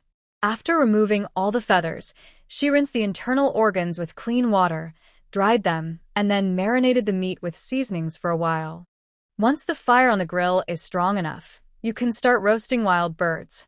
Since Tang Wanwan traveled here, she has used her skills to buy many daily items for her family, including the grill. It is about 1/2 meter tall, with a charcoal tray at the bottom and an iron mesh on top. For a larger game or meat, a rotatable grill is needed, and Tang Wanwan always considers this when making it. Now, after marinating the wild bird, she replaced the iron mesh with a rotatable grill that can be flipped back and forth. Young Master Gu, is there something you need? What does Lord Feng think about the golden-haired matter? Gu Yunji nodded and said, I'm here about that. From what Lord Feng says, they are still reviewing that person carefully. Even if they go into the mountains, it will probably be tomorrow. Yes, official work is not like personal work. Things can't be done immediately. They have to consider many factors. It's too dangerous to let Tang Wanwan go into the mountains alone, even if she had the courage. Those people are quite threatening. If she gets into trouble and puts herself at risk, no one will be able to help her. I also want to tell you 2 other things. Listen carefully. Yes, go ahead. Next, Gu Yunji talked about his plan to take Tang Wei to the capital for treatment and also suggested moving the Tang family's ancestral grave to the Western Mountain. I have no problem with taking my brother to see a doctor, but it's such a long distance. What if something happens on the way? If the distance were shorter, or if we could invite a doctor to come to our home, I'd be willing to pay for it. Of course, only if the doctor is confident about treating my brother's leg. I understand your concerns. The doctor I've chosen is not an ordinary one. I trust his medical skills.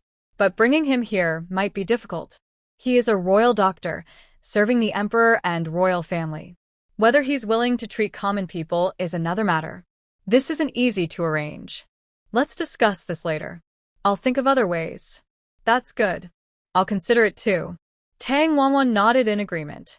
She still wanted to try her own method to treat her brother. After a moment, she asked about the second matter they discussed. Are you suggesting I move my father's grave to the Western Mountain? Why would we do that? Gu Yunji didn't want to say too much about feng shui. Many things are secrets that shouldn't be revealed. As long as they follow what others say, it should be fine. A reliable person said this, not just anyone casually speaking. It's not your father's grave, but the ancestral grave of the Tang family, like your great-grandfather and great-grandmother's graves. This made Tang Wanwan even more curious, so she asked, why is that? Shouldn't my father's grave be moved instead? He's the closest person to me, and I believe he's watching over us from heaven. Gu Yunji's expression became a bit strange. He looked at Tang Wanwan and said, just do as I say, I won't harm you. He paused and then added, there's one more thing, I'm not sure if I should tell you. Seeing his strange look, Tang Wanwan's curiosity grew even more. Usually, he was very sharp-tongued and quick to act, so why was he hesitating and speaking half-truths today? It felt unusual. Just say what you want to say. You're not the type to beat around the bush. All right, I'll tell you, but you must not tell anyone else. After saying this, Gu Yunji whispered a few words in her ear. When she heard it, Tang Wanwan was stunned, as if struck by lightning, and she couldn't respond for a moment. After a while, she trembled and her eyes clouded with tears. Is what you said true? That's what I saw. If you don't believe it, that's fine. It's not an easy thing to accept. Gu Yunji was confident about the divination he saw, but many people didn't believe in such things. Where did you see this? While I was observing the feng shui of the Western Mountain, I accidentally saw it through the divination symbols. The absence of parents in a person's life can be seen from the position of their parents in the divination chart, following the pattern of male on the left and female on the right. Since Tang Wanwan's parents' positions were normal and there were no gaps, it meant her parents were alive. Of course, not everyone can see this. Only those with special eyes, people who can see yin and yang, or those trained in yin-yang arts and divination techniques. Ordinary people cannot randomly cast divinations. Everyone has a limited number of chances, and each casting reduces their chances of survival. It seemed Gu Yunji cared about Tang Wanwan's future career, which was why he took it seriously. No wonder Gu Yunji looked troubled. For someone who had been dead for nearly half a year, hearing that he might still be alive would be shocking. It couldn't be made public, or it would cause a big stir. Gu Yunji should think that this home is ruled by her, and Tang Wanwan is quite mature in her thoughts. She doesn't look very old, and already has her own way of dealing with people and things. Don't tell others about this first. I will arrange for someone to find out your father's whereabouts when I go back. As soon as I get any news, I will tell you. Tang Wanwan didn't expect Gu Yunji to help her find her father. She looked at him and thought that he wasn't too difficult to get along with. After getting to know him, he's actually quite easy to talk to. If I get the chance, I still want to find him myself. Thank you, young Master Gu. You're welcome. Is this the one I asked you to plant? Gu Yunji also noticed the vegetable field and saw the lively poppy flowers growing there. Gu Yunji didn't say the name out loud, but Tang Wanwan understood what he meant and nodded, saying, Yes, you're right. I also made a pain relief medicine from this plant. I tested it with Su Xiaoyu and it works pretty well. Depending on the dose, it can numb someone for about an hour and they won't feel any pain. Tang Wanwan didn't seem to care much and looked at him, saying, anyway, I have the seeds. If you really need them, you can take them all. I can plant more myself. I figured out a way to grow them quickly, and they bloom in just over 10 days. Is that the planting method you use? Only 10 days? So fast? Gu Yunji had never heard of such a quick growth rate before. Whether it's true or not, you'll see when you observe. Come and see with me, young Master Gu. Then Tang Wanwan led the way ahead of him, lifting the cover of the rain shelter as if it was just pulled aside, revealing that most of the poppy flowers inside had already bloomed. Gu Yunji looked for a long time and confirmed it was real. He couldn't help but marvel. Amazing! You can grow them so quickly. Looks like you were confident when you made that bet with me. Of course. I wouldn't take a bet I wasn't sure about. Ha! What did you say? Gu Yunji didn't catch what Tang Wanwan meant. Tang Wanwan quickly clarified, I only agreed because I was pretty sure. And what about the matching beads I asked for? Gu Yunji was talking about the pattern carved inside the dull yellow Wangwali wood, which could be made into a pair of bracelets. Can I wait for 2 more days? I have been very busy these past few days. Gu Yunji didn't rush her this time. Instead, he nodded and said, that's fine. But can I wait until my flowers are ready to be picked before I take them? He initially thought about bringing the soil back with the flowers, but he was worried that if the environment changed suddenly, the flowers might not survive, and all his effort would be wasted. May I ask what you plan to do with these flowers, young Master Gu? I think I know a lot about them, and I might be able to give you some advice. This surprised Gu Yunji, but upon reflection, he realized that the girl had come all the way up the mountain without asking for anything, and had only taken half of his flowers. The yellow rosewood was something she had picked up casually. However, his punishment for her was not light. She didn't complain at all and accepted everything calmly, which changed his view of her. Plus, the events that followed also influenced his opinion. I want to know what will happen if someone eats this item. Will they go crazy or act strangely? Gu Yunji was unsure about what this thing really was. Someone told him it was good and beneficial, but he had also seen people become uncontrollably wild after eating its fruit. Let me tell you what this thing really is, Tang Wanwan said, turning into a little encyclopedia. She explained the origin of the poppy flower. The scientific name is poppy, and it is not native to the Central Plains. It is highly toxic, but its roots and leaves are not poisonous. In fact, they are medicinal, used to clear heat, detoxify, and treat colds. So, when you say this thing is toxic, what do you mean? The seeds are poisonous and highly toxic. They can cause hallucinations and make people feel intoxicated. Some people extract the juice from the seeds to make a poison that causes addiction. Adding a small amount of poppy shell to food can improve the flavor and make people crave it. Once addicted, they find it very hard to go without it for a day. Gu Yunji's expression grew serious. He grabbed Tang Wanwan's hand tightly and asked, is it really that powerful? Perhaps instinctively, he held her hand, which caused her some pain. She looked at him, then at their hands. Young Master Gu, could you please let go of my hand first? I'm sorry, I got a bit carried away earlier. Are you sure? Does eating the seeds of this thing really turn people into madmen? Yes, I am quite sure. If someone takes this regularly for a long time, they will become very thin. During an attack, they cry uncontrollably and lose all dignity. As long as you give them this, they are willing to do anything. Gu Yunji's face turned a bit pale, and he even broke out in sweat. Tang Wanwan noticed he looked unwell, something she had never seen before, and asked, are you okay? Just a friendly reminder, if your friends come into contact with this, you must force them to stop using it. The consequences are serious and could be fatal.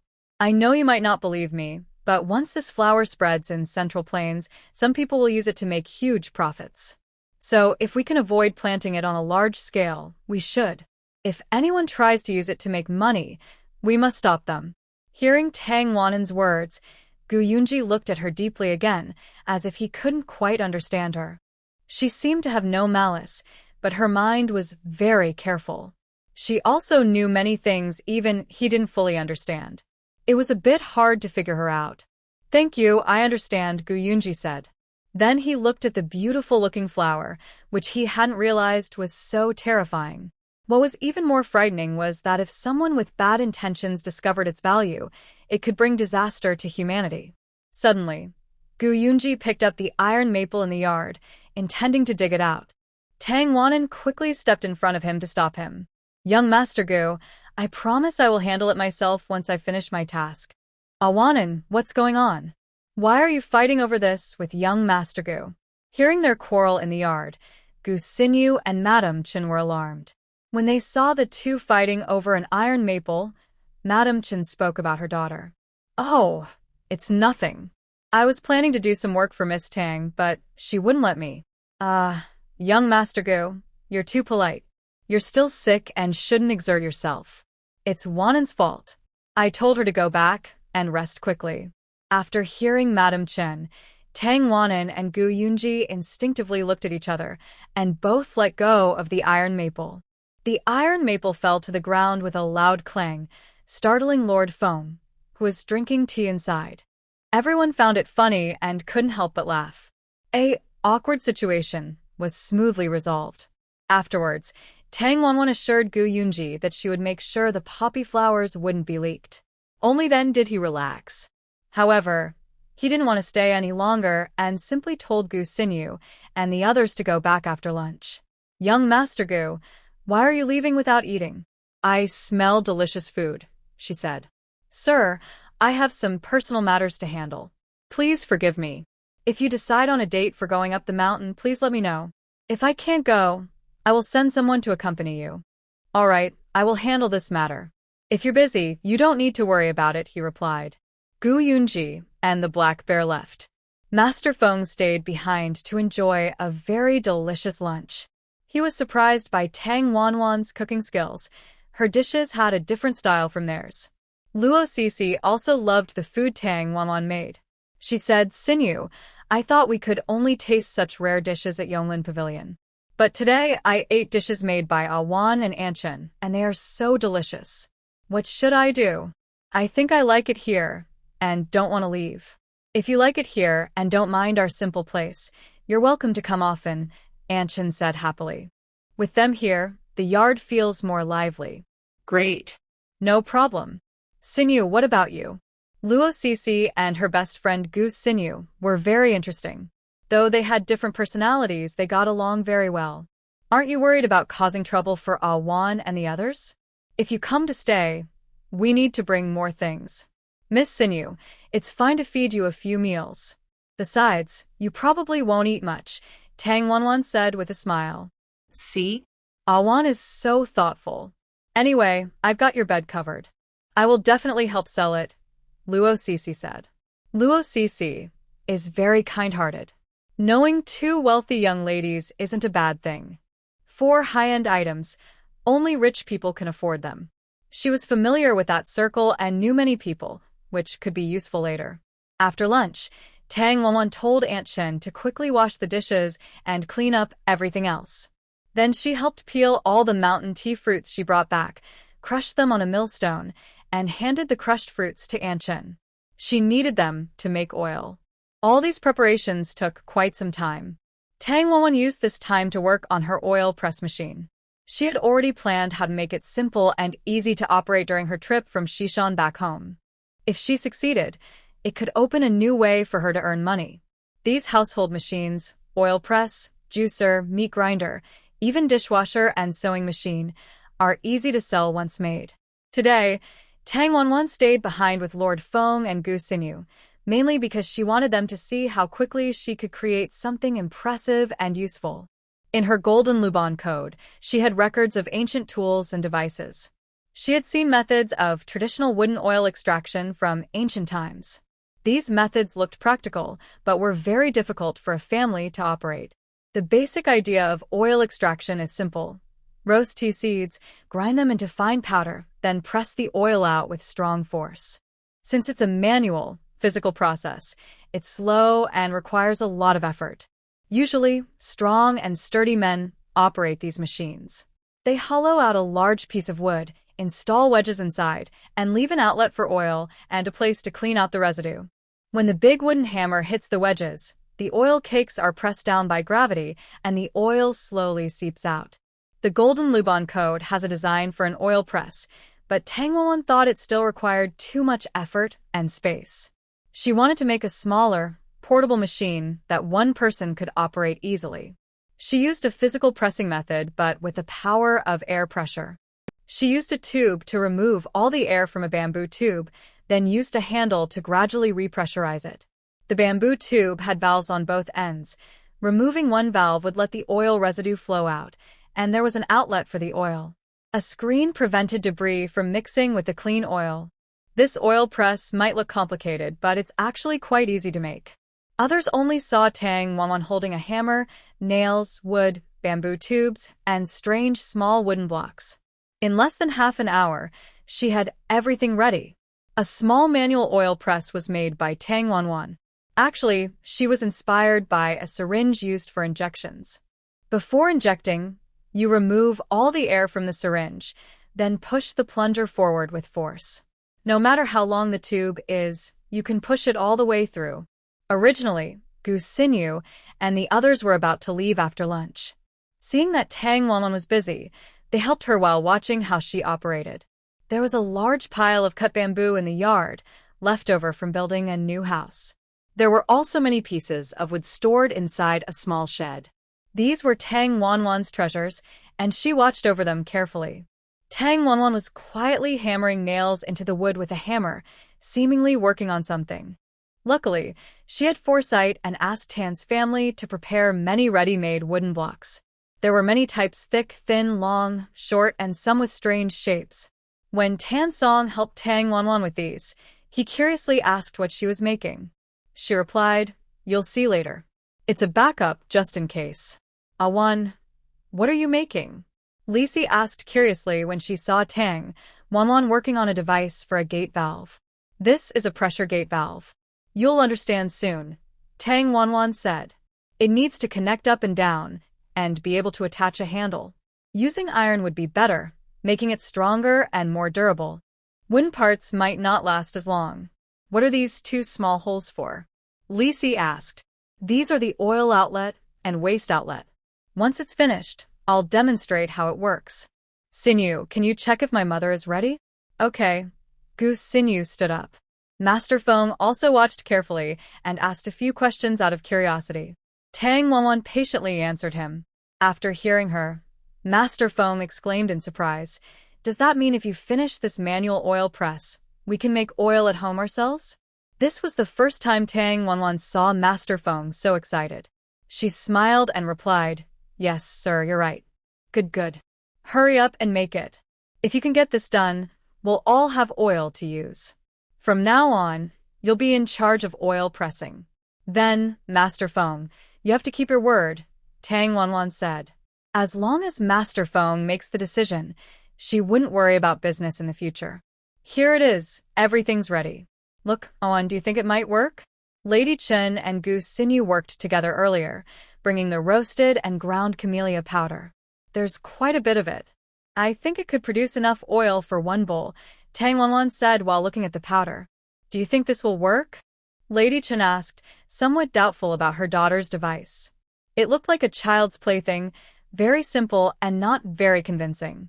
It was basically a bamboo tube about half a person tall, with a strange device attached.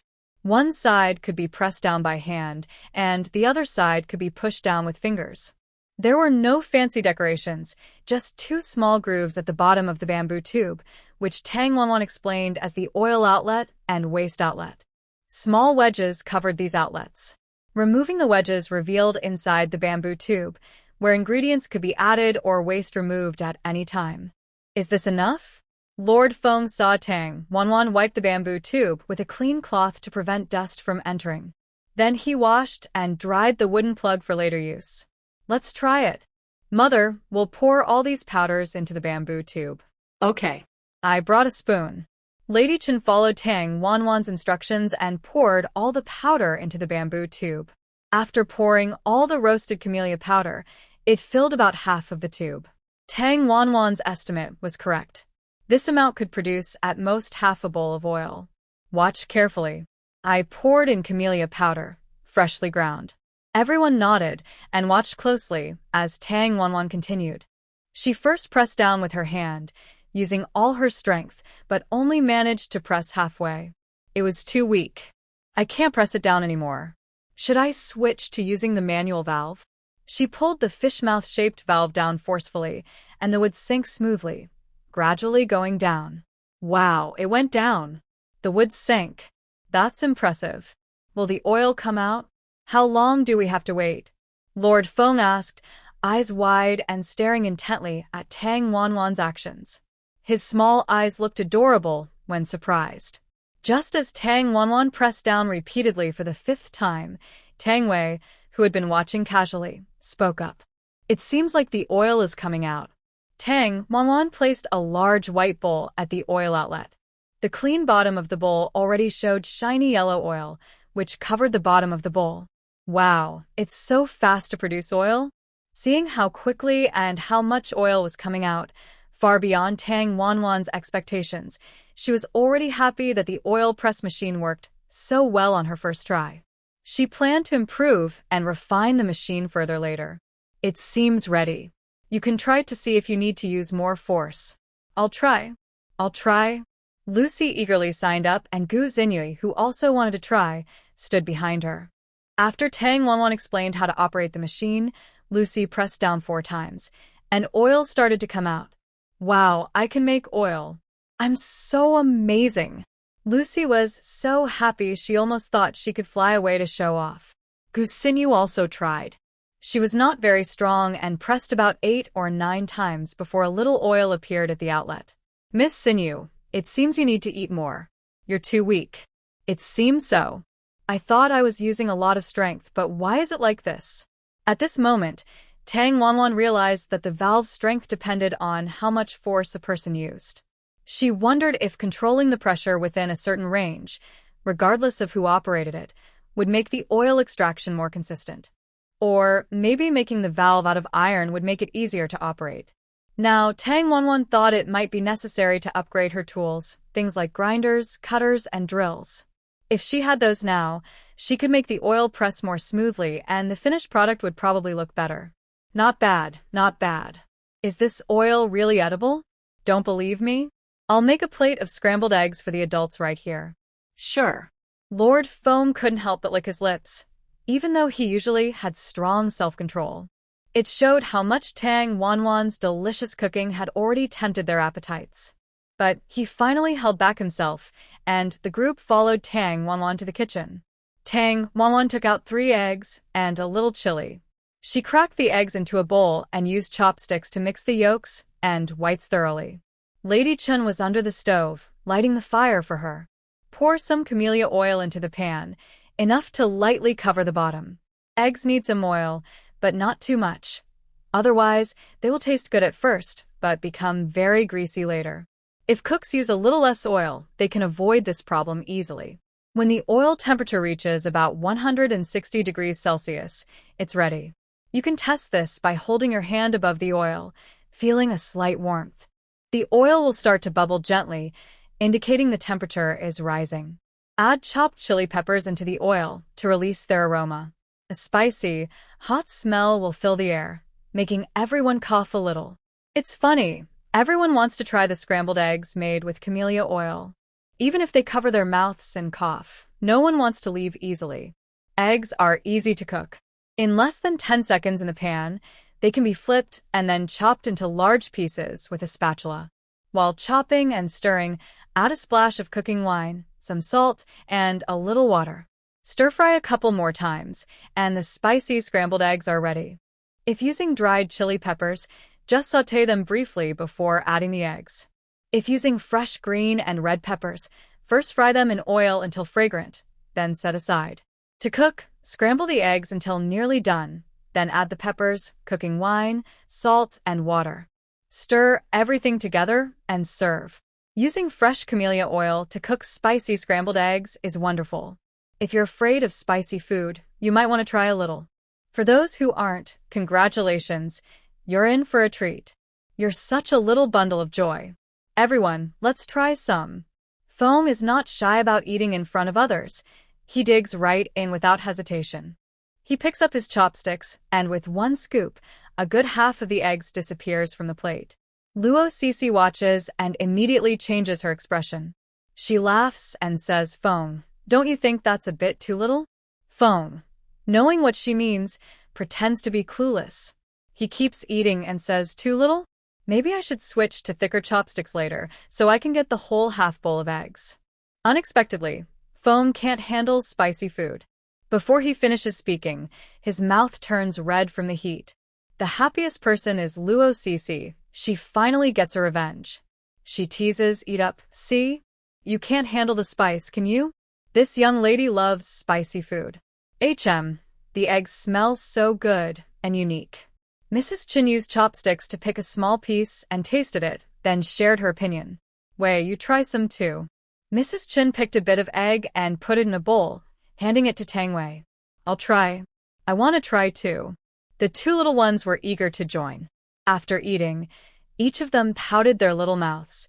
Their lips turned red from the spice, but because it tasted good, they still wanted more. In the end, everyone quickly divided the remaining eggs. People's taste buds are strange. Even if you've never tasted something before, once you like it, it feels like an imprint is made, and just thinking about it makes you want to eat. The more you can't get it, the more you crave it. Unfortunately, the spicy scrambled eggs were only a small dish. As everyone took a few bites, it was gone in an instant. By the time Tang Wanyang got her turn, only some chili remained, with a tiny bit of egg foam still stuck in the chili cracks. She couldn't help but say with a hint of helplessness, "You guys are so fast. I haven't even tasted it yet." "Haha, since you have oil at home, you can eat anytime." "We don't have oil, so it's tough for us," Lesasai said excitedly. While speaking, she used her chopsticks to carefully pick out every bit of egg left in the chili cracks, bit by bit, and put it into her mouth. After eating, her already slightly red lips turned even redder. She was still blowing on her mouth and fanning her throat to cool the fire. "I tell you, Ah Wan-young, you should open a restaurant. Your dishes are so delicious. I won't say I visit every day, but I promise I'll come every 2 days to eat. I want to eat too." Ah Wan-young's cooking is really tasty, Gu Xinyu chimed in. "How about comparing my cooking, Big Brothers, and Yonglin Pavilions?" Tang Wanyang asked Gu Xinyu. "Well, I can't say for sure. The flavors seem different, but if you ask which is better, let me think. I also find it hard to say. It seems Yonglin Pavilion's dishes are a bit better, but I still prefer Ah Wanyang's cooking." Now it was tricky. They all said the dishes were similar, but no one could specify the differences clearly. Let me say it. Ah Wanyang's dishes tend to have stronger flavors. Yonglin Pavilion's dishes focus more on presentation and grandeur. From a diner's point of view, I think we prefer Ah Wanyang's food because it suits our taste better. We are just ordinary people, only able to eat everyday dishes that are affordable and easy to buy. I think that homemade food, if cooked well, is almost as good as fancy delicacies. Anyone who eats luxurious dishes every day would get tired of them, right? I didn't expect Tang Wei, who usually doesn't talk much, to say such a long, heartfelt comment, leaving everyone surprised. It seems he has been feeling quite emotional today. After eating the food his sister made, he felt much happier. The dish had a little bit of mild spiciness, which made him sweat a little. After sweating, he felt completely relaxed. Yes, young Master Tang is right, Lesasai said, feeling that Tang Wei expressed what she wanted to say. But we can't ignore Yonglin Pavilion. Their dishes are really impressive. Of course they are. Yonglin Pavilion is specially for welcoming noble guests. If their food wasn't good, they would have been beaten by competitors long ago. Of course. I'm just an amateur, cooking for myself and my family. That's enough, Tang Wei replied. Hearing this, Lesasai immediately felt unhappy and quickly said, "No, we can't just rely on eating at your place every day. If you open a restaurant, we can come openly and eat whatever we want." "I wish I could, but opening a restaurant isn't easy. However, I do have a good idea that can let everyone enjoy delicious food, Tang Wei said mysteriously with a smile. Oh, really? What's the plan? Lesasai asked eagerly. Tang Wei smiled slightly and said, It's a secret for now. When the time is right, I'll tell you. Please support me then. Of course. But you have to tell us what it is, or I'll be so anxious I can't stand it, Lesasai said, her impatience clear. The more Tang Wei kept secrets, the more she felt like a cat scratching her heart. Good things take time.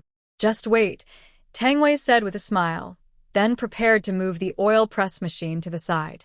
She also took the bowl of oil she pressed to the small kitchen. She needed to tidy up a bit. The oil press machine still worked pretty well.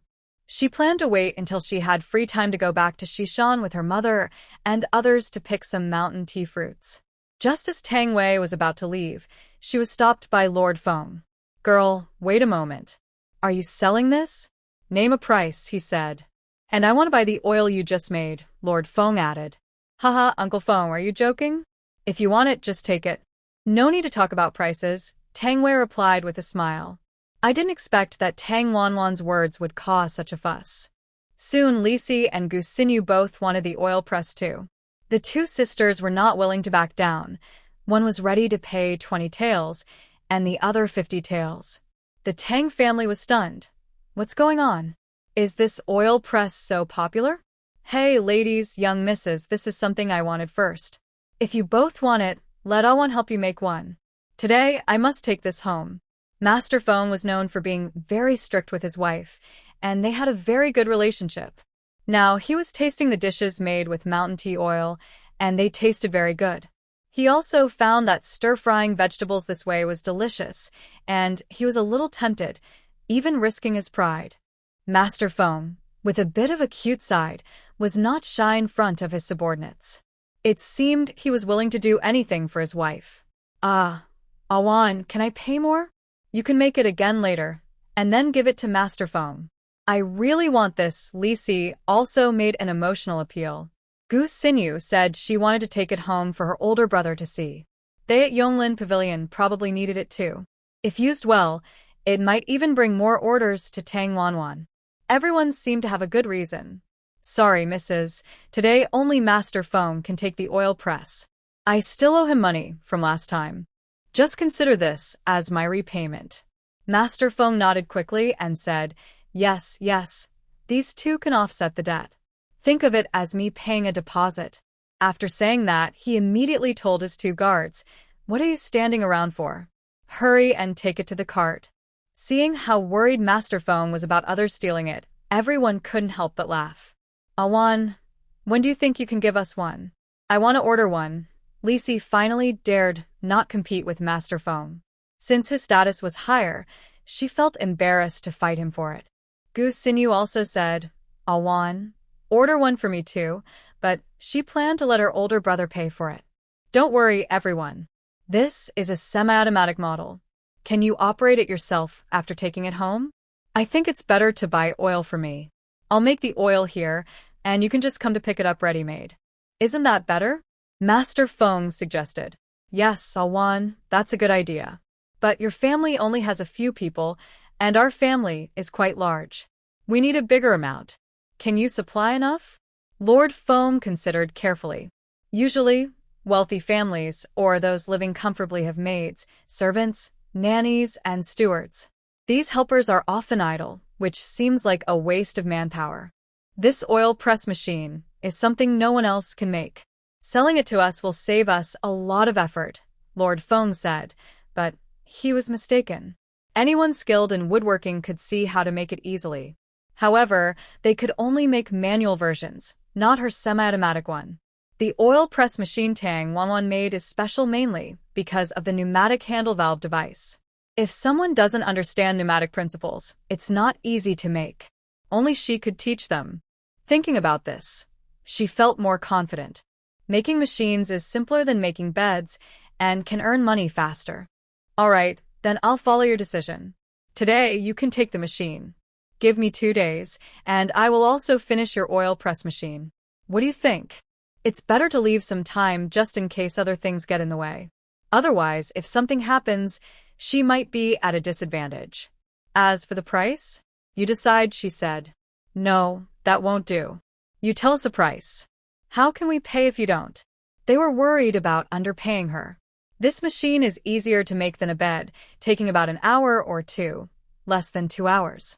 Tang Wanwan calculated the cost, and 5 taels of silver for the Ding family was already a good profit. But not many could afford it. If it was too cheap, it might become too popular and flood the market. Then 5 taels it is. Unexpectedly, Lesasai thought Tang Wanwan's price was too low and quickly said, let's set the same price as the bed, 10 taels. Awan, when I go back, I'll promote it for you. Many people will want to buy it. 10 taels of silver is just a meal for wealthy families. That's too exaggerated, Madam Chen said, her heart trembling. 10 taels of silver is just the cost of a meal for a rich family. But for the Tang family, including the grandmother, Old Tang, Wang Shi, and Xiao Wang Shi's family, their annual expenses are only about 4 or 5 taels. The more frugal ones spend about 2 taels. However, her daughter was about to sell 3 machines at 10 taels each, which surprised her greatly. Awan, come here. Tang Wanwan saw her mother call her and immediately went over. Mother, what's wrong? Madam Chen was worried that their high prices might make others think they were cheating customers. She had never experienced such things before, and her daughter suddenly becoming so capable was unexpected. In just a few days, Tang Wanwan had earned a lot of silver. Including today's 30 taels, she had about 40 or 50 taels now. It was incredible. Could it really be that her child's father was blessing them from heaven? Awan, are you sure this oil press won't have problems? It's not cheap, and we must ensure the products we sell are safe. Seeing her mother more nervous than herself, Tang Wanwan couldn't help but smile secretly. To her, this oil press was nothing special, just an ordinary machine. If she could make a fully automatic one, that would be impressive.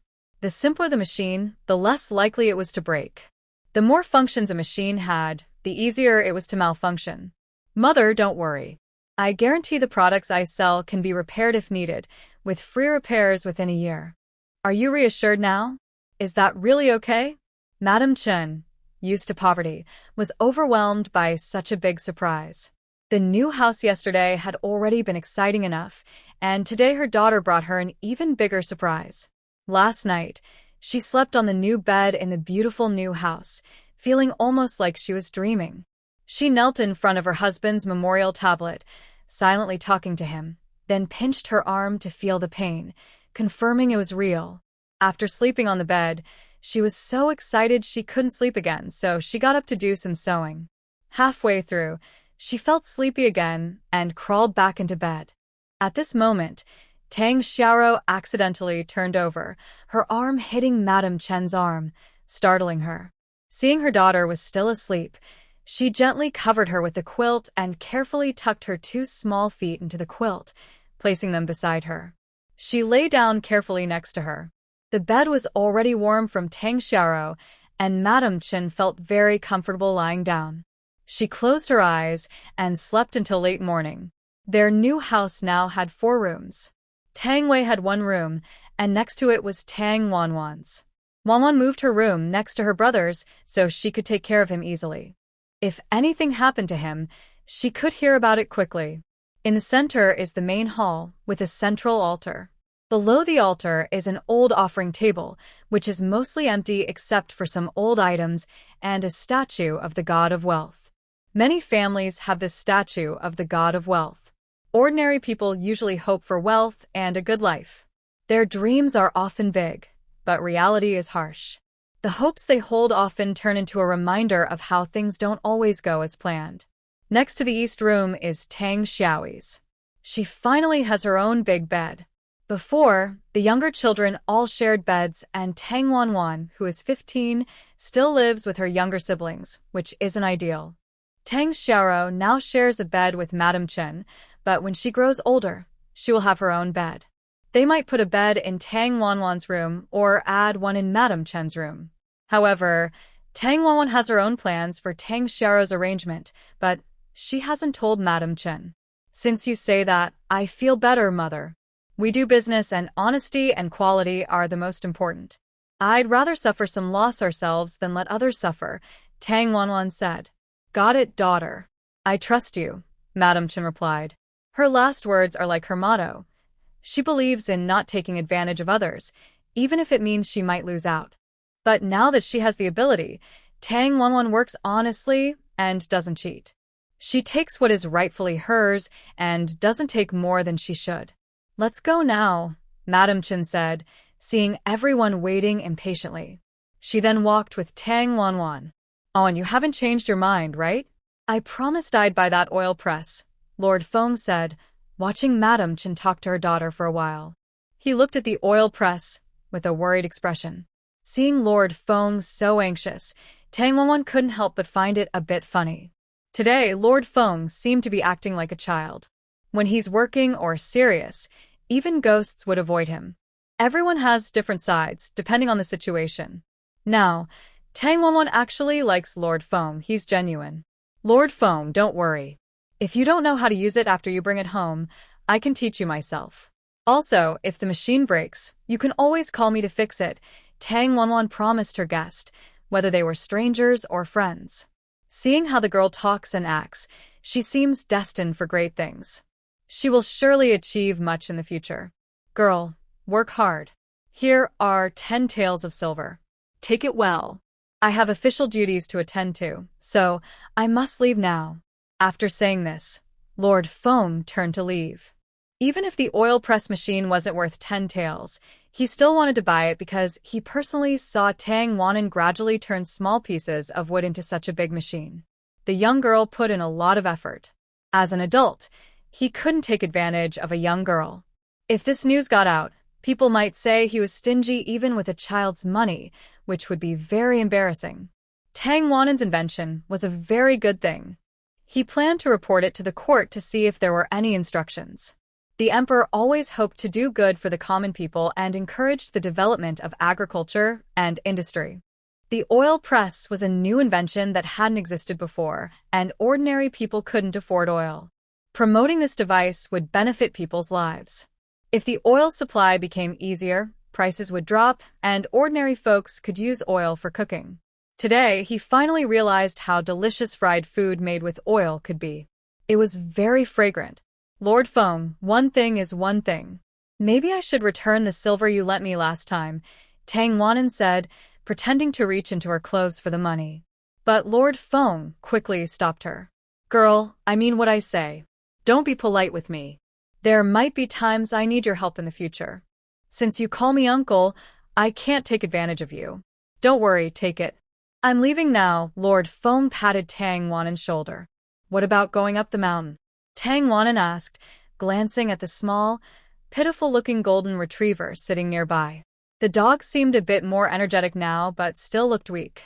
She remembered how lively the little dog looked when she saw it on the mountain, covered in shiny golden fur that looked like a beautiful yellow silk cloth. Its eyes were big and yellow, like large grapes. Very pretty. We are still discussing that. Just stay at home and wait for news, he replied. Tang Wanwan immediately became anxious. But only I know where the mother and puppy are. If I don't take you there, how will you find them? And it's best to do it quickly, or those people might kill the animals, causing panic among the people. The court might blame us. You are very thoughtful, little girl. It seems I need to send someone up the mountain quickly. Before Lord Feng left, he looked deeply at Tang Wanwan. This girl is really extraordinary. With just a few words, she influenced his judgment, almost perfectly. If those people are really from Warren, then the situation is different. Why would they kill animals in the forest? Could they be plotting something big? As Tang Wanwan said, regardless of their true purpose, if something happens here, the first person to suffer will be the local official, him. Luo Cece and Goose Sinew are also leaving. They have a carriage, and when the two young ladies left, they kept reminding and urging Tang Wanwan to remember everything. Tang Wanwan promised repeatedly that she would complete her task within 2 days, and only then did the two young ladies feel at ease and leave. Unexpectedly, not long after they left, people from Yonglin Pavilion arrived. They came to pick up Tang Xiaorou. There were 2 people. One was Huang Zheng and the other was a girl with big eyes, said to be Lu Ruiying's senior sister. She is also a key figure in Yonglin Pavilion. The girl is beautiful, speaks confidently, and her surname is Wang. When Huang Zheng introduced her, he only said her name was Senior Sister Wang, without giving more details. Tang Xiaoro was both surprised and happy to hear they came to take her to Yonglin Pavilion, but she also felt reluctant. Madame Chen was also reluctant to see her daughter leave, but considering her future, she decided to let her go and reminded her to learn cooking well. Tang Xiaoro brought many things from home. Seeing this, Senior Sister Wang said everything should be simple, as they already had everything they needed. Once there, it would be like attending a boarding school, not allowing free outings. Family visits would be limited to once a month at most. Tang Xiaoro followed her senior brothers and sisters, knowing she would have a long road of learning ahead. But she wouldn't be alone. She would have many fellow students and sisters, and with good relations with Tang Wanwan and the Gu family, she wouldn't suffer much. Whether she can succeed depends on her own luck. Mother, eldest sister, older brother, younger brother, I will miss you so much, Tang Xiaoro said as she took a few steps forward but then couldn't help running back, hugging them and crying. Tang Wanwan hugged her, wiped her tears, and softly comforted her. Our little Xiaoro is the smartest and bravest. Remember to get along well with everyone. During class, listen carefully and learn. If you don't understand something, take notes and find a chance to ask others. Yes, I will listen carefully. I'm waiting for my older sister, brother, and mother to come see me. Tang Xiaoro, having learned from her previous experience at Jean Garden, felt much less scared about going out this time. Her thoughts also changed a lot. Last time, she left because she didn't want to burden her family. This time, she left with her family's care, hope, and blessings. The difference in her feelings was very big. Xiaoro, don't miss me too much after you leave. I will also work hard to learn from Big Sister. Don't let me catch up with you next time we meet. Tang Xiaoi decided to learn woodworking from his sister, so he could help the family in the future. He also planned to practice martial arts every day and study hard, which kept him busy. Don't worry, I won't fall behind. Next time we come back, let's do some math together and see what we've learned. Oh. Tang Xiaoi made a funny face at his sister, then ran into the house and sat down, crying softly. Actually, he was sad to see his sister leave. When Tang Xiaoro turned around, tears of reluctance also fell on her face. But no matter how sad she was, she had to leave. Everyone has their own path to follow. Even if the journey is full of thorns and not smooth, once you choose it, you must grit your teeth and keep going. Tang Xiaoro left, and everyone initially felt a bit uncomfortable. Tang Wanwan suggested they go to the mountain to pick some tea fruits, and then make oil pressers to extract oil for cooking and to fill the oil lamps at home. The oil in the lamps was almost used up, so she was excited to find tea fruits, as if they were treasures. When they had time, they also dug some bamboo shoots. For lunch, they boiled the bamboo shoots in salt water. Tang Wanwan only managed to eat one piece. When she reached for a second piece, her bowl was already empty. Don't be fooled by how refined those people look at noon. They eat very quickly and don't hold back. Even Gu Xinyu, who usually looks gentle and refined, had to eat faster or she would run out of food. Thinking about that scene was quite funny. Unfortunately, Gu Yunji didn't get to taste the dishes he cooked and left quickly. No one knew why he was in such a hurry. Since they planned to stay on the Western Mountain for a long time, Tang Wanwan casually brought some fishing tools. Tang Wanwan only knows about the so-called confusing maze. When she previously went outside to train, she saw local villagers using a fishing net similar to this, which worked very well. You just need to put some bait, earthworms, leftover fish bones, pig bones, or similar things into the net, then toss it into the water. The fish smell the bait and rush to swim into the net. This type of net has a special feature. It is designed to only allow entry, not exit. That means you can easily get in to eat the bait, but getting out is impossible unless the fish has very sharp teeth and can bite through the net. Otherwise, they can never escape. To fully open the net, you need to untie the rope at the tail end. Then, if you shake the entire net, many fish, shrimp, eel, frogs, and loaches will be surprised and jump out. She wonders if the lake at Shishan will bring her surprises. Tang Wanwan takes Tang Xiaoyi with her, while Tang Wei stays at home reading. He went out this morning and doesn't want to go out again this afternoon. He feels weak and gets tired easily with any movement. Mrs. Chun, following her daughter's instructions, carries a large bag and a bamboo basket to hold things. Xiaoyi, do you want to see how Big Sister catches fish? Yes. Does Big Sister still use that spear? I don't think I can learn that. Tang Xiaoyi imagines the graceful scene of everyone stabbing fish in the water with sticks, but she feels it looks difficult. No. Today, we're using a fishing net. Big Sister will teach you how to use it later. The fishing net was made by Mrs. Chun, who is very skilled.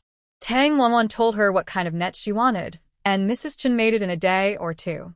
The net has iron rings inside and bamboo stakes to set the maze, which Tang Wanwan made herself. The net has several square iron rings to keep its shape.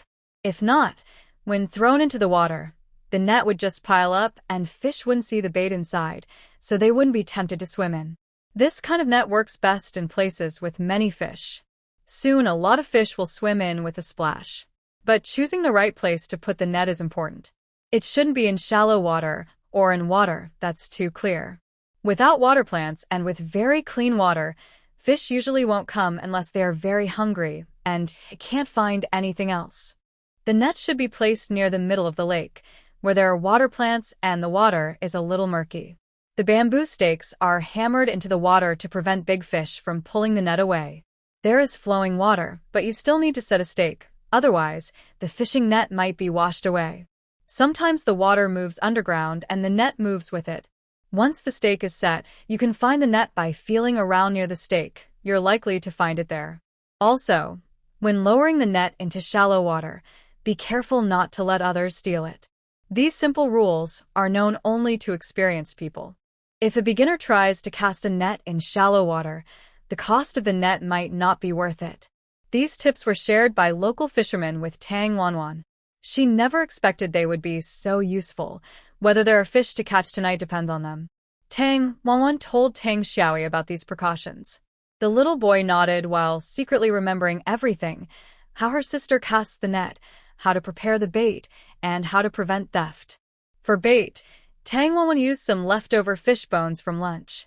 She placed them in 3 spots inside the net, then gently shook the net and cast it into the lake. She anchored the bamboo stake under a big stone in shallow water. She made sure not to make it too obvious, to avoid losing it. When casting the net, she also looked around to see if anyone was watching. Many rural folks like to steal things, so if you're not careful, your belongings could be taken. To get them back, you have to be even more cunning. Most people won't bother to fight over small thefts. Things often end without resolution, which only encourages petty thieves. Can I try, sister?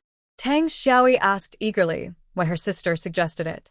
He was curious and wanted to try himself. Sure, give it a try. Be careful with your strength and distance, Tang Wanwan replied. Okay. Tang Xiaoyi not that family. Since he's small, he had to roll up his pants and go into the water to cast the net. He tried several times but couldn't get it out. Later, he placed the net in the water, pulled the string, and dragged it forward for a while before returning to push the bamboo stake into the water. After finishing, he even knew to hide some water plants over the net from other directions. His cautious attitude made Tang Wanwan laugh. He really is teachable. That's enough, Xiaoyi. Let's go to Mom's place. Later, when we return, we'll pull out the net and see how much we've caught, she said. Okay, let's go, Tang Xiaoyi replied. Since he knew someone might steal the net, he felt uneasy. As they walked, he kept looking back at the water. Sister, do you think it's safe to leave now? Tang Wanwan looked at her brother and smiled. It's fine. No one usually comes to this side of Shishan. Now she has bought this place again. At the entrance, she even put up a sign, warning people not to enter recklessly. When she has enough money, Tang Wanwan plans to build a strong iron fence outside Shishan to completely surround the area. This way, it will become her and her family's private land.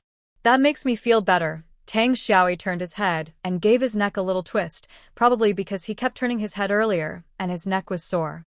He really is silly but cute. Since learning that these mountain tea fruits can be pressed for oil, Madame Chen has been gathering them eagerly. When Tang Wanwan and her brother arrived, Madame Chen had already collected over a pound. The soil here is rich, the sunlight good, and there's no pollution or pests. The tea fruits grow large naturally, and Tang Wanwan is very satisfied with the oil yield when pressing. Mom, Your nets are ready. There are so many here. Let's pick together, Madame Chen said as she hurried to help them gather. Okay, we're coming. Tang Wanwan and Tang Xiaoi started a little competition, each picking on their own. Seeing her sister pick quickly, Tang Xiaoi didn't want to fall behind. The three of them spent about an hour collecting over 20 pounds of tea fruits.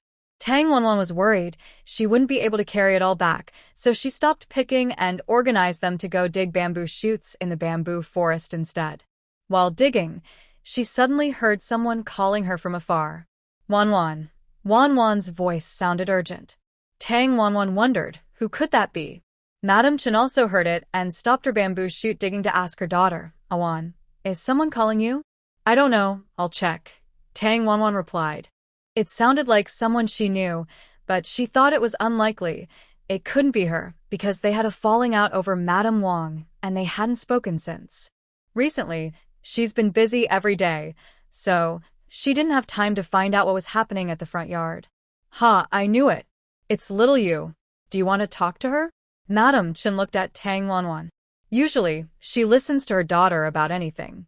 Tang Wanwan smiled and kept picking tea fruits, saying, it's not us who are afraid of her, but her who's afraid of us. What does that mean? Madame Chen still didn't understand. She must have come today because she needs something from us so we can be open and see what she really wants. Tang Xiaoi also saw Tang Riyue arriving and immediately felt unhappy. She didn't like any of the people who lived nearby. She said to Tang Wanwan, Big sister, let's ignore her. They are all bad people. It seems the group earlier left a bad impression on Tang Xiaoi. Seeing one of them, she instinctively disliked them. Last time, Tang Danny was badly treated by Tang Xiaoi. Tang Riyue didn't bully them much, but she later betrayed Tang Wanwan, so she became their enemy. Tang Wanwan looked at her brother and said, since she's here, we can't just say nothing and send her away. People might think we're not kind enough. When two armies fight, they don't kill messengers. She's probably here to deliver a message. Tang Xiaoi understood what his sister meant, that in a war between two countries, messengers are not to be harmed. But he didn't want to let her get away easily. His face darkened, and suddenly he looked like a cute but fierce little kid. He quickly ran from the tea tree grove onto the main road below. stop. Who are you? Why are you coming up our mountain? At this moment, Tang Riyue was in a hurry, desperately trying to find Tang Wanwan to save her mother. She was startled when Tang Xiaoi suddenly rushed out of the woods. She hadn't seen him for a few days, and he had grown quite a bit taller, almost as tall as her. Oh, little brother Xiaoi, you scared me to death.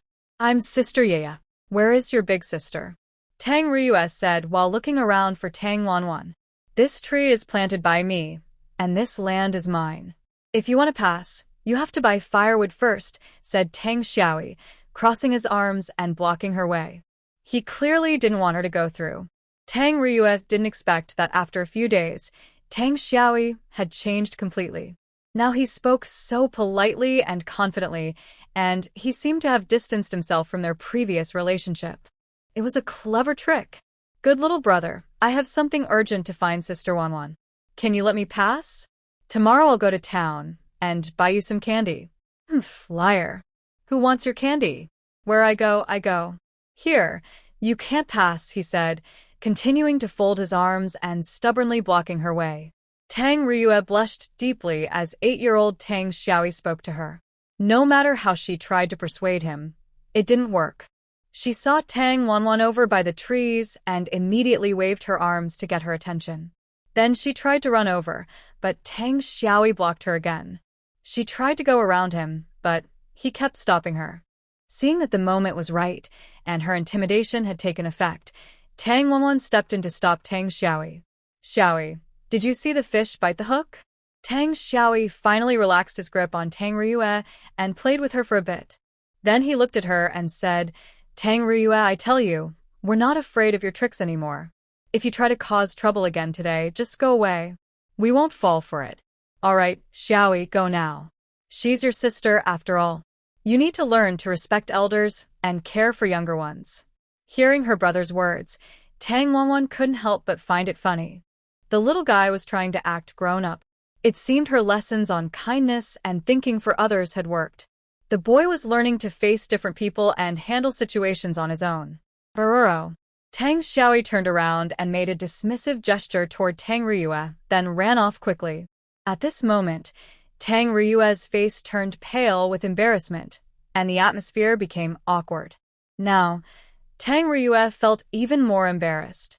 She didn't know whether to leave or stay, but she couldn't leave. If she did, her whole family would be in real trouble. Wanwan, third aunt, please help me. Save my mother, save our family. You can scold me, punish me, whatever you want. Please, Tang Ryue knelt down directly in front of Tang Wanwan without hesitation. Her knees landed on some small stones, making a loud sound as she hit the ground, and she spoke these words. In the past, Mrs. Chin would have immediately gone to help her up and comforted her daughter to come and help. But now, she saw through everything. The last time she met Lady Wang, she wasn't spared from her insults. Lady Wang was about to become the future wife of the clan leader, and her eyes were on her all the time. Last time, she even came to their house causing trouble over the old lady fixing the wall. If it weren't for Tang Wanwan, they would have taken advantage of her again. But today, she realized that her children were her greatest support. Having money gave her confidence. Respecting elders, getting along with sisters-in-law, being polite, those were all nonsense. So she also frowned and said to her daughter, Awan, I think the wind is picking up today. Maybe a storm is coming. We've picked enough. When Xiao Yi returns, we'll head back. Tang Wanwan then looked at her mother more closely. Today, her mother seemed different. Could she be trying to imitate Tang Xiao Yi's acting skills again, just to tease Tang Ryue? Mom, maybe? Tang Wanwan wanted to hear what Tang Ryue was really saying. No, unless her Wang family member asks us directly, no one can expect you to do anything for them. Auntie begged you. Something big has happened to our family. The clan leader got very angry and locked up my mother and father, saying they need to be judged. Please, Wanwan, help us think of a way. In front of Mrs. Chun and Tang Wanwan, Tang Ryue didn't say what the problem was. She couldn't bring herself to say it directly, and now she truly regretted it. Tang Wanwan looked at Tang Ryue's expression and guessed what the problem might be. Otherwise, she would have said it right away, unless it was something she was too ashamed to speak about. Tang Ryue had lied to her and her mother, using them to enjoy wealth and fame, but those riches had nothing to do with Tang Wanwan or Mrs. Chen.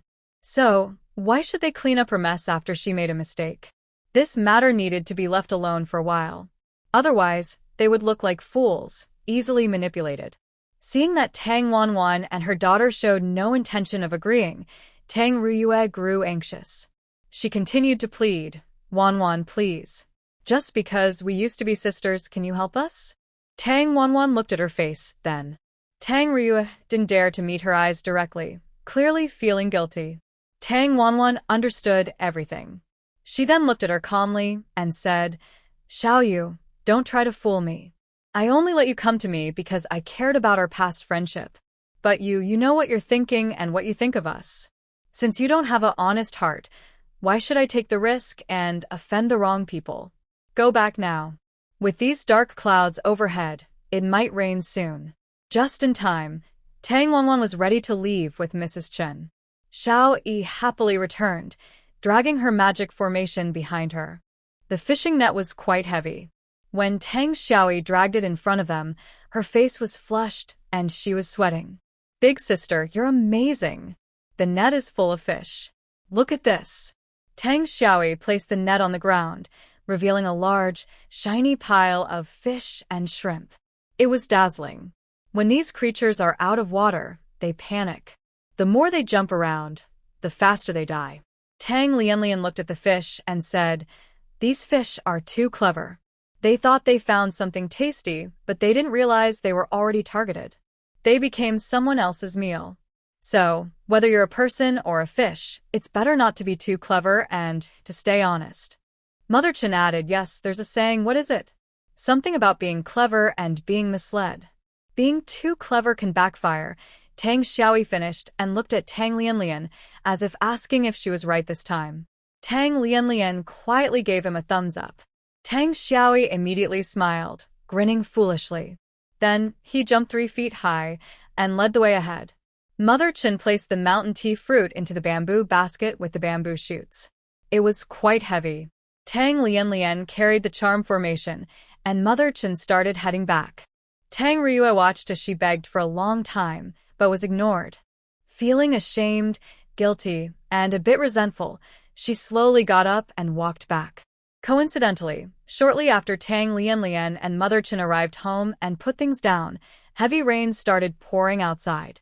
Mother Chin said, "Alian, luckily you said to come back immediately. Otherwise, we really would have gotten soaked."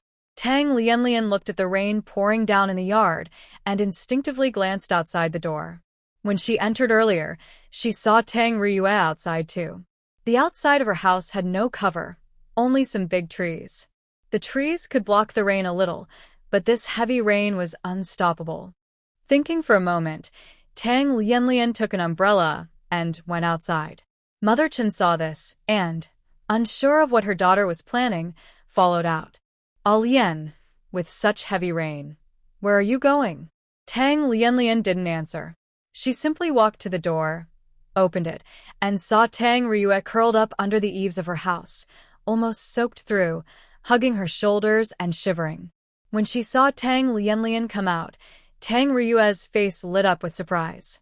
She was about to call Sister Lian. But Tang Lianlian's words instantly brought her back to reality. "Go back now. Don't act like that. Think carefully about how to save your mother and your family. I am giving you this umbrella." 姐姐婉，你真的不帮我吗？ Tang Wanwan turned again to look at her and said, "Don't you have a fiancé? When your family is in trouble, the first person you should turn to is him." At this, Tang Ryue was stunned. She didn't take the umbrella from her and just stood in the rain, letting the water wash over her. After Tang Wanwan closed the door, Tang Ryue forced a smile and started to walk back. She thought to herself, "Is this what they call divine punishment, something you can endure, but not what you bring on yourself?" She had been greedy from the start, aiming for Tang Xi's status. Now things are worse. Her plans haven't even been realized, yet she's caused a lot of trouble and jeopardized her family's future. The salt refining workshop exploded about half an hour ago, injuring many people in Tongjia village. When the village chief learned about it, he immediately came to talk to her mother. Wang Shi was panicked. The village chief said she had 3 days to come up with a solution. Otherwise, she would be handed over. If the village chief hadn't shown off or announced the incident at the temple fair that day, it might have been kept quiet. But they had a contract to supply 5,000 stones of fine salt each year. Delaying even a day would cause huge losses. If they couldn't deliver 15,000 jin by the end of the year, it would be considered treason. Not only would the village chief face trouble, but the entire Tongjia village would be affected, controlling their fate. They also had private salt contracts with other families and wealthy households. The monthly salt sales alone brought in nearly 1,200 taels of silver.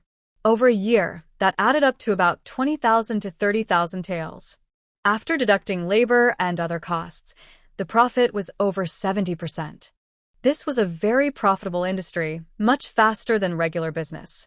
Knowing this, the village chief was sweating nervously, feeling anxious and uneasy. Tang Ryue had only managed to extract the fine salt using Tang Wanwan's method by luck, like a blind cat stumbling upon a dead mouse. Now that a problem arose, she couldn't think of a solution. She was panicked, scared, and full of regret, even feeling like giving up her life. After their family's trouble, no one could take charge. Everyone was pushing responsibility onto others, eager to wash their hands of it. Tang Rui blamed Tang Ryue for being useless, saying she should have learned everything properly, not risking the whole family, and she said many harsh words. Tang Ryue listened without saying a word, and then got up on her own to find Tang Wanwan. As for Tang Ruiying, who was even worse than Tang Rui, after seeing her parents in trouble, she didn't try to help. Instead, the couple packed up their belongings and the items they had taken from her mother's place, preparing to return to her in-law's house to hide. Their reason was that they wanted to go somewhere quiet to prepare for pregnancy. They left quickly, faster than anyone else, with Tang Ryue chasing behind but unable to catch up. Seeing her two older sisters like this, Tang Ryue didn't have time to think about what she should do next. Suddenly, she was punched in the chest and kicked by Tang Chung. His strike was heavy, hitting her directly in the chest, causing her to cry out in pain. Tang Chung saw her kneeling on the ground, her face pale and sweating coldly, and stopped hitting her. Then, angrily, he ran off to his grandmother's house.